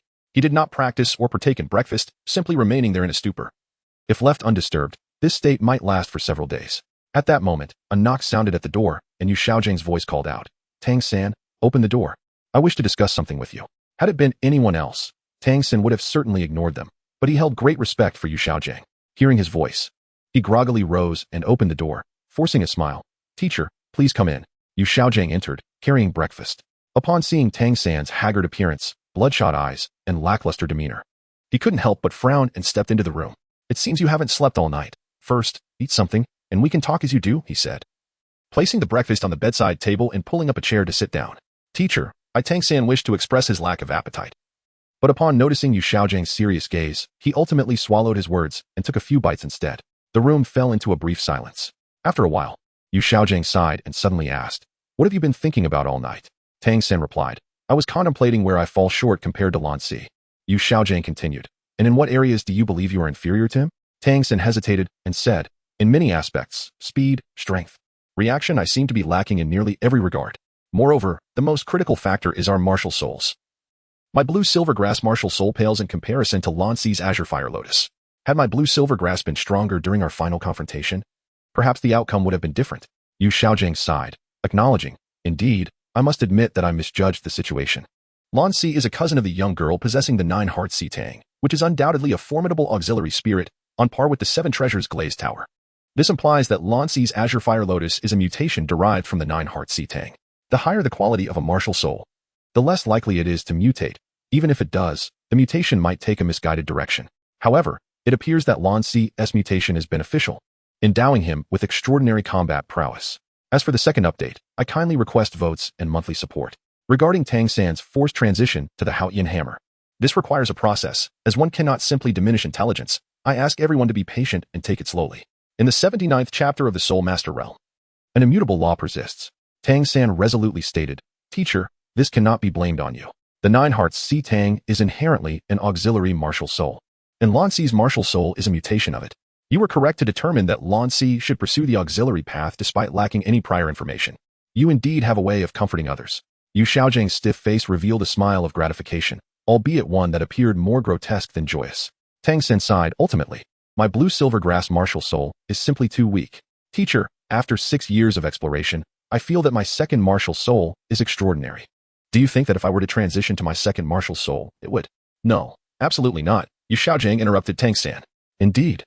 If you choose to transition to your second martial soul now, with suitable spirit rings, you could significantly elevate your strength in a short time, perhaps even surpassing Lan Si. But have you considered that if you were to cultivate your second martial soul after reaching level 90, what quality would the 9 spirit rings you acquire possess? It's entirely possible you could obtain 9 spirit rings of 100,000 years each. Furthermore, even if Lan Si seems formidable momentarily, once you complete the cultivation of your second martial soul and acquire 9 spirit rings equivalent to his 9th spirit skill configuration, will he still be your rival?" Tang San's eyes brightened, a sense of enlightenment washing over him. Indeed, even if Lan Si appears strong for now, once he cultivates his second martial soul, not only Lan Si but even the elder title Douluo would not warrant his attention. In that time, he would settle scores with Lan Si regarding the grievances against Xiao Wu, the disgrace to his master, and the underestimation of Tang Sect's profound skills, one by one. With clarity. "Wait for me, Lan Si," Tang San declared, his spirits reignited.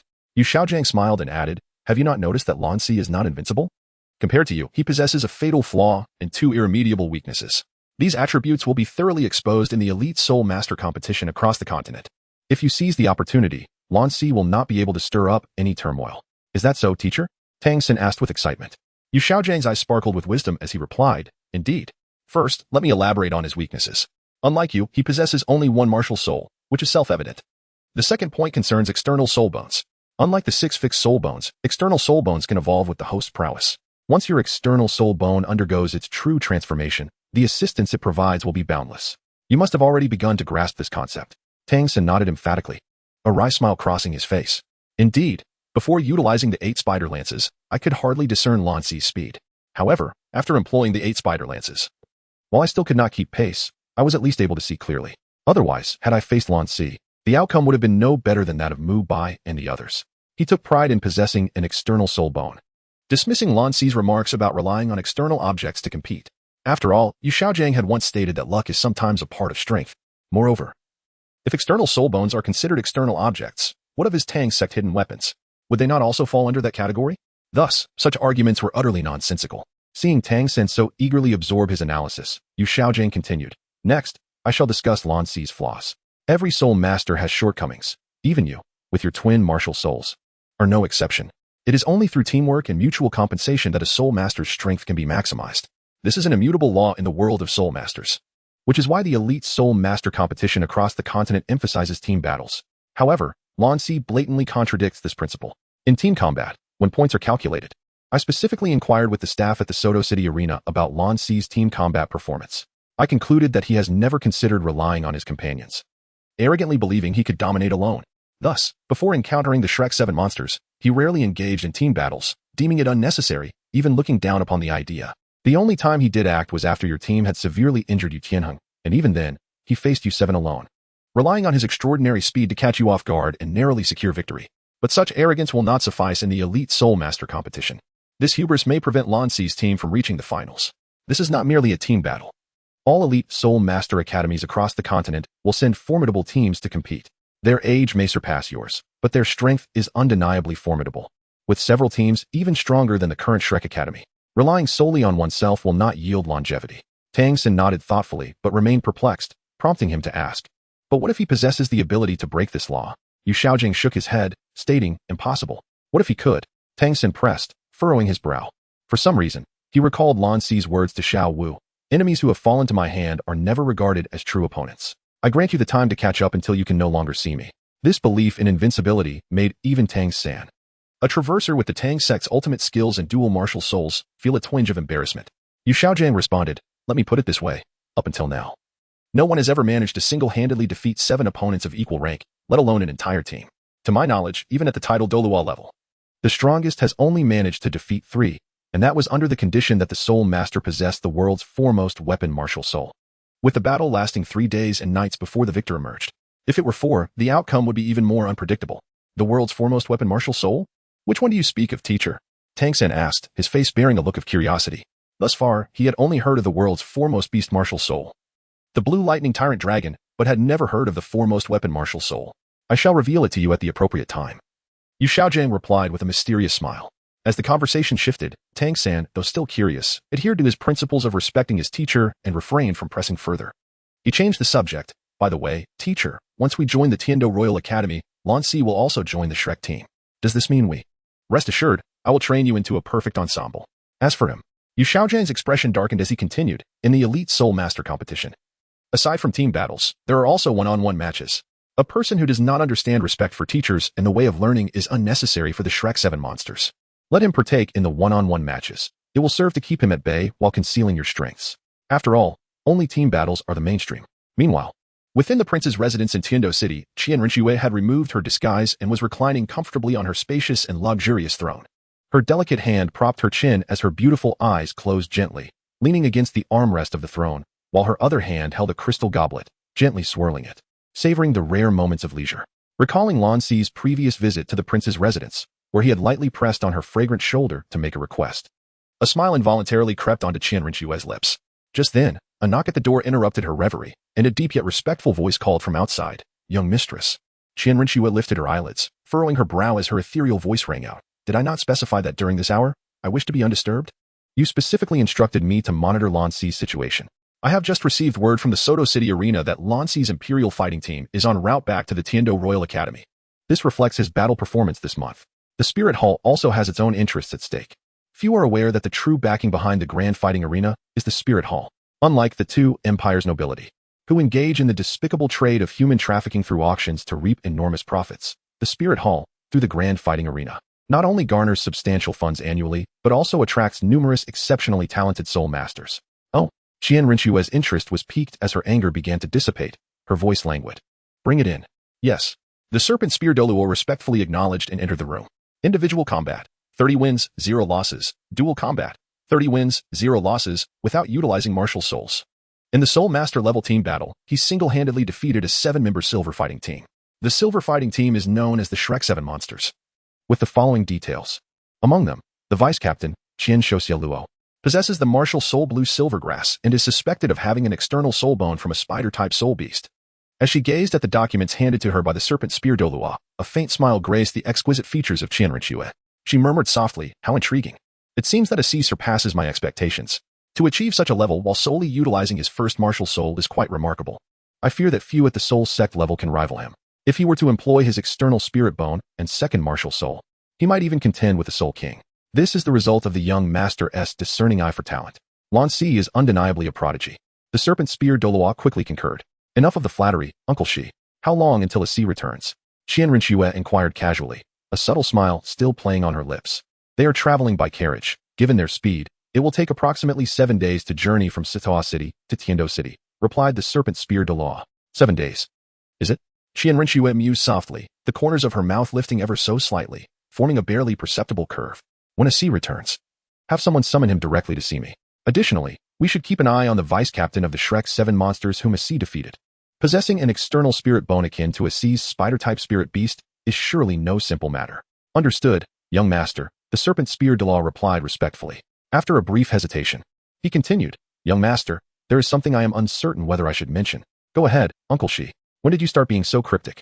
Xian Renu replied with mild impatience. In a hushed tone, the Serpent Spear Douluo said, young master. It seems that during the 4 months since Lan Si joined the Imperial Fighting Team, he has become quite close to that young lady from the Goxin Haidang family. They have been seen entering and exiting together, and rumors of their relationship have even begun to circulate within the Tiando Royal Academy. As soon as the serpent spear finished speaking, a sharp crack echoed through the room. Xian Renu had crushed her wine cup in her grip, rising to her feet. Her expression turned icy as she demanded, "Is this information reliable?" At present, it cannot be confirmed, but numerous witnesses have seen them walking closely together. Moreover, that young lady from the Xiaowu Haidang family had rarely interacted with any males prior to this, not even with her fellow female team member, Dugu Bo. Suggesting that these rumors may hold some truth, the serpent spear Douluo explained. Observing Xian Renu's anger, the serpent spear Douluo made a threatening gesture, drawing his hand across his throat as he spoke in a low voice, "Young master, should I take care of that girl from the Xiaowu Haidang family?" Hearing this, Xian Renu returned to her seat, her beautiful eyes half closed as she supported her flawless forehead with her hand. After a moment of contemplation, she suddenly asked, "Do you think I cannot compare to that girl from the Xiaowu Haidang family?" The serpent spear Douluo quickly refuted, "With your beauty, young master, there is no one in the entire Douluo Continent, save for the Pope, who can rival you. Humph, you certainly know how to flatter without offending anyone. Let us not concern ourselves with that girl from the Xiaowu Haidang family for now. When Si returns, have him come directly to the prince's estate at Zhu Qing. I wish to hear his explanation in person," Xian Renu coldly declared. "Understood," the serpent spear Douluo replied respectfully, without hesitation, and exited the room. Once the serpent spear Douluo had departed, Xian Renu rose and approached the mirror, gently caressing her fair and stunning visage. A faint blush adorned her cheeks as she murmured, "What was I just feeling?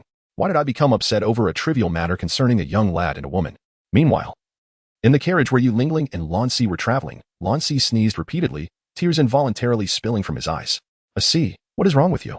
Yu Lingling asked, pulling out a handkerchief to wipe away the tears from Lan Si's eyes. "It's nothing. I suppose someone is thinking of me," Lan Si replied, wiping his nose. "Nonsense. Sneezing doesn't mean someone is thinking of you," Yu Lingling chuckled. "I suspect you are missing Zhu Qing. Be honest. Did you do anything with her last night? I know she slipped out of the room while I was meditating and didn't return until dawn." "Of course not, Lingling. You must believe me. Our relationship is purely innocent. We merely shared a few kisses, held hands, and played with a little kitten for the entire night. Nothing more," he insisted. Amidst this conversation, a thought crossed his mind.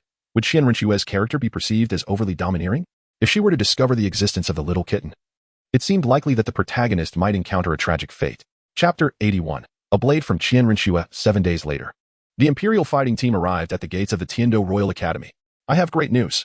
Tianheng has broken through to level 40. Dugu Yin exclaimed excitedly as she embraced Yu Tianheng's arm upon disembarking the carriage. Upon hearing this, the members of the Imperial fighting team gathered around, their eyes alight with surprise. "Ah, I knew you would be the first among us to reach level 40, boss. Haha. Our Imperial fighting team will finally have a Soul Sect member. You truly live up to your lineage as the descendant of the Blue Lightning Tyrant Dragon, achieving this milestone so swiftly. We are still far behind you." Hearing their praises, Yu Tianheng could only manage a wry smile. "I've been stuck at level 39 for over half a year now.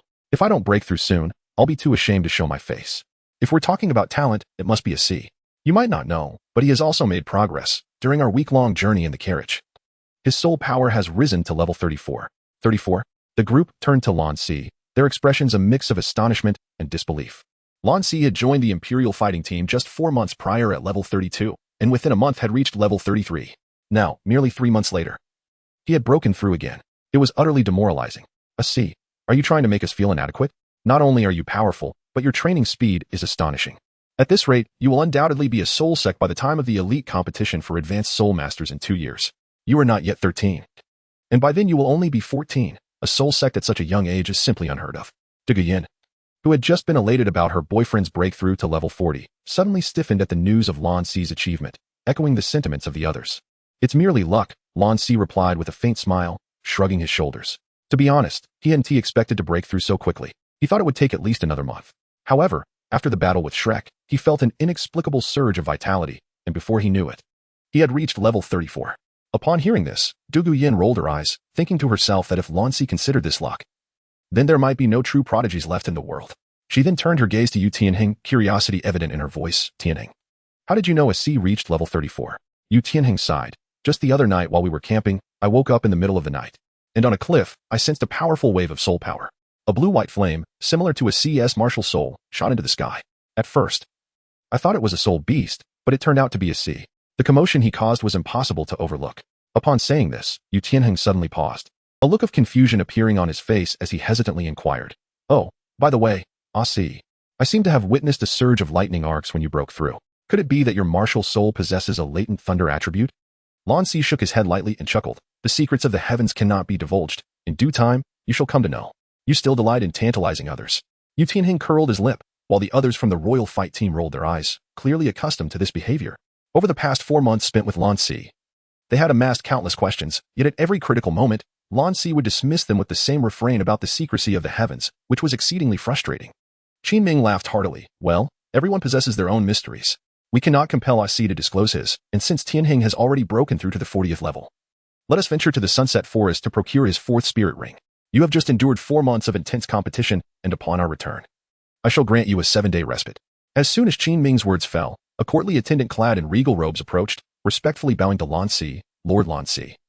His Highness the Crown Prince requests your presence.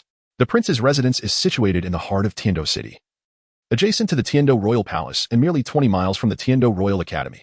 After bidding farewell to Yu Lingling and the royal fight team, Lan Si swiftly set forth, arriving in less than half a joystick's time. Skillfully producing the Crown Prince's token, he navigated the familiar route, winding through several turns until he finally reached the small courtyard where he had previously met Xian Renu. Upon pushing open the door and stepping inside, a heavy iron gate suddenly descended from above, sealing off any means of escape. The once spacious and bright hall was plunged into darkness, illuminated only by a faint light filtering through the roof, allowing for a vague outline of the chamber's contours. Almost immediately, Lan Si sensed an extraordinarily intense fluctuation of soul power and instinctively ducked. In the next instant, a golden knight's longsword, exuding a sharp aura, swept overhead, severing a strand of Lan Si's hair. The surface of the golden sword radiated a peculiar golden halo, dazzling in the dim hall. While evading the sword, Lan Si couldn't help but shout, "What the hell? Are you attempting to murder your husband?" It goes without saying that the only one capable of launching an attack in this manner, wielding the golden knight's sword, was Xian Renu. As her 5th spirit ability was the Holy Sword. Forged from sacred flames, this longsword served as a weapon, boasting formidable attack power while enhancing the purifying effect of her angelic soul power by 300%. For an average soul master, a single strike from such a sword would result in a significant depletion of their soul power, compounded by the physical damage inflicted. Even if they survived, they would emerge severely weakened. Just moments prior, Lan Si had only lost a mere strand of hair, yet he felt as though nearly 10% of his soul power had dissipated. Were he to be struck, would he even survive?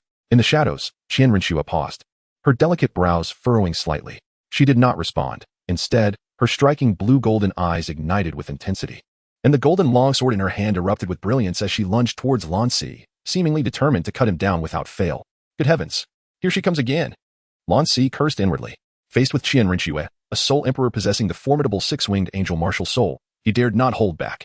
Channeling both the supreme Qian Kuan technique and the 5 Thunder Heavenly Heart technique to their utmost limits, azure white flames and blue arcs of electricity flickered around him, forming a stark contrast against Xian Renu's golden hue in the darkness. As he evaded her sword strike, he unleashed a powerful teleportation skill, vanishing from his previous location with double the speed he had displayed against Tang San in the Soul Arena of Suodo City, reappearing 5 meters behind Xian Renu. At that moment, with his martial soul activated, 3 of his soul rings pulsated rhythmically around him. With the activation of the supreme Qian Kuan technique, his 3rd soul ring suddenly glowed, a brilliant purple light enveloping him and overshadowing the radiance of his other 2 soul rings. Lan Si hurled a violet-blue orb of light towards Xian Renu, only to be astonished as she seemed to possess eyes in the back of her head. With a swift turn, she effortlessly cleaved through his formidable 3rd soul technique, the soul-devouring spiderweb. Lan Si was momentarily taken aback as the 2nd and 3rd soul rings simultaneously illuminated. 8 azure lotuses materialized before him, dispersing in all directions around Xian Renu, transforming into a colossal web that enveloped her entirely, encasing her like a silkworm cocoon. "Hey, that should be enough. If you strike again, I might just get angry," he warned, though his vigilance did not wane. Xian Renu's angelic soul power possessed purifying properties, capable of dissolving an opponent's soul power. Conversely, the soul-eating spider web could absorb an opponent's energy for its own. While their abilities bore some resemblance, the latter's efficacy was evidently more pronounced. However, it was clear that the soul skills granted by the millennia-old soul-eating spider were far inferior to the purifying capabilities of the angelic power, especially considering the nearly 30 levels of soul power separating Lan Si and Xian Renu. Consequently, he gleaned not a shred of energy from her, while his frequent use of the 3rd soul skill drained his own reserve significantly. In this ebb and flow, Xian Renu held the undeniable upper hand. "Is this the 3rd soul skill you acquired from the 2,500-year soul-eating spider? It appears to possess the ability to devour an opponent's soul power. Quite formidable indeed. I fear that few within the Soul Sect could extricate themselves from such a snare." Within the cocoon, Xian Renu's melodious voice suddenly resonated, intoxicatingly beautiful. In the next moment, a series of cracks erupted across the cocoon's surface, releasing a multitude of golden rays that shattered it into fragments, revealing Xian Renu. Perfectly radiant and sanctified beneath the golden light. Lan Si beheld her, momentarily entranced. Noticing Lan Si's captivated expression, Xian Renu smirked slightly, brandishing her longsword. In the blink of an eye, she darted to Lan Si's front, unleashing a flurry of thrusts that painted the air with a myriad of sword shadows. With the enhancement of her dual abilities, Lan Si's dynamic vision achieved unprecedented clarity, yet he found himself struggling to evade her relentless onslaught. For the first time, he felt a considerable weight of pressure in combat. Though Xian Renu did not exhibit extraordinary speed, her uncanny ability to anticipate his moves made it seem as if he were unwittingly offering himself to her blade, an exceedingly frustrating position to be in. Without hesitation, Lan Si unleashed the 8 spider spears from his back, instantly augmenting his physical state by 50%. The 8 translucent, pale violet spider legs surged through the air, creating a series of phantoms as he swiftly maneuvered behind Xian Renu. 4 of the spider's spears struck the ground, while the others, imbued with a sharp aura, lunged toward her back. Yet, Xian Renu showed no inclination to evade or defend, catching Lan Si off guard and triggering an instinctual withdrawal. An astonishing scene unfolded as a golden halo appeared around her, causing the 4 spider spears to merely create faint golden ripples upon contact, unable to penetrate further or be extracted. Moreover, Lan Si sensed his soul power depleting rapidly, as if it were being forcibly siphoned from his body.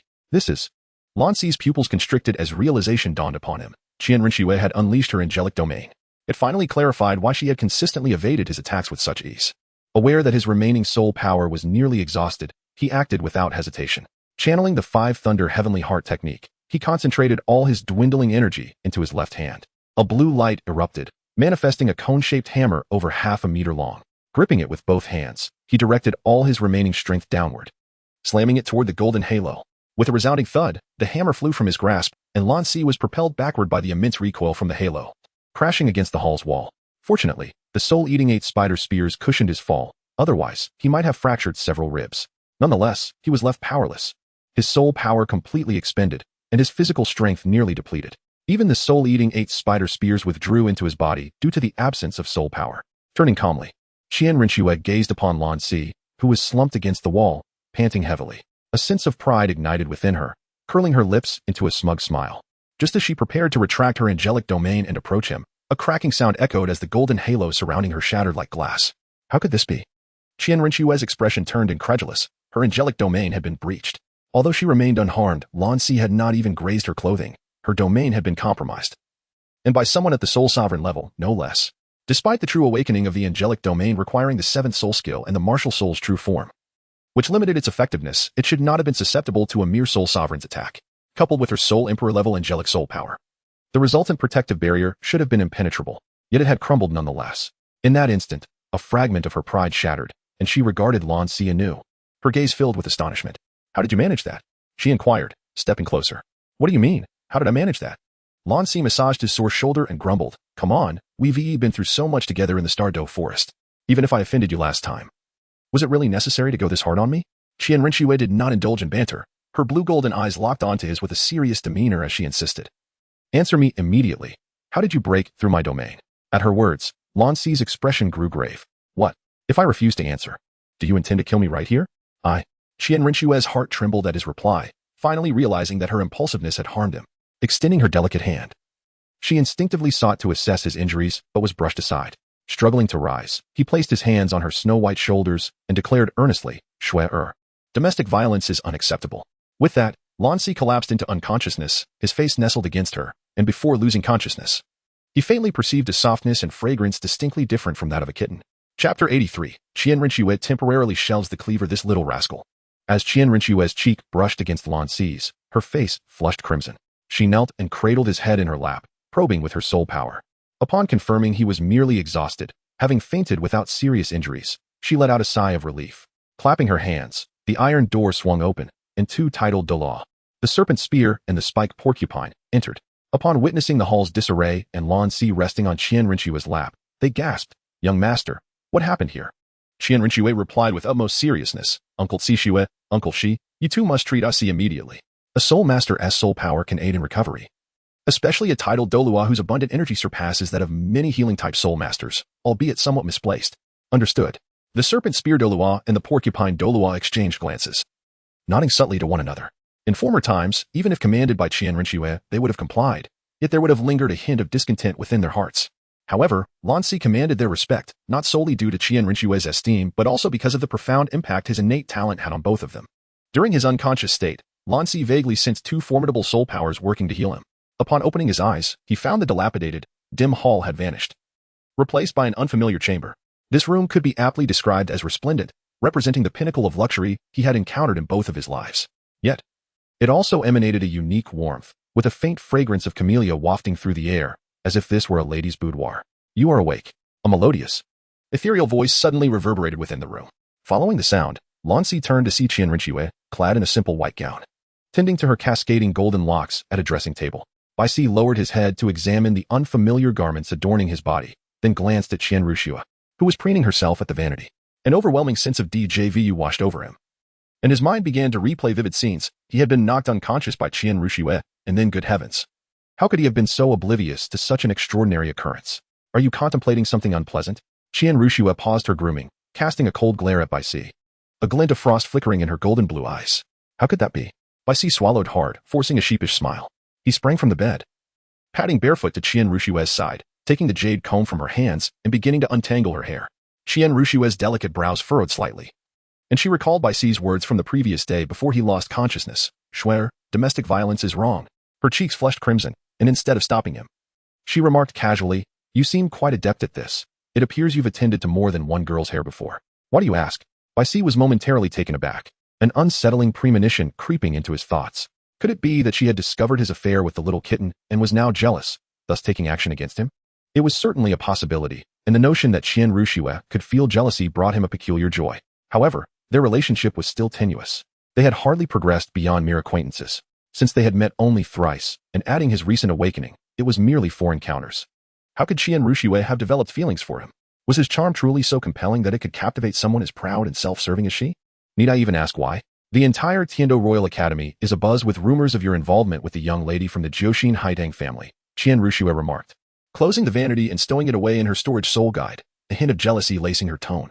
Upon hearing this, Bai Si hesitated, an unusual expression flitting across his features. He approached Qian Renu with a grin and said, "Swear, could it be that you are feeling jealous? Is that why you brandished your sword against me the moment we met?" "Jealous?" A flustered look crossed Qian Renu's face as she forcefully withdrew her hands from his grasp, turning her back to him.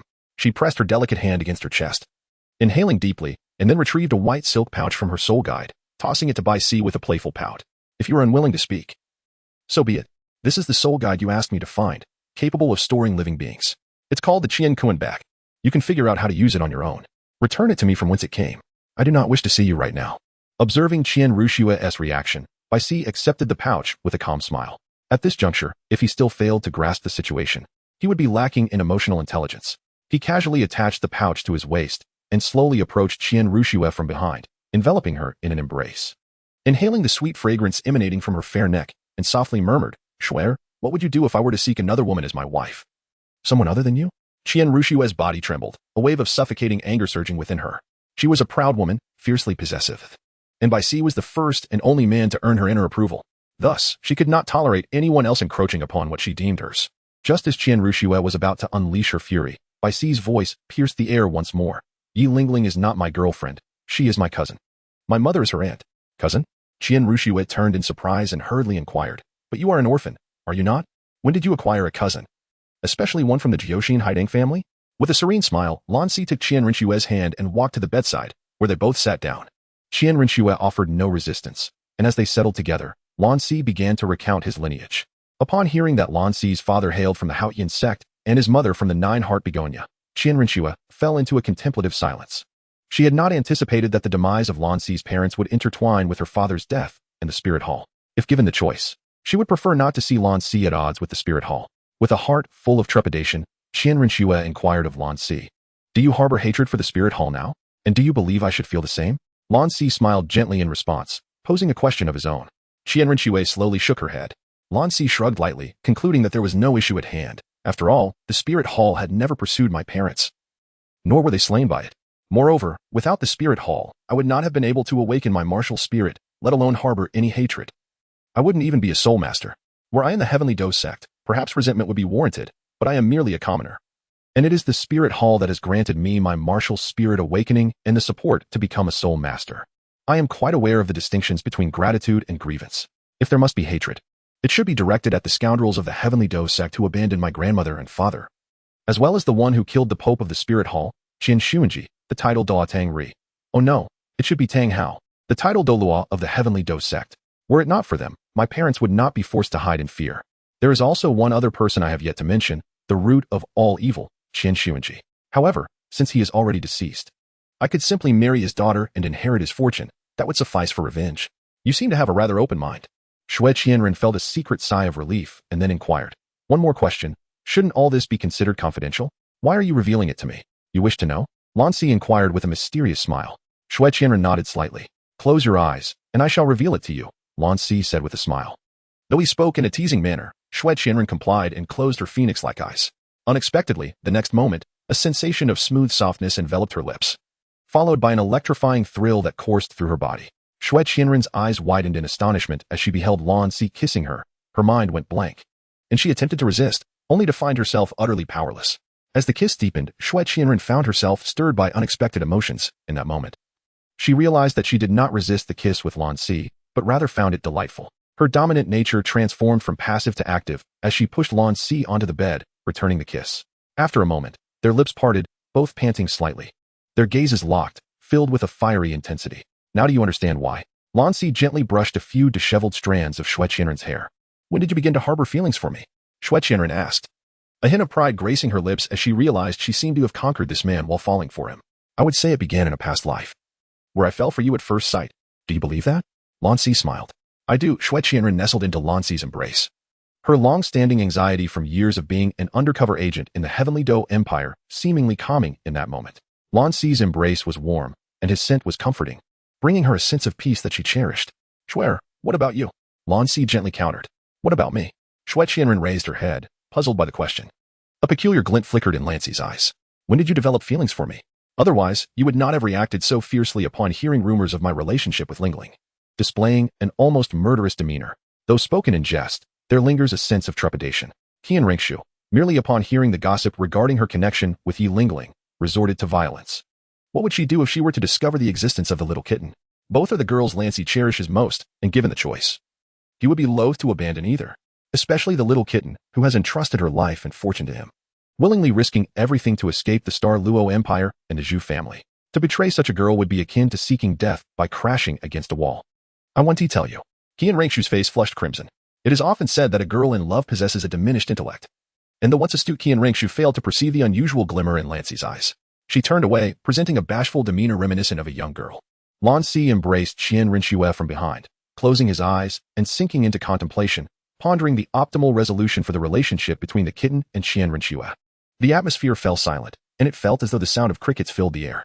A month later, led by Flander, the Shrek Academy teachers and students, guided by Ning Rongrong and the map left by Qin Ming, finally arrived at the Royal Academy of Heaven Dou. Rongrong, are you certain this is the Royal Academy of Heaven Dou? Flander asked incredulously, his eyes wide. Ning Rongrong nodded affirmatively. Yes, this is indeed the place. The castle of the Seven Treasure Glazed Tile School is not far from Heaven Dou City. I used to visit Heaven Dou City often with my clan and have been to the Royal Academy several times. What is this place? It's not merely an academy. It resembles a grand paradise. Look at the mountains and waters, and I believe there is even a lake over there. Flander was left speechless, and the other teachers were equally astonished. None of them hailed from a traditional Soul Master Academy, so they had rarely visited the Royal Academy of Heaven Dou, let alone Heaven Dou City itself. Now, seeing the splendid Royal Academy nestled amidst nature, they could hardly contain their admiration. In stark contrast, outside Soto City, the dilapidated Shrek Academy paled in comparison. Even the lavatories there were 100 times more luxurious. Indeed, it was a splendid locale. With the spirit manifestation training grounds of the Royal Academy of Heaven Dou, Xiao San and the others could swiftly elevate their cultivation. Yu Xiaojing, too, was struck by the realization that Lan Si and his disciple Tang San had both acquired their first soul ring simultaneously. Logically, their soul power should have been comparable. Yet Lan Si's surpassing Tang San was attributed to the advantages offered by the training grounds of the Royal Academy. He had never considered that shortly after entering the academy, Lan Si joined the Royal Combat Team for external soul battles. Upon hearing Yu Xiaojing's words, Flander was clearly displeased. Snorting disdainfully, is it merely because they are backed by the wealthy Heaven Dou Empire? Does wealth alone cultivate strong individuals? If it weren't for that little monster Lan Si appearing out of nowhere last time, the outcome would have been uncertain. Compared to the Royal Academy of Heaven-Do, it was evident that Shrek Academy had the upper hand. All its students were prodigies, eloquent, and talented. Upon hearing this, the Shrek teachers exchanged glances, each inwardly skeptical. As the saying goes, only those within the family know the family matters. Shrek Academy had little to boast about beyond treating patients like Ning Rongrong, who suffered from a severe case of the young lady syndrome. The 7 prodigies had mostly succeeded through trickery. Of course, they wouldn't voice such thoughts. It would be akin to slapping their own faces. At that moment, the 4th prince of the Heaven-Do Empire, Prince Xiaowu, made his entrance, striding forward with a dozen attendants, blocking Flander and his group in a manner reminiscent of the original tale. Halt! Who are you to trespass upon the Royal Academy of Heaven-Do? Flander frowned and turned to see a crowd approaching, among whom a young man with a dandy appearance was at the center of attention. He boldly declared, "We are from Shrek Academy, here for academic exchange with the Royal Academy of Heaven-Do." Xiaowu scrutinized Flander, his attire simple, and disdain crossed his face. He then overheard one of his sycophants whisper, "Your Highness, I believe I heard Lan Si mention Shrek Academy when I passed by the square last time, stating that his friend was coming for academic exchange. It would be wise not to provoke them." Though the sycophant spoke in a low voice, the members of Shrek Academy, possessing extraordinary hearing as soul masters, caught the name Lan Si. Except for Yu Xiaojing, Daim Mubai, Tang San, and Xiao Wu, who appeared displeased, the others showed surprise. They hadn't anticipated Lan Si to hold such esteem within the Royal Academy, even among the seemingly dandy noble youths who regarded him with trepidation. Xiaowu's eyes flickered with barely concealed resentment at the mention of Lan Si. He could never forget the events of 4 months prior when Lan Si had nearly taken his life. Though halted by Sun Buyu, the years spent in the precarious environment of the Heaven-Do royal family had ingrained in him the knowledge that Lan Si had genuinely intended to kill him. He had contemplated revenge countless times, but with his elder brother Shui Qinghe backing Lan Si, any appeal to their father, Emperor Shui, would be futile, as the emperor held Lan Si in high regard. Ultimately, even his most trusted uncle, Prince Shuixing, suggested privately courting Lan Si, believing such a talent would become a significant asset in future struggles for the throne. Initially, Xiaowu considered following his uncle's advice, but Lan Si's unpredictable nature and his disregard for Xiaowu left him frustrated. Since joining the royal combat team, Lan Si had spent days at a time at the residence of Prince Shuixing, leading others to speculate about an intimate relationship with Yulingling. Now, the entire Heaven-Do Empire was aware of Prince Shuixing's association with a youthful genius, leaving Xiaowu with no opportunity to recruit him. Fuming at this realization, Xiaowu thought, "As the 4th prince of the Heaven-Do Empire, I cannot be bested by you, Lan Si, nor by your ragtag group of friends. If I suffer, so shall you." He scoffed. "You lot? Shrek Academy? Friends of Lan Si? Lan Si is now a guest of my elder brother, Prince Shuixing, and even my father, Emperor Shui, places immense value on him. What claim do you have? You must have received some dubious information to come here pretending to be his friends, hoping to mooch off us. Leave now, or I shall have you thrown out." Seeing Xiaowu's contempt and clear intent to provoke, the members of Shrek Academy were incensed, especially Daim Mubai. Since his previous defeat to Lan Si, which cost him his fiancée, he had been harboring a simmering anger. Hearing Xiaowu's insults, he paid no heed to the fact that Xiaowu was a prince of the Heaven-Do Empire. After all, he himself was a prince of the Star Luo Empire. Daim Mubai stepped forward, an icy aura radiating from him, and without summoning his martial soul, he unleashed a furious strike toward Xiaowu and his entourage.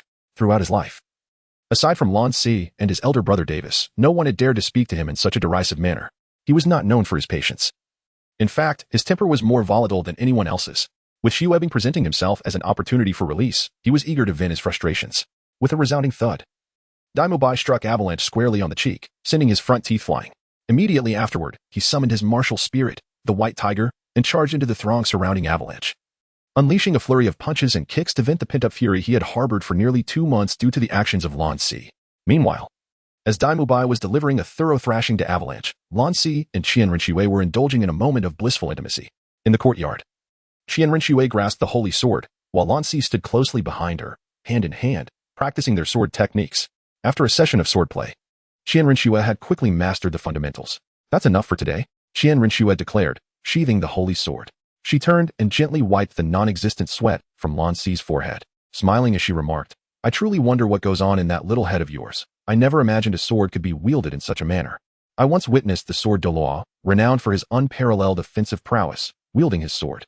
Though his technique was formidable, it lacked the flair of yours. Under equal conditions, without the use of soul power, perhaps you too could contend. Perhaps it is simply due to my extraordinary talent." Lan Si replied with a calm smile as he held Xian Renu's hand. A faint blush crept across Xian Renu's cheeks as she shot him an exasperated glance and retorted playfully, "If you don't wish to elaborate, then so be it." Just as her words fell, a homing pigeon swooped in. Xian Renu retrieved the note attached to its leg and handed it to Lan Si. Here. The Shrek Academy that you asked me to keep an eye on has arrived at the Tiando Royal Academy. They, too, wasted no time in giving my foolish brother Avalanche a good thrashing. I can only imagine that he is now scheming to seek revenge on that group from Shrek. Lan Si took a glance, lightly nodded, and raised his hand to summon the Azure Lotus martial soul. Schwer, I must take my leave. Where do you intend to go? Xian Renu inquired with curiosity. To the Sunset Forest, to retrieve something of great significance to me, Lan Si replied with a smile. The Sunset Forest is the territory of the ancient poison master, Dugu Bo, and it is home to numerous 10,000-year soul beasts. Should I send someone to accompany you? She suggested, as she still needed to maintain the guise of Shuqinghe and could not easily depart from the Heaven-Do city. Lan shook his head and replied, No need, just rest assured and wait for my return. According to the information I received from Dugu Yin, the old poison master is not in the Sunset Forest today. What you seek, could it possibly be in the possession of the old poison master? Xian Renu inquired. Somewhat astonished, Lan Si nodded lightly, leaping onto the Qinglian. With the St. Qian Kuan skill activated in the blink of an eye, his figure transformed into a mere black, vanishing into the horizon. Gazing at the spot where Lan Si had disappeared, Xian Renu furrowed her brows, murmuring to herself. What exactly is he searching for? As Xian Renu pondered, two shadows suddenly appeared behind her. They were the titled Douluos, Shi Miao and Si Tun. Uncle Shi. Follow Lan Si and protect him until he returns to Tiando City. Remember, Lan Si seems to possess a keen sense of soul power fluctuations. So keep your distance and do not let him notice your presence. Xian Renu instructed without turning around. Understood, young master, Shi Miao replied respectfully, his figure flashing as he pursued the direction Lan Si had taken. Uncle Si. The scoundrel Xue Bong has suffered a significant setback at Shrek Academy this time, and will undoubtedly seek revenge. Shrek boasts 3 soul saints and several soul emperors. It is likely he will enlist Prince Shuqing to approach Dugu Bo. Once he departs from the Tiando Royal Academy, intercept him. And do your utmost to conceal your identity until Lan Si safely returns to Tiando City. Xian Renu continued. But young master, what about your safety? Si Tun asked hesitantly. Do not worry, I will remain within the prince's residence these days. Moreover, with my strength, few in Tiando City can harm me, Xian Renu reassured him. Yes. Hearing this, Si Tun no longer hesitated, responding respectfully before vanishing like a ghost towards the Tiando Royal Academy's location. Meanwhile, as Lan Si made his way to the Sunset Forest, Daim Mubai had just finished teaching Xue Bong a lesson and, under the guidance of Sun Buyu, met with Qin Ming. Principal, you have finally arrived. I have been waiting with bated breath. Qin Ming exclaimed joyfully as he approached Flinder and the other Shrek Academy teachers, quickly bowing to them. Flinder nodded with a smile, saying, Haha, you still seem so formal. Speaking of which, I will be working alongside you in the future. By the way, how have you arranged things here? Rest assured, Principal, I have already contacted the 3 committee members from Tiando Academy, and they are very welcoming of your inclusion. Although they are skeptical about the younger students being of a similar age to Lan Si yet possessing comparable soul power, with Lan Si's endorsement, everything will be fine. I will arrange accommodations for you, and after lunch, I will take you to meet the Academy's higher-ups to finalize the details. Qin Ming smiled. That would be much appreciated.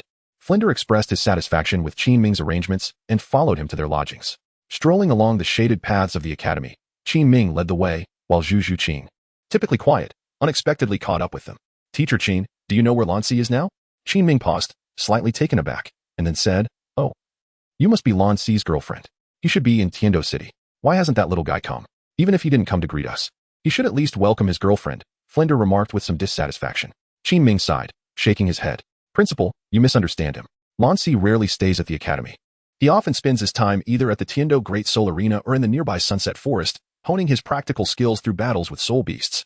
He had no idea you would be coming today. Battling soul beasts. Flinder frowned, and the others exchanged concerned glances. Is that little guy pushing himself too hard? The Sunset Forest is not as dangerous as the Stardo Forest, but it is still a place where the weak are preyed upon by the strong. Despite the decline in soul beasts due to human overhunting, many remain that are close to 10,000 years old or even older. Even a soul saint cannot guarantee absolute safety there. Indeed, it seems I have failed as a teacher, not imparting enough knowledge to him. Reflecting on Lan Si's battle against the Shrek 7 monsters a month ago, Qin Ming lamented, perhaps this is why he possesses strength that far surpasses his peers. Once, I asked him, Lan Si, why do you push yourself so hard? You could grow stronger by staying at the academy and training with your classmates. Do you know how he replied? He said, because I have someone I wish to protect. At this, the Shrek members exchanged glances, their gazes shifting to Zhu Qing, including Tang San, Xiao Wu, Daim Mubai, and the others, who had previously held disdain for Lan Si. They understood that the person Lan Si referred to was Zhu Qing. Facing their gazes, Zhu Qing's cheeks flushed slightly. Embarrassed yet warmed by the sentiment, she clenched her hands, silently vowing not to hold Lan Si back. I truly envy Zhu Qing for having such a devoted boyfriend willing to go to great lengths for her, Ning Rongrong remarked, standing beside Xiao Wu, her hands covering her face as she sighed. At this, Oscar, invigorated, hurriedly approached Ning Rongrong, smilingly declaring, Rongrong, I would also be willing to fight for you. You? Ning Rongrong assessed Oscar, noting that while he was not inferior in appearance to Lan Si, they were different types. Lan Si was sunny, while Oscar was humorous. However, regarding strength, she could not commend Oscar. After a moment of thought, she replied, you should focus on yourself first.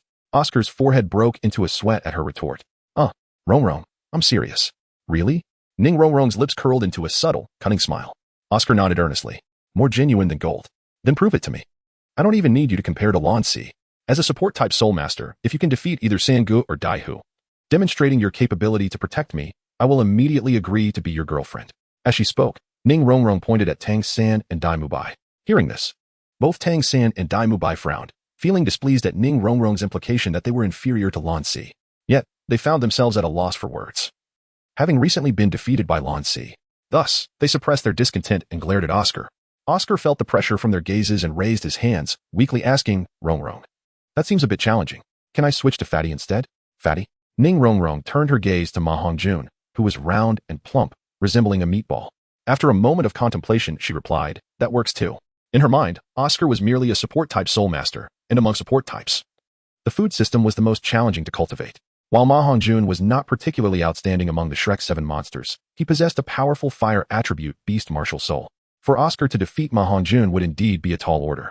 Alright, Fatty, you will be my opponent from now on. For Rongrong, I will definitely defeat you one day, Oscar declared, patting Ma Hongjun on the shoulder. Ma Hongjun scoffed, you think Fatty is easy to bully? Although my soul power is lower than yours, I'm still a battle soul master, and my martial soul is the evil fire phoenix. Bring it on. As a few individuals conversed, they arrived at an independent courtyard on the west side of the Heaven-Do Royal Academy. After settling in and taking a brief respite following lunch, they accompanied Qin Ming to the committee meeting, as in the original narrative. After a round of mutual flattery between Flinder and the 3 committee members of the Heaven-Do Royal Academy, they were preparing to finalize the integration of Shrek Academy into the Royal Academy when Shui Lang arrived with Prince Xuexing and the formidable Dugu Bo. He harshly mocked the Shrek students and faculty, expelling them from the Royal Academy. At that moment, Dugu Yan, having just returned with the Royal Combat Team, rushed over upon hearing that her grandfather had arrived. She collided with the expelled Shrek members, her gaze sweeping over Tang San and the others, an unmistakable disdain flashing in her eyes, as they were responsible for injuring her boyfriend, Yu Tianheng, and breaking her snake poison. The Shrek members, equally furious, felt constrained by Dugu Bo's presence, unable to voice their anger. Ultimately, Dugu Yan's gaze landed on Zhu Qing, softening considerably as she smiled. Zhu Qing, you've arrived so soon? It's a pity Ah Si isn't here. He would have been quite pleased. Due to her connection with Lan Si, Dugu Yan maintained a relatively amicable stance toward Zhu Qing. Zhu Qing offered a wry smile, her gaze shifting to the approaching Dugu Bo. She longed to say, we were expelled by your grandfather. Dugu Yan followed Zhu Qing's gaze, her eyes lighting up with surprise as she dashed into Dugu Bo's embrace, exclaiming, Grandfather. The previously aloof and imposing Dugu Bo immediately softened at the sight of her, enveloping her in his arms with a hearty laugh. Yin Yin. Have you already broken through to level 39? Well done. Compared to that I see, you have much more potential. If you don't grow stronger soon, you might be left behind. Dugu Yin pouted playfully. Ah Si, who is he? Dugu Bo asked, his brow furrowing in confusion. Having spent years secluded in the Sunset Forest, he was unaware of the notable figures at the Heaven-Do Academy and found the students hardly worth his attention. The only exception was Yu Tianheng, due to his connection with his granddaughter. He is a member of the Royal Combat Team, full name Lan Si, a true prodigy. At less than 13 years old, he has already reached level 34 in spirit power and possesses astonishing combat prowess. Did you see the Shrek students? In group battles, he single-handedly defeated them all. Dugu Yan pointed towards the already distant Shrek 7. Under 13, 34, and able to best those seemingly talented youngsters. He indeed deserves the title of a little monster. Dugu Bo nodded, smiling. What? Is my Yin Yin smitten? If you fancy him, I can arrange it. He is far superior to that Yu Tianheng. Grandfather. What nonsense are you speaking? Doesn't he even acknowledge you? Dugu Yin blushed, recalling Lan Si's impressive performance in the Soto City Soul Arena. A fleeting pang of attraction surfacing in her heart before being swiftly extinguished. Had she encountered Lan Si before Yu Tianheng? She might have been charmed by the handsome and capable boy 6 years her junior. Unfortunately, there are no what-ifs in this world. Dugu Yin had chosen to love only one person, and having chosen Yu Tianheng, she would never develop feelings for another man. Alright, it was my mistake. Dugu Bo quickly apologized upon seeing his precious granddaughter's displeasure, muttering under his breath, I really don't know what kind of enchantment that Yu Tianheng has cast on you. Grandfather, you should stop talking. I will stop. I will stop. Otherwise, I shall slap myself. Upon hearing this, Dugu Yin finally smiled. Her gaze turned to the retreating Tang San, her expression icy as she declared, Grandfather, I want you to avenge me. That Tang San used deceit to severely injure Tianhing and disrupted my snake poison. If it weren't for Ah Si's timely intervention, I might have been in grave danger. Disrupted your snake poison? Upon hearing this, Dugu Bo's previously indulgent demeanor turned serious, his dark green eyes flickering with an unusual light, as if he had recalled something. His expression softened as he addressed Dugu Yin. Yin Yin, I shall go teach him a lesson. Thank you, Grandfather. Dugu Yan's face lit up with a smile as she nestled into Dugu Bo's embrace. Zhu Qing, wait a moment. At the entrance of the Heaven Do Royal Academy, a melodic voice called out to Zhu Qing, who was preparing to leave, prompting the rest of Shrek to halt and turn. It was Yilingling, accompanied by the Royal Combat Mentor Qin Ming, who approached them slowly. Having recently returned to the academy, she had encountered Qin Ming, who was resigning due to the humiliation suffered at the hands of Flinder and others. Learning that the Shrek members had been expelled by Dugu Bo, she promptly followed him. Though she was generally indifferent to her surroundings, she held family ties in high regard. While she might not care much for the rest of Shrek, Zhu Qing, being Lan Si's girlfriend, was akin to family in her eyes, making her plight impossible to overlook. Lingling, Qin Ming, Zhu Qing greeted the two. Qin Ming first nodded apologetically to Zhu Qing before stepping beside Flinder and the others, expressing his intent to sever ties with the Heaven Do Royal Academy and stand in solidarity with Shrek Academy. This earned him much praise from the Shrek faculty and students. Yi Lingling took Zhu Qing's hand, saying, Zhu Qing, I am aware of the situation. I am Ah Si's cousin. If he were here, he would never allow you to be wronged. Come back to the academy with me. Ah Si has connections with Prince Xue Qinghe and is highly regarded by Emperor Xue Yi, so Prince Xue Qing would not dare to trouble you. As for Dugu Bo, I will speak to Yin Yin. She then turned to the other soul masters of Shrek Academy, adding, of course, this includes Dean Flinder and teacher Qin Ming. A glimmer of intrigue crossed Qin Ming's eyes, for he recognized Lan Si and Tang San as the two most gifted individuals he had encountered. If possible, he genuinely hoped for their collaboration. Dean, I believe Lingling has a point. You have witnessed the strength of Ah Si and the Royal Combat Team. If they join forces, they could excel at the upcoming Continental Advanced Soul Master Academy Elite Tournament in 2 years. You need not elaborate. While Shrek Academy may be lacking in resources, we possess our own aspirations. Flinder interrupted Qin Ming, turning his gaze to Yi Lingling with a wry smile. Little Lingling, I appreciate your and Ah Si's intentions, but a good horse does not return to its pasture. Since I have chosen to leave, there is no rationale for returning. As for Zhu Qing, as the Shrek Academy had just disbanded, leaving them without a place to call home, Flander cast a moist gaze towards the remaining 6 of Shrek. As for you little monsters, if any of you wish to stay, I hold no grudge against you. In truth, the moment he stepped out of the education committee, Flander had already contemplated his next destination, the Blue Tyrant Academy, once envisioned by his beloved, the enchanting Lu Erlong. Although his pride forbade him from relying on others, the circumstances compelled him to set aside such concerns for the sake of Shrek Academy.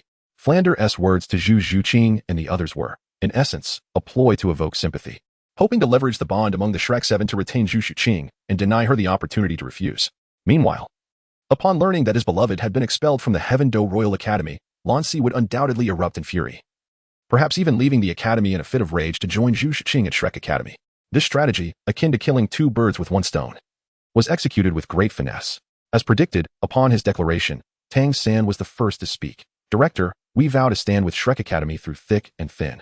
The other 5 echoed in agreement, dismissing the Heaven Do Royal Academy as a mere trash institution, stating, even that waste, Shui Bong, has managed to enter. We have no desire to be associated with such a place. Only Zhu Qing remained silent. Had she been the Zhu Qing of the original narrative, Flander's cunning calculations might have succeeded. Alas, the fates had shifted.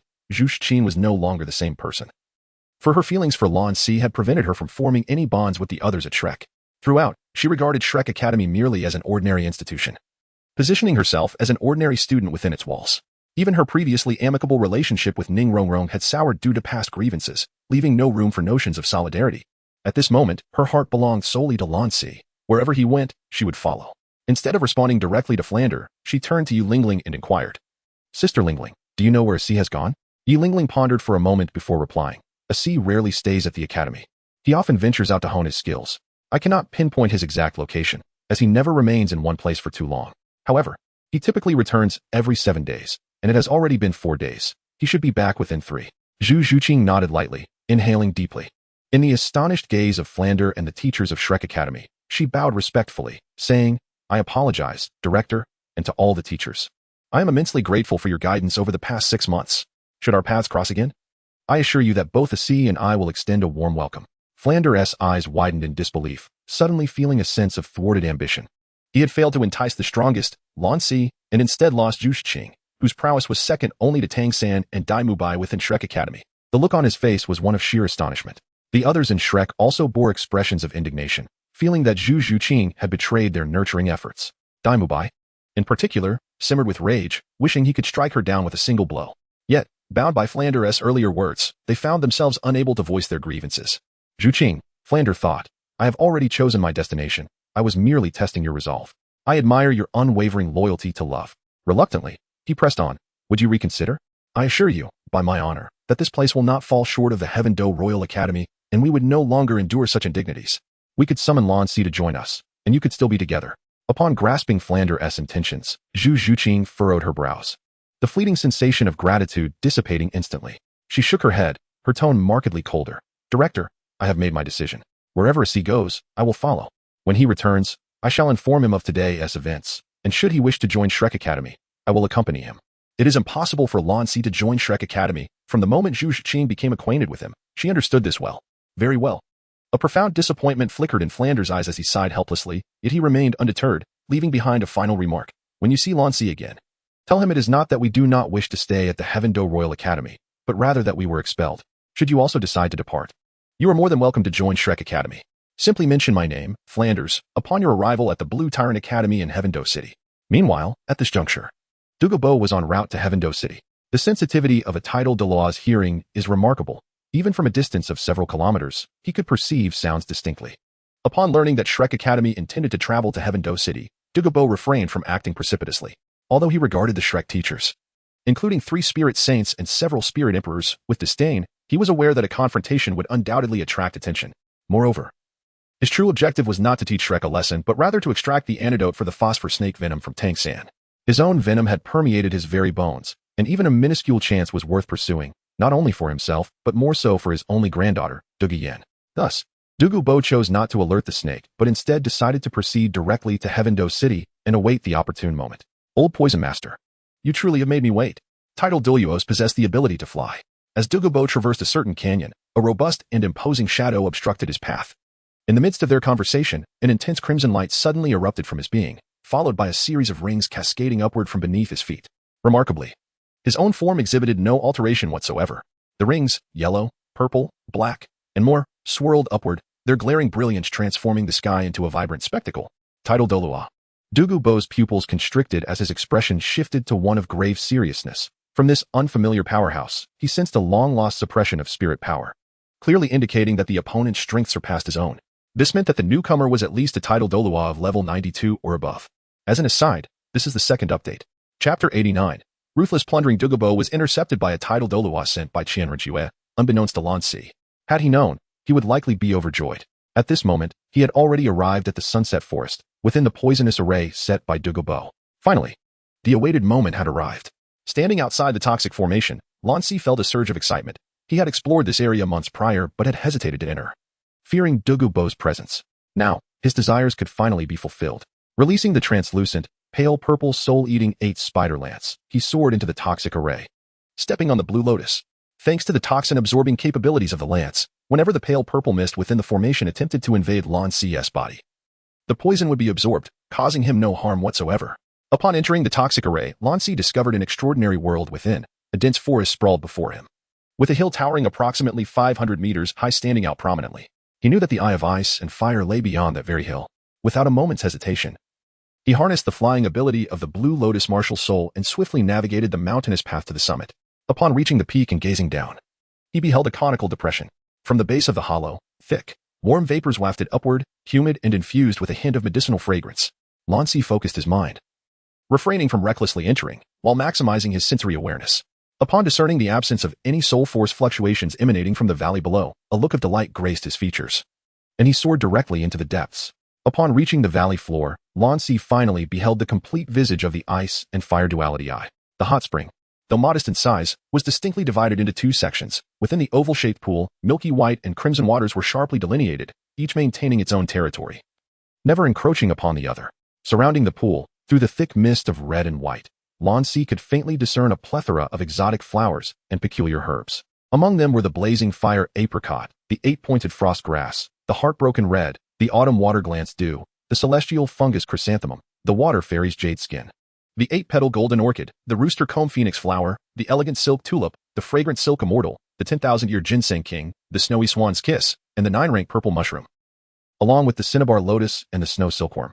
Lan Si did not possess the Xiantian treasure record, nor did he have the list of celestial herbs from the realm of Douluo. Apart from a few common medicinal substances he had encountered in his previous life, while concocting the Jinxing thorn poison in the world of the unruly, his knowledge of celestial herbs was primarily limited to those mentioned in the original text. He could only distinguish various types of celestial herbs based on their descriptions. For instance, the completely fiery red herb with leaves resembling a rooster's comb was the rooster phoenix sunflower, known to significantly enhance the flame intensity of fire attribute soul masters and bolster their soul power.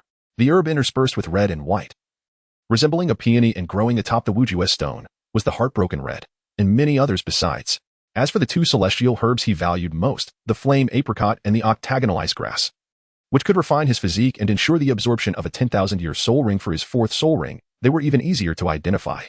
Growing conspicuously at the edges of the hot springs, bordered by milky white and crimson waters. Time was of the essence. He wasted no time and set about gathering what he recognized. Gazing at the array of celestial herbs before him, Lan Si smiled broadly, rubbing his hands together in anticipation. He swiftly approached, unfastened the universe bag at his waist, and collected the celestial herbs that had appeared in the original work. He also did not overlook the medicinal materials growing nearby, including some rare herbs he was familiar with. Finally, his gaze turned to the last two remaining celestial herbs, which were also the primary objective of his venture, the flame apricot and the octagonal ice grass. Standing before the octagonal ice grass, Lan Si did not emulate Tang San from the original story, who had severed the roots with an iron dagger. Instead, he retrieved a pair of exquisite white jade gloves obtained from Xian Renu from the heart of the sea blue. With both hands outstretched, he activated the Holy Universe technique and the 5 Thunder Heart method simultaneously, summoning the Haotian bamboo to break through the ground beneath the frozen roots of the octagonal ice grass, which was as hard as wrought iron. Meanwhile, his other hand, enveloped in a bluish-white aura from the Holy Universe technique, swiftly uprooted the octagonal ice grass. With a powerful flash skill, he instantaneously moved to the flame apricot, uprooting it in the same manner. Bringing both herbs together, he wasted no time in consuming them in large bites. Within mere moments after ingesting the celestial herbs, Lan Si's body began to tremble violently. The surface of his skin alternated between a chilling blue and a fiery red, an extraordinary sight to behold. As he felt the clash of two extreme energies within him, Lan Si gritted his teeth against the excruciating pain. Activating the 5 Thunder Heart method and the Holy Universe technique, he plunged into the ice and fire duality eye. After only a brief moment within that tumultuous realm of heat and cold, he succumbed to unconsciousness. In the final second of awareness, he unleashed the soul-eating 8 spider spear to secure himself at the bottom of the spring, ensuring his body would not rise to the surface. The duration required to refine the celestial herbs was uncertain, and he could not guarantee that Dugu Bo would not return during this time, necessitating precaution. Time passed swiftly. From dawn to dusk, merely a cycle of day and night. At midnight, the moonlight shimmered softly, casting a veil of ethereal light, delicate and indistinct, akin to a fine layer of sand that obscured clarity. Within the center of the ice and fire duality eye, the spring waters began to churn violently, showing no signs of abating. The snake spear Douluo, who had been anxiously waiting since Lan Si's descent, felt a surge of vitality. He sensed the terrifying nature of the two differently colored waters. Even as a tidal Douluo, touching them would surely spell disaster. Yet, despite the perilous waters, Lan Si had recklessly jumped in, focused solely on keeping watch of his surroundings, maintaining a distance from Lan Si due to the warning from Xian Renu about his formidable soul power perception. However, Lan Si acted unpredictably, swallowing 2 unknown herbs radiating extreme cold and heat, and then leapt into the waters that even he found daunting. Fortunately, the snake spear Douluo's powerful spiritual detection revealed that Lan Si still exhibited life signs. Otherwise, he would have been at a loss for how to explain this to his lord upon returning. As the waters roiled, a massive azure lotus, emanating a bluish-white aura, slowly surfaced. The snake spear Douluo's pupils dilated in disbelief, a sense of familiarity washing over him. He recalled a similar scene from when Lan Si absorbed his 3rd soul ring and acquired the soul-eating 8 spider spear external soul bone. What transpired next left the snake spear Douluo in utter shock. As the lotus fully emerged from the water, its base began to sprout roots that extended deep into the water, generating countless root systems that commenced absorbing the energies of the ice and fire duality eye. With the continuous absorption of energy, the lotus began to change. Its original pure azure hue gradually faded, replaced by an icy blue. Though the bluish-white flames atop the lotus remained unchanged, their temperature notably increased, palpable even from a distance of several meters, not unlike the fiery spring's heat. Yet, the lotus itself exuded an enchanting chill, the juxtaposition of these contradictory properties surprisingly failing to clash, maintaining a mysterious balance that was awe-inspiring. Through the crystalline, ice-blue portions of the lotus, one could faintly discern a figure seated within, none other than Lan Si. At this moment, his garments had nearly disintegrated, leaving him bare except for the universe bag and the heart of the sea blue around his waist and arms. The two soul-guiding artifacts and jade belt untouched by the spring waters. The soul-eating eight-spider spear had vanished, absorbed into his being, as his body became enveloped in the same bluish-white aura as the lotus. As the lotus transformed into an ice blue, Lan Si's body began to undergo subtle changes. His once black hair shifted to an icy blue, lengthening and intertwined with faint golden threads, resembling the resplendent azure lotus that enveloped him. In this moment, Lan Si underwent a remarkable transformation. His skin became more radiant, and his stature seemed to increase, appearing more harmonious. If previously Lan Si stood at a height of 177 centimeters, he now surpassed 180 centimeters. The most striking feature remained his face, which, already handsome enough to rival the likes of Oscar and Daim Mubai, now appeared flawless. His eyes seemed to enlarge, and his demeanor underwent a profound metamorphosis. Exuding an air of refined tranquility, reminiscent of an otherworldly being, the sight left Douluo in a state of astonishment. Was this truly the Lan Si he knew? Had he not witnessed this transformation with his own eyes, he might have believed Lan Si to be an entirely different person. Meanwhile, in a nondescript inn in Heaven-Do City, Dugu Bo lay in a rather distressed state upon the bed, his body alternating between chills and fevered sweats. The agony etched upon his pale, aged face was unmistakable. This torment persisted for approximately an hour before Dugu Bo finally emerged from his suffering. Damn it. This poison seems endless, he muttered through gritted teeth, rising to exit his room. Upon entering the adjacent chamber, he was met by the sight of a plain-looking youth, Tang San, bound by iron chains to the bed. Hearing the door creak open, Tang San slowly opened his eyes, not bothering to acknowledge Dugu Bo, and merely stated, "How is it? Old poisoner? The taste of the toxin's backlash is rather unpleasant, isn't it? Can you truly cure my poison?" Having just experienced the effects of the toxin's retaliation himself, Dugu Bo cast aside his pride, gesturing dismissively as a wisp of purple mist emerged, dissolving the chains that bound Tang San. Unable to restrain his curiosity, he inquired further. "That depends on your sincerity." Tang San rose, stretching his limbs which had grown numb from prolonged confinement, turning his back to Dugu Bo, a subtle smirk playing at the corners of his mouth. 2 days had elapsed since his capture, and in that time, Tang San had tirelessly sought a means of survival. Fortunately, life had not entirely forsaken him. With lifetimes of experience and the formidable skills of the Tang Sect at his disposal, he discerned that Dugu Bo possessed immense toxic abilities but was simultaneously suffering from the backlash of his own poison. Through careful observation over the past 2 days, Tang San learned of Dugu Bo's possession of a medicinal garden. Based on Dugu Bo's descriptions, Tang San surmised that this garden could potentially be one of the 3 legendary treasure troves documented in the Xian treasure record, the Ice and Fire Yang Eye. This place was renowned as a gathering of the world's spiritual energies, home to celestial herbs capable of enhancing one's innate talents and soul power. Moreover, it seemed that Dugu Bo was unaware of the treasures within his own garden, guarding a veritable treasure trove without fully realizing its worth. If Tang San could procure some of these divine herbs and select those most suitable for himself, his strength and innate talent would undoubtedly experience a meteoric rise. Furthermore, he could choose a herb for each of the remaining 5 from the Shrek 7 devils, who would undoubtedly be grateful and loyal to him. In that scenario, he would regard neither Lan Si nor the Imperial fighting team with any measure of respect, even after acquiring the divine herbs. Daim Mubai and Ma Hongjun would not necessarily surpass him. Ultimately, Tang San would ensure that Lan Si was left beneath his heel, avenging the harm done to Xiao Wu and the disgrace suffered by his master, as well as the sorrow of the Tang Sect's hidden weapons. Sincerity? What do you desire? Dugu Bo furrowed his brow, his dark green eyes glinting with a coldness as he scrutinized Tang San. The question is not what I want, but rather what you can offer.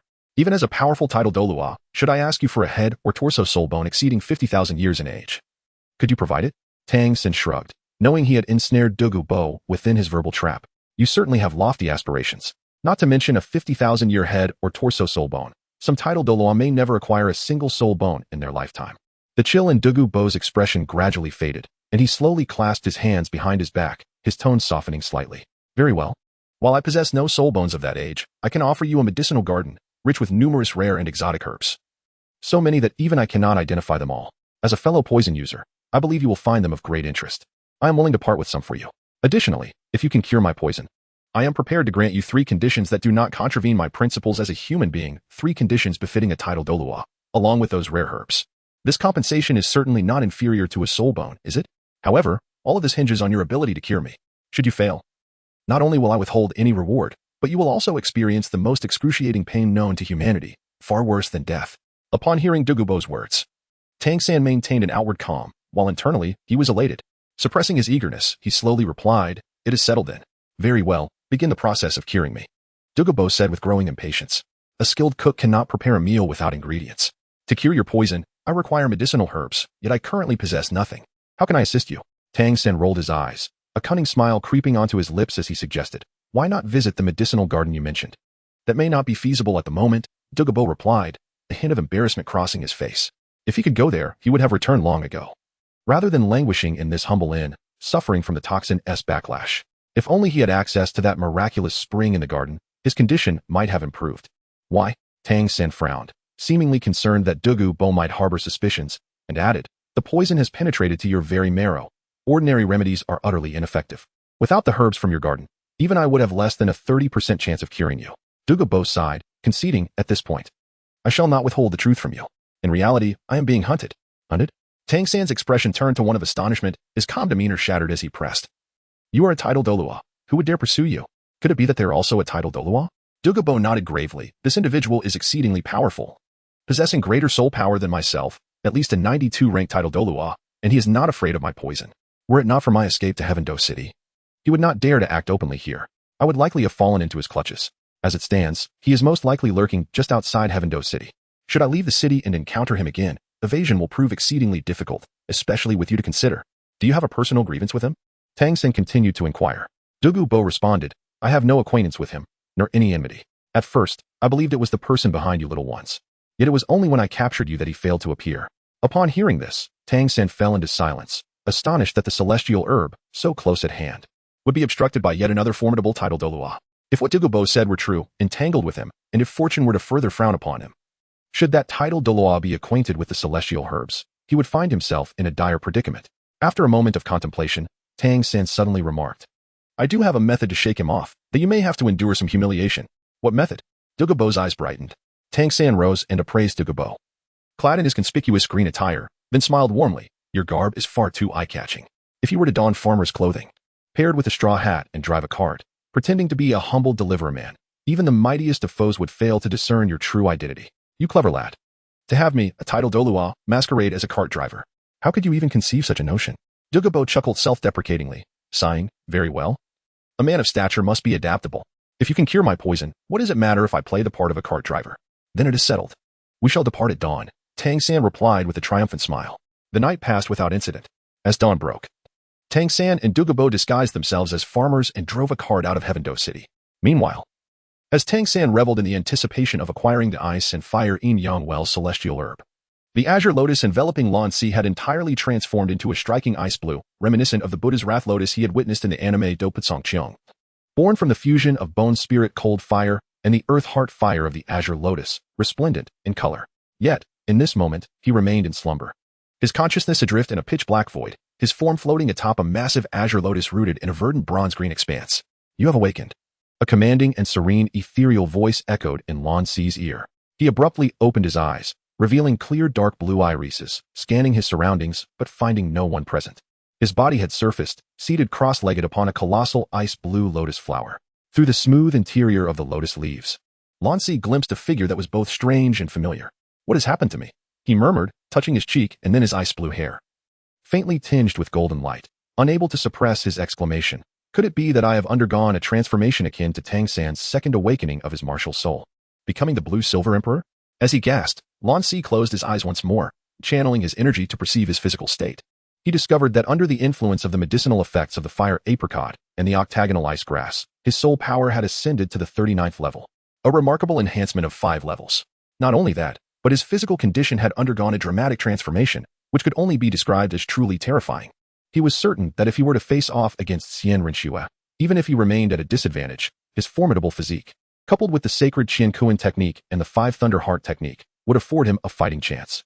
The elevation of soul power and enhancement of physical prowess were not the only sources of his elation. The true treasure lay in his martial soul.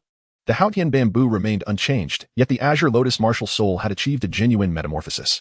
It had acquired the extreme cold and extreme heat attributes of the ice and fire yin-yang well, along with an innate domain, the azure lotus domain. Unlike Tang San's initial acquisition of the blue-silver domain, which allowed for the whimsical alteration of soul ring colors and the visual deception of opponents, His Azure Lotus domain provided him with both an active and passive skill. The active skill, transformation, enabled him to assume the appearance of anyone whose blood was tainted by his Azure Lotus martial soul, even mimicking their aura, rendering him undetectable even to titled Douluos. Additionally, he could revert to his form prior to his martial soul's second awakening, maintaining this guise as long as his soul power was not depleted, effectively granting him a dual identity. The passive skill, albeit less impressive, allowed him to utilize his first 3 soul skills without the need for soul rings. Well, better to have something than nothing, he mused. The transformation skill was particularly intriguing. He contemplated the prospect of acquiring Tang San's blood for future use. With that thought, Lan Si withdrew the enormous ice-blue Azure Lotus into his being and, with a gentle tap of his toes upon the water's surface, leaped gracefully to the shore.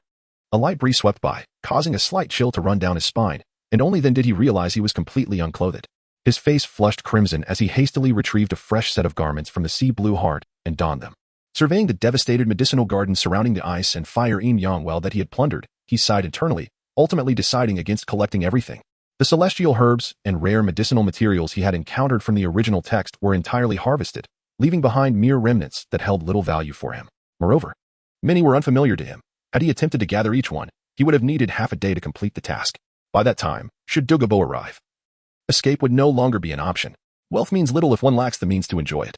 Nonetheless, he resolved not to allow Tang San to benefit unduly from his efforts. With a swift motion, Lan Si summoned 9 ice-blue azure lotuses that materialized before him. Each lotus divided into 8, transforming into 8 blades resembling ice knives, yet emanating a fierce azure-white flame. In total, 72 lethal blades darted through Dugu Bo's medicinal garden, swiftly reducing the remaining herbs to mere fragments, ashes, or frozen shards. The scene was a chaotic wreck. The area around the ice and fire 2 instruments resembled a battlefield ravaged by an explosion, with hardly a single herb left intact. Tang San, you may have these remnants. Lan Si chuckled lightly, absorbing 8 of the azure lotuses into his being and leaping onto the final one, soaring away from the poison formation without a backward glance. Within the sunset forest, 2 men and a woman traversed the dense woods with great urgency. The expressions of the 2 men were fraught with anxiety, while the woman, though somewhat calm, bore a furrowed brow. This trio comprised the once renowned love triangle in the Spirit Master realm. No, the golden iron triangle Flander, Yu Xiaojang, and Lu Erlong. They had come in pursuit of Tang San. As in the original narrative, they discovered the toxic traces left by Dugu Bo at the site of Tang San's disappearance, leading them to realize he had been taken by Dugu Bo. After a series of inquiries with the 3 committee members at the Heaven Do Royal Academy, they learned that Dugu Bo's residence lay somewhere within the Sunset Forest, prompting their relentless journey here. From the previous evening until this morning, they had scoured the area for 2 days and nights, yet found nothing. At this moment, fatigue weighed heavily upon them, when suddenly, Flander halted. Raising his hand and panting slightly, Erlong, Xiaojang, let us pause a moment. Something seems to be moving swiftly ahead.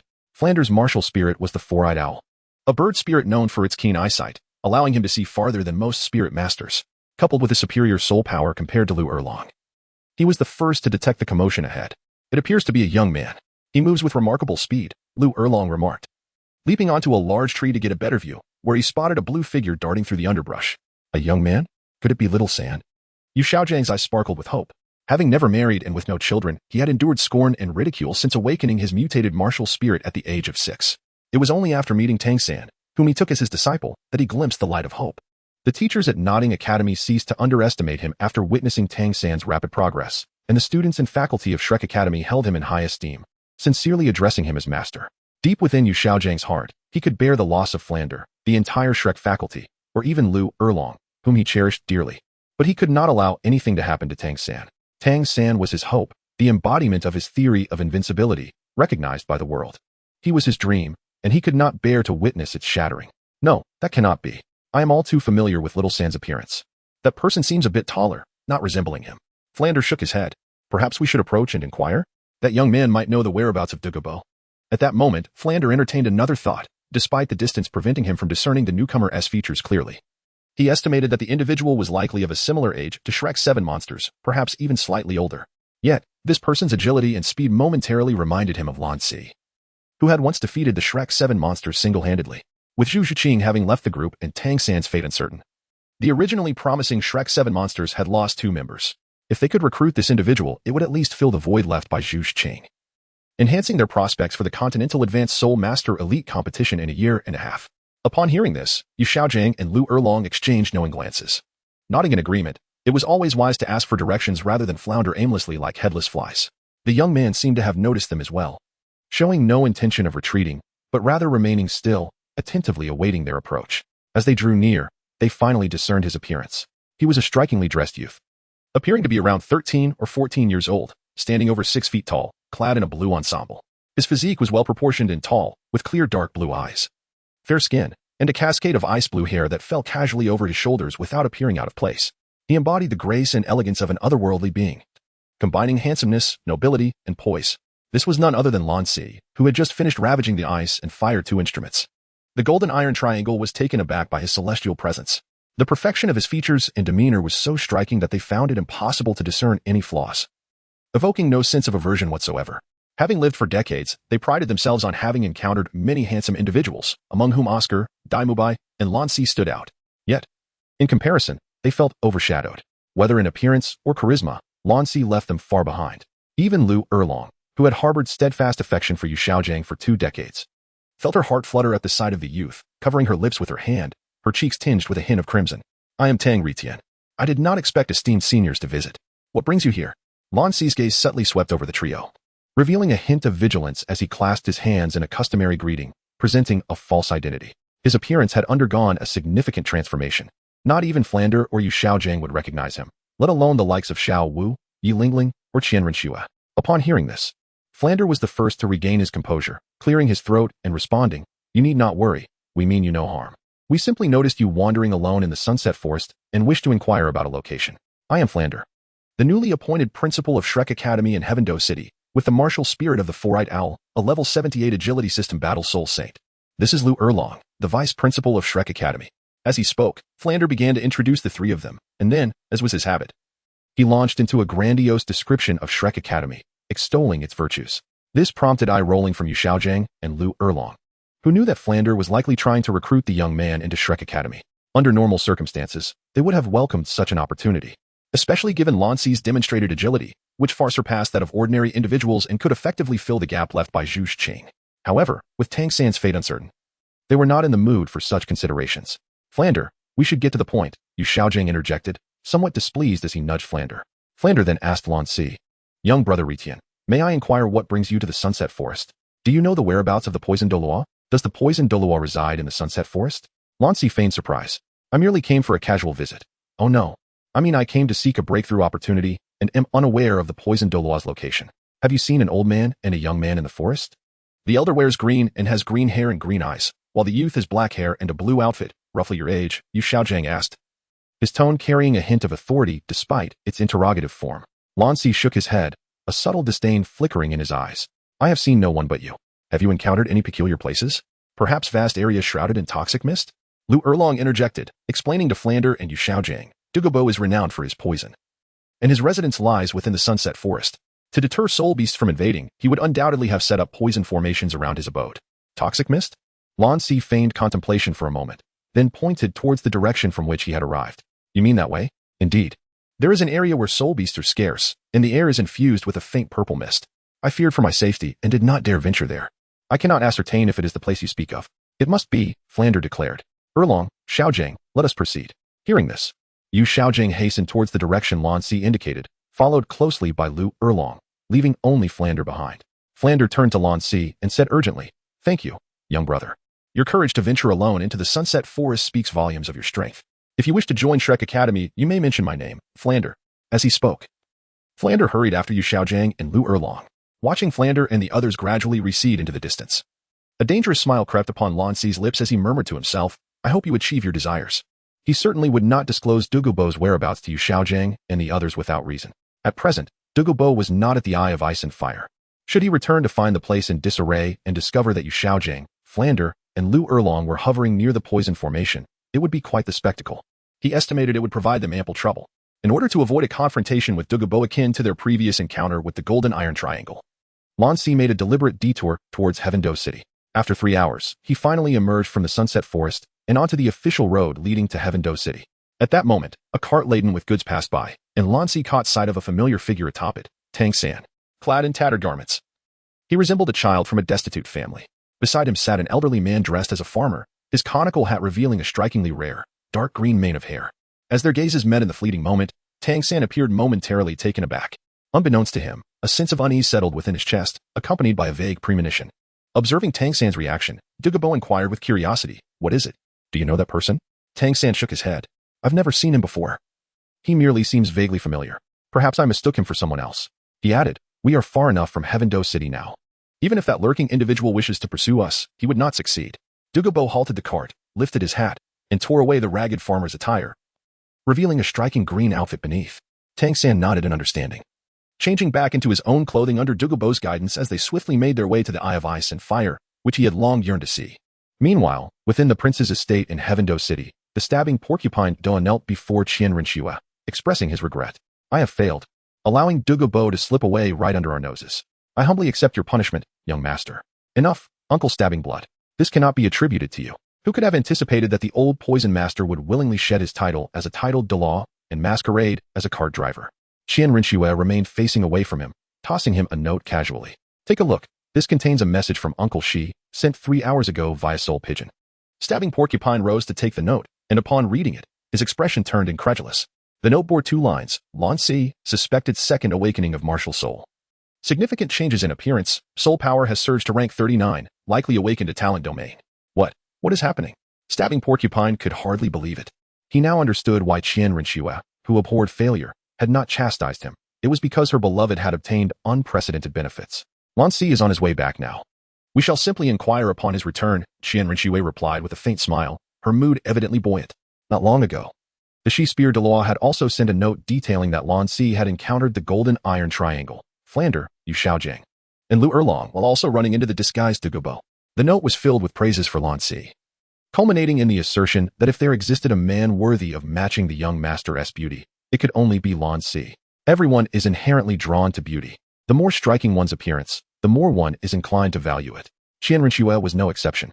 Lan Si's handsomeness, radiating a sunny charm, had ensnared her heart after several encounters. Over the past month, their relationship had deepened, and Xian Renu had genuinely come to accept this younger man, who, despite his youth, possessed a maturity beyond his years. Now, upon learning of Lan Si's altered appearance, her heart fluttered with apprehension. Despite the Shi Spear Douluo's effusive praises, she could not shake her worries. What if he were no longer as handsome as before?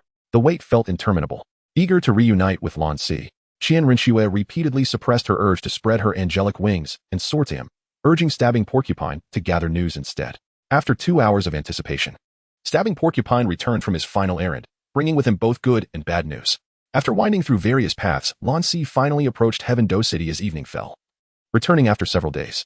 Although he felt little different upon his return, the drastic change in his appearance brought him considerable distress. His ice blue hair shimmered with a golden hue, framing a strikingly handsome face, fair skin, an air of noble grace, and deep, dark blue eyes that captivated the gazes of passers-by. Lan Si let out a light sigh and did not dwell on it too much.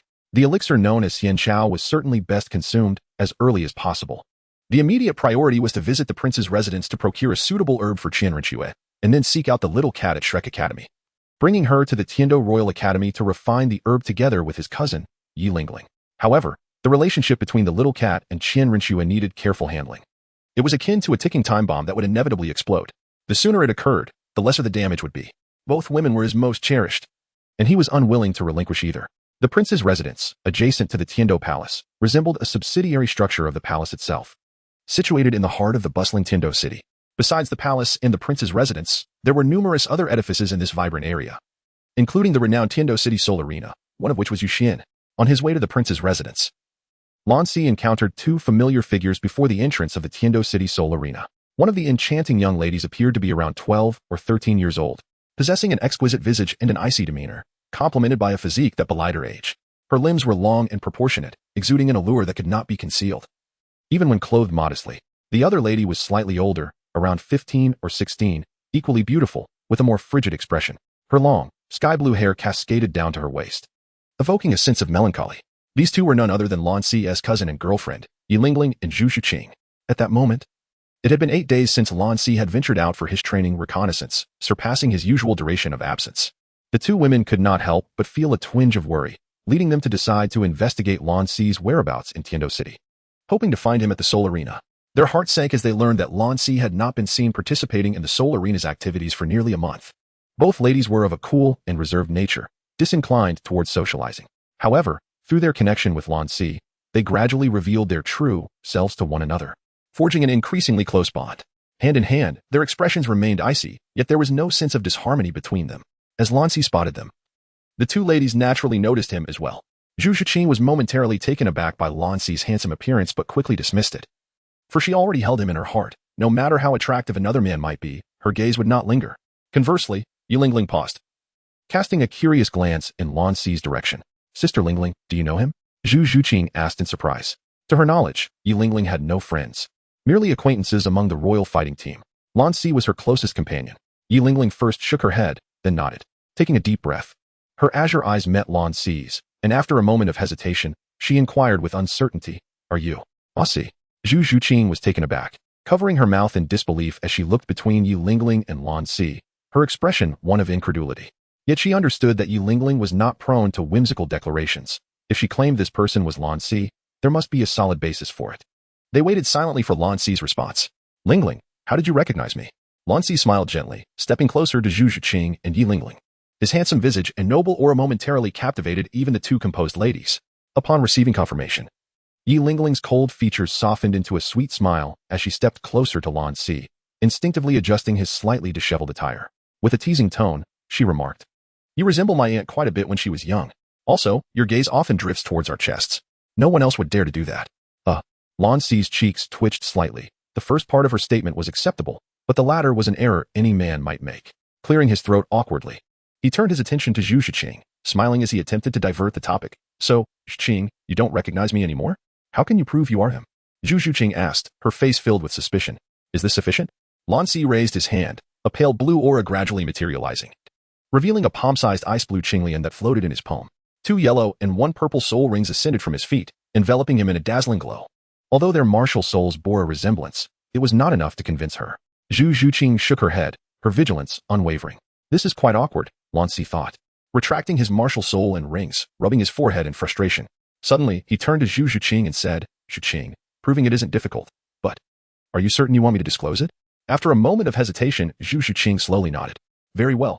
Lan Si inhaled deeply, a mischievous smile creeping onto his lips as he cheerfully said, You have a faint red mole on your left chest, and another smaller one beneath your right buttock. So subtle that one would hardly notice unless looking closely. Furthermore, stop, I believe you. At Lan Si's embarrassing revelations, Zhu Qing's cheeks flushed crimson. Before he could finish, she leaped into Lan Si's embrace, her delicate hand covering his lips, burying her blushing face in his chest. These secrets were unknown even to her parents, save for that night at the Soto City Grand Hotel when Lan Si had shamelessly taken advantage of her. Who else would know such intimate details? Recalling the moments when Lan Si had explored every inch of her, Zhu Qing felt her cheeks heat up. At the pinnacle of the Tiando City Soul Arena, the serpent spear Douluo observed the scene below, his brow furrowed. At this moment, Lan Si was actually embracing another woman behind his young master, which was utterly unacceptable. Should he inform the young master?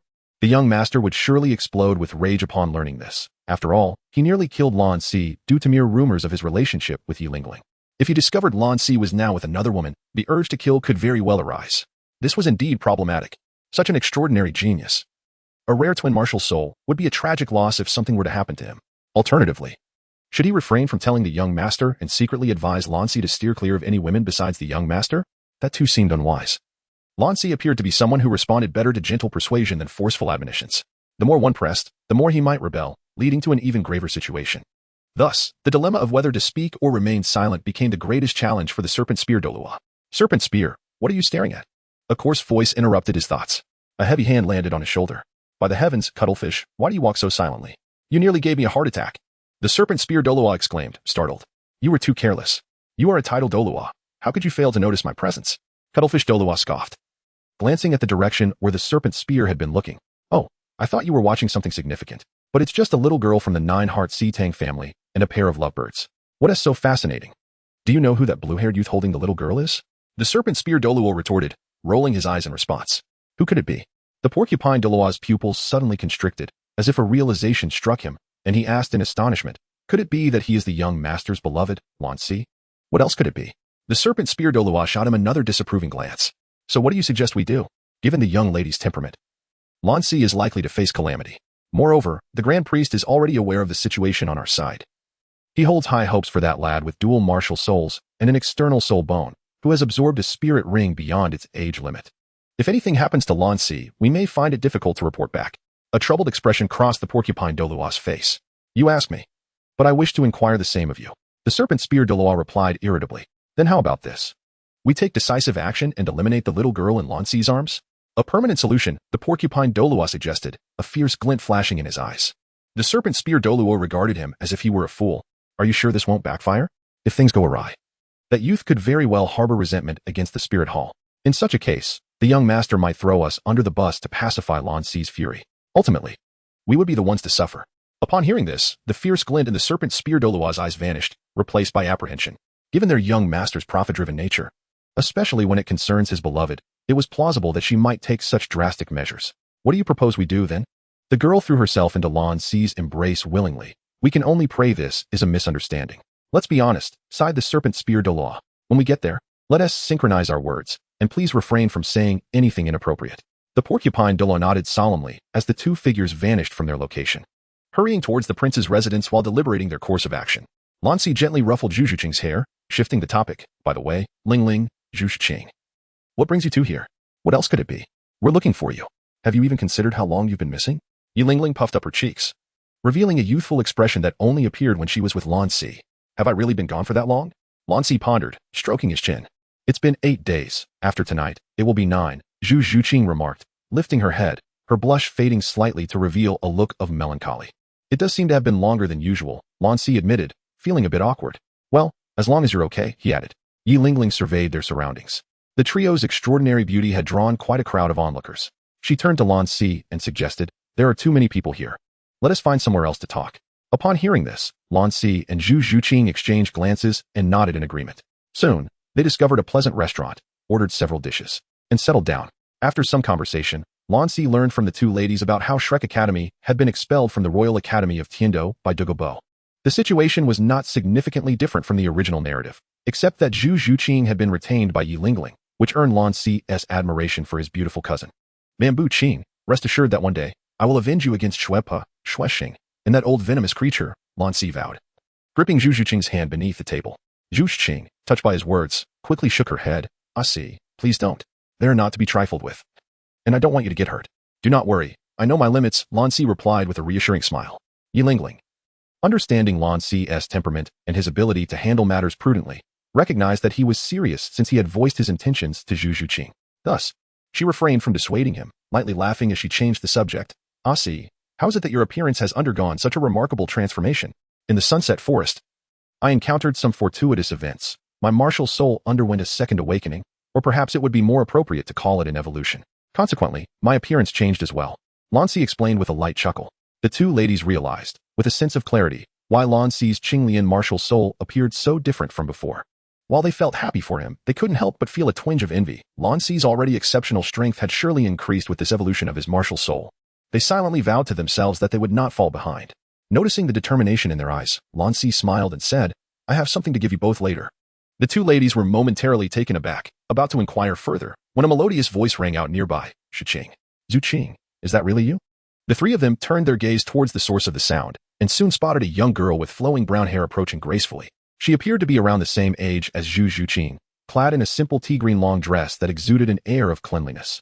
Standing nearly 1.7 meters tall, she was slightly shorter than Zhu Qing. Her delicate features were striking, and the skin from her cheeks to her neck revealed an exceptionally fair and smooth complexion, reminiscent of peeled lychee fruit. Following her was a boy of about 14 or 15, dressed in plain gray attire, with neatly cropped hair and large, expressive peach blossom eyes. He wore goggles atop his head, and his deep-set eyes conveyed a sense of profundity. His face, resembling a jade crown, was handsome and harmonious, with brows of moderate thickness, adorned with a roguish smile that suggested a charmingly dashing nobleman. However, when compared to Lan Si standing before Zhu Qing, he appeared somewhat diminished in brilliance. They were none other than Oscar and Ning Rongrong, who had ventured out for a stroll in the bustling heart of Tiandou City. Ning Rongrong was joyfully skipping along with 2 skewers of grilled meat in her hands, closely followed by Oscar, who was laden with bags of all sizes. Rongrong. It has been 3 days since Tang San was captured, and the dean, master, and teacher Erlong have been away for 2 days without returning. Xiao Wu and Daim Mubai are worried about it. Is it appropriate for us to be out shopping like this? Oscar tightened the various packages hanging from him, quickening his pace to catch up with Ning Rongrong. Ning Rongrong pouted in discontent. If you don't want to be with me, then go your own way. I can have just as much fun on my own. As she spoke, she brought one of the skewers to her mouth and devoured it eagerly. Since joining Shrek Academy, she had rarely had the chance to truly relax. Her days were filled with battles in the soul arena or arduous training, leaving her with no time for leisure. Now, with the opportunity to enjoy herself while the dean and Yu Xiaojiang were absent, she was determined to make the most of it. Don't be like that. I'm just worried about Tang San. You said he was captured by the poisoned Douluo. Do you think he can return alive? It's a joke. He finally has a chance to be alone with you. How could he possibly return empty-handed? You haven't even agreed to be his girlfriend yet. Upon hearing this, Ning Rongrong wrinkled her nose, paused to swallow her food, and casually tossed the bamboo skewer behind her. Oscar hurriedly retrieved it with a trash bag. She then spoke slowly. If the dean and the others come back and Dugu Bo still refuses to let go of Sangu, I can just return to the 7 Treasure Glazed Tile School and ask my Grandpa Jin and Grandpa Gu to rescue him. With them around, Dugu Bo wouldn't dare to lay a finger on Sangu. Oscar nodded in agreement, deeply convinced. Although Dugu Bo was a titled Douluo, there were degrees of strength among them. With the renowned Bone Douluo, known as the most mysterious, and the Sword Douluo, famed for his unparalleled offense, either one of them would be enough to handle Dugu Bo with ease. Suddenly, Oscar's eyes sparkled with an idea, and he leaned closer to Ning Rongrong, saying flatteringly, "Hey, Rongrong, if Dugu Bo doesn't let Tang San go, wouldn't it be better if I accompanied you back to the 7 Treasure Glazed Tile School to request the Sword Douluo and Bone Douluo's help? Why would you want to go back with me?" Ning Rongrong asked, puzzled. Although the 7 Treasure Glazed Tile School was nearby Tindo City, it was still several dozen miles away, and it wouldn't be safe for a girl like her to travel alone. "I can protect you." Oscar patted his chest, which was burdened with packages, but then his face flushed, and he lowered his head, speaking in a noticeably insecure tone, "And I could meet your father." After a considerable time without receiving a response from Ning Rongrong, Oscar called her name several times, but she remained unresponsive. Rongrong? Rongrong? Unable to contain himself, Oscar glanced up and noticed Ning Rongrong staring blankly ahead. Following her gaze, he pushed her lightly and inquired, "Rongrong, what are you looking at?" "Shuh, don't disturb me." Ning Rongrong made a shushing gesture, her round eyes fixed intently on the scene ahead, where a boy with rare ice blue hair was conversing merrily with 2 familiar figures. Rather than merely looking ahead, it was as if she was captivated by the ice blue-haired boy, for she had never encountered such an exceptionally handsome young man. His looks and demeanor were beyond reproach. Even accustomed to the likes of Lan Si, Oscar, and Daim Mubai, she couldn't help but feel a tinge of infatuation. At that moment, Oscar recognized the group. "Hey, isn't that Zhu Qing and her cousin Yilingling? What are they doing here? And who has that guy with them? They seem to be having a good time. Could he be Yilingling's boyfriend?" He harbored no doubts about Zhu Qing, as she already had the remarkable Lan Si by her side. Hearing this, Ning Rongrong finally turned her attention to the 2 girls beside the blue-haired boy. Watching the trio enter a nearby restaurant, her mind drifted back to the gradual distance Zhu Qing had created after the Seoul Arena competition in Soto City, and how she had subsequently left Shrek Academy. After a brief moment of hesitation, she subtly glanced at Lan Si, her face adorned with a gentle smile as she approached Zhu Qing, exclaiming, "Zhu Qing, it really is you." "Rongrong." Zhu Qing looked surprised at the approaching Ning Rongrong. Furrowing her brow slightly, employing the same distant tone she used with Daim Mubai and Tang San, she replied coolly, "What do you want?" Ning Rongrong couldn't help but smile wryly. She understood that their friendship could never return to its former state, but she did not believe she had done anything wrong. As a member of Shrek, she felt it was her duty to seek any information that could benefit the Academy. She had already blamed herself enough for their previous defeat due to Zhu Qing withholding information about Lan Si. At that moment, a voice as soothing as a spring breeze broke the silence between the 2 estranged beauties. "Sister-in-law? Do you know these 2? Sister-in-law?" Zhu Qing was momentarily taken aback, exchanging a glance with Yilingling, and suddenly everything clicked into place.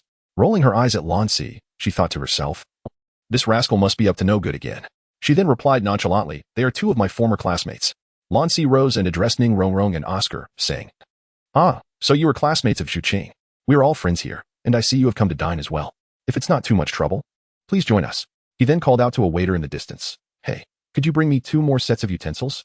As Lan Si's deep blue eyes met hers, Ning Rongrong felt a blush creep onto her cheeks for the first time upon encountering a male. With a hint of hesitation, she inquired, "Is this a bit of an imposition?" "Not at all. Please take a seat. I am quite open to making new friends." Lan Si replied with a wave of his hand, exuding a warm hospitality. Ning Rongrong and Oscar took their seats at the ordinary round table, which featured a rotating centerpiece. Lan Si positioned himself between Zhu Qing and Yilingling, sitting closely together. Oscar, sensing a subtle threat from Lan Si, instinctively chose to sit beside Yilingling, placing an extra seat between himself and Ning Rongrong. This action sparked a flicker of discontent within her, as she found the once devoted admirer now somewhat bothersome. Yet, surrounded by so many, she refrained from voicing her annoyance, simmering silently instead. Initially, she had intended to sit next to Zhu Qing, but considering their current relationship, she decided against it. "May I ask how to address you both?" Lan Si inquired politely.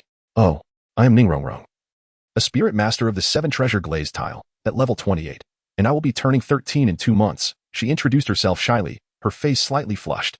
Realizing her introduction was overly detailed, she quickly added, I am just over a month older than Zhu Qing. Oscar, not wishing to be outdone, despite his recent defeat at the hands of Lan Si, still bore the pride instilled in him by Shrek Academy. He declared, I am Oscar, a spirit master of the sausage at level 32, and I am 14. Nearly half a year had passed since Shrek Academy's enrollment, during which he had increased his soul power by 1 level. Unlike Ning Rongrong, he did not specify his age precisely, as he would soon turn 15. The distinction between a 14-year-old food system spirit Douluo and a 15-year-old one was significant, representing potential and talent, especially in front of Lan Si, who posed a considerable threat. Oscar felt an intensified urge to prove himself as a man before the girl he admired. Lan Si subtly sensed the tension radiating from Oscar, yet he paid it little heed. His invitation for the two to sit was merely a ruse to create an illusion for Shrek and the presumably irate Tang San and Dugu Bo. With a smile, he remarked, what a coincidence. It seems that Brother Ao and I share the same age. I too am 14. He continued, allow me to introduce myself. I am Tang Retian, a soul master of the Ice Blade Martial Soul, at level 39. At 39, being only 14 years old. Ning Rongrong and Oscar were taken aback. Among the Shrek 7, the highest ranked was Daim Mubai, who had only recently reached 38 and had just celebrated his 16th birthday. Oscar felt as though the air had been let out of him, nearly collapsing to the ground. It's over, he thought. A formidable rival has suddenly emerged. How can I ever hope to win over my beloved Rongrong now? Ning Rongrong could not contain her curiosity and inquired, Brother Tang Retian, how many months past your 14th birthday are you? Just a few days past 14. Why do you ask? Lan Si replied with earnest absurdity. Ning Rongrong's mouth fell agape in astonishment. She mused to herself about the extraordinary talent she had just encountered. His tone was so gentle, and given his rapid progression, it was certain he would achieve the rank of Soul Sect before turning 15. A 14-year-old Soul Sect master was virtually unheard of. In comparison, Shrek seemed trivial. This individual was the true anomaly. In nothing, Ning Rongrong stammered, taking a deep breath to compose herself, all while teasing Oscar, Oscar, it appears that you, an old soul master at 14 years and 11 months, are rather outclassed by him. Upon hearing this, Oscar's face turned pale, leaving him speechless. Brother Tang Retian, I just heard you mention Zhu Qing's younger sister. Do you know Lan Si? Ning Rongrong began to steer the conversation, her curiosity piqued. Lan Si nodded and sighed, of course. I know him. We have a unique bond forged through our encounters. He is the only opponent I truly respect. You fought him? Who won? Ning Rongrong's eyes sparkled with excitement as she pressed for details. Let's call it a draw. Lan Si continued his earnest jest. However, if our soul powers were equal, I might stand a greater chance of losing. He is the sole contender I have faced of equal rank since becoming a spirit master. I hold him in high regard. Ning Rongrong quickly shook her head. Brother Tang Retian, you are already quite formidable. You have no idea. That monstrous individual defeated 7 people, including myself, Zhu Qing, and Oscar, all at once. Among them were 3 powerful spirit Douluos, with one possessing a soul power as high as level 38, while his own was merely 33. The others stared at Ning Rongrong, astonished by her sudden display of concern for a stranger, including Lan Si, who was equally taken aback. When did this carefree young lady begin to show such care for someone she had just met? In the prince's mansion of Heavendou City, the dimly lit hall resonated with tension as Xian Renu turned her back to the snake spear and the spiny pufferfish, clenching her fists tightly. So, a woman threw herself into Asi's arms? Indeed, young master, the snake spear Douluo replied respectfully. Did Asi push her away? Xian Renu pressed further. Not at all. The snake spear Douluo hesitated before answering. With a thunderous roar, an overwhelming golden soul pressure erupted from Xian Renu, illuminating the entire hall, while the floor beneath her feet cracked like a spider's web. Young master, please calm your anger. Lan Si's appearance has changed dramatically. It is only natural for young women to express their affections. It may have been a misunderstanding. The snake spear Douluo exchanged glances with the spiny pufferfish Douluo, who instantly understood and began to dissuade her. Upon hearing this, Xian Renu's fury gradually subsided. Her soul pressure retracting, the golden glow fading. She spoke in a hushed tone. Go, send someone to call him back. Meanwhile, Lan Si and his companions had finished their meal. Amid Ning Rongrong's reluctant gaze and Oscar's despondent expression, the trio bid farewell. As they strolled along the streets of Heavendou City, Zhu Qing playfully reached into Lan Si's waist and pinched him hard, causing him to gasp in pain. What are you trying to do, Zhu Qing? Are you attempting to murder your husband? Speak, Brother Tang Retian. What was that performance you just put on? Zhu Qing shot him a sideways glance, her tone laced with jealousy. No one understands a woman's heart better than another woman. Zhu Qing had keenly observed Ning Rongrong's behavior, which seemed more directed towards Lan Si than a nostalgic reunion. She was acutely aware of the allure Lan Si now possessed, and it was evident that Ning Rongrong had developed feelings for him. P.S. This is the second update. I seek recommendations and monthly votes. Chapter 98. Tang San finally arrives at the Eye of Ice and Fire. What performance? The Eye of Ice and Fire was stolen, and both Dugu Bo and Tang San found themselves ensnared in a love triangle. Ultimately, they would undoubtedly suspect Lan Si, known as Tang Retian. If, a year and a half later, Zhu Qing, Yi Lingling, and Lan Si experienced a sudden surge in soul power during the Spirit Master Tournament, their suspicions would fall on Lan Si once more. In that case, Dugu Bo would likely pursue Lan Si with the same fervor as he did Tang San. The potential consequences would be dire, for being targeted by a titled Douluo is no trivial matter. He merely wished for Tang San and Dugu Bo to learn through Ning Rongrong and Oscar that Tang Retian knows Lan Si.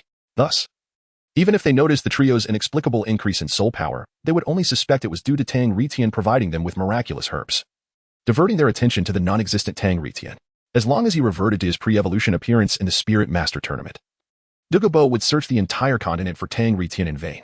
Yi Lingling smiled sweetly. I see. Have you not realized that the little princess of the seven treasure glazed tile sect seems to have taken a liking to you? Surely not. We have exchanged barely 20 words, Lan Si replied, slightly astonished. What do you think? Zhu Qing glared at Lan Si, her tone admonishing, sighing in resignation. Lan Si rubbed his forehead and lamented, indeed, another woman is infatuated with me. But she adores Tang Retian. What concern is that of Lan Si? There are countless women who admire me. If you don't believe me, I could pull any woman off the street, and she would surely be enamored with me. His words were not mere bravado. Since arriving in Heaven Do City, he had not lacked for admiring glances from the opposite sex. Truly a narcissist. Zhu Qing rolled her eyes at him, though her tone was more teasing than reproachful, leaning her head gently against Lan Si's shoulder. Her beautiful lips curled into a smile as she intertwined her arm with his, as if to assert her claim. Clearly, she was quite pleased with Lan Si's response. Lan Si continued, expressing that people are invariably filled with longing for beautiful things. Like those ordinary individuals, she is merely fond of my exterior. It bears no significance to me. As for Ning Rongrong, Lan Si could neither claim to detest her nor to hold any particular affection. Ever since the last soul duel in Soto City, when Ning Rongrong opted for Shrek and endeavored to persuade the little cat to divulge information about Lan Si, it became evident that their paths were destined to diverge. It is not to say that Ning Rongrong was in the wrong. Rather, it is a matter of differing stances. Had she maintained her previous rapport with the little cat, perhaps, out of consideration for that bond, Lan Si might have bestowed upon her a precious herb. However, since she chose to align herself with Tang San, she became irrelevant to Lan Si. His fate was intertwined with Tang San's, and indeed, they had already clashed. As the saying goes, those whose paths differ cannot conspire together. Thus, he was fated never to intersect with Ning Rongrong. At that moment, a young man clad in formal court attire obstructed the trio's passage. Lan Si recognized him as a guard from the prince's residence. The guard respectfully bowed and announced, Lord Lan Si, His Highness the Prince requests your presence. With a sudden thud, Lan Si's heart sank to the depths of despair, whispering a silent lament. He realized that if no unforeseen circumstances arose, Shian Renu must have sent either the serpent spear or the spiked porcupine to follow him. Otherwise, the guards of the crown prince's residence would never have recognized him, which implied that his clandestine affair with the little cat had. Meanwhile, as Lan Si braced himself for an unprecedented trial of strength, the recently resigned Dugu Bo, persuaded by Tang San, guided him to the summit overlooking the ice and fire Yin Yang Eye. The medicinal garden lay just below. Follow me, Dugu Bo instructed, pointing ahead before leaping into the seemingly bottomless valley below. As dusk approached, the dimming light and the rising steam from the valley obscured Dugu Bo's figure, causing him to vanish from Tang San's sight in the blink of an eye. Almost simultaneously with Dugu Bo's descent, Tang San took action. The 8 spider lances extended, their legs moving swiftly as he skillfully maneuvered down the cliffside, harnessing the unparalleled agility of the spider legs to glide downwards. While he had previously only harbored a mere 30% certainty regarding Dugu Bo's medicinal garden being the ice and fire Yin Yang Eye based on descriptions, witnessing the scene before him now fortified his conviction to an impressive 99% certainty that he had indeed arrived at one of the 3 legendary treasure troves. As he descended rapidly along the cliff, Tang San eventually landed in the valley, where he found Dugu Bo standing motionless amidst the dense steam emanating from the hot springs, his shoulders slightly trembling. Sheathing his 8 spider lances, Tang San refrained from looking at Dugu Bo and instead focused on the valley below. The hot spring, though small, was divided into 2 distinct areas of crimson and milky white, each clearly demarcated and unencroaching upon the other. The ice and fire Yin Yang Eye was indeed a reality. A surge of elation coursed through Tang San as he finally confirmed his earlier suspicions. He had truly discovered the fabled ice and fire Yin Yang Eye. This extraordinary sight, a convergence of ethereal energies, was a natural treasure meant for all soul masters to share, reserved for those of virtue. However, a mere martial artist like Dugu Bo, with a history of countless killings, had no right to occupy such a coveted place. Tang San realized that this opportunity to encounter the ice and fire Yin Yang Eye must not be squandered. Just as he contemplated how to claim the abundant medicinal herbs within the ice and fire Yin Yang Eye for himself, Dugu Bo suddenly erupted with a roar. Who dares to destroy my medicinal garden? The roar, infused with the immense soul pressure of a tidal Douluo, unleashed a wave of light green energy that radiated outward from Dugu Bo, shattering the mist in the valley. Tang San was propelled away, unable to react in time to release his 8 spider lances, and crashed violently against the cliffside, losing consciousness. In the fleeting moment before darkness engulfed him, Tang San glimpsed the valley's entirety. The surroundings were ravaged and barren, as if plowed repeatedly, strewn with debris, and devoid of any medicinal herbs. Only remnants of herbs lay scattered within the mud. Witnessing the unconscious Tang San, Dugu Bo's eyes flashed with a fierce light as he snorted coldly, then swiftly leaped into the valley, pursuing the direction in which the Golden Triangle had departed. In less than 4 days of his absence, the garden had been devastated, with the majority of rare herbs pillaged. The culprits had evidently plotted during his absence. In those 3 days, Tang San had incessantly inquired about the garden's condition, and coincidentally, his teacher from the Golden Triangle had appeared near the garden's perimeter, making them the prime suspects. The following morning, as dawn unfolded a vibrant tapestry of colors, the scenario above the ice and fire yin yang was starkly different, for crosses had been erected at some point, each binding a figure, 3 men and 1 woman, specifically Tang San and the renowned Golden Iron Triangle of the Douluo Continent. They were being mercilessly whipped by a green figure wielding a long whip, their anguished cries resonating through the thick mist. Ah, Dugu Bo. As a title Douluo, is it truly commendable to bully a woman? If you wish to strike, then strike me. Spare the second dragon sister. Very well, if you possess such courage, I shall oblige. Friend, do not frighten me. Dugu Bo. The Blue Lightning Tyrant Dragon clan will not let you off. The Blue Lightning Tyrant Dragon, you say? I may not stand a chance against that ancient dragon. But if I eliminate you without leaving a trace, how would that dragon ever know it was I who did it? What could it possibly do to me? At this moment, Tang San gradually regained consciousness, the cacophony of screams penetrating his awareness. With great effort, he opened his eyes, only to find himself bound. Unable to break free, even his external spirit bones rendered inactive due to the sealing of his soul power. Alongside him were Flinder, Yu Xiaojing, and Lu Erlong, all of whom bore the marks of torment, evident in the bloodstains left by the whips. Flinder appeared the worst off, his condition nearly described as flesh torn from flesh, while Lu Erlong fared slightly better, and Yu Xiaojing, though injured, bore the least visible scars. Old Poison, what do you intend to do? Release my teacher and the others? Tang San bellowed, his fury surging upon witnessing their plight. What do I intend to do, you ask? I intend to kill. Dugu Bo's expression hardened, unyielding to Tang San's outcries as he viciously lashed the whip once more, striking the man who claimed to be Tang San's teacher, the 29th level weakling, inflicting pain that rendered Yu Xiaojing unconscious. Seeing this, Dugu Bo felt unsatisfied and casually splashed a bucket of cold water onto Yu Xiaojing as face to rouse him. Resuming the beating. Old Poison, do not strike Xiaojing. If you must punish someone, punish me. Lu Erlong cried out, her eyes filled with fury at Yu Xiaojing's suffering. No. Spare second dragon sister and Xiaojing, strike me instead. Lu Erlong's words were swiftly overshadowed by Flinder's desperate plea. Yet, Dugu Bo seemed deaf to their cries. Relentlessly whipping Yu Xiaojing before pausing to at this moment, Yu Xiaojing was in excruciating pain. Although Dugu Bo's whip lacked soul power, it struck them with palpable force. Despite the resilience of soul masters, they were not impervious to such brutality. If this continued, they would undoubtedly be beaten to death. Hearing Dugu Bo's words, Yu Xiaojing found himself in a dilemma. Firstly, he would never choose himself, as that could lead to his demise. Having finally discovered a prodigious disciple with twin martial souls, he could not afford to lose him. He had yet to prove his invincible theory and establish his name throughout the Douluo Continent, thereby justifying his title as a master. Then there were Lu Erlong and Flinder. To be fair, Lu Erlong held considerable weight in Yu Xiaojing's heart, at least ranking above Flinder. Choosing Flinder would undoubtedly be the most prudent option, but it would mar the grand image he had cultivated as a master, rendering the choice counterproductive. As Yu Xiaojing hesitated, Dugu Bo coldly scoffed. You refuse to choose? Very well, then I shall strike your disciple. Dugu Bo, how dare you? Do you know who he is? Upon hearing Dugu Bo's intent to strike Tang San, Yu Xiaojing summoned a courage he did not know he possessed, and roared. Dugu Bo immediately lashed out again, the whip striking Yu Xiaojing brutally. I care not who he is. Even if he is truly the son of the person you claim, you must make a choice. I choose. I choose. Yu Xiaojing grimaced in pain. In that familiar courtyard, Lan Si took a deep breath, heightened his senses, pushed open the door, and stepped inside. Contrary to his expectations of an impending confrontation, he found a spacious and bright hall where Shian Renu sat elegantly upon her throne. Her golden blue eyes narrowed slightly as she gently swirled the wine glass in her hand. Upon noticing Lan Si's entrance, her expression momentarily froze, and a blush crept onto her fair face, only to be swiftly replaced by an icy demeanor as she recalled the previous report from the Serpent Spear de Law. She spoke slowly, her voice devoid of its usual warmth. You have arrived. Yes, I have. The calm before the storm is often more terrifying than anything else. Thus, Lan Si chose to confront the crisis head-on, striding toward Shian Renu, snatching the wine glass from her hand and draining it in one swift motion. Perhaps due to nerves or the haste of his actions, he choked and began to cough violently. Seeing this comical predicament, A faint smile tugged at the corner of Xian Renchua's lips, and she felt a strange sense of relief. She retrieved a handkerchief from her soul guide and gently wiped the corner of Lan Si's mouth, remarking coolly, "Aren't you going to say something? What do you wish to know?" Lan Si exhaled deeply, placing the wine glass aside, and effortlessly lifted Xian Renchue into his embrace, settling her onto his lap. His movements were fluid and graceful, clearly indicating that this was not his first time performing such an act. "Tell me everything about that girl. From the moment you met her to now, and the nature of your relationship." Nestled in Lan Si's arms, Xian Renchue gazed at his increasingly handsome visage. A hint of infatuation in her eyes as she wrapped her arms around his neck and inquired earnestly, "This is quite a lengthy tale. Where should I begin?"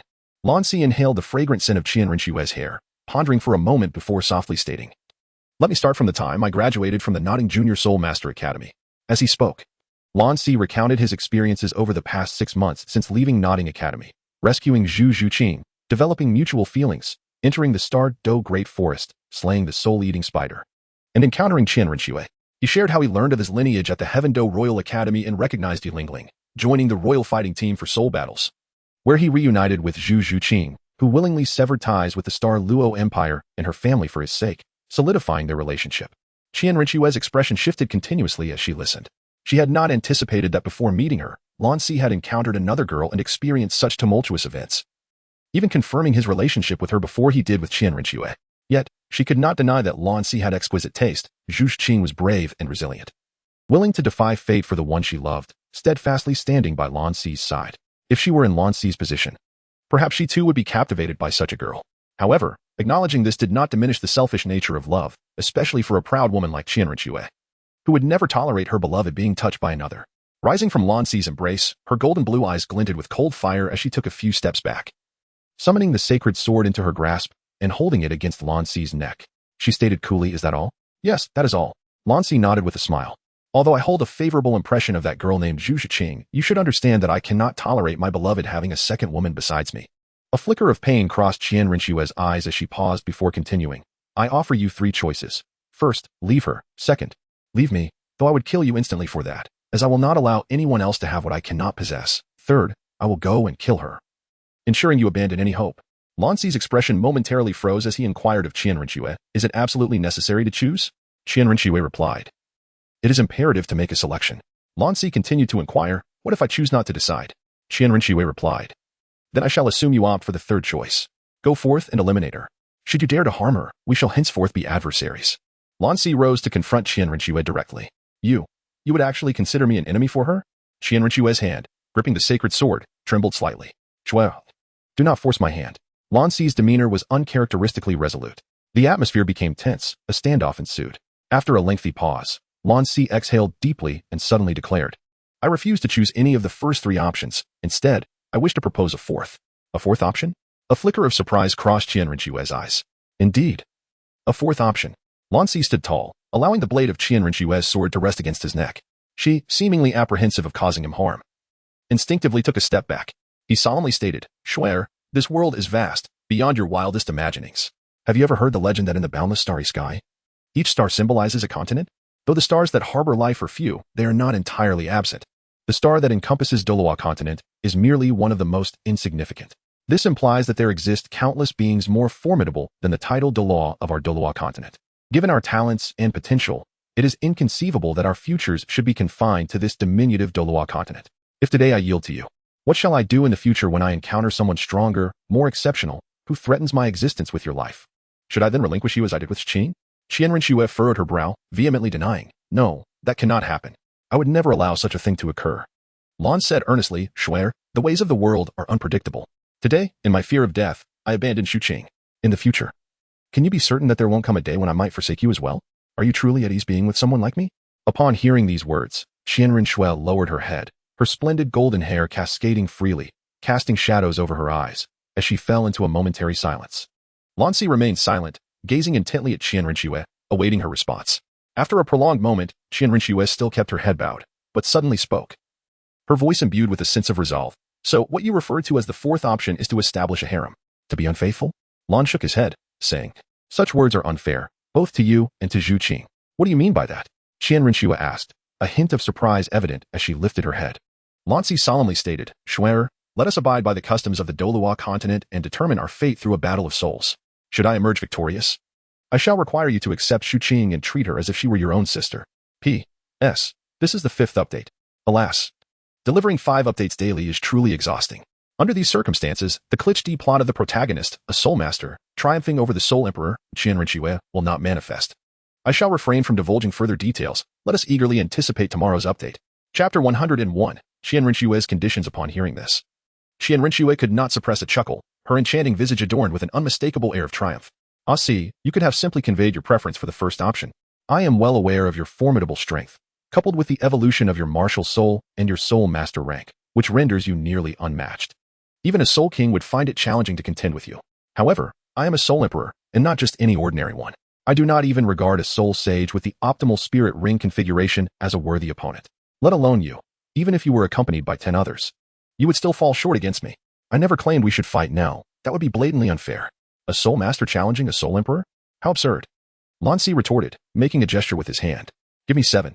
No, 8 years. In 8 years, I will strive to become strong enough to defeat you. He vaguely recalled that in the original story, Bibi Dong had sent someone to capture Xiaowu 5 years after the Soul Master competition, which ultimately benefited Tang San, allowing him to acquire the unprecedented 100,000 year 6th spirit ring. If he could manipulate events during that time frame to become the sacrificial target, there would be great rewards. The extra year would serve to solidify his strength. Do you believe I am jesting with you? Lan Si replied with a dry laugh. And if you were to lose? Xian Renu narrowed her beautiful eyes, intrigued. Lan's eyes sparkled with excitement. So, does that mean you have agreed? Xian Renu replied, First, you must answer my question. Lan solemnly stated, If I lose, I shall depart from Zhu Qing and remain with you forever, provided that it is guaranteed she will never be harmed in her lifetime. Xian Renu continued, One last question. Is she aware of my existence? Lan Si shook his head and replied, Rest assured. The promise I made to you is etched in my heart, and apart from us, no one else is privy to it. Upon hearing this, Xian Renu nodded in satisfaction, a mischievous smirk suddenly gracing her lips. I am willing to agree to your terms, but I have a few conditions of my own. What conditions? Lan Si inquired. With a serious expression, Xian Renu stated, First, during this period, I can tolerate your closeness with Zhu Qing, allowing you to exhibit signs of affection typical of lovers. But it must be limited to holding hands and kissing. Any further intimacy will lead me to kill her without hesitation, and I will unilaterally declare you the loser. Second, you are forbidden from seeking the company of any woman other than me and Zhu Qing. Should I discover any relationship or intimate gestures with another, I will not give you a warning. I will simply eliminate her, as you are well aware of my capabilities. Third, fifth, 10th. Noticing that Xian Renu seemed poised to continue her list, Lan Si quickly interjected, Wait, that's excessive. If I agree to all this, it would mean I cannot interact with any women aside from you and Zhu Qing, nor can I speak to any female at all. Wouldn't that render me mute? Indeed. Xian Renu conceded, leaning into Lan Si's embrace, her delicate fingers tracing circles on his chest. After a moment's contemplation, she lifted her stunning visage and chuckled lightly. Then I shall permit you to converse with women outside of me, Zhu Qing, and Yi Lingling, but you must maintain a distance of at least 1 meter. And no ambiguous words are allowed. This was somewhat acceptable to Lan Si. He nodded, recognizing that the intricate relationship between himself, Xian Renu, and the little cat girl was already a handful. If he dared to provoke any other woman, he had no doubt that Xian Renu would not hesitate to strike him down or take decisive action against the girl involved, a feat she was entirely capable of. However, what should I do when that time comes? What do you mean by that time? Xian Renu asked, taken aback. Like a month ago, that time. Lan Si stammered. At his words, a blush crept onto Xian Renu's cheeks, and she shot him a reproachful glance, retorting, What? Do you think this lady cannot satisfy your masculine desires? Of course you can, Lan Si replied instinctively, lowering his gaze to the alluring curves that rivaled those of the little cat girl, swallowing hard in awe. Swear may I? Noticing the predatory glint in Lan Si's eyes, Xian Renu's cheeks flushed anew. Before he could finish his thought, her embarrassment vanished, her brows knitting as she delivered a swift slap across his face. The sound of the slap echoed throughout the hall, lingering in the air. Outside in the courtyard, the poised snake spear and porcupine, both titled Douluo, paused in astonishment at the resounding crack of the slap. They exchanged glances, finding surprise and delight reflected in each other's eyes. After all that, it ended with a mere slap, and they had worried for nothing. Yet, it was a relief that all was well. Alas, how did I end up with such a spendthrift woman, who resorts to domestic violence against her own man? At the wine table, Lan Si gazed at the vivid imprint of a hand upon his face, tenderly touching it, feeling the sting. You're such a child. You should learn better at your age, Xian Renu pouted, casually picking up Lan Si's glass and pouring herself another glass of red wine, taking a delicate sip. What do you mean by child? Have you ever seen a boy of 8 meters tall being called a child? Just imagine. A beauty like you lying in my arms while I am at that fervent age. If I didn't harbor any thoughts in that regard, would I still be a man? What trouble have I caused? As he spoke, Lan Si raised his right hand, a radiant azure light emanating from his palm, gently brushing against the imprint on his face. Is this your domain? Xian Renu observed the azure glow from Lan Si's hand, leaning closer with curiosity. Lan Si nodded and said, I refer to it as the Azure Lotus domain. The Azure Lotus martial soul, being of the plant type, inherently possesses a domain teeming with vitality. While it may not heal directly like a healing-type soul master, it can certainly expedite the recovery of injuries. Each domain possesses its own unique skills, which can evolve as one's strength increases. What, then, are the skills of the Azure Lotus domain? Xian Renu inquired with curiosity. Do you wish to know? A subtle, mischievous smile played at the corners of Lan Si's lips. Will you tell me? Xian Renu pouted slightly, displaying a hint of impatience. Lan Si rose to his feet, a mischievous smile dancing upon his lips. He lifted his right hand, a swirling azure flame emanating from his palm, and in an instant, a completely translucent ice blue lotus materialized within it. With a playful tone, he suggested, just a drop of your blood, and I shall demonstrate it for you. Faced with Lan Si's grin, Xian Renu instinctively sensed his ulterior motives. Yet, emboldened by her artistic prowess, she nonetheless pierced her fingertip, allowing a drop of liquid, shimmering with a faint golden hue, to fall upon the azure lotus. Buzz! As a surge of cerulean light enveloped Lan Si, Xian Renu instinctively closed her eyes. When she opened them again, she found that Lan Si had vanished, replaced by a figure strikingly familiar, as if looking into a mirror reflecting herself. Chapter 102, The Realm of the Azure Lotus, Transformation. Is this the transformation skill of the Azure Lotus realm? Lan Si, now resembling Xian Renu, raised his hand to examine his delicate, snow-white arms. Gradually, he explored his visage, astonished to discover that even his bosom and lower body had undergone a striking transformation, as if he were a perfect mold of Xian Renu herself. Incredibly lifelike. He couldn't help but exclaim, I never anticipated such realism. Every detail of the body has been replicated flawlessly. As he murmured, see. Xian Renu's frigid voice, reminiscent of judgment, abruptly echoed. Observing Lan Si indiscriminately exploring his body, she felt her shoulders tremble slightly, golden light swirling in her hand as she delivered a powerful punch to Lan Si's abdomen. First soul skill, Angel Assault. Caught off guard, Lan Si was propelled backward, and Xian Renu, feeling insufficiently appeased, swiftly advanced, unleashing a merciless barrage of strikes. It was only after Lan Si had reverted to his original form, lying incapacitated on the ground, that she ceased her onslaught. Pointing at Lan Si, she declared with righteous indignation, Moreover, you shall never employ this technique on any other female, including Zhu Qing and Yi Lingling. I touch myself. Was he truly touching you? Was it really necessary? Lan Si gingerly probed his still aching abdomen, activating the Azure Lotus realm for self-healing. Xian Renu glared at him. You are right, Shuer. I shall never use this technique on any other female, Lan Si replied sheepishly, hastily altering his words, secretly vowing that one day he would strip her and make her call him daddy. Are you, once again, contemplating something improper? Xian Renu's frigid voice resonated once more. How could that be? I was merely thinking of presenting you with a gift. Lan Si deftly shifted the topic. Oh, what gift? Xian Renu inquired with evident intrigue, elegantly resuming her place upon the throne. Celestial herb. Lan Si rubbed his slightly sore posterior, begrudgingly rising to sit beside Xian Renu, seizing the cup from her hand and downing its contents in one gulp. Is it the celestial herb you previously mentioned obtaining from the old poison's medicinal garden? Xian Renu inquired, shifting slightly to grant Lan Si ample space. Her curiosity piqued. With a gentle smile, Lan Si nodded, affirming, yes, it is indeed the celestial herb. As he emerged from the prince's residence, the night had already deepened. Initially, Lan Si had intended to stay at the prince's palace for the night, as he had done on previous occasions, though this meant that Xian Renu would likely prevent him from breaching the final barrier, citing his tender age. The presence of a cushion renowned as the most beautiful maiden of the Douluo Continent would provide some solace, even if no significant endeavors could be undertaken. Xian Renu would likely turn a blind eye to minor mischief. However, circumstances had changed this time. For both the little kitten and Yi Lingling had also arrived in Tiando City, when a guard from the prince's palace came to seek him out on Xian Renu's behalf. He had arranged for the two enchanting ladies to stay at a nearby hotel, promising to visit them later that evening. Lan Si is a man of his word, especially when it comes to his beloved. Thus, he must return and no longer allow her to worry as she once did. As for the celestial herbs, Xian Renu took two varieties, the coxcomb phoenix flower and the heartbreak red.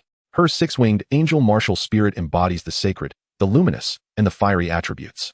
After consuming the coxcomb phoenix flower, her fiery prowess was significantly augmented, and her soul power ascended from level 63 to 66. This caused Lan Si to feel a pang of concern regarding their 8-year agreement, as a sense of rivalry arose within him. However, the thought of her being his wife alleviated his worries considerably. After refining the celestial herbs, Xian Renu was evidently elated. Disregarding the destruction of her garments caused by the potent effects of the coxcomb phoenix flower, she leaped into Lan Si's embrace, showering him with kisses, which nearly ignited his passions, yet he ultimately restrained himself. After bathing and changing her attire, Xian Renu inquired about the effects of other celestial herbs. Upon sharing this information, Lan Si realized he had been misled. Xian Renu was not genuinely interested in the properties of those herbs, but rather in what gift he intended for the little cat. Her gaze fell upon the heartbreak red he had prepared, and with a flick of her crimson lips, it silently descended from the Wujue stone into her hands. Rather than consuming it, she chose to preserve it, declaring that it symbolized their love, a treasure she would keep for a lifetime. Fortunately, the little cat had the water narcissus jade bones as a backup, and since Xian Renu was his wife, it mattered not whom he gifted. Thus, Lan Si took little to heart. The moment he departed from the prince's residence, he transformed his appearance back to his dark-haired visage before making his way directly to the hotel where the little cat and Yu Lingling were staying. As soon as he received the notification from the hotel front desk, Yu Lingling and the little cat hastily descended from their room. Upon arriving in the lobby, the two beauties stood frozen in place, their faces etched with confusion at the sight of Lan Si, who had returned to his former appearance. Lan Si smiled and said, "How is it that Zhu Qing, Ling Ling, after just a few hours apart, you no longer recognize me? Ah Si, is that truly you?" Zhu Qing was the first to respond, her voice filled with astonishment. Lan Si solemnly stated, "Let us discuss this inside." Upon hearing his words, the two women nodded gently, leading Lan Si to their room amidst the envious gazes of the hotel front desk staff. Once they entered the room, with the doors and windows securely shut, Lan Si immediately unleashed the soul-devouring spiderweb to seal off the hotel room's entrances. He then transformed back into his evolved martial spirit form, characterized by his ice blue hair. Zhu Qing glanced at the doors and windows sealed by Lan Si's soul technique, then turned to him with a puzzled expression. "Ah Si, what is this all about?" Lan Si elucidated, "This is a faculty innate to the domain awakened after the evolution of my martial soul. As long as my martial soul comes into contact with the blood of another, I can assume the appearance of any individual, even mimicking their very essence. Not even a titled Douluo could discern the truth. Of course, I can revert to my original visage, though this transformation will steadily deplete my soul power." As he spoke, Lan Si snapped his fingers, transforming his appearance back to that of black hair, and with another snap, reverted to his ice blue long hair. Witnessing this astonishing spectacle, Yu Lingling and Zhu Qing, two exquisite beauties, were struck with enlightenment and could not help but exclaim, "What a marvelous ability." "Ah Si, does that mean you could also take on my appearance?" Yu Lingling inquired with a hint of curiosity. Indeed, theoretically, Lan Si nodded, a mischievous grin spreading across his face. "However, if you are not concerned about me feeling you up while in your guise, you may wish to give it a try." "Pervert." Yu Lingling's delicate face flushed crimson, and she covered her chest, retorting, "You even dare to tease my cousin.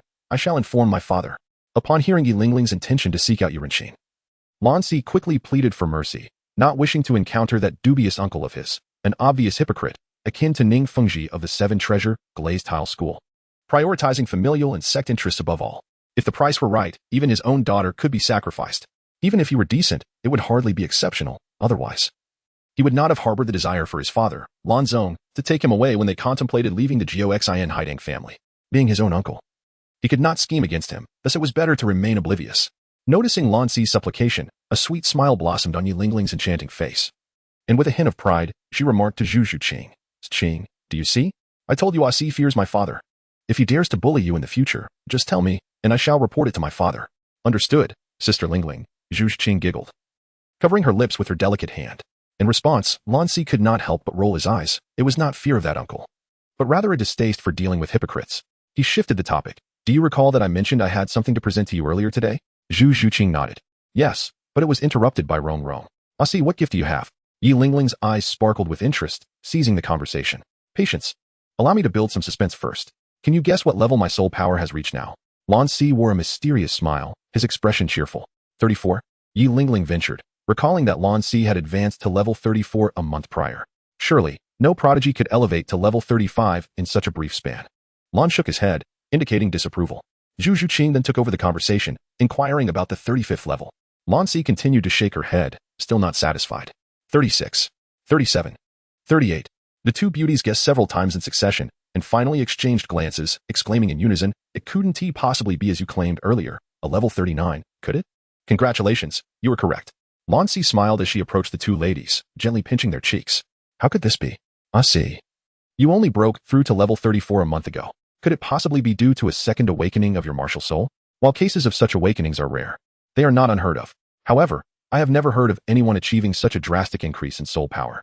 Elevating 5 levels in a month is akin to the effort it takes an ordinary person 2 or even 3 years. When Yu Tianheng advanced from level 35 to 39, it took him over 2 years, and reaching level 40 required nearly 3 years. Yu Lingling, disregarding her shyness, grasped Lan Si's hand, concern etched on her face. "I see. You haven't taken any shortcuts, have you? I see. Please don't do anything foolish. Diligent cultivation can yield strength as well," Zhu Qing said. Her brow furrowed as she held onto Lan Si's hand, equally worried. In the past, there had been individuals who had relied on external aids to break through. But such methods often led to detrimental consequences, ruining one's innate talent, rendering the effort counterproductive. Observing the two ladies' anxious expressions, Lan Si burst into laughter. "Look at you two, so frightened. I indeed took a shortcut, but it was not a foolish act. I consumed a miraculous herb known as the Celestial Great Herb. It not only has no side effects but also strengthens the foundation and significantly enhances my soul power and talent. The evolution of my martial soul is the best proof of this. Otherwise, who has ever seen someone ruin their talent only to have their martial soul evolve?" Upon hearing this, the two beauties pondered for a moment, feeling somewhat reassured. Zhu Qing couldn't help but ask, "I see. What exactly is this celestial great herb? It is said to exist only in the heavens, and how often can one find it on earth?" Lan Si replied with a serene smile, lightly touching the pouch at her waist and retrieving a pristine white flower. "Is this the celestial great herb you speak of?" Zhu Qing inquired. Her curiosity piqued as she gazed at the immaculate herb resembling a pure white lotus. Lan Si smiled as she explained, "This flower is known as Narcissus jade skin bone. Upon consumption, it solidifies one's foundation and nourishes the essence, moistens the tendons, and fortifies the bones, allowing the energy to flow through the 7 meridians and 8 vessels. It significantly enhances your physique and innate aptitude for cultivation, while also elevating your soul power. Currently, your soul power stands at level 29. After consuming it, not only will it assist you in directly overcoming the level 30 bottleneck, but its effects will continue to manifest within you. Once you acquire your 3rd spirit ring, your soul power can be further amplified. It is likely that you could elevate it by an additional 6 or 7 levels beyond 31. After obtaining the spirit ring, an enhancement of another 6 or 7 levels is plausible. Thus, could my soul power instantly reach level 37 or even 38? Zhu Qing exclaimed, her eyes shimmering with disbelief. Lan Si nodded and continued, "Remember, when consuming it, only eat the petals, then gently suck the stamen, and finally channel your soul power to absorb its effects. Most importantly, maintain a tranquil mind, devoid of any distracting thoughts." "I understand. Thank you. I see." Zhu Qing, not one to be coy about the gifts from her beloved, accepted the celestial herb and affectionately planted a kiss on Lan Si's cheek, giggling. "All right, you can refine it here." Lan Si tenderly ruffled Zhu Qing's hair. The intimacy from Lan Si caused Zhu Qing's bright eyes to curve into 2 gentle crescents, her laughter echoing as she made her way to the corner of the room, sitting down to begin the refinement of the celestial herb. "No wonder you use soul techniques to seal the doors and windows." Observing Zhu Qing in meditation. Absorbing the celestial herb, Yilingling suddenly realized and turned to Lan Si with a playful smile. "I see. What have you prepared for me? It can't possibly be inferior to Zhu Qing's, or I might just get upset." As she spoke, Yilingling puffed out her cheeks. "Rest assured, how could I possibly forget you?" Lan Si replied with a smile, reaching into her spatial bag. A flash of blue light revealed a peculiar celestial herb. This herb was indeed strange. It bore a resplendent golden tulip at its apex, while its roots and leaves were vine-like, intricately woven, exuding a rich fragrance reminiscent of golden flowers, imparting an air of opulence. "What kind of celestial herb is this?" Yilingling inquired, unable to restrain her curiosity as she beheld the extraordinary herb, suffused with the intoxicating scent of golden flowers. Lan Si spoke with a dignified tone. "This item is known as the Chiloak tulip, resplendent and magnificent. Consuming it allows one to absorb the essence of heaven and earth, as well as the radiance of the sun and moon. Your 9-heart begonia is celebrated as a marvel within the soul master realm, a treasure in its own right, and with the assistance of this Chiloak tulip, they can complement each other harmoniously. However, this is not its true function, its genuine purpose is." Yilingling's eyes sparkled with curiosity. "What is it?" "Never mind. You shall understand once you refine it. I assure you, the benefits you will gain will be no less than those from Zhu Qing. Remember, when consuming this flower, do not swallow it. Instead, gently inhale the petals, allowing its essence to gradually enter your body, then cultivate your soul power slowly, permitting the medicinal effects to permeate your entire being." Lan Si sighed softly, ultimately refraining from revealing more. In the original tale, Ning Rongrong transformed her martial soul from the 7-treasure glazed tile to the 9-treasure glazed tile after consuming the Chiloak tulip, thus breaking the family curse that bound their martial souls to never surpass level 80. While the 9-heart begonia martial soul does not carry the same restriction in soul power enhancement, it bears a far greater flaw. It is passed down through a single line. The 9-heart begonia martial soul is exceedingly rare, with only 1 inheritor per generation. Thus, only 2 9-heart begonia soul masters can exist simultaneously. The death of one is required for the emergence of a new successor. Acquiring a powerful healing martial soul often accompanies the immense sorrow of losing loved ones. Yilingling's grandmother, who was also Lan Si's maternal grandmother and the last owner of the nine-heart begonia martial soul, chose to end her life to ensure Yao Lingling could awaken her own nine-heart begonia martial soul. Similarly, Yao Lingling's great-grandfather made the same sacrifice for Yao Renxin's generation. Perhaps one day, when Yao Lingling has matured and stands on her own, with children of her own who are ready to awaken their martial souls, Yao Renxin might also choose to make such a sacrifice to preserve the lineage of the nine-heart begonia martial soul. For them, this martial soul is the very foundation of their family's legacy, and each generation pays a hefty price for it. Thus, before encountering Lan Si, Yao Lingling was profoundly lonely. Quiet and withdrawn, devoid of friends or conversation, forever solitary. As a child, she witnessed the loss of family members firsthand, the helplessness of life and death weighing heavily on her. She was unwilling to endure such pain again and chose to close off her heart, believing that if she never possessed anything, she could not fear losing it. It was only upon meeting Lan Si, a gifted relative who shared her bloodline, that she gradually began to open her sealed heart.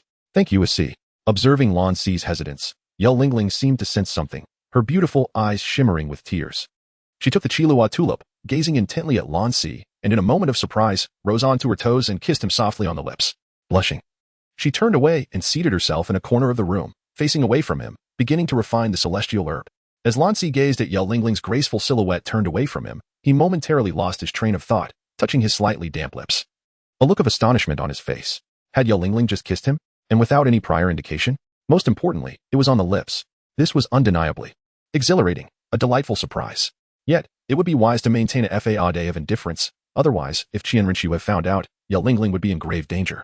Lan Si gazed deeply at Yao Lingling, then at Zhu Qing, and let out a soft sigh. He then retrieved the autumn water dew from his universe bag, sitting cross-legged on the ground to begin his refinement.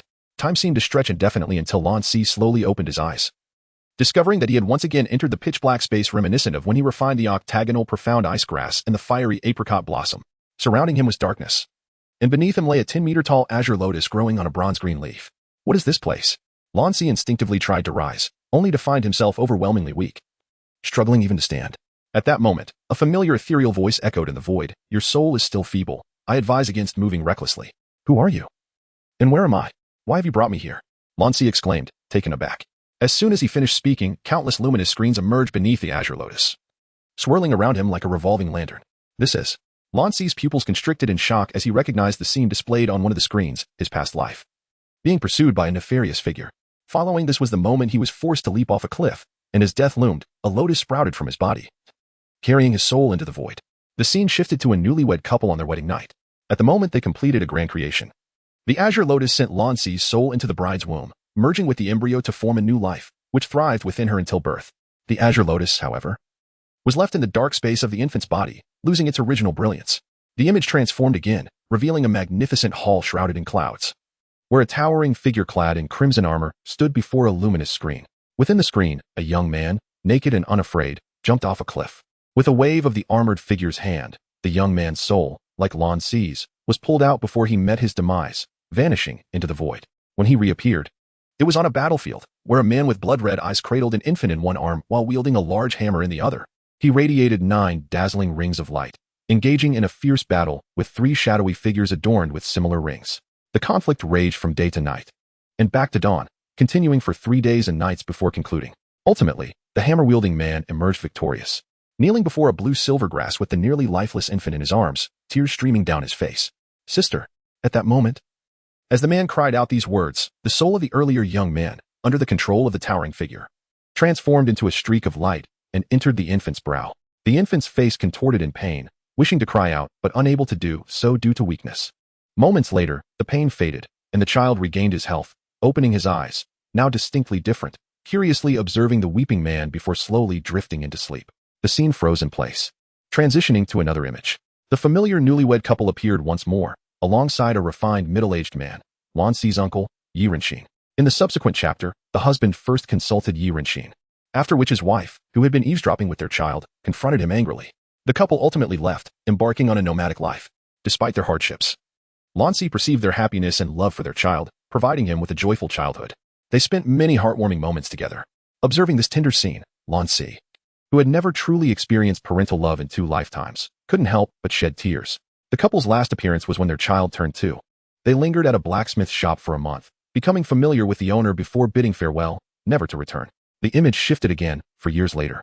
as the now-grown child cheerfully exited the blacksmith shop and paused in a narrow alley.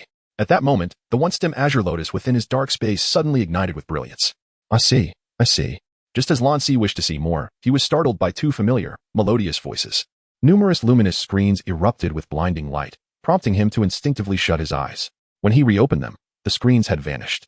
And he found himself lying on a hotel bed, confronted by two enchanting young women, both unclad. Simultaneously, as Lan Si opened his eyes, the entire room seemed to illuminate momentarily, enveloped in blue light. The two beauties, close at hand, clearly saw that Lan Si's eyes had transformed into a crystalline ice blue hue, radiating a faint golden glow, while his pupils flickered with azure flames, creating a mesmerizing interplay. I see, your eyes, and why are you lying on the ground? Yilingling's cheeks flushed, her heart racing as she nervously questioned him. Indeed, I see, and you were crying. The little cat girl also blushed, expressing her concern. And no, it's nothing.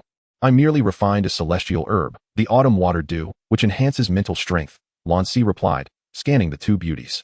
As the ice blue light from his eyes fell upon them, he beheld their unique and flawless forms, causing blood to trickle from his nose. He realized that his azure flame eyes, a fusion of the supreme universe technique and the azure lotus martial soul, had evolved, granting him a form of perception that pierced through illusions. Under Lan Si's azure gaze, the differences in the two beauty states of undress became almost negligible. He had long since observed the little cat girl, but Yilingling's figure surpassed his expectations, completely flawless, devoid of any blemishes or even the faintest mark of an insect bite, a true jade beauty. I see. Why are you still bleeding? The little cat girl's exclamation jolted Lan Si from his thoughts. One can typically refine only one celestial herb. Perhaps I overdid it by attempting two, he hurriedly replied, wiping the blood from his nose.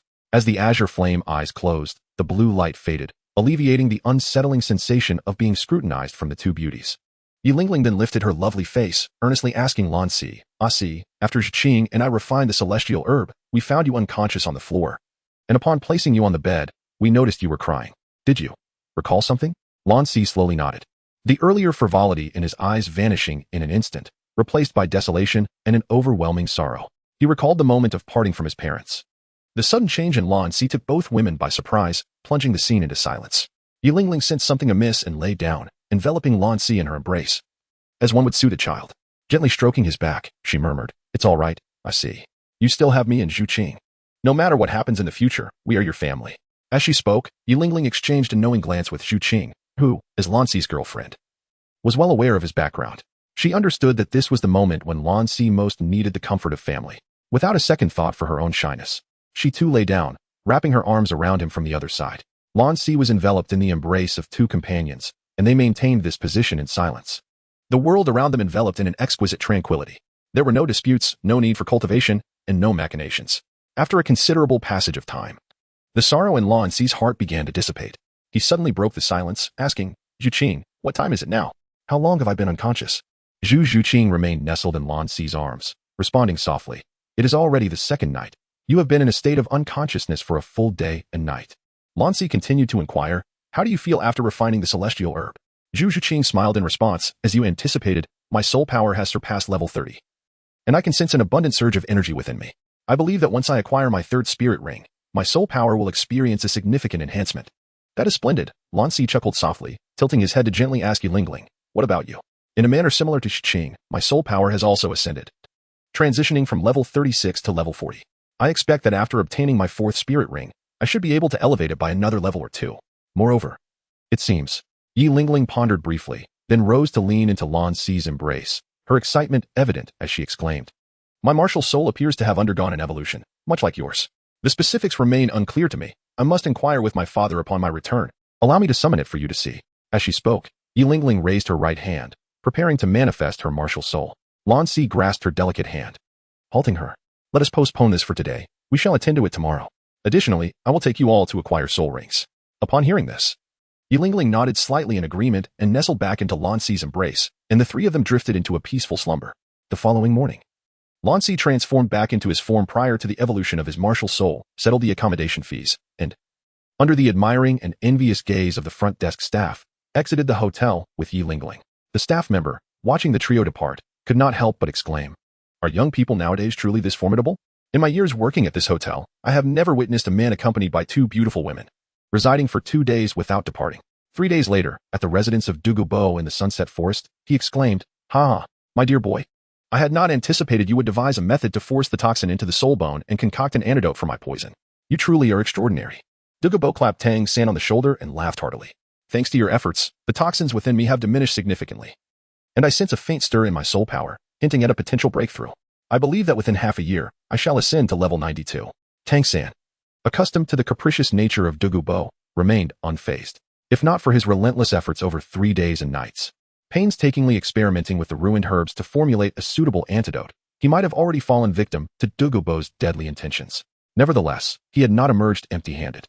During his quest for medicinal materials, he had unearthed several millennium blood ginsengs and a few strains of celestial herbs, which, although diminished in potency due to damage, still held promise. While these celestial herbs had not reached the level of immortality and had lost a significant portion of their efficacy after selecting the best preserved specimen, Tang San consumed it, successfully elevating his soul power from level 33 to 35, marking a notable achievement. As for the blood ginseng, having remained hidden deep within the soil during its growth into a 10,000-year ginseng king, it was relatively intact, but its effectiveness was somewhat lacking. Although it could still augment soul power, it lacked the foundational strengthening benefits and posed certain risks that might manifest over time. It was an enviable dilemma, unpalatable yet too valuable to discard, akin to a chicken rib. With an expression of indifference, he addressed Dugu Bo. You may release my teacher and Dean Flander now, I presume?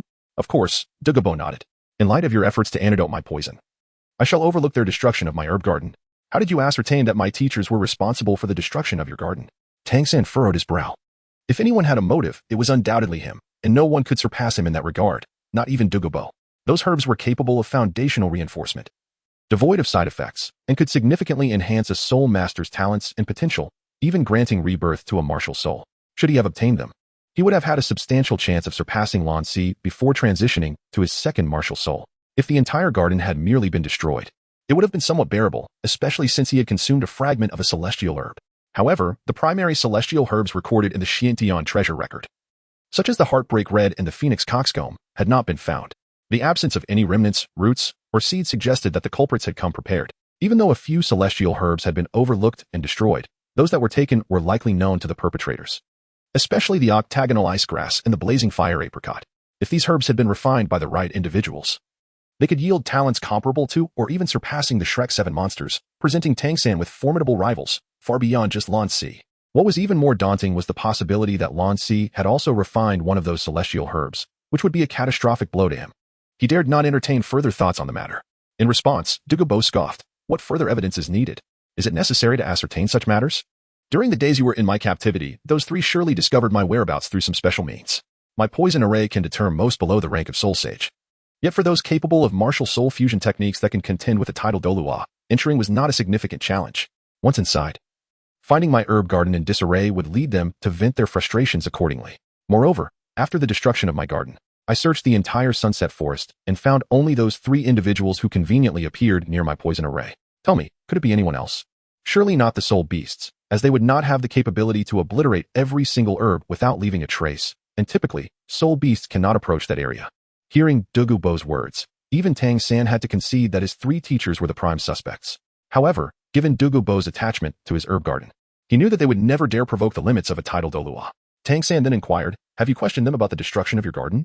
Or whether they encountered anyone near your garden in the Sunset Forest?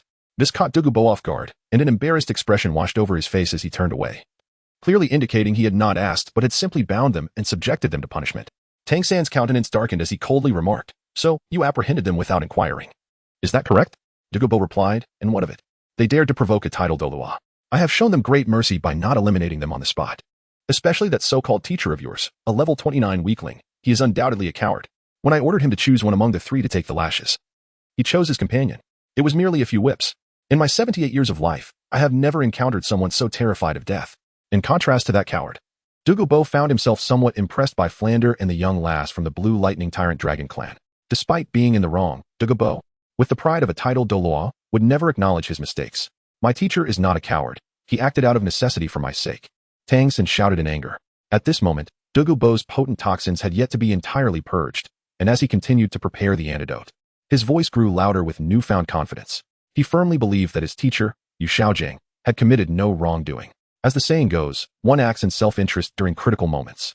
Yu Xiaojing had chosen to let Flander endure physical punishment rather than allow his disciple to suffer any harm. This selfless act, Prioritizing the safety of his disciple over that of his longtime friends deeply moved Tang San. In his eyes, his standing in Yu Xiaojiang's heart far surpassed that of those two-decade friendships. As if he were no different from his biological son, the narrative unfolds. In the third chapter, with a plea for recommendations and monthly votes, gratitude is expressed for the generous donations of 10,000 starting coins from Fantuan Era and 1,500 starting coins from Bookfriend 10960. Chapter 107 recounts Tang San's desire to retrieve the celestial herb. Think as you wish, I shall release them now, declared Dugu Bo, dismissively rolling his eyes, and swiftly made his way toward the cave at the mountain's peak. I will accompany you, Tang San asserted, unleashing his brilliant purple 8-spider lance, its 8 legs moving with fervor as he followed closely behind. Upon reaching the cave, he found Yu Xiaojiang, Flander, and Lu Erlong already freed by Dugu Bo, the shackles of their soul power lifted. In their current state, they appeared quite disheveled, their bodies marred by numerous whip scars. Some wounds had festered due to a lack of timely treatment. Master, I apologize for the trouble I've caused you, Tang San lamented, kneeling before the trio upon witnessing their pitiful condition. To be precise, he knelt before Yu Xiaojiang. As the saying goes, once a teacher, always a father. Tang San would kneel for no one else, reserving such reverence for his father, Tang Retian, his long-lost mother, and his esteemed mentor, Yu Xiaojiang. Others, not even an emperor, were unworthy of such honor, and especially not Flander or Lu Erlong. Were it not for them supporting the incapacitated Yu Xiaojiang, Tang San would have never knelt before them. Xiao San, please rise. You are the pride of your master, and I take great pride in you. For your sake, I would risk my life without hesitation. Yu Xiaojiang, deeply moved by Tang San's gesture, was overwhelmed with emotion, and despite his injuries, he managed to lift Tang San from the ground. With the aid of Flander and Lu Erlong. Unbeknownst to him, he neglected to mention the suffering endured by Flander and Lu Erlong while rescuing him and Tang San. In Yu Xiaojiang's eyes, such sacrifices were merely expected. He held no grievances against Flander and Lu Erlong for failing to protect their student, as he deemed it acceptable. Dugu Bo, observing the two men weeping openly, found it unbearable and casually retrieved a jade vial from his soul guide, tossing it to Flander. This is a healing elixir I concocted, effective for flesh wounds. With your soul sage powers, applying it should restore you in no time. As for him, at this point, Dugu Bo paused, his dark green eyes narrowing on Yu Xiaojiang, causing the latter to feel a shiver down his spine. This coward, afraid of death, who betrays friends for personal gain, is not in immediate danger. Simply find him a support-type soul master. The expressions of the four from Shrek Academy varied. Yu Xiaojiang, embarrassed by Dugu Bo's mockery, bowed his head in resignation. Flander, holding steadfast trust in Yu Xiaojiang, felt a surge of anger but refrained from speaking. Lu Erlong, deeply affectionate towards Yu Xiaojiang, retorted, Xiaogang is not a coward. We forced him into this position. As for Tang San, although filled with rage, he refrained from expressing it, knowing that provoking Dugu Bo could lead to unpredictable consequences. The only viable strategy was to target Dugu Bo's vulnerabilities, one being his granddaughter, Dugu Yin, which seemed unrealistic, and the other being his pride and adherence to promises, as evidenced by his willingness to heed Prince Xuexing's advice. Upon hearing Lu Erlong's rebuttal, Dugu Bo was poised to continue his derision when Tang San abruptly turned to him, saying, Old Poison Master, do you recall your promise to me? If I cure you, you would grant me 3 conditions. Of course I remember, Dugu Bo replied, crossing his arms. However, I must reiterate, this is contingent upon not violating my principles. Very well, my first condition is for you to apologize to my master. Apologize to this coward? Dugu Bo's eyes glinted with anger. I've stated before, my master is not a coward, Tang San insisted, frowning. A sly smile crept onto his face. Surely, apologizing to someone cannot contravene your principles. I refuse to believe you have never apologized to anyone. You're quite clever, Dugu Bo gritted his teeth, but then smirked slightly. Bowing slightly to Yu Xiaojiang, using a mocking tone. I apologize, great teacher. I should not have called you a coward. After all, who does not cherish their life? In critical moments, it is understandable to sacrifice comrades for self-preservation. As Dugu Bo finished his remarks, even the dimmest of minds could perceive the derision in his words. And indeed, Yu Xiaojiang's already despondent expression grew even more forlorn. You old poison master. Tang San's brow furrowed, ready to unleash his anger, when Dugu Bo interjected. I have complied. Is not sorry an apology? Aha. Now, please state your remaining 2 conditions, but do think carefully beforehand, avoiding such trivial demands. Upon hearing this, Tang San felt a surge of fury threatening to overwhelm him, yet he suppressed his anger and turned to Yu Xiaojiang and the others, asking, Master, Principal Flander, Teacher Erlong, did you see any suspicious individuals while on your way to find me in the Sunset Forest? Suspicious individuals? The trio exchanged glances, recalling the young man who had guided them to Dugu Bo's poison formation, Tang Retian. Flander, out of his fondness for the Monster Academy, instinctively held his tongue. Lu Erlong, too, remained silent, struck by the striking appearance and demeanor of Tang Retian. Only Yu Xiaojiang felt a sense of being maneuvered. He nearly exclaimed. No wonder that fellow was so helpful. It turns out he was seeking a scapegoat. He raised his head and said to Tang San, "Now that you mention it, I recall that the three of us searched for you in the Sunset Forest for nearly 2 days. It was not until the morning of the 3rd day that we encountered a young man who introduced himself as Tang Retian. He had just exited our area and directed us. What did this person look like?" Tang San inquired anxiously, worried that the individual might be Lan Si. He had heard from Qin Ming that Lan Si often trained alone in the Sunset Forest, and if it were indeed Lan Si, the implications could be dire. After a brief moment of contemplation, Yu Xiaojiang replied, "He had rare ice-blue long hair and was quite handsome, even Mubai and Xiaowu pale in comparison. He possessed a unique aura that made it difficult to forget." Ice-blue long hair? Both Dugu Bo and Tang San's pupils constricted, gasping in unison. Could it be that they encountered him that day on the official road? "Have you met him?" Yu Xiaojiang asked, bewildered. "More than likely, master. Could you please elaborate?" Tang San nodded slightly, unwilling to miss even the faintest clue. His yearning for the celestial herbs was overwhelming. After a series of embellished conjectures from Yu Xiaojiang, Tang San had come to a definitive conclusion. The celestial herbs had indeed been stolen by that self-proclaimed Tang Retian. He addressed Dugu Bo, saying, "Old poison. My second condition is to capture the scoundrel who framed my teacher and deliver him to me. The quicker, the better. Afterward, bring him to Shrek Academy. I wish to deal with him personally. As long as you apprehend him and return the stolen herbs to me, I shall concoct sufficient antidotes for your poison." With a cold scoff, Dugu Bo swiftly moved towards Heavendo City. Tang Retian had headed in that direction a few days prior, and it was highly probable he was still there. Once Dugu Bo departed, the Golden Triangle trio exhaled in relief, their gazes fixed on Tang San, as if regarding him as their pillar of strength. "Little San, we never imagined you could actually persuade that old poison master," they remarked. "It was merely luck." Tang San replied, his expression fluctuating between somber and grave, devoid of any smile. His mind was solely focused on having Dugu Bo retrieve the celestial herbs for him. Yu Xiaojiang continued, "What shall we do next?" Tang San scanned the faces of Yu Xiaojiang and the others, contemplating for a moment before stating, "Teacher, all of you have sustained varying degrees of injuries. Perhaps we should return to Shrek Academy first and tend to your wounds." There was one thing he refrained from voicing. He intended to await Dugu Bo's return with the scoundrel who had obstructed his opportunity at Shrek Academy. Upon hearing this, Yu Xiaojiang and the others nodded in agreement, grateful to leave the dreadful place they had endured for days. Meanwhile, in another part of the Sunset Forest, far from Dugu Bo's poison array, Zhu Qing was informed, "This ghost tiger's spirit is compatible with your nether cat martial soul, aged between 1700 and 1900 years. Although it is somewhat high, your constitution, bolstered by the celestial herbs, far exceeds that of an ordinary soul master, making absorption feasible. It is quite suitable for your 3rd spirit ring." Lan Si pointed to a pitch-black tiger ensnared by soul-devouring spider webs, its limbs pinned to the ground by ice-blue blades. Zhu Qing nodded and retrieved a sharp blade from her storage soul tool, piercing towards the tiger's eye while asking, "I see. What exactly has Sister Yi Lingling's martial soul evolved into?"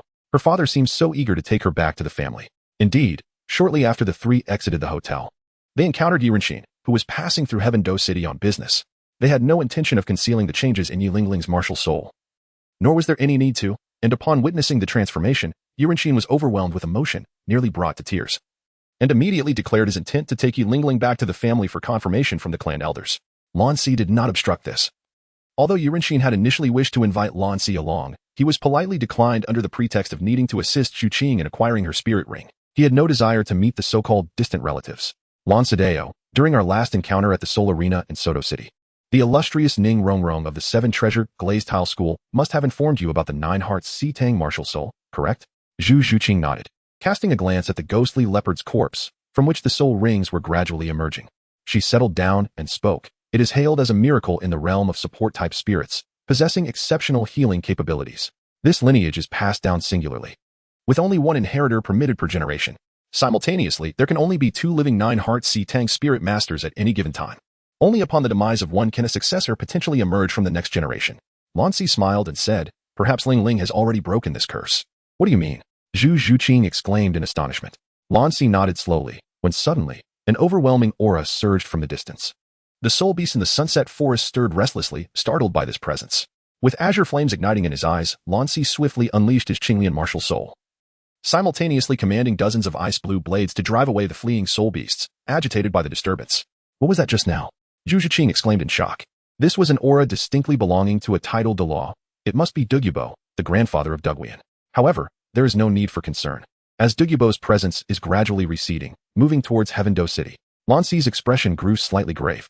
Although Dugu Bo would not suspect him, he had recently infiltrated his lair, and facing a titled Dauluo inevitably instilled a sense of trepidation within him. Otherwise, he wouldn't have taken the long route to avoid the vicinity of Dugu Bo's residence. Upon hearing this, Zhu Qing finally exhaled in relief. She truly preferred to steer clear of individuals of such caliber, especially considering Dugu Bo's notorious reputation, infamous for his erratic temperament and a propensity for violence. An hour later, having completed the absorption of her soul rings, Zhu Qing opened her eyes, joyfully leaping into Lan Si's embrace. He spun her around in place, and after a while, they finally parted. Zhu Qing, brimming with excitement, exclaimed, "Ah, Si, I've broken through to the 37th level of soul power, and I am not far from the 38th level." Lan Si gently ruffled Zhu Qing's hair, speaking softly. "Now your soul power has remarkably approached mine." He exhibited no trace of surprise. In the original narrative, Zhu Qing had consumed the Narcissus Jade skin bone, which propelled her soul power by 7 levels while in the Soul Sovereign stage. Now, having reached the 29th level ahead of the original timeline by 6 months, her advancement, minus the additional level gained from absorbing the soul ring, perfectly aligns with a 7-level increase. Lan Si's affectionate gesture caused Zhu Qing's bright eyes to curve into 2 delicate crescents as she giggled. "Once I grow stronger, I shall be the one to protect you." "I shall eagerly await that day," Lan Si replied with a faint smile, effortlessly summoning a blue lotus, lifting Zhu Qing into the air as he declared, "All right, Qing. It is time for us to return." "Wait, I see." Zhu Qing looped her arms around Lan Si's neck, speaking urgently. "What is it?" Lan Si inquired, puzzled. "During this period, will you maintain this appearance in front of others every day?" Zhu Qing asked Lan Si.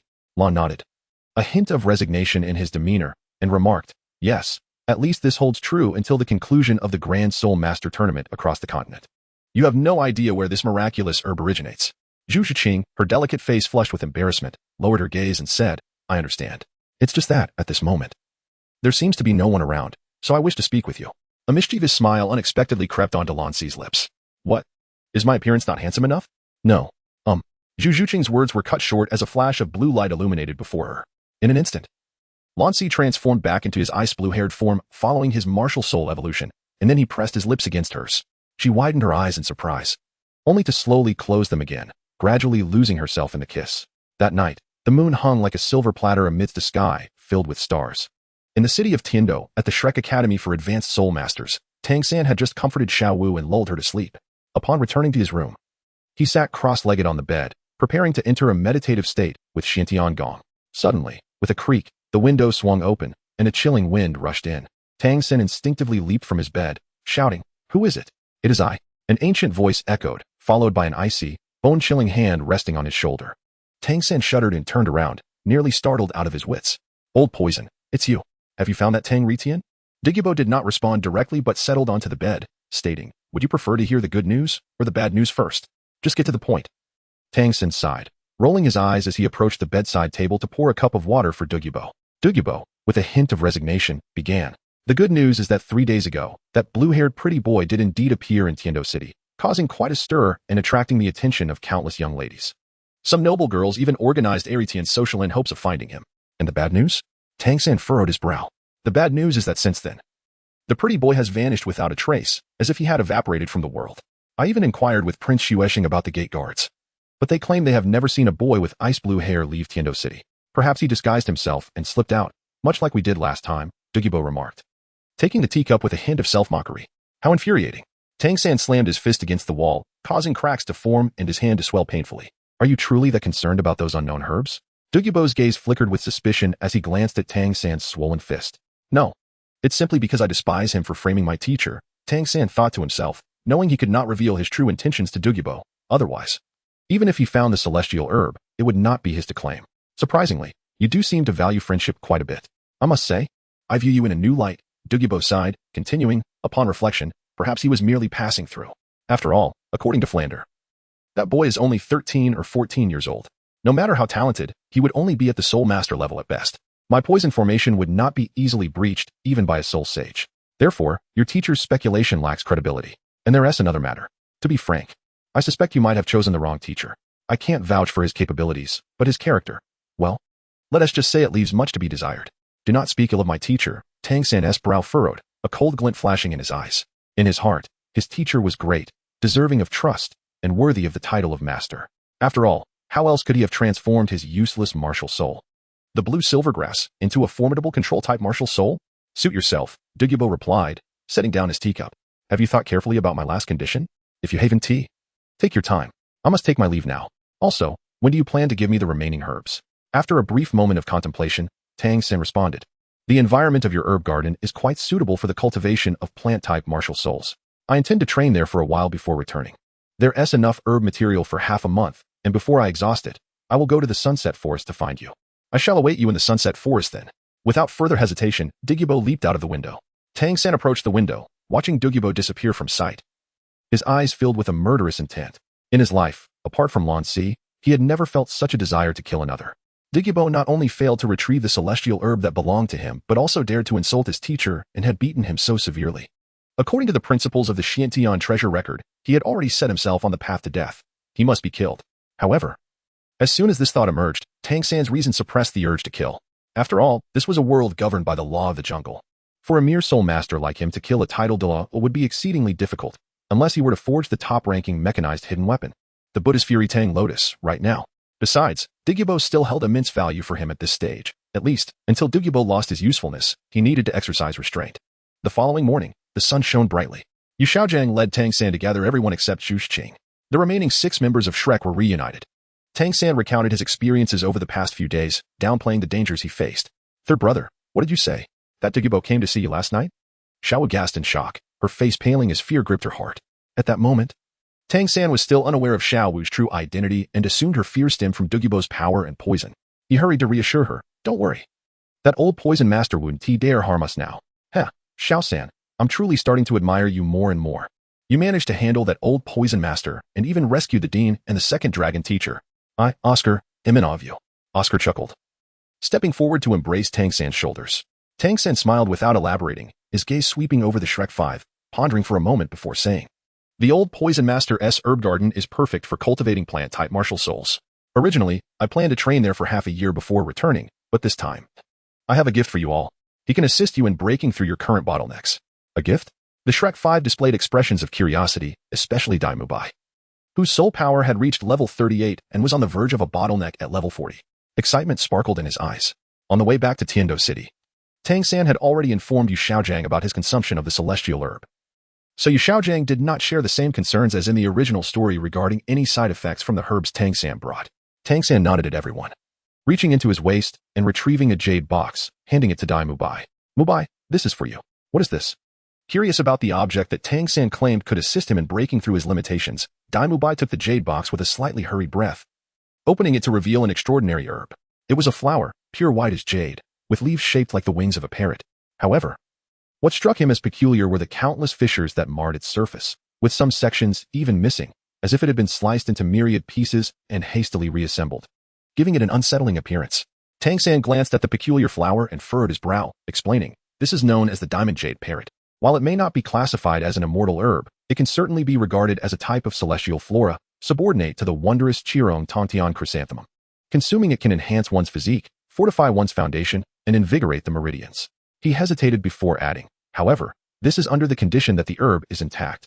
Now, with its fragmented state, its efficacy is severely diminished. It may only assist Daim Mubai in breaking through to the first level of soul power. Only second to the indestructible essence? Daim Mubai exclaimed in astonishment, his curiosity piqued. But why does this diamond jade parrot have so many cracks? And it seems to be missing a part? What exactly is this Qirong Tongtian chrysanthemum that can cultivate the indestructible essence? Perhaps indestructible is an exaggeration, but this herb indeed possesses remarkable effects. When you break through to the 39th level of soul power, consuming it will aid you in swiftly overcoming the 40th level barrier. Tang San sighed, his expression darkening as he continued, as for the Qirong Tongtian chrysanthemum, it was originally my first choice for you, a true celestial herb. Consuming it would invigorate the limbs, enhance blood circulation, and could even facilitate the cultivation of an indestructible body, significantly augmenting your innate talent and soul power, propelling you to great heights on your journey as a soul master. He noted that others, including Rongrong, Xiaowu, the Plump One, and Xiao Wu, had also been considered for suitable choices, but everything was ruined by a despicable thief. Originally, after concluding a transaction with Dugu Bo, he promised to gift me the celestial herbs from his garden. However, that wretched thief took advantage of my journey with the old poison and plundered the garden, stealing all the celestial herbs and leaving nothing intact. In the end, he even deceived my teacher and Dean Flender, along with teacher Lu Erlong, making them scapegoats. Had my teacher and I not seen through his scheme, we might not have returned alive from old poison. Upon hearing this, the remaining 5 of the Shrek's 6 monsters were filled with indignation, realizing why the Dean, the old master, and teacher Lu had returned injured. No wonder they came back hurt. A detestable thief was behind it all. That brat better not fall into my hands. or I will burn his nest to the ground, exclaimed the fiery Ma Hongjun, one of the earliest members of Shrek Academy and a disciple of Dean Flinder. As for me, I, the evil-eyed white tiger Daim Mubai, will sever his limbs, he declared vehemently. The mention of the Qirong Tongtian chrysanthemum's effects left Daim Mubai feeling disillusioned with the damaged diamond jade parrot in his hand, nearly succumbing to the impulse to smash it on the ground. However, he ultimately restrained himself. After all, even the smallest mosquito is still meat. The prospect of breaking through the 40th level barrier in a short time was a rare opportunity. Brother San, what celestial herb is suitable for me? Unlike Daim Mubai and Ma Hongjun, Ning Rongrong was less enraged. Her primary concern was identifying the herb that suited her. Given her belief in the existence of celestial herbs beyond Dugu Bo's possession, she thought that with the vast resources of the Seven Treasure Glazed Tile School, they could surely find another. Tang San replied, the celestial herb suited for you is the Chiloa tulip, resplendent and noble. Consuming it will allow you to absorb the essence of the heavens and the brilliance of the sun and moon. Your Seven Treasure Glazed Tile itself is a treasure-type martial soul, and with the aid of the Chiloa tulip, they will complement each other. It may even lead to an evolution of your martial soul. Evolution? Ning Rongrong gasped, her eyes widening in disbelief, her serene expression shattering as she stood frozen in shock. In that moment, she realized what the thief had cost her. Few present knew that the Seven Treasure Glazed Tile School was initially named the Nine Treasure Glazed Tile School. However, as the martial souls declined, no one within the sect could awaken the Nine Treasure Glazed Tower, reducing it to the Seven Treasure Glazed Tile School. With the highest rank capped at 79 level Soul Sage, the Nine Treasure Glazed Tower was undoubtedly the aspiration of all direct disciples of the Seven Treasure Glazed Tile School, including her and her father, Ning Fingxi. Brother San, can you tell me what the Chiluo tulip looks like? Please. This is of utmost importance to me and my entire Seven Treasure Glazed Tile School. Ning Rongrong grasped Tang San's hand excitedly, prompting Xiaowu beside him to frown. Unable to voice her discontent, Tang San, taken aback by Ning Rongrong's fervor, responded, I can describe it, but the Chiluo tulip has already been stolen by the thief. Even if I tell you, you won't be able to find it. That's all right. Just tell me what it looks like. I will ask my father to send someone to search for it, Ning Rongrong insisted, shaking her head. Of course, Brother San, the herbs for you, Xiaowu, and everyone else are equally important. I will have my father keep an eye out for them. Considering the reputation and resources of the Seven Treasure Glazed Tile School, Tang San pondered for a moment before deciding to take a chance. He nodded seriously, describing, both the stem and leaves resemble wisteria, delicately woven, but at the top blooms a golden tulip. He remained cautious, however, withholding details on how to consume it for maximum benefit without harm. Upon hearing this, Ning Rongrong quickly took out paper and pen to record the information. Brother San, what about mine? Oscar, Ma Hongjun, Daim Mubai.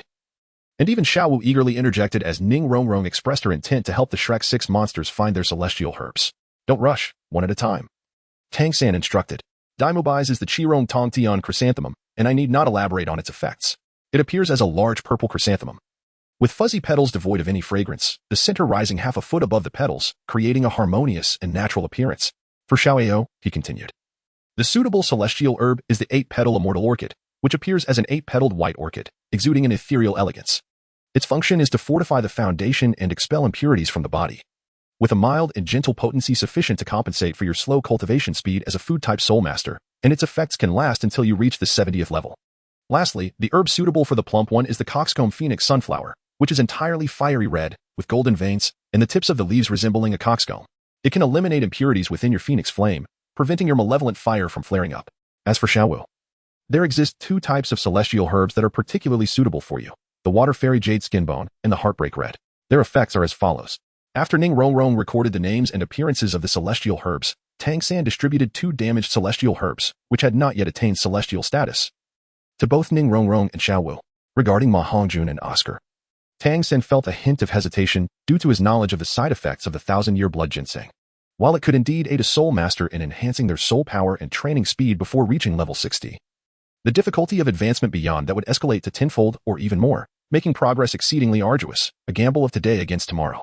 However, recalling the upcoming elite competition of advanced soul master academies across the continent in a year and a half, where they would face the royal combat team led by Lan Si, along with the fact that Ning Rongrong would seek her father's assistance in procuring celestial herbs, Tang San resolved to proceed without further delay.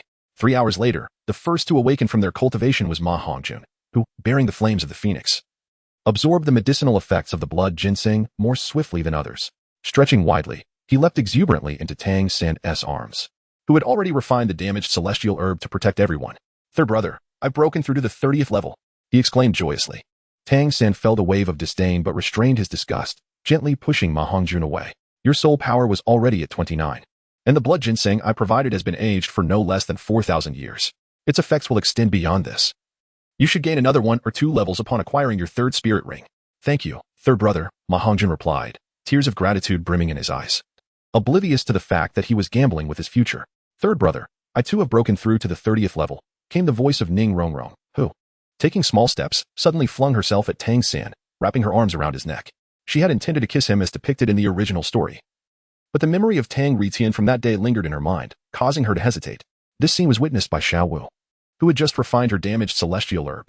She puffed up her cheeks and stomped her delicate foot on the ground. Feigning annoyance, she exclaimed loudly, I've reached the 35th level as well, having gained 2 levels. Tang San, flustered, hurriedly pushed Ning Rongrong aside and rushed over to Xiao Wu to apologize. Finally, Oscar awakened too, having refined a 5,000-year-old blood ginseng, which propelled his soul power from 32 to 35.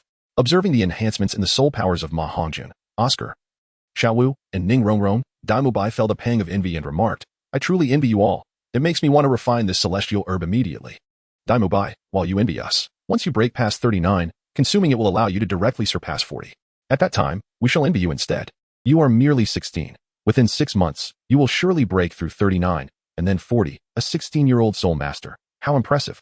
I, however, have yet to see when I might ascend to soul master, Ma Hongjun scoffed. Do not speak of it. I had not yet reached 30 at your age. Daim Mubai retorted playfully. Daim Mubai was 3 years older than Ma Hongjun. At 16, Daim Mubai had reached that age while Ma Hongjun had just turned 13.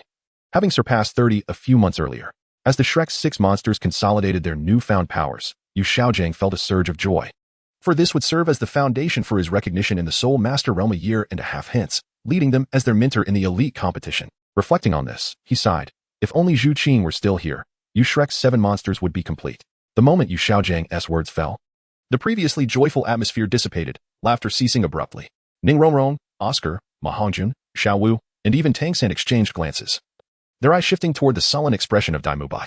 In that instant, Daim Mubai, who had believed he had let go of the past, felt the familiar bitterness rise again. He scoffed, so what if he is still around? He is merely a traitor. His presence would only squander Tang San's celestial herbs. That wretched heart of his will always remain with that scoundrel named Lan Si. Indeed, Yu Xiaojing acknowledged, unusually refraining from rebuttal. For he too harbored disdain for that individual who dismissed his invincibility theory. Just then, a melodious voice chimed in, Master, I recall someone who might be able to take Zhu Qing's place. It was Ning Rongrong, who, having encountered Tang Retian 3 days prior, had found herself unable to forget him. Compared to Daim Mubai and Oscar, his handsome countenance, noble aura, approachable demeanor, and unparalleled talent captivated her heart, leaving her cheeks flushed whenever she recalled their conversations. Who is this person? What is their martial spirit? How old are they? What level of soul power do they possess? Yu Xiaojing inquired eagerly, his interest piqued. Having spent more than half a year with Ning Rongrong, he understood her discerning tastes. Anyone she deemed extraordinary must possess talent on par with the Shrek 6 monsters. The remaining members of the group, aside from Oscar who had met Lan Si, also exhibited curiosity. Observing their reactions, Ning Rongrong cleared her throat theatrically, smiling sweetly. Prepare not to be too astonished when I tell you. His name is Tang Retian. Just turned 14, with the martial spirit ice blade, a 39-level assault system soul master. Tang Retian? At the mention of this name, the pupils of Yu Xiaojing and Tang San both constricted in surprise, their hopes for the celestial herbs rekindling with fervor. Tang San eagerly queried, Rongrong, do you know where he is now? Ning Rongrong shook her head, a hint of regret in her voice. I encountered him while shopping with Oscar a few days ago, but I have not seen him since. Why, have you all met him too? She would not divulge that she had secretly sought Tang Retian, even establishing a society dedicated to finding him, with herself as the inaugural president. Ning Rongrong's heart was a tumult of emotions. She felt joy at the prospect of quickly obtaining clues about the celestial herbs, yet sorrow at her deep-seated reluctance to believe that Tang Retian could be such a person. She immediately retorted, impossible. Brother Tang Retian is certainly not that sort of person. It must simply be a coincidence. There was a statement she refrained from uttering, even if it were indeed Tang Retian who had committed the act. The celestial herbs in Dugu Bo's medicinal garden were naturally gifted and rightfully belonged to those of virtue. If Tang San could acquire them, why should her brother Tang Retian be denied? At worst, when she next encountered brother Tang Retian, she could explain the significance of the Qi Luo tulip and purchase it from him. With the financial resources of the 7 treasure glazed tile school, there was nothing they could not afford. As she observed Yu Xiaojing and Tang San directing their suspicions toward Tang Retian, Oscar, who had previously been as mournful as if he had lost his mother, suddenly snapped to attention and hastily fanned the flames, saying, Rongrong, we've only met him once. Knowing a person's face does not equate to knowing their heart. What does this have to do with you? Ning Rongrong shot a fierce glare at Oscar, her beautiful eyes brimming with indignation, and retorted, "Whether Brother Tang Retian is good or bad, do I need your judgment? I see you are simply jealous. I noticed it the last time we met. You envy him for being more handsome and possessing greater talent than you." Oscar's face drained of color. He had not anticipated that his attempts to undermine would backfire so spectacularly, with Ning Rongrong defending Tang Retian so fiercely despite their brief acquaintance. Observing Oscar's embarrassment, his loyal friend Ma Hongjun promptly interjected, "Rongrong, Xiaowu is only looking out for your best interests. Why don't we summon Tang Retian to Shrek Academy for a direct confrontation? If it turns out to be a misunderstanding, we can all rejoice. And he can take Zhu Qing's place. If he truly did steal the celestial herbs, we want to make things difficult for him. We will simply require him to provide each of us with the herbs we need." Ma Hongjun's proposal, which pertained to the interests of all present, undoubtedly garnered unanimous approval. Excluding Ning Rongrong, even Tang San was willing to temporarily set aside his grievances. However, a surge of anger welled up within Ning Rongrong, and she nearly exclaimed, "Why should I seek your forgiveness for the celestial herbs that my man fought so hard to obtain, and why should I share them with you?" After holding her tongue for a while, she ultimately refrained from voicing this thought, for uttering it would irreparably offend everyone present. She began to regret bringing up Tang Retian at all. She thought to herself that by covertly searching for him, establishing a good rapport, and perhaps even advancing their relationship, she would have no reason to worry about him not providing her with celestial herbs when the time came. Yet, the pressing question remained, where was Brother Tang Retian now? Ning Rongrong feigned innocence and said, "We have no idea where Brother Tang Retian is." With the support of the others, Ma Hongjun felt emboldened and cheerfully stated, "Recently, Xiaowu mentioned this matter to me, and I recalled that there is someone who might know Tang Retian's whereabouts. Who is it?" Upon hearing this, all eyes turned to Ma Hongjun. Ning Rongrong suddenly realized something and shot Oscar a warning glance, her heart sinking. Lan Si. The last time Xiaowu and Rongrong encountered Tang Retian, it was at a restaurant where he was dining with Zhu Qing and Lan Si's cousin. Tang Retian referred to Zhu Qing as sister-in-law. It is said that Tang Retian and Lan Si had a sparring match that ended in a draw, and Tang Retian admired Lan Si, considering him a confidant. Ma Hongjun chuckled, "If we ask Lan Si, he might just know where Tang Retian is." Upon hearing this, Yu Xiaojiang, Daim Mubai, and Tang San's expression shifted dramatically. If what Ma Hongjun said was true, and Tang Retian was indeed the thief of the celestial herbs, then it would spell disaster. If Tang Retian had gifted Lan Si the herbs for refinement, how could they possibly compete in the Continental Advanced Soul Master Elite competition? Xiao San, we must act swiftly. Let us head to the Tiando Royal Academy to inquire with Lan Si about Tang Retian's whereabouts, Yu Xiaojiang urged anxiously. Xiao Wu, you wait for me at Shrek Academy. Tang San nodded earnestly, unwilling to delay for even a moment. He bid Xiao Wu farewell and hurriedly exited the room, followed closely by Yu Xiaojiang. Tang San, I'll accompany you. Daim Mubai, equally concerned that Lan Si might have refined the celestial herbs, promptly joined them. Xiao Wu contemplated following them, but ultimately refrained. Recalling the three soul duos at the Tiando Royal Academy, watching the three figures gradually fade away, Ning Rongrong was filled with confusion. The day was drawing to a close. Was it truly necessary to rush so? Could they not wait until tomorrow to ask? Meanwhile, at the Tiando Royal Academy in the rear mountain gorge, there lay a natural mimicry training ground, replete with mountains and waters, ideally suited for the cultivation of plant-type martial souls.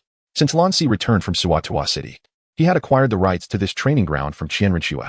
Although many within the Tiando Royal Academy were displeased, they dared not voice their discontent due to the princess decree. And Lan Si had publicly declared that anyone who could defeat him in a soul battle could claim the training ground. Unsurprisingly, challengers were consistently soundly defeated, and over time, no one dared to contest him. This area had become a sanctuary for Lan Si, Zhu Qing, and Di Lingling, and no one dared to approach it. Even members of the royal battle team could not enter without permission. Beneath the towering waterfall, Lan Si stood bare-chested, wielding a massive forging hammer, enveloped in a storm of lightning energy as the rushing water cascaded over his pristine form without him paying any heed. With each swing of the hammer, the intensity of the lightning energy increased, and he struck repeatedly. 1 hammer, 2 hammers, 3 hammers. Only after the 49th strike did Lan Si cease his rhythmic blows. And at the moment he delivered the final strike, the waterfall erupted in a thunderous crash, momentarily splitting apart before returning to its original state after a brief interval. "Ah Si, it's nearly time. We should head back," Zhu Qing approached, having completed her own arduous training for the day. She retrieved Lan Si's garments from a large rock by the shore, smoothing out the wrinkles and unseen dust. "Oh, you're here," Lan Si replied, casually stowing away the enormous forging hammer into his sea blue heart.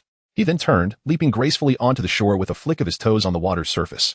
Zhu Qing took a silk scarf from her soul guide and wiped the water from Lan Si's body while draping his clothes over him. "I see. What hammer technique were you practicing just now? Why was its power so immense?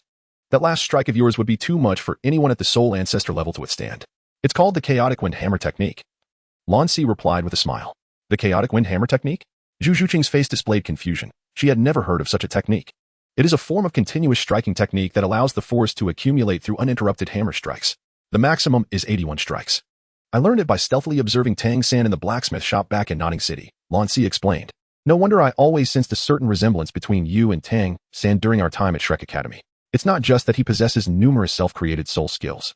This factor plays a role as well, Zhu Qing realized, before asking, but I see, since your martial soul is not a hammer, is it truly necessary to expend energy learning such a continuous striking technique? Don't you know? Lan Si wore a mysterious smile. Know what? Zhu Qing pouted in dissatisfaction, wrapping her arms around Lan Si's neck, and playfully chided, quickly tell me, no teasing allowed. Lan Si smiled gently and said, in truth, I possess a twin martial soul. As she spoke, she raised her right hand, channeling the Thunder Heart technique. A surge of lightning enveloped her hand, and a small hammer, entirely black with intricate golden spiral patterns adorning its surface, materialized within her grasp. Upon witnessing this, Zhu Qing's mouth instantly formed an astonished ta shape. After a moment of stunned silence, she finally regained her composure and stuttered out a few words. Twin martial soul. She couldn't help but ponder the extraordinary nature of the boyfriend she had chosen. Lan Si retracted the small hammer, nodding slowly. Now do you comprehend why I must master this chaotic wind hammer technique? Indeed, Zhu Qing swallowed hard. Lan Si continued, in truth, it is of little significance. For that Tang San, like myself, also possesses twin martial souls. He has twin martial souls as well? Does his second martial soul also take the form of a hammer? Zhu Qing felt her mind becoming somewhat overwhelmed. When did twin martial souls become so commonplace? Not only was her boyfriend in possession of them, but even Tang San as well. Lan Si nodded and remarked, his second martial soul is the Haotian lineage, which I previously mentioned to you, the Haotian hammer. The chaotic hammer techniques indeed originate from the Haotian clan, and Tang San's father is the illustrious Tang Hao, the Haotian Douluo. No wonder you have always had a contentious relationship with Tang San. However, Tang San's demeanor can indeed be somewhat irksome. Zhu Qing suddenly enlightened, her beautiful eyes darting around before she abruptly inquired, come clean, how much more have you concealed from me? Nothing at all, Lan Si replied. Really? A flicker of suspicion passed through Zhu Qing's gaze, her disbelief evident. Of course, it is true. Lan Si felt a twinge of guilt under Zhu Qing's scrutiny, his gaze wavering. Noticing Lan Si's deceit, Zhu Qing seized the moment and playfully bit into his neck, her voice laced with playful reproach. Will you confess? Or shall I continue biting you? If you bite me, then I shall bite you in return. Lan Si grinned mischievously, lowering his head and playfully pressing his lips against the alabaster skin of Zhu Qing's neck, leaving a mark. Ah! Zhu Qing exclaimed in surprise, hastily pushing Lan Si away.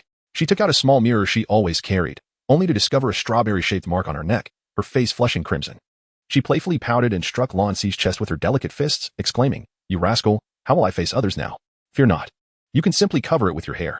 Besides, it will fade away shortly, Lan Si replied with a cheeky smile. That sounds easy enough for you to say.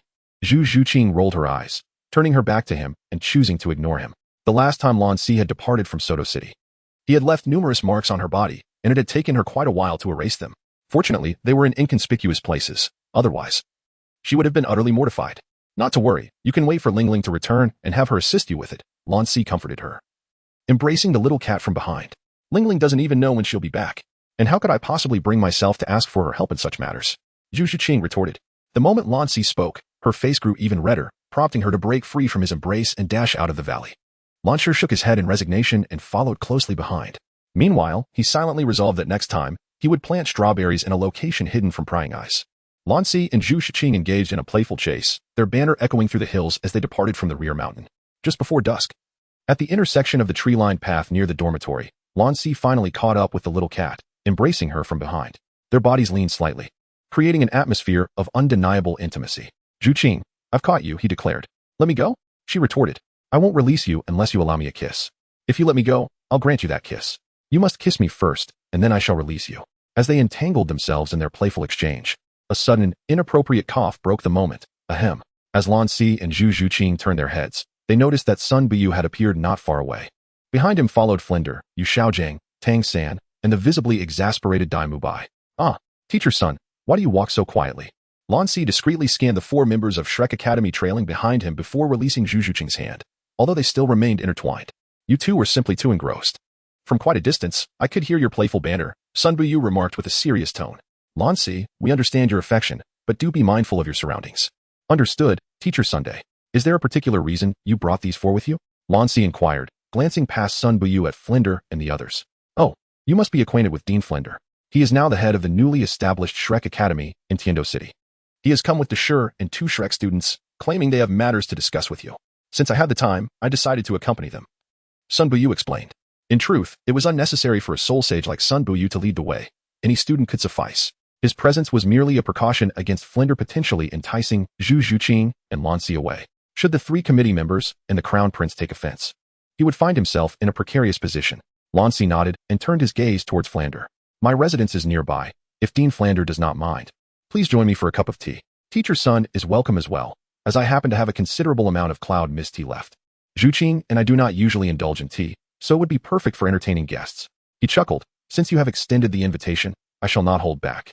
The royal supply of cloud mist is something one rarely has the opportunity to enjoy. Naturally, Sun, who remained silent, agreed to Lan Si's invitation, confident that with him present, Flander would refrain from any underhanded actions. Chapter 114, The Ruthless Yu Xiaojiang at the Tiando Royal Academy. Lan Si's dormitory could more aptly be described as a villa rather than a mere dormitory. It spanned 2 floors. The first floor featured no separate rooms, instead encompassing a spacious hall of over 100 square meters. Within the hall, a fully equipped kitchen, sofas, and various household essentials were readily available. The second floor housed a vast bedroom, bright and airy, complete with an enormous soul beast leather bed measuring 3 meters long and 5 meters wide, comfortably accommodating 7 to 8 individuals. Lan Si is a connoisseur of life's pleasures, while his diligent cultivation is one facet, savoring existence is another. This quaint little villa has gradually been transformed into a semblance of the former Blue Star by him, accompanied by Flanders and Sun Buyu. A group of 5 entered the villa, where Lan Si effortlessly invited everyone to take a seat. The little cat, almost embodying the role of a hostess, skillfully retrieved the tea set from the counter and brewed the cloud tea with the readily available hot water, serving it to the guests. Even Daim Mubai and Zhu Qing offered a token cup, treating it no differently than they would have with Tang San, which nearly drove Daim Mubai to the brink of fury, though he dared not express it. Ultimately, the little cat gracefully returned to her place beside Lan Si. Flanders lifted his cup of cloud tea, taking a delicate sip, and was immediately greeted by a fragrant aroma. Glancing at the affectionate pair of Lan Si and his companion, then admiring the cozy and unique decor, he couldn't help but exclaim, Lan Si, at times I truly envy you and Zhu Qing. Love is something one must strive for. Rather than waiting in silence, it is far better to take the initiative. The goddess of your heart may not necessarily be aware of your feelings. Lan Si cast a sidelong glance at Yu Xiaojiang, implying something deeper. Take the initiative. Flanders was momentarily taken aback, recalling how he and Yu Xiaojiang had simultaneously fallen for Lu Erlong. It seemed he had not even confessed his feelings, relinquishing Lu Erlong to Yu Xiaojiang, filling his heart with regret and frustration. If only he had been more assertive, selfish, and proactive, might the outcome have been different? Sitting beside Flanders, Yu Xiaojiang sensed something amiss and furrowed his brow, nudging Flanders gently while whispering, Flanders, it's time to discuss the matter at hand. Clearing his throat, Flanders quickly regained his composure, stating earnestly, Lan Si, I came here to inquire if you're acquainted with a person named Tang Retian. Upon hearing this, Lan Si pretended to ponder for a moment before replying seriously, Indeed, I know him. He is the only opponent I encountered in the Soul Sovereign realm. May I inquire why Director Flanders seeks out Brother Retian? Well, I have had a brief encounter with him. I actually came here to extend an invitation for him to join Shrek Academy, in accordance with Yu Xiaojiang's prior instructions. Flanders refrained from mentioning the matter of the Dugu Bo's medicinal garden. A subtle smirk of disdain crept upon Lan Si's lips. An invitation to join Shrek Academy? If it were truly an invitation for the individual who went by the alias Tang Retian, then Tang San and Daim Mubai, those 2 who loathed him deeply, would not have followed so closely behind. Moreover, their arrival just before dusk hinted that they likely suspected Tang Retian had pilfered the celestial herbs and through Ning Rongrong had learned of his acquaintance with Tang Retian, aiming to confront him. He shook his head, feigning earnestness as he spoke. Dean Flander, I fear this may disappoint you. Brother Retian's whereabouts are notoriously elusive. He has been traversing various cities in search of worthy adversaries and departed 3 days ago. Even I am unaware of his current location. Did he mention when he would return, or leave anything behind? Upon hearing about Tang Retian's departure, Yu Xiaojiang grew anxious, his excitement palpable. Should the celestial herbs fall into the hands of another, how could the Shrek team, under his leadership, maintain their illustrious reputation across the continent? Oh, it seems you do not appear to be here solely to invite Brother Retian, he continued, but rather with ulterior motives. Regrettably, I cannot assist you. Not only do I not know where Brother Retian has gone, but even if I did, I would refuse to divulge such information. Betraying a friend is an act of utmost depravity. Lan Si, adopting a theatrical flair, exhibited a glimmer of wariness in his eyes. Yu Xiaojiang, Tang San, and Flanders suddenly altered their expressions, the latter 2 instinctively casting their gazes towards Yu Xiaojiang. Though they were reluctant to acknowledge it, not long ago, Yu Xiaojiang had indeed committed an act of betrayal against a friend. As he felt their scrutinizing gazes, Yu Xiaojiang was overwhelmed with shame, lowering his head, his countenance reflecting utter despondency. Lan Si looked at Yu Xiaojiang with a hint of astonishment. Unable to restrain a gasp, could it be that the esteemed master has truly betrayed a friend? As soon as his words fell, Yu Xiaojiang's head drooped even lower, while Tang San's face was filled with fury as he declared, Lan Si, you insult my teacher. I shall challenge you. Lan spoke freely. Is this an insult to your teacher? Surely not. Just how inadequate must your teacher be, if I am not mistaken? The moment I uttered the words betraying a friend, your gaze instinctively shifted toward your teacher. It seems you are aware that your teacher has indeed betrayed friends, and I merely inquired casually. TSK. Your reaction suggests that the claims about your teacher's betrayal are, in fact, true. However, it appears that your teacher has but one friend, Dean Flandre. I noticed Dean Flandre glancing at your teacher just now. Could it be that the one betrayed is none other than Dean Flandre? Surely, your teacher would not stoop to such a reprehensible act. Dean Flandre, are you not incensed? As the truth began to unfold, Lan Si, Yu Xiaojiang, and Tang San's expressions shifted dramatically. Tang San's eyes turned crimson, a murderous intent radiating from him as he crushed his teacup with a snap. 3 soul rings, 2 yellow and 1 purple, rose slowly from beneath his feet, exuding the oppressive aura of a soul master towards Lan Si. Seeing the escalating tension, Sun Buyu swiftly positioned himself between Lan Si and Zhu Qing, summoning his own 7 soul rings, 2 yellow, 2 purple, and 3 black, into existence. The moment his soul rings appeared, the pressure released by Tang San dissipated into thin air. He spoke sternly, Dean Flandre, I hold you in high regard as the head of your academy and a soul sage, which is why I have been courteous in allowing your entry. However, your student has displayed excessive audacity. Turning to Tang San, he commanded, stand down. Flandre, recognizing his own shortcomings in this situation and aware that they were on the home turf of the Tiando Royal Academy, understood that an actual conflict would likely lead to the downfall of all 4 of them. He hastily apologized. My apologies, Teacher Sunday. It is my failure in discipline. We shall take our leave. Tang San ignored Flandre's words, his gaze fixed intently on Lan Si. Lan Si, do you dare to face me? With a resolute stance, Tang San proclaimed, my martial spirit is blue silvergrass, and I am a 35-level control system soul master. Lan Si, do you dare to accept my challenge? He glanced at Sun Buyu before directing his attention back to Lan Si. Teacher Sun, please step aside. I have previously stated that any foe who has fallen to me shall never be regarded as a rival. I grant you time to catch up until you are but a distant memory. Since he is confident enough to challenge me again, to refuse would be to invite ridicule. Lan Si rose slightly, placing a gentle hand on Sun Buyu's shoulder. Very well, I shall arrange a battle arena for you. Sun Buyu nodded and exited the room, confident in Lan Si's strength. He believed that even a 35-level blue silvergrass soul master would not pose a threat, let alone Yu Tianheng, who had already broken through to soul ancestor. Please proceed. Though I recall that during our last duel over a month ago, you were only at level 32. To have advanced so swiftly to 35 suggests you have ingested some extraordinary herbs. I am intrigued to witness the extent of your current prowess, Lan Si remarked nonchalantly. You shall see, Tang San replied, brimming with confidence. He attributed his previous defeat to carelessness, caught off guard by Lan Si's formidable speed and unfamiliarity with his 3rd soul skill, compounded by having a lower soul power level. Now, with Lan Si at full strength, he estimated his level to be at most 34. In a scenario where their soul powers were equal or even slightly in his favor, he was certain he would not be bested. That fellow over there with the peculiar axe should not remain idle. If you have been baring your teeth at me for so long, I am weary. Whether it is 1 or 2 opponents, I welcome them all. You may as well come at me together, Lan Si remarked, casting a derisive glance at Daim Mubai. Upon hearing this, Daim Mubai instinctively exchanged glances with Tang San, who gave a slight nod. Daim Mubai responded coldly, as you wish. Soon, the 6 of them arrived at the battle arena arranged by Sun Buyu. Lan Si had become quite the sensation at the Tiando Royal Academy, his reputation overshadowing even that of the Imperial Battle Team's captain, Yu Tianheng.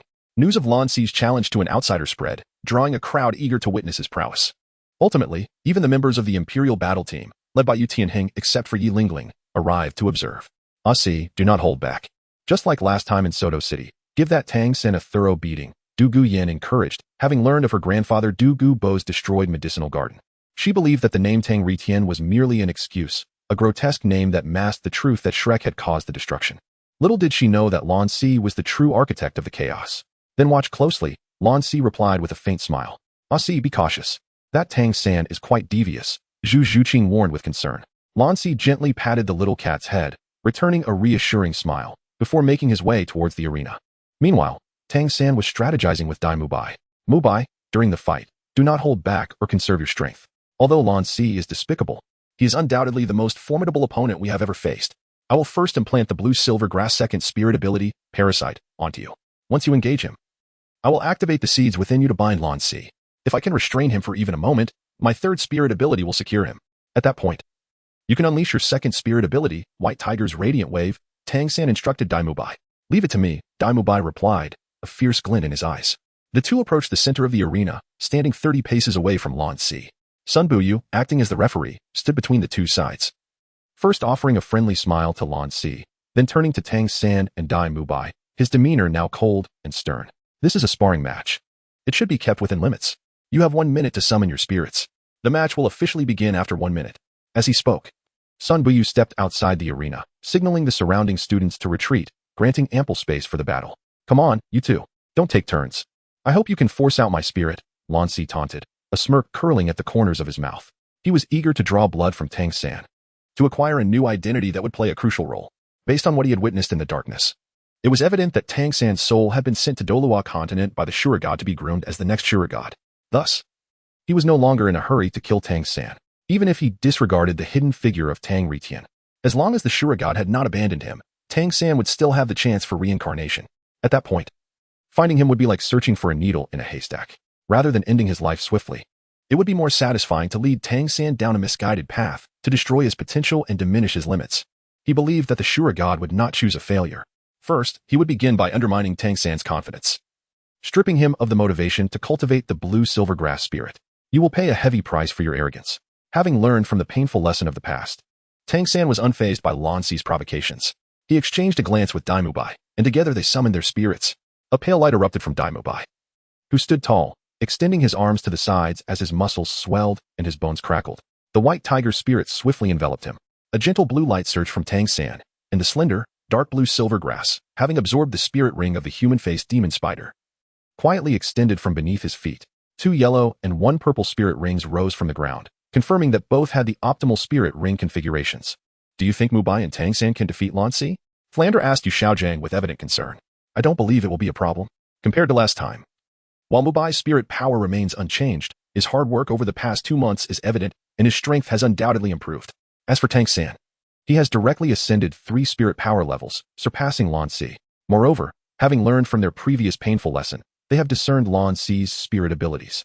With their cooperation, they should have a chance at victory, Yu Xiaojiang replied confidently. Uncle, I fear this may disappoint you. A voice interrupted, and both Yu Xiaojiang and Flander turned to see a tall, slender youth with black hair approaching, dressed in blue. It was Yu Tianheng, the captain of the royal fighting team and Yu Xiaojiang's nephew. Tianheng? Yu Xiaojiang exclaimed in surprise. Uncle, it is good to see you again. Yu Tianheng spoke respectfully to his uncle, who was labeled a failure by their kin. Tianheng, surely you have witnessed Mubai and Tang San's strength previously. Do you truly believe they would fail against Lan Si, knowing his capabilities? Yu Xiaojiang questioned, his brow furrowed in irritation. No, uncle, you misunderstand my words. Their strengths are indeed formidable, especially Tang San. Even with my current breakthrough to the spirit ancestor realm, I may not be his match when faced with his bizarre techniques. Yu Tianheng replied, his expression grave. We may all have underestimated Lan Si. If the spirit masters from Shrek Academy, at the age of 12 or 13, are considered monsters, then Lan Si is the monster among monsters. What do you mean by that? Flandre asked, puzzled. I apologize, but I cannot disclose too much about my team members. All I can say is that below the rank of Spirit King, no one can surpass Lan Si, Yu Tianheng stated. Recalling the moment over a month ago when Lan Si broke through to level 34, he shook his head, leaving behind a cryptic remark as he returned to the position of Dugu Yin and the others. Begin.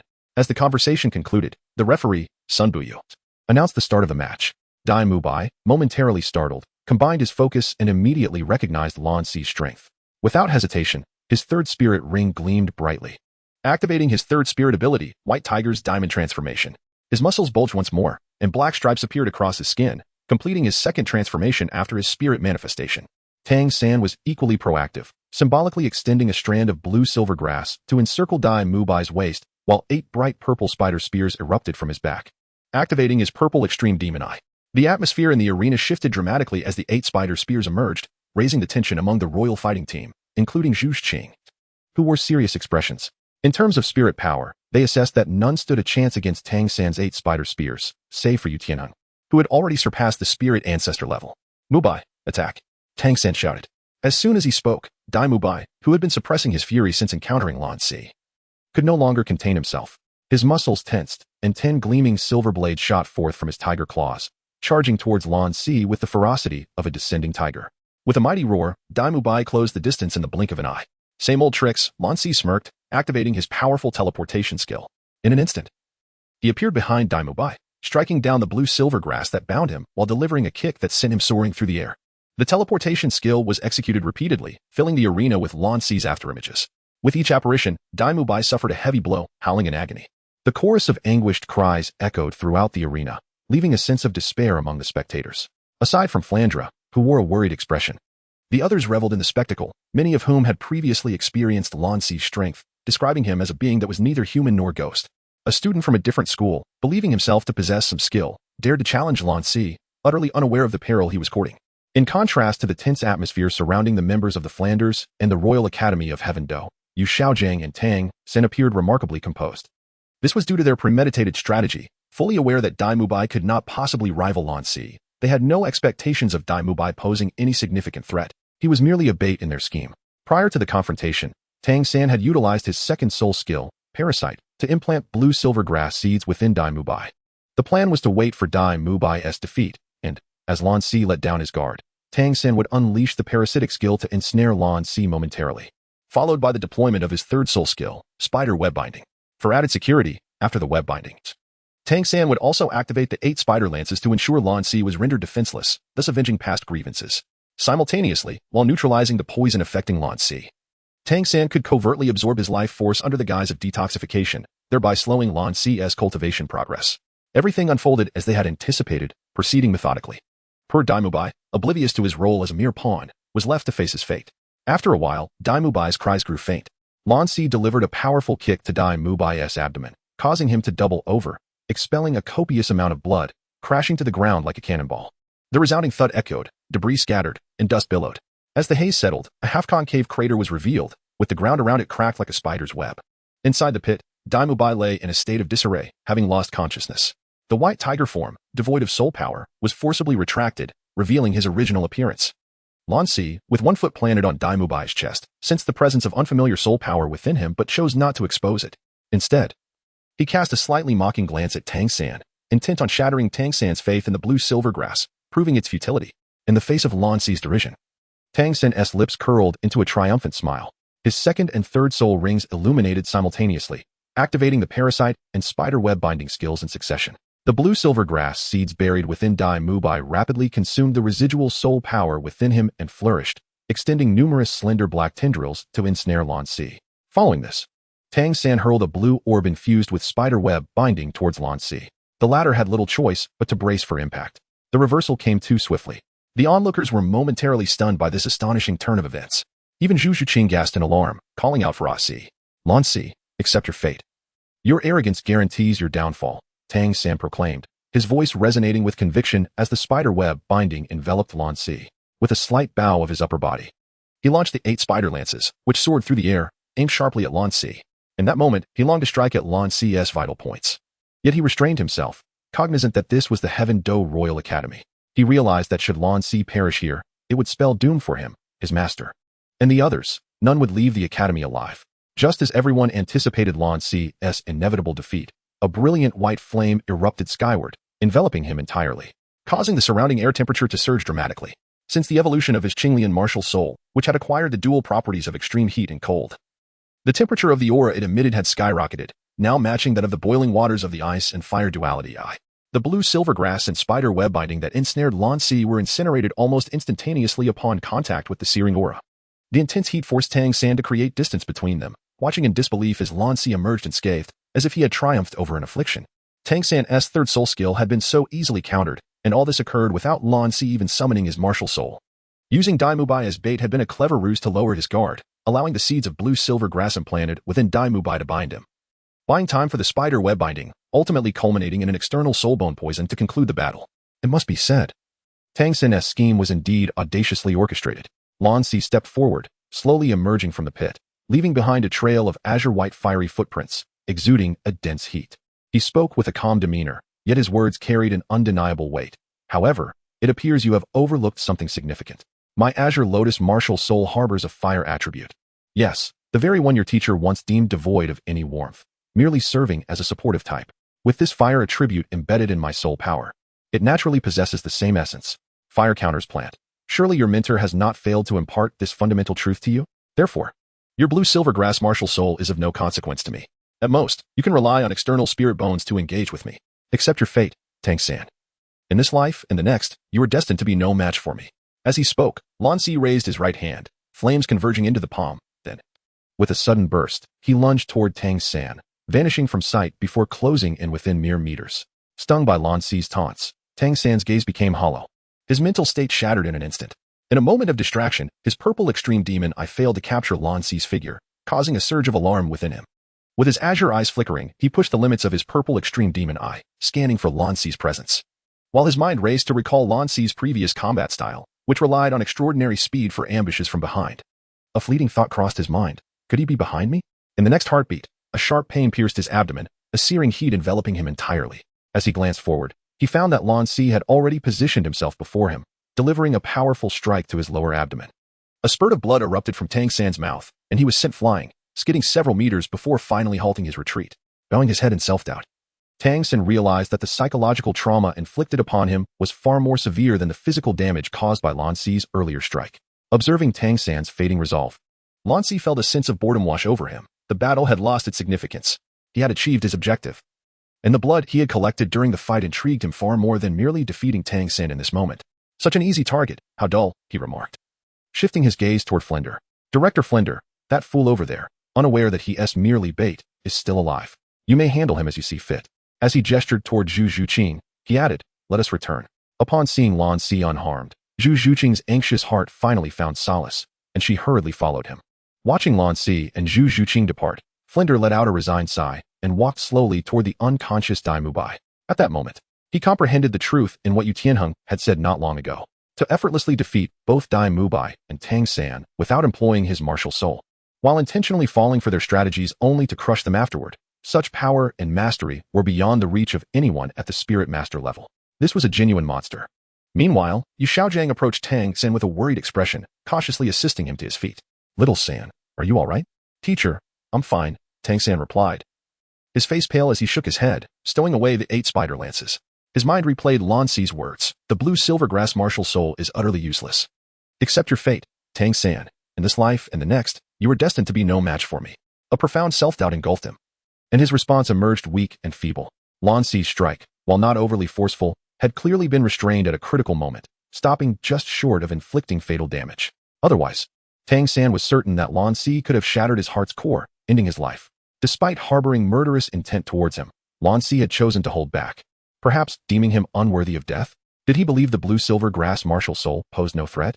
As these thoughts swirled in Tang San's mind, he, supported by Yu Xiaojiang and carrying the unconscious Daim Mubai, exited the Tiando Royal Academy under the watchful eyes of their fellow students who reveled in their predicament.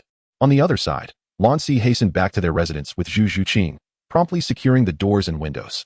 With a flash of azure light, he restored his ice blue hair, the visage of his martial soul's evolution. I see, why the urgency? Zhu Qing inquired, unable to suppress a hint of admiration at his striking appearance despite witnessing it numerous times. Indeed, Lan Si nodded, extending his left hand to reveal a droplet of crimson blood suspended in his palm. Blood. Zhu Qing's eyes widened in surprise. This is Tang San's blood, freshly collected. Lan Si replied with a serene smile. Raising his right hand, he activated the sacred universe technique, conjuring the azure lotus in his palm. With a flick of his left finger, the droplet of blood fell precisely upon the lotus. As the azure lotus domain activated, a brilliant light enveloped Lan Si, prompting Zhu Qing to instinctively close her eyes. When she reopened them, Lan Si had transformed into the very visage of Tang San she had seen moments ago. I see. How have you taken on Tang San's appearance? Zhu Qing exclaimed in astonishment. Though she had heard Lan Si speak of the azure lotus domain's capabilities and witnessed his transformations before and after his martial soul's second awakening, the sight of him embodying a stranger still left her in awe. How does it feel? Do I resemble him? Lan Si approached a mirror, gently touching the ordinary face, turning his back to Zhu Qing with a faint smile. If I had not witnessed it myself, I might have mistaken you for the real Tang San. Even your voice is identical, Zhu Qing declared earnestly. This is not sufficient, Lan Si replied, shaking his head. Raising his right hand, he activated the sacred universe technique once more, summoning forth the azure lotus, only to furrow his brow upon seeing it still manifest as a lotus. Then, lifting his left hand, he activated the 5 thunder heart technique, conjuring a small, pitch-black hammer that appeared in his palm. Oddly, its head was no longer conical but cylindrical, adorned with faint, swirling patterns. Lan Si's face finally revealed a look of delight. My suspicions were indeed correct. Although different types of martial souls cannot transform, those that share the same origin can. As he spoke, he tested the soul-eating 8 Spider Lance again and found that it could take on the appearance of Tang San's 8 Spider Lance, albeit with a fundamentally different nature. Naturally, this essence could only be perceived by Lan Si himself. Chapter 118, The Thoughts of Ning Fingji at the Seven Treasures Glazed Tile School. Ning Rongrong gently touched a yellow crystal ball with her slender, snow-white hand. Instantly, the crystal ball illuminated, radiating a dazzling light. Surrounding the crystal ball were 2 elderly men and a middle-aged man. One elder appeared emaciated with a large frame, while the other, clad in white, possessed sharp brows and bright eyes, his hair completely white. The middle-aged man had a refined and gentle appearance, with a straight nose and square jaw. They were none other than the 2 guardians of the Seven Treasures Glazed Tile School, Bon Douluo Gu Rong and Sword Douluo Chen Xin, along with the school's master. Ning Fingji. Truly at level 30. Bon Douluo exclaimed, holding the crystal ball, disbelief etched on his face. How about that? I did not deceive you, Ning Rongrong replied, placing her hands on her hips, her demeanor brimming with pride. However, the anticipated praise did not come. Instead, Ning Fingji's expression grew grave, a cold glint flashing in his eyes. The other 2 guardians also wore somber expressions. Dad, what is the matter with you? Noticing her father's and grandfather's unusual demeanor, Ning Rongrong asked, perplexed. Ning Fingji, with a serious tone, queried, Rongrong, when you left home, you were only at level 26. In just half a year. At most 7 months, how did you manage to elevate to level 30? I need you to recount every detail of your journey. As Ning Rongrong's father, Ning Fingji was well aware of his daughter's training talent, no matter how diligently one trained. A progress of 2 levels in 7 months at the Great Soul Master stage would be commendable, 3 levels would be barely acceptable. Yet, a 4-level increase was extraordinarily uncommon. In total, merely 7 months had passed, and to elevate soul power by 4 levels was a feat that even some naturally gifted soul masters seldom achieved. Acknowledging her father's serious demeanor, Ning Rongrong understood that her soul power's rapid enhancement was indeed extraordinary. She began recounting her experiences at Shrek Academy. Upon hearing how the Shrek 7 monsters had initially devised a strategy to severely injure the heir of the Blue Lightning Tyrant Dragon, Yu Tianheng, and then were subsequently overwhelmed by Lan Si, Ning Fingji could not help but exclaim, what did you say? Your Shrek 7 monsters, consisting of 4 soul sovereigns and 3 great soul masters, were defeated by Lan Si alone? Ning Rongrong grimaced, yes, and we were utterly crushed. That guy is simply a monster. He was able to handle simultaneous attacks from Daim Mubai, San Ge, and Xiao Wu, all soul sovereigns, with ease. Daim Mubai, possessing a formidable 38-level soul power and a top-tier offensive white tiger martial soul, could barely withstand 3 moves against him, practically being dominated. From what you describe, I am intrigued to meet this Lan Si. To defeat a team like yours at the soul sovereign stage, and at such a young age, is something even the youngest titled Douluo of your could not achieve, Ning Fingji mused, his eyes revealing a spark of interest. Dad, do you know him? Ning Rongrong asked. Surprised, Ning Fingji nodded. Not only do I know him, but your sword grandfather and bone grandfather are also acquainted with him. As he spoke, Ning Fingji exchanged a knowing glance with Bone Douluo and Sword Douluo, who promptly understood and began their usual banter. Sword Douluo added, recently, rumors have circulated in Tiando City that Prince Shui Qinghe has befriended a remarkably young genius soul master named Lan Si, who has reached soul sovereign at the tender age of 12. His talent is extraordinary, and his future is boundless. He is set to represent the Tiando Empire in the upcoming elite competition for advanced soul master academies in a year and a half. Bone Douluo chuckled. What do you think, Rongrong? Would you consider courting this young man as my granddaughter-in-law? Such a genius is a rare find. Oh dear, Grandfather Bone. What nonsense are you spouting? Lan Si already has a girlfriend. Upon hearing the term grandson-in-law, Ning Rongrong flared up like an agitated cat, unexpectedly envisioning Tang Retian, her cheeks flushing crimson. What of it? Your father has more than one woman. Otherwise, how would you have so many brothers? Besides, that lad has caused quite a stir by eloping with the fiancée of the second heir to the Star Luo Empire, which could lead to significant trouble. Once the truth surfaces, he will undoubtedly face dire consequences. Perhaps he is currently seeking a powerful ally to shield him from the Star Luo royal family, Bone Douluo teased. Though they cherished Ning Rongrong, not wishing for her to marry a man with a family, the interests of the Seven Treasures Glazed Tile School always took precedence. Lan Si possesses such remarkable talent that it is already worthy of investment from the Seven Treasure Glazed Tile School. At worst, once Lan Si is wedded to the Seven Treasure Glazed Tile School, we can have Ning Rongrong take the lead and that young girl from the Zhu family take a back seat. With these old fellows around, I doubt Lan Si would dare to defy us. Grandpa Gu, if you continue to speak nonsense, I shall truly be upset, Ning Rongrong pouted. Ning Fingji's eyes narrowed slightly as he fixed his gaze on Ning Rongrong. Could it be that you were still thinking about that person named Tang Retian? Daddy. How did you know? The words slipped out before she could catch herself, and she quickly regretted it, as it practically amounted to an admission of her feelings for Tang Retian. You ask how I know? You utilized the resources of the Seven Treasure Glazed Tile School to establish some association called the Retian Society in Heavendo City. I would find it difficult not to notice. Ning Fingji sighed, speaking earnestly. Alas, Rong Rong, it is human nature to be drawn to beautiful things. However, you are different. You were born into a soul master family within the Seven Treasure Glazed Tile School. You must surely understand the rules of seeking a partner here. They must be an exceptionally gifted battle soul master, not just a pretty face.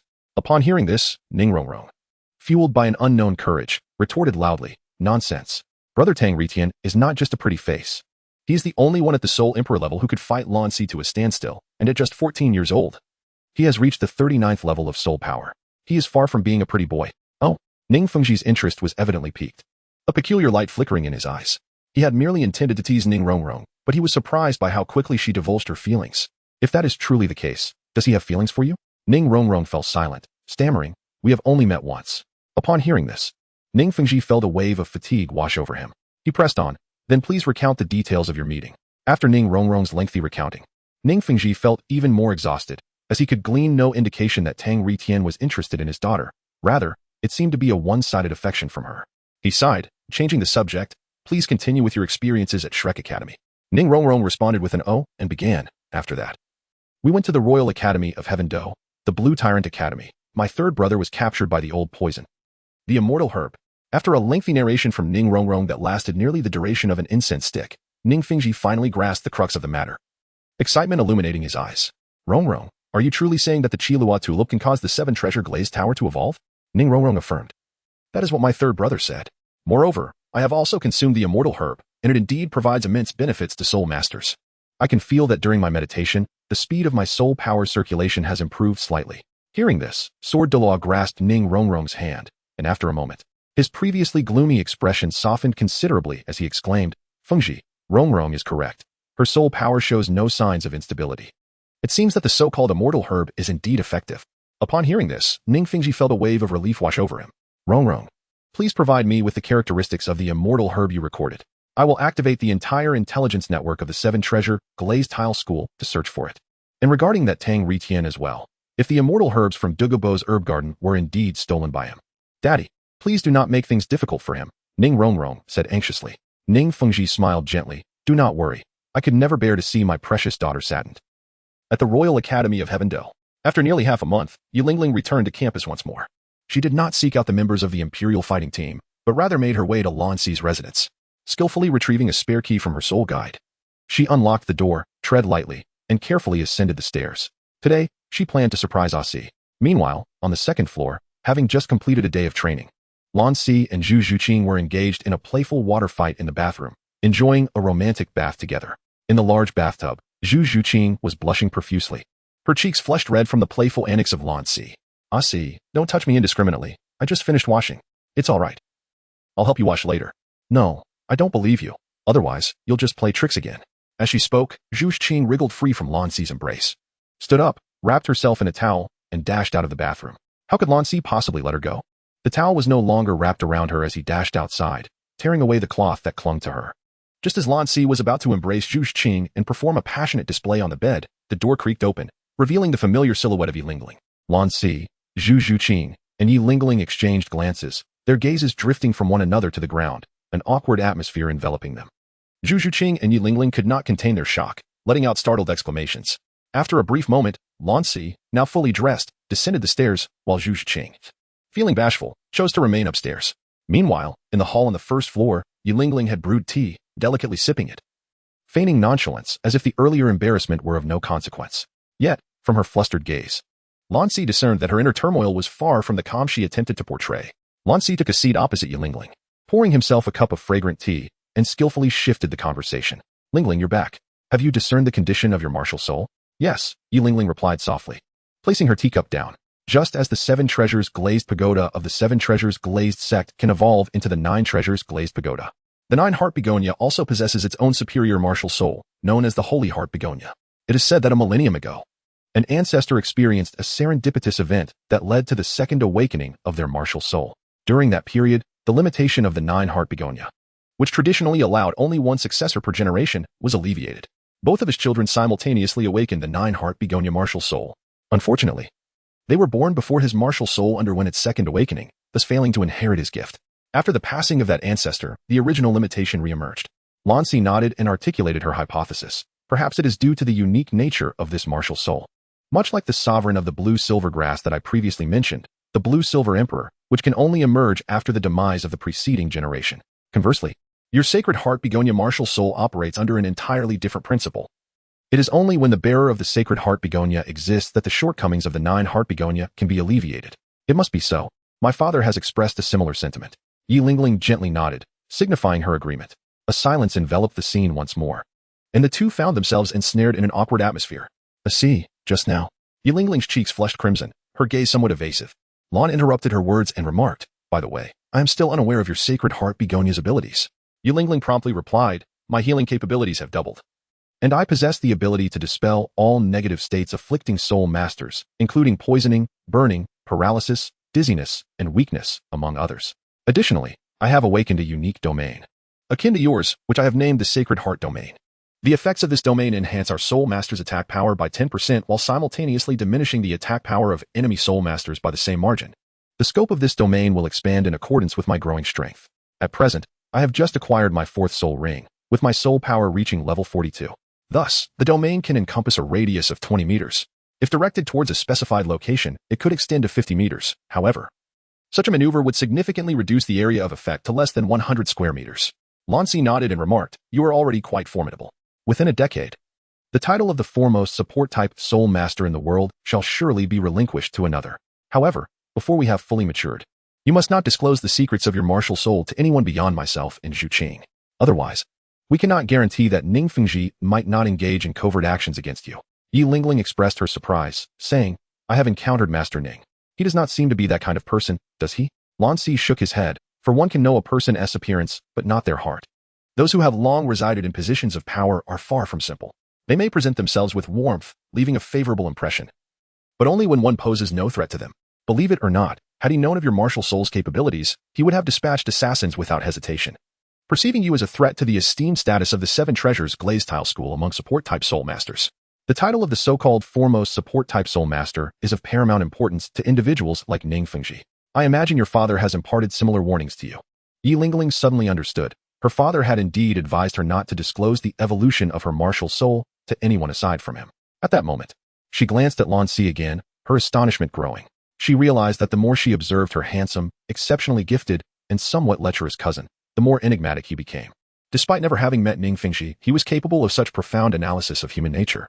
Time passed swiftly. 2 months had gone by in the blink of an eye. On this day, at the natural mimicry training ground behind the Royal Academy of Tiando, a sudden eruption of flame shot skyward, the temperature soaring dramatically. Strangely, a thin layer of ice sand began to form on the ground, spreading and coming into contact with the waterfall's flowing waters, which instantly froze upon contact, creating a stark contrast to the surrounding heat.